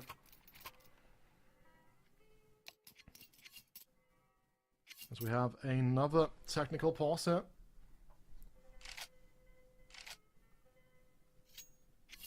And getting information, but it should be a quick fix here.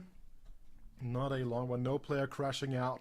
Nothing really big to kind of look into. So we should not be in a big issue. I think it's safe to say. Nothing major here. And I'm kind of excited to see, I assume if you're Alaska here, it's a 2K round. Maybe bring out the XM once again. Just maybe. But I guess with the AKs now being able to take the duels over the long range, that the appeal of the Hoover, as we like to call it in Danish, is kind of not there. But the 2K buying is definitely coming into effect here. We're just waiting for a few things to get fixed, and then we should be right back in it.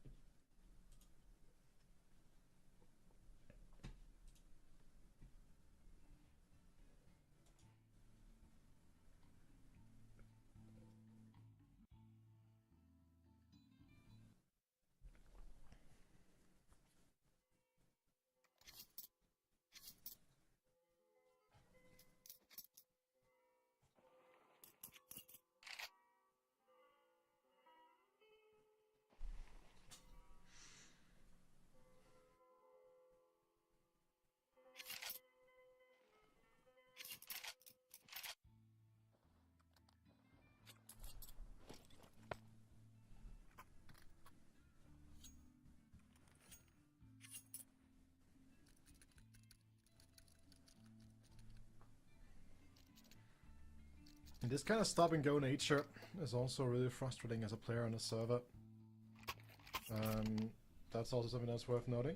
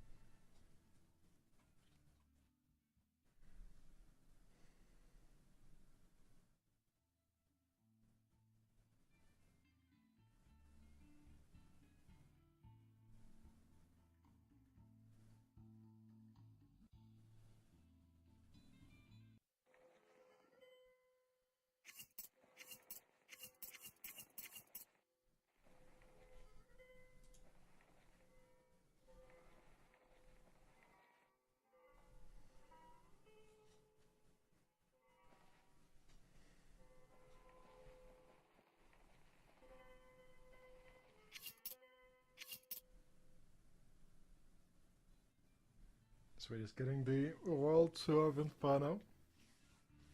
Thank you very much, production, for giving us these beautiful camera shots.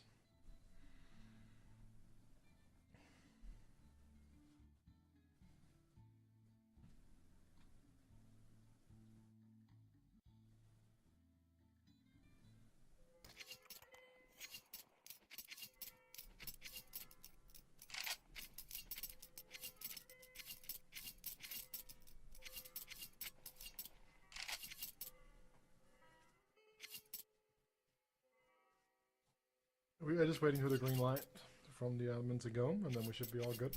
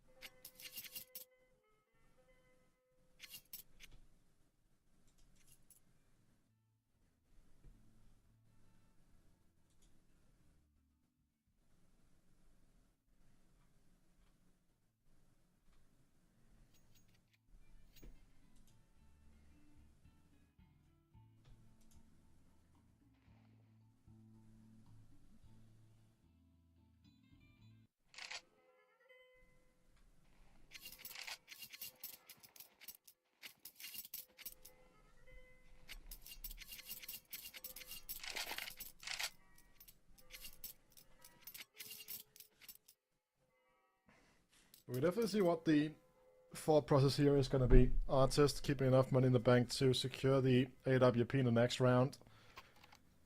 Rest of his teammates, the artist kind of dissect the buy. Start buying down completely. I'm gonna believe that P90 when I see it. Yeah, they're just kind of just cycling through weapons right now, waiting for the technical issue to be resolved. We did see a Negev earlier today. Didn't have a single shot fired though, at the time, sadly. Would have been lovely to see that Negav get a chance of firing it well. But not the case, sadly.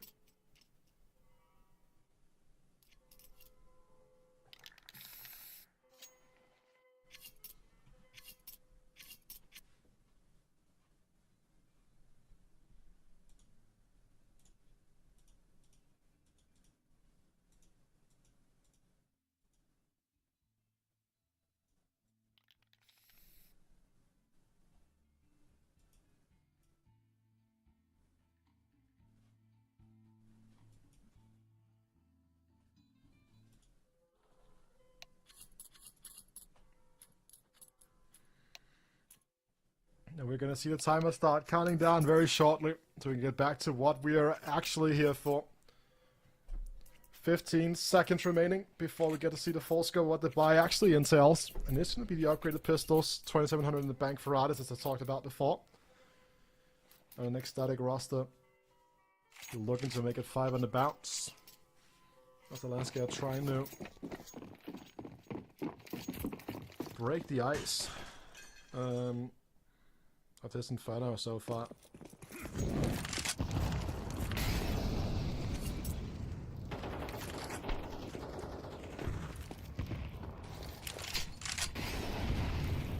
The classic utility exchange happening over on the banana, and Lele have gotten full control though. And with the 4 players stacked over that, this could get dangerous and ugly real quick if they coordinate the swings correctly on the CT side.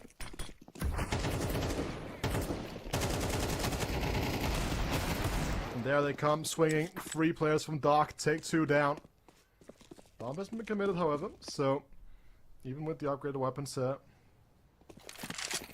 Artist is still going to be a dangerous beast to meddle with. Is that with his life? With his life. Room for a retake situation. Bomb close to the bomb site, he'll be planted on the side itself here. All the way tucked in the corner. Bomb has been And around it all of a sudden it's gotten a lot more dangerous than intended before. A great stat call from Alaska.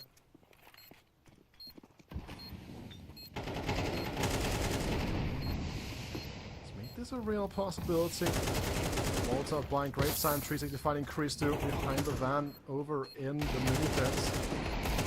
That is a dangerous beastie, but New Dude now starts clearing up house completely. Finds 4 in a clutch as well. What a great round for Alaska. We consider this was an eco. Nothing invested outside a bit of a Kevlar, some pistols. Now they're gonna start smelling the blood in the water. They took out 4 players of Ecstatic the last time around with just the pistols. Now they have to upgrade the weapons to work with here. They have the AWP on Artist for the second time of the game so far.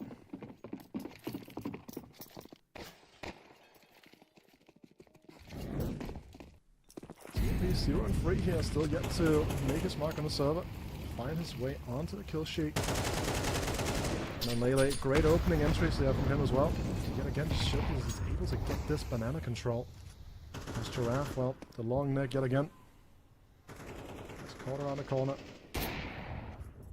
And Artist cannot connect a shot onto Sierra. Would have been a nice little one to get back here. Because they're currently being dragged in and out of position. Unless they're kind of unable to find their footing. But it seems like they read the play correctly this time around here. As the triple TMB start lining up their exec utility. They've gone back into the 2-2 split here.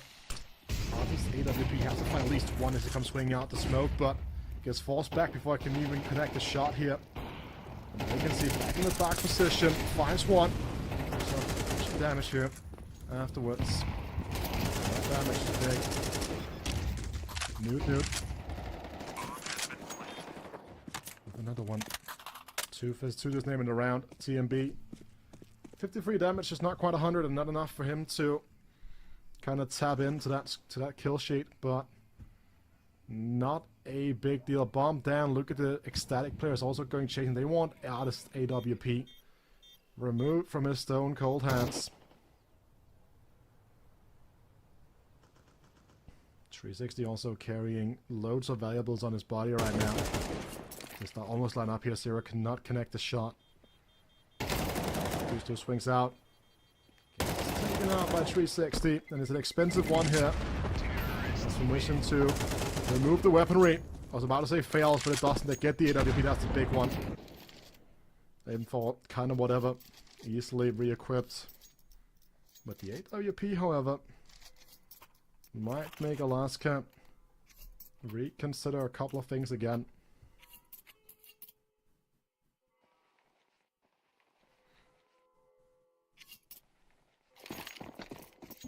And also look at Newt.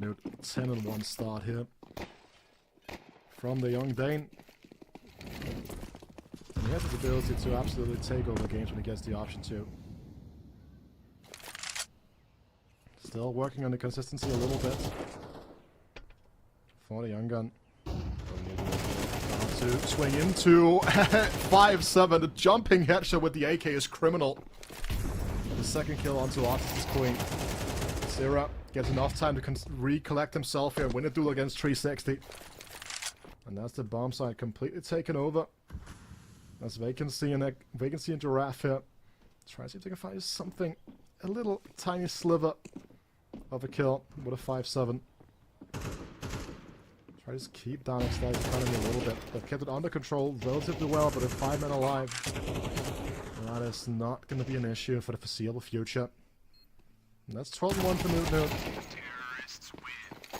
Absolutely incredible scenes that he just goes jumping headshots with the AK on the duel here on T-Stairs. Like, whips everything in a spray and then just connects the jumping headshot. It's absolutely criminal. And I would be fuming right there if I was the Alaska player. I am not gonna lie. That is bloody criminal. But 7-0 is the name of is the facts right now. No if buts and maybes, only absolutes at this moment in time. Due to the fact that Alaska is just absolutely under the foot of Ecstatic, and Lele another opening over on Banana. Just the spam through the smoke. He has been heading out to Giraffe, who has not been having a Giraffe so far, I think it's safe to say, but this round is far from over. TMB down below half HP as well, so opportunities could arise there.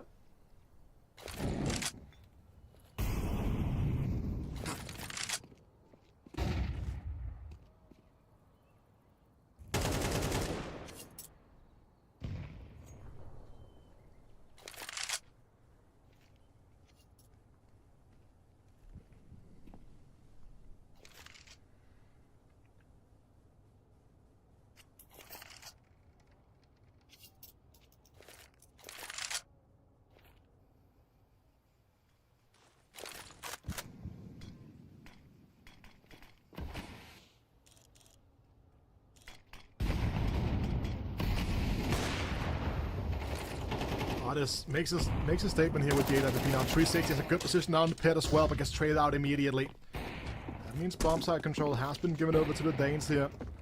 Bomb has been planted. Vacancy, Artis and Extinct. Trying to make their movements known here. If Artis can find another opening with the AWP, they can go on this. Extinct has the kit here.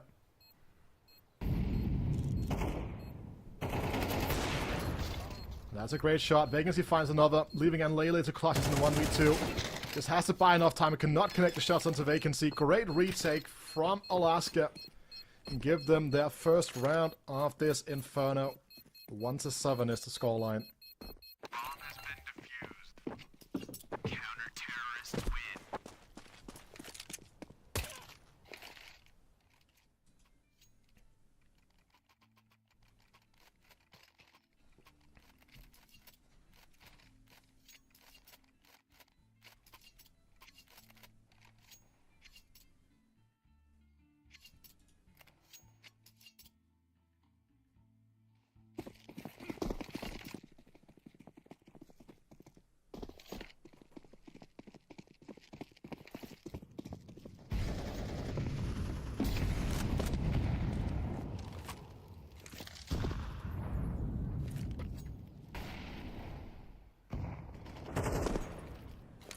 time around, Alaska has not given up an opening over on Banana. That's a big one for Alaska for sure. Even though they did kind of recover in the previous round off the back of Artist and Vacancies antics, but 3 people stacked on A right now. The long smoke here will give them some space to work with. Incendiary also got smoke here. 16 starts spanning through the smoke. Cannot find the kill. You can kind of see the uncertainty right now on the Alaska defense.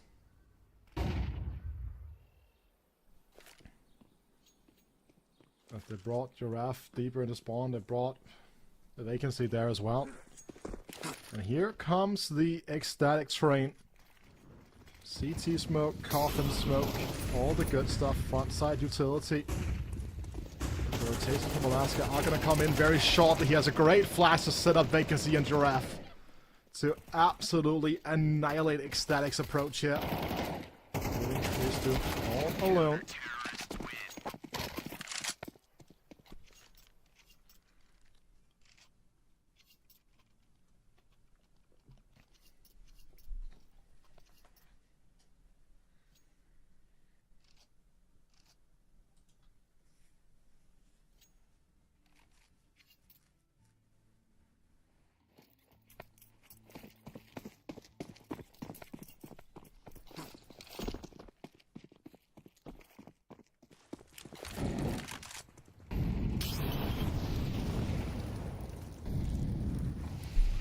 TMB is still yet to, obviously, find the kill here.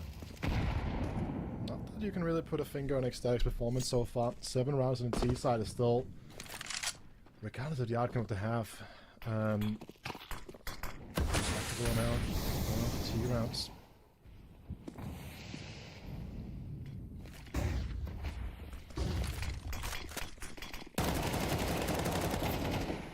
Vacancy finds another one with support from Giraffe, but it doesn't mean a whole lot as the bomb side has been taken over by the Veins. And Lele shoots out Vacancy. This time it's going to be a 3-on-4 person retake, but keep in mind that we still have 360 quite far away. And the Zira is stood locks here. Absolutely just ready. The 360 to get absolutely annihilated, but Zira swings out a little bit too early. 360 finds the kill here. With the kid on the backs of the 2 rifles as well here. He's not swinging for this. Extinct gets taken out by Lele, however. And they have to give up in the retake. It's all about these exit frags right now. Artist finds the first. Wants to keep his AWP. Gets run over. And now Christo, he has the opportunity to pick up his favorite weapon. But it's again not gonna do it. Just gonna be sticking with the AK over on this T half, and who can blame them right now? 8-2. Ecstatic are absolutely flying out the gates here on the map pick. But as I was alluding to before, Train is an even bigger weakness in the Alaska map pool than Inferno, and Ecstatic have proven themselves to be a quite scary Train team. So I can't really blame what I'm watching, to be fair.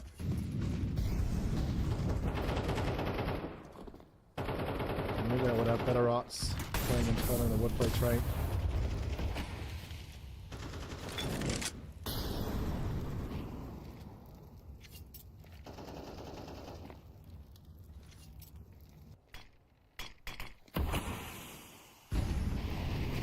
This thing being forced away by the smoke here now. Artist has a good angle with the AWP. Again, I seldom opening over on Banana for themselves here to work with Alaska.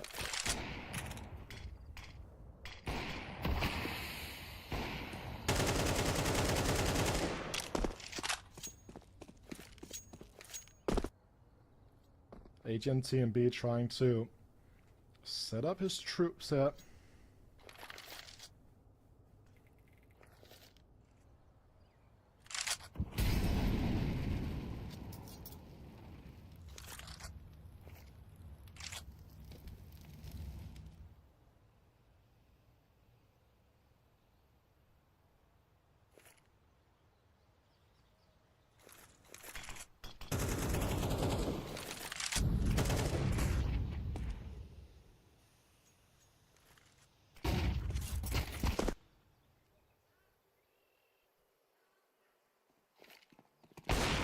Artist with another opening here. Great 2 kills from him so far this round, but they are going to accelerate off the back of this ecstatic. And there's no third time to charm here. Come swing in, Giraffe and Vacancy. Good there, good bidding here. As we also see Zero fall down through the smoke. A third on the tapestry for Alaska. And a low buy round from Ecstatic to close out this first half here. Tech 9s, Mac 10s on offer, maybe a Deagle. As we just see Lele almost bought out that MP7 there for a second. Would have been a spicy choice for him, obviously.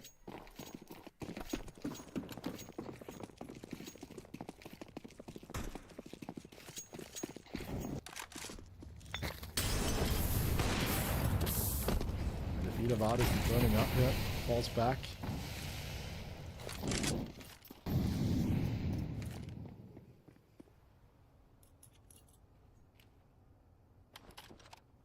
Depending on the timing here, 360 might get caught off completely. Nude sees the shoulder, starts swinging around. That first bullet accuracy combined with the headshot damage off that Tech 9. Hands over the B bombs, hands of the A bomb side even, sorry. 2 Ecstatic, forced retake coming through. Bomb not gone down just yet. It's gonna come here from Christu. Gonna go for the plan for the pits. A little bias, so very little utility. A single flash on TMB. Oh, Sarah can actually end up knifing. He could knife out if he wants to. So there's the action, just a little bit too late here. TMB clocks in and 1 kill for the entirety of the half, but it doesn't matter. As his team absolutely dominates. Alaska 3-9 here on the T side of Inferno.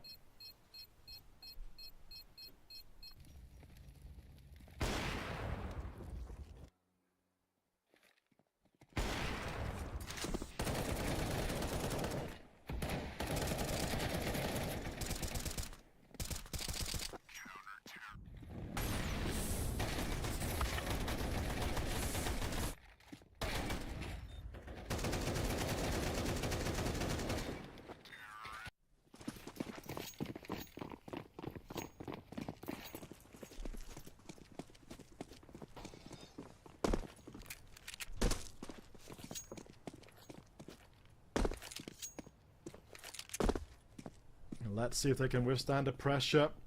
And Later's about to get a bit of a surprise here as he comes swinging in towards second mid here. Newt finds 2 clean headshot. Bomb dropped into the halls as well. Vacancy with a great swing afterwards. Christo kind of left thinking, do you need to cover mid? Do you need to cover boiler? Where do you need to go?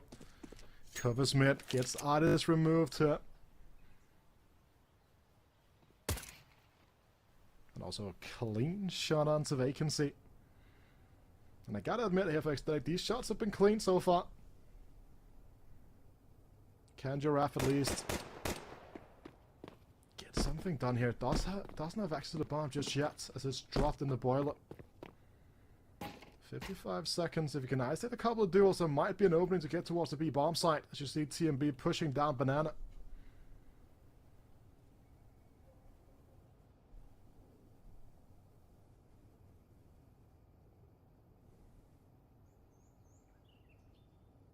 Giraffe just jiggling. And then Lele says, you know what, stop the jiggly business. I am gonna tear your head off with a pair of dual Berettas. And with no bomb plant, and what seems like an insurmountable lead for Ecstatic, Alaska forced onto this upgraded pistol by all in. They cannot afford to give up an Octa round for free, they say. They want to see if they can hit Ecstatic while it still hurts, while their economy is still trying to settle itself for this CT half. But it is looking relatively dire, I think it's safe to say. Another quick aggressive play over to the second mid as the base of it.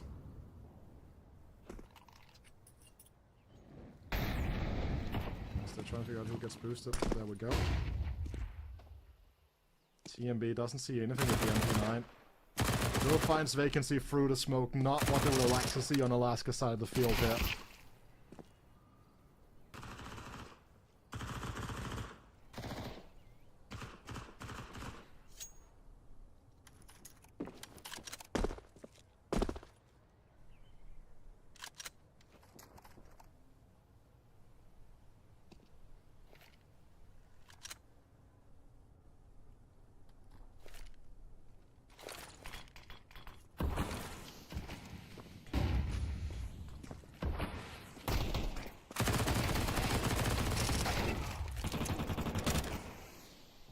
As if a massive Newt finishes the job that was started by his teammates.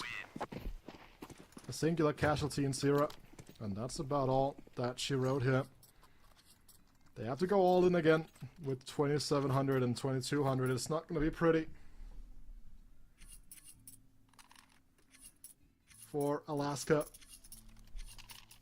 It's going to be the repeat. It's going to be an entire half where they won't even get AKs in their hands, I feel like. But when you lose the pistol round, when you already had a relatively difficult first half, it is definitely not something that you look out for. A little bit of an over-the-shoulder look here for Christo. Kind of got to see what he saw. With the flash, completely annihilates Extinct. And his Incendiary also gives away Vacancy's possession. Looks like that's a strike clean, but the Maxim doesn't find anything. Instead on Lele knows that he's going to be able to take back the space here with TMB and support. And if TMB can bait here for Lele, it's going to be a pretty good outcome. I think it's safe to say.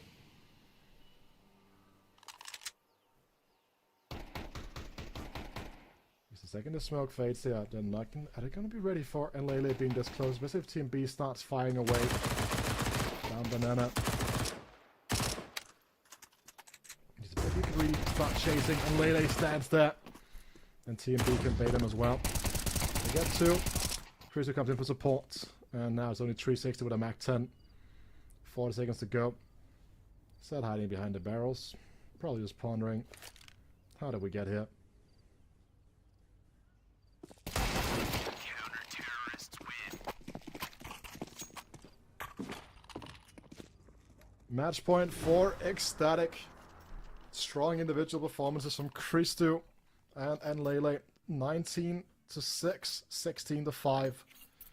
And even if TMB almost went an entire half without killing anybody, his calling has been immaculate.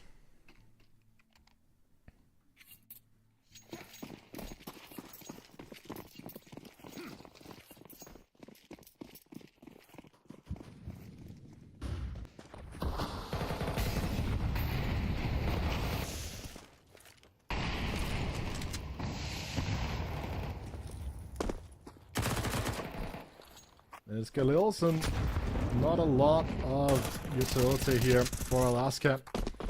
As they're just getting absolutely nated to oblivion. Artist and Vacancy paying the price for that right now.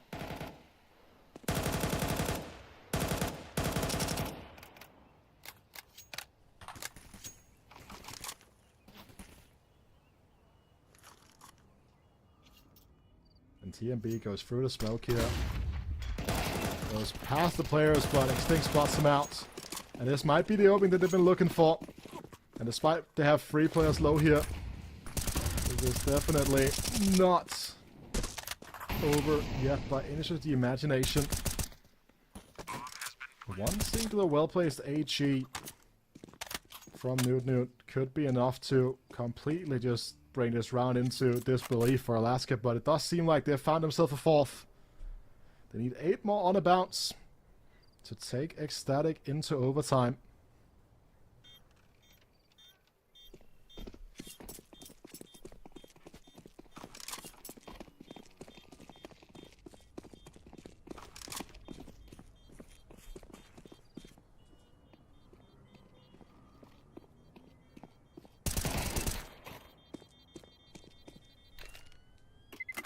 And every single one removed here is obviously major. But Alaska gets to keep 4 players alive. We'll get to get some AKs in the hands at least as well.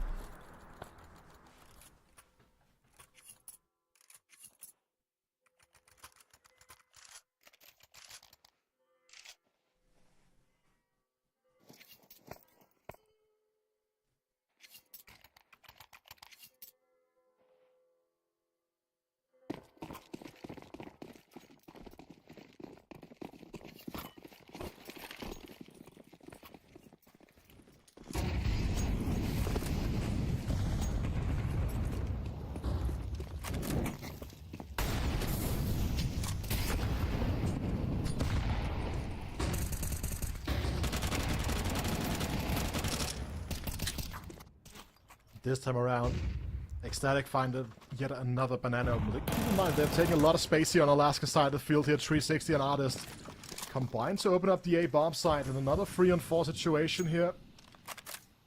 Unless Christo finds Artist hanging out in the library, reading a book here, I don't think this round will ever really go back, but the bomb is so far removed that this round could still go anywhere they want it to go. Artist should be able to pick up Christo relatively soon, one would assume at least, with the position he's been taken. Christo clears out the AWP. But it's going to be a 5th round here for Alaska. Christo will be able to drop over the Zero next round without any issues. And then could buy into the AWP. This is kind of what happens when you have a relatively shallow first half. I think it's safe to say Alaska's CT side was not up to par.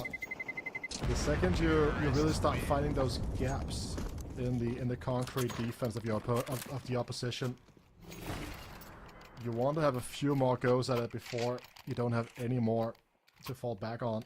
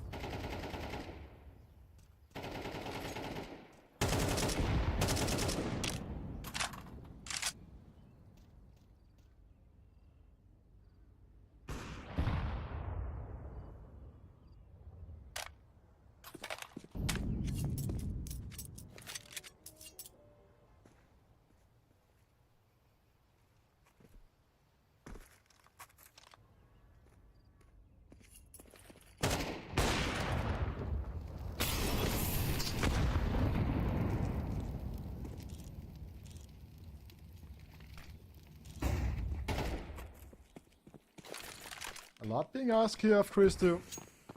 Does have a teammate in support, however. And Lele also under rotation now. As TMB will be the player that's going to be boosted up here.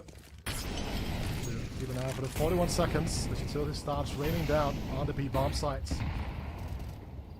Christo is completely widened out here, but finds the kill anyways. And Lele with a great spray. As time is starting to run out, 360 was about to be that lurker activating over towards the A bomb site, but he is so far removed from the action and will not be able to make it over to Artist in time. As Artist AWP has 15 seconds to create a miracle. And it's Christo to find the final kill instead. And with that, Ecstatic take a dominant 13-5 victory on their own map pick of Inferno. With the T side that looked absolutely brilliant, they're going to be starting on that one over on Ancient, which is the map that's going to come right up here when we're back from this break.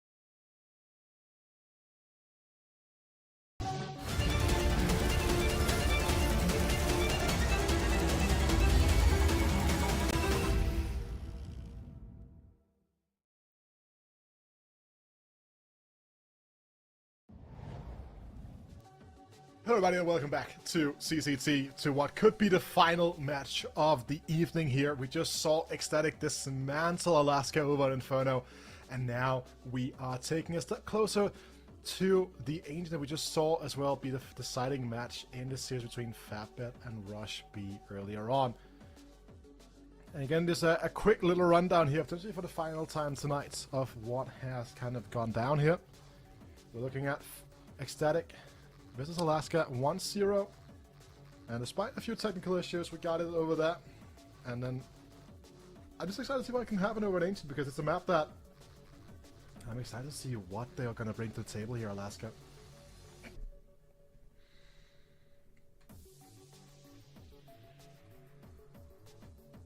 Because if you look at it, it's not one of the best maps for Ecstatic. It's a map that they play quite a lot, or have played quite a lot of in recent memory. But it's kind of been up and down. It's a very 50-50 map for them. I mean, one of the losses are to teams like ENS. They lost to Navi Jr., lost to 9. But if you actually just like look at it so far in 2025, after they have gotten the addition of Zera in, it's kind of been a little bit more good than bad, I think, if I'm not completely mistaken. Whereas for Alaska, it's a map that they kind of want to play as much as possible. They have a 69% win rate over 13 maps so far. Having taken losses to Sinners and Cybershock recently, however, so it's not necessarily a guaranteed map. There are no guarantees in Counter-Strike, I think that is definitely safe to say. The players are getting ready to go into the server, so we'll be joining them in just a second. But outside of the map, they played against 8 Sins in the Epic 44 tournament over the weekend. They haven't played this map for close to 2 weeks, so they don't have a lot of current reps on it, you would assume at least, but they are going to be starting on the T side. Ecstatic will be starting on the CT side, so we didn't get to see a lot of either of these teams' CT and T sides, due to the dominant nature of what Ecstatic were able to put together on the T side of Inferno. Classic defaulting here coming through from Alaska. One player looking towards A main, 2 in the middle, 1 towards cave, 1 towards ramp. Not really trying a pace play. They only have 1 smoke and 1 flash, so they want to go off the back of those. Once they find an opening that they can take with it, and until then, they are going to be chilling.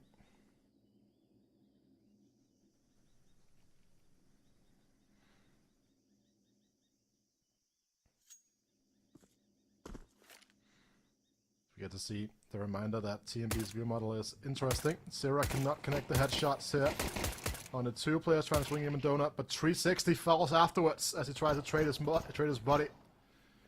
Not 100% accuracy, but 100% headshots. Christo keeps up that trend.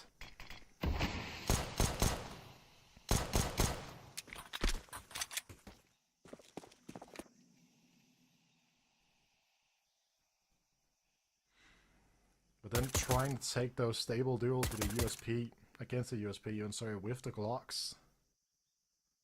Not necessarily what you wanted to do that. They really used the mobility, didn't get up close and personal. But the bomb plant is going to be secured at least. That's a bonus, and Anubis also finds a headshot onto us long here. All of a sudden, we pop back into a 2-on-2. That is how quick this can go. Newton is waiting for Zera to push up the ramp here, but with both of the players running him down, that means Zera can just go directly onto the bomb if he wants to. Start trying to bait them back here. Absolute chaos on the bomb side, but despite the double opening, it actually is going to be Alaska taking a very important pistol win. I did not expect that with the way that round started off here.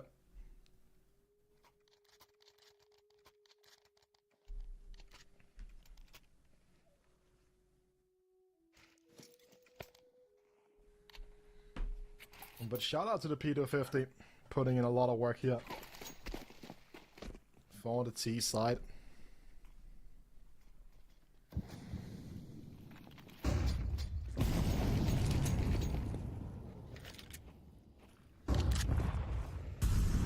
It is going to be the cave stack, and then you're going to have one player and then Lele over on long. I said that they can kind of run away with things, but probably won't. And here it comes, Extinct, swings in, gets one, and then Vacancy. It's not easy peasy. No biggie.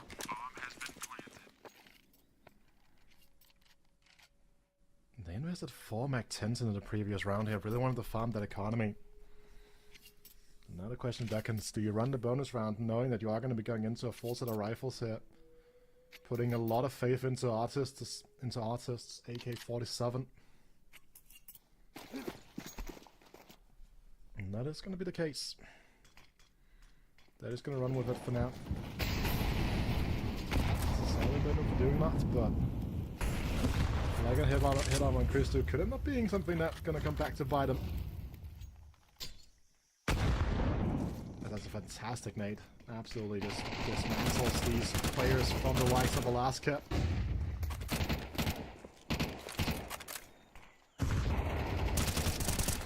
This is kind of a bonus round for Alaska, to be fair, with the way that they've made them manage their investment here. I don't think this is a round that they would have expected. Didn't necessarily find the trades they were hoping for. You really do need trades like these very often when you have that level of an accent in it. Trying to make use of the edge and the smoke here.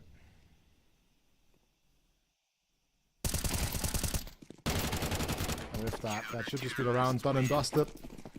Race for the AK. TMB wins that one.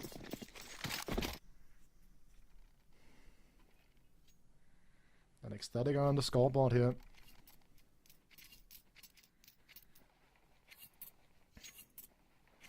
But we saw Artists shine in glimpses over on Inferno with that AWP. He's had a good start to this map so far here. So he should be bringing with confidence to swing that big green around.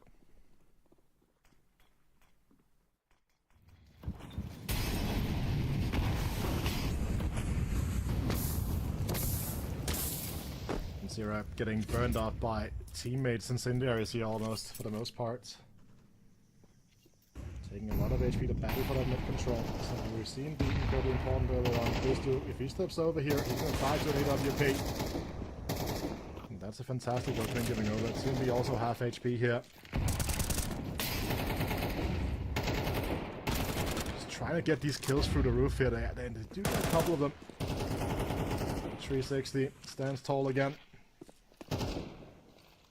And Newton's kind of tucked in here because he knows there's probably going to be a player potentially getting ready for the backstab. Giraffe is going to be the one on the prowl here. Here he comes swinging into 360. Great clear from in later. That's bomb dropped as well. But the backstab activates. Look at the trigger discipline. Coming through from Giraffe secures another round for Alaska.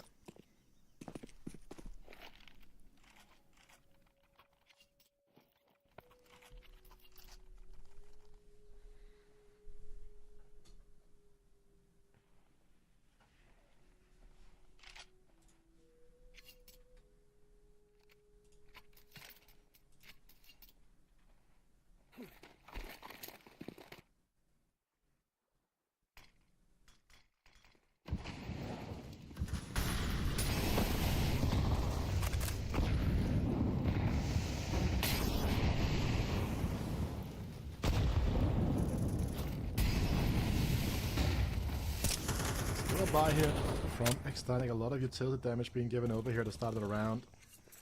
Nude with this MP9 up close and personal. The mobility is just unrivaled. If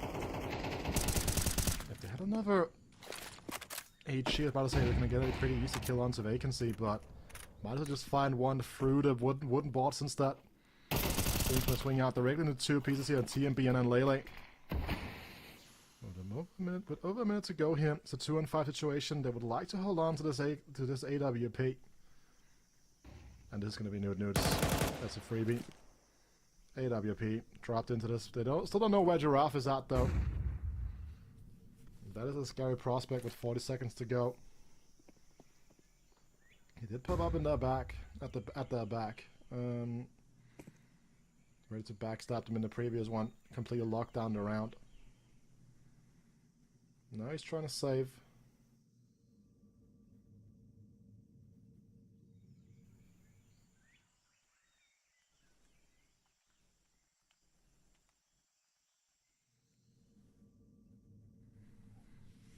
And so far, so good, it seems like, for the Brit.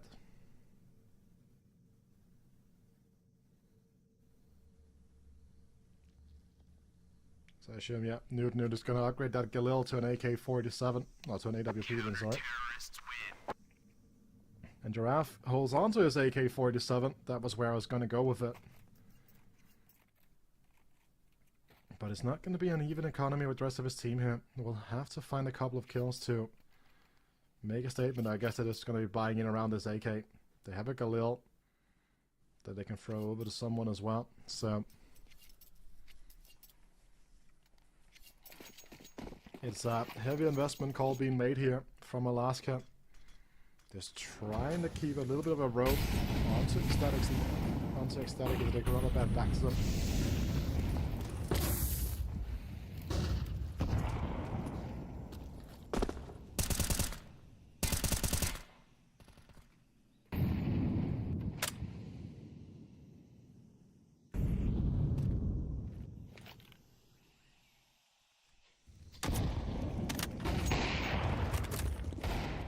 Is ready to support his AWP player. The deal from 360 is a little bit too much to deal with. Because then Lele also just gets swung by the Tech 9. Priest still use the smoke to fall back. Finds 360 in the smoke actually. Does not kill any of the players on the bomb site itself with the USP. Combined with Sirius M4. Gets him out of a dicey spot there. Could have gotten real dangerous real quick. But we're back to a tied game here, 3-3, Ecstatic. Looking like the team that's going to be riding the momentum for quite a while. Much like they did over in Inferno, where during their first half they had a 9-3 scoreline lead.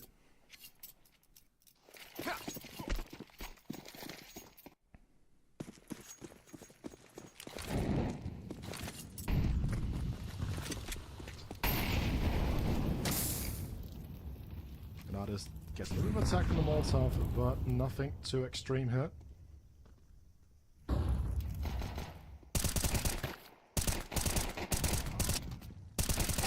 It should just be pretty easy shooting here, straightforward.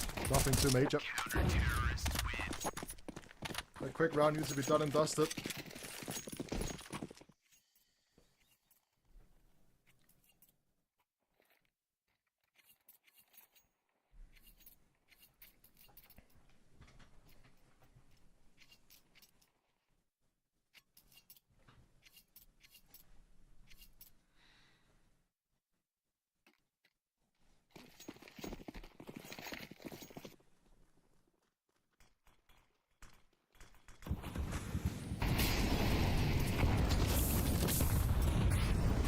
Again, getting his feet kinda burnt here, just by trying to battle for that corner. Down in the bottom of the middle. Giraffe gets back in the swing. Zero finds two before he gets traded out by Artist. We've seen 360 take a liking to these late lurks.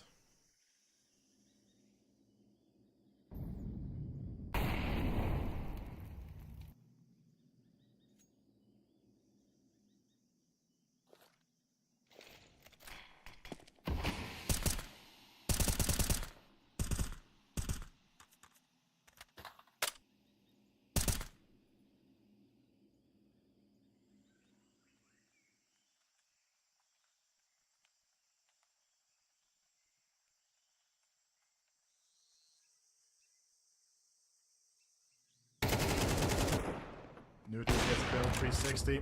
Completely eliminates that lurking opportunity.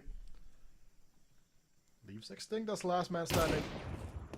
That's a clean shot onto Christo. One taps the head off the AWP.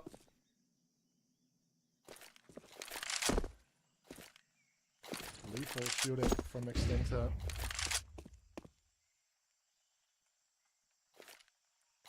He now has managed to pick up the bomb.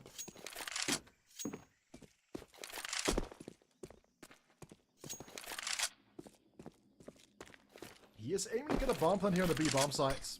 Smokes off shots. That's the way about the opportunity of a player elsewhere. Ready to trade him, but Lele just spams through. Does not want to give him any option. That's Crease too. Gets the AWP from back at him.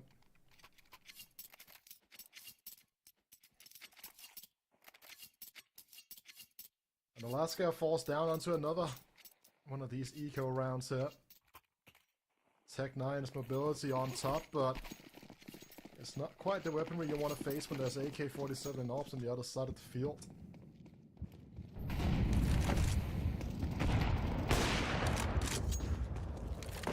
Cruiser does not overstay as well, but he gets one. That's smart. Falls back afterwards. Does not want to get run over by a train of Tech 9s.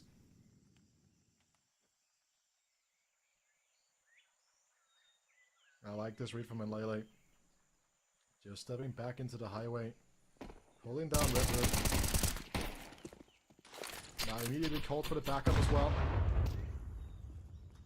Sarah ready to go on the hunt here, but this might have given an opening over to Extinct. With this Tech 9 finds a headshot. Back to a 3-4, and Sarah has to find support and gets run over by Giraffe. And that's actually going to be a numbers advantage situation now. Over. Gets one. Crease 2, can he get to the last one as well? Shadow starts stepping out with the dualies.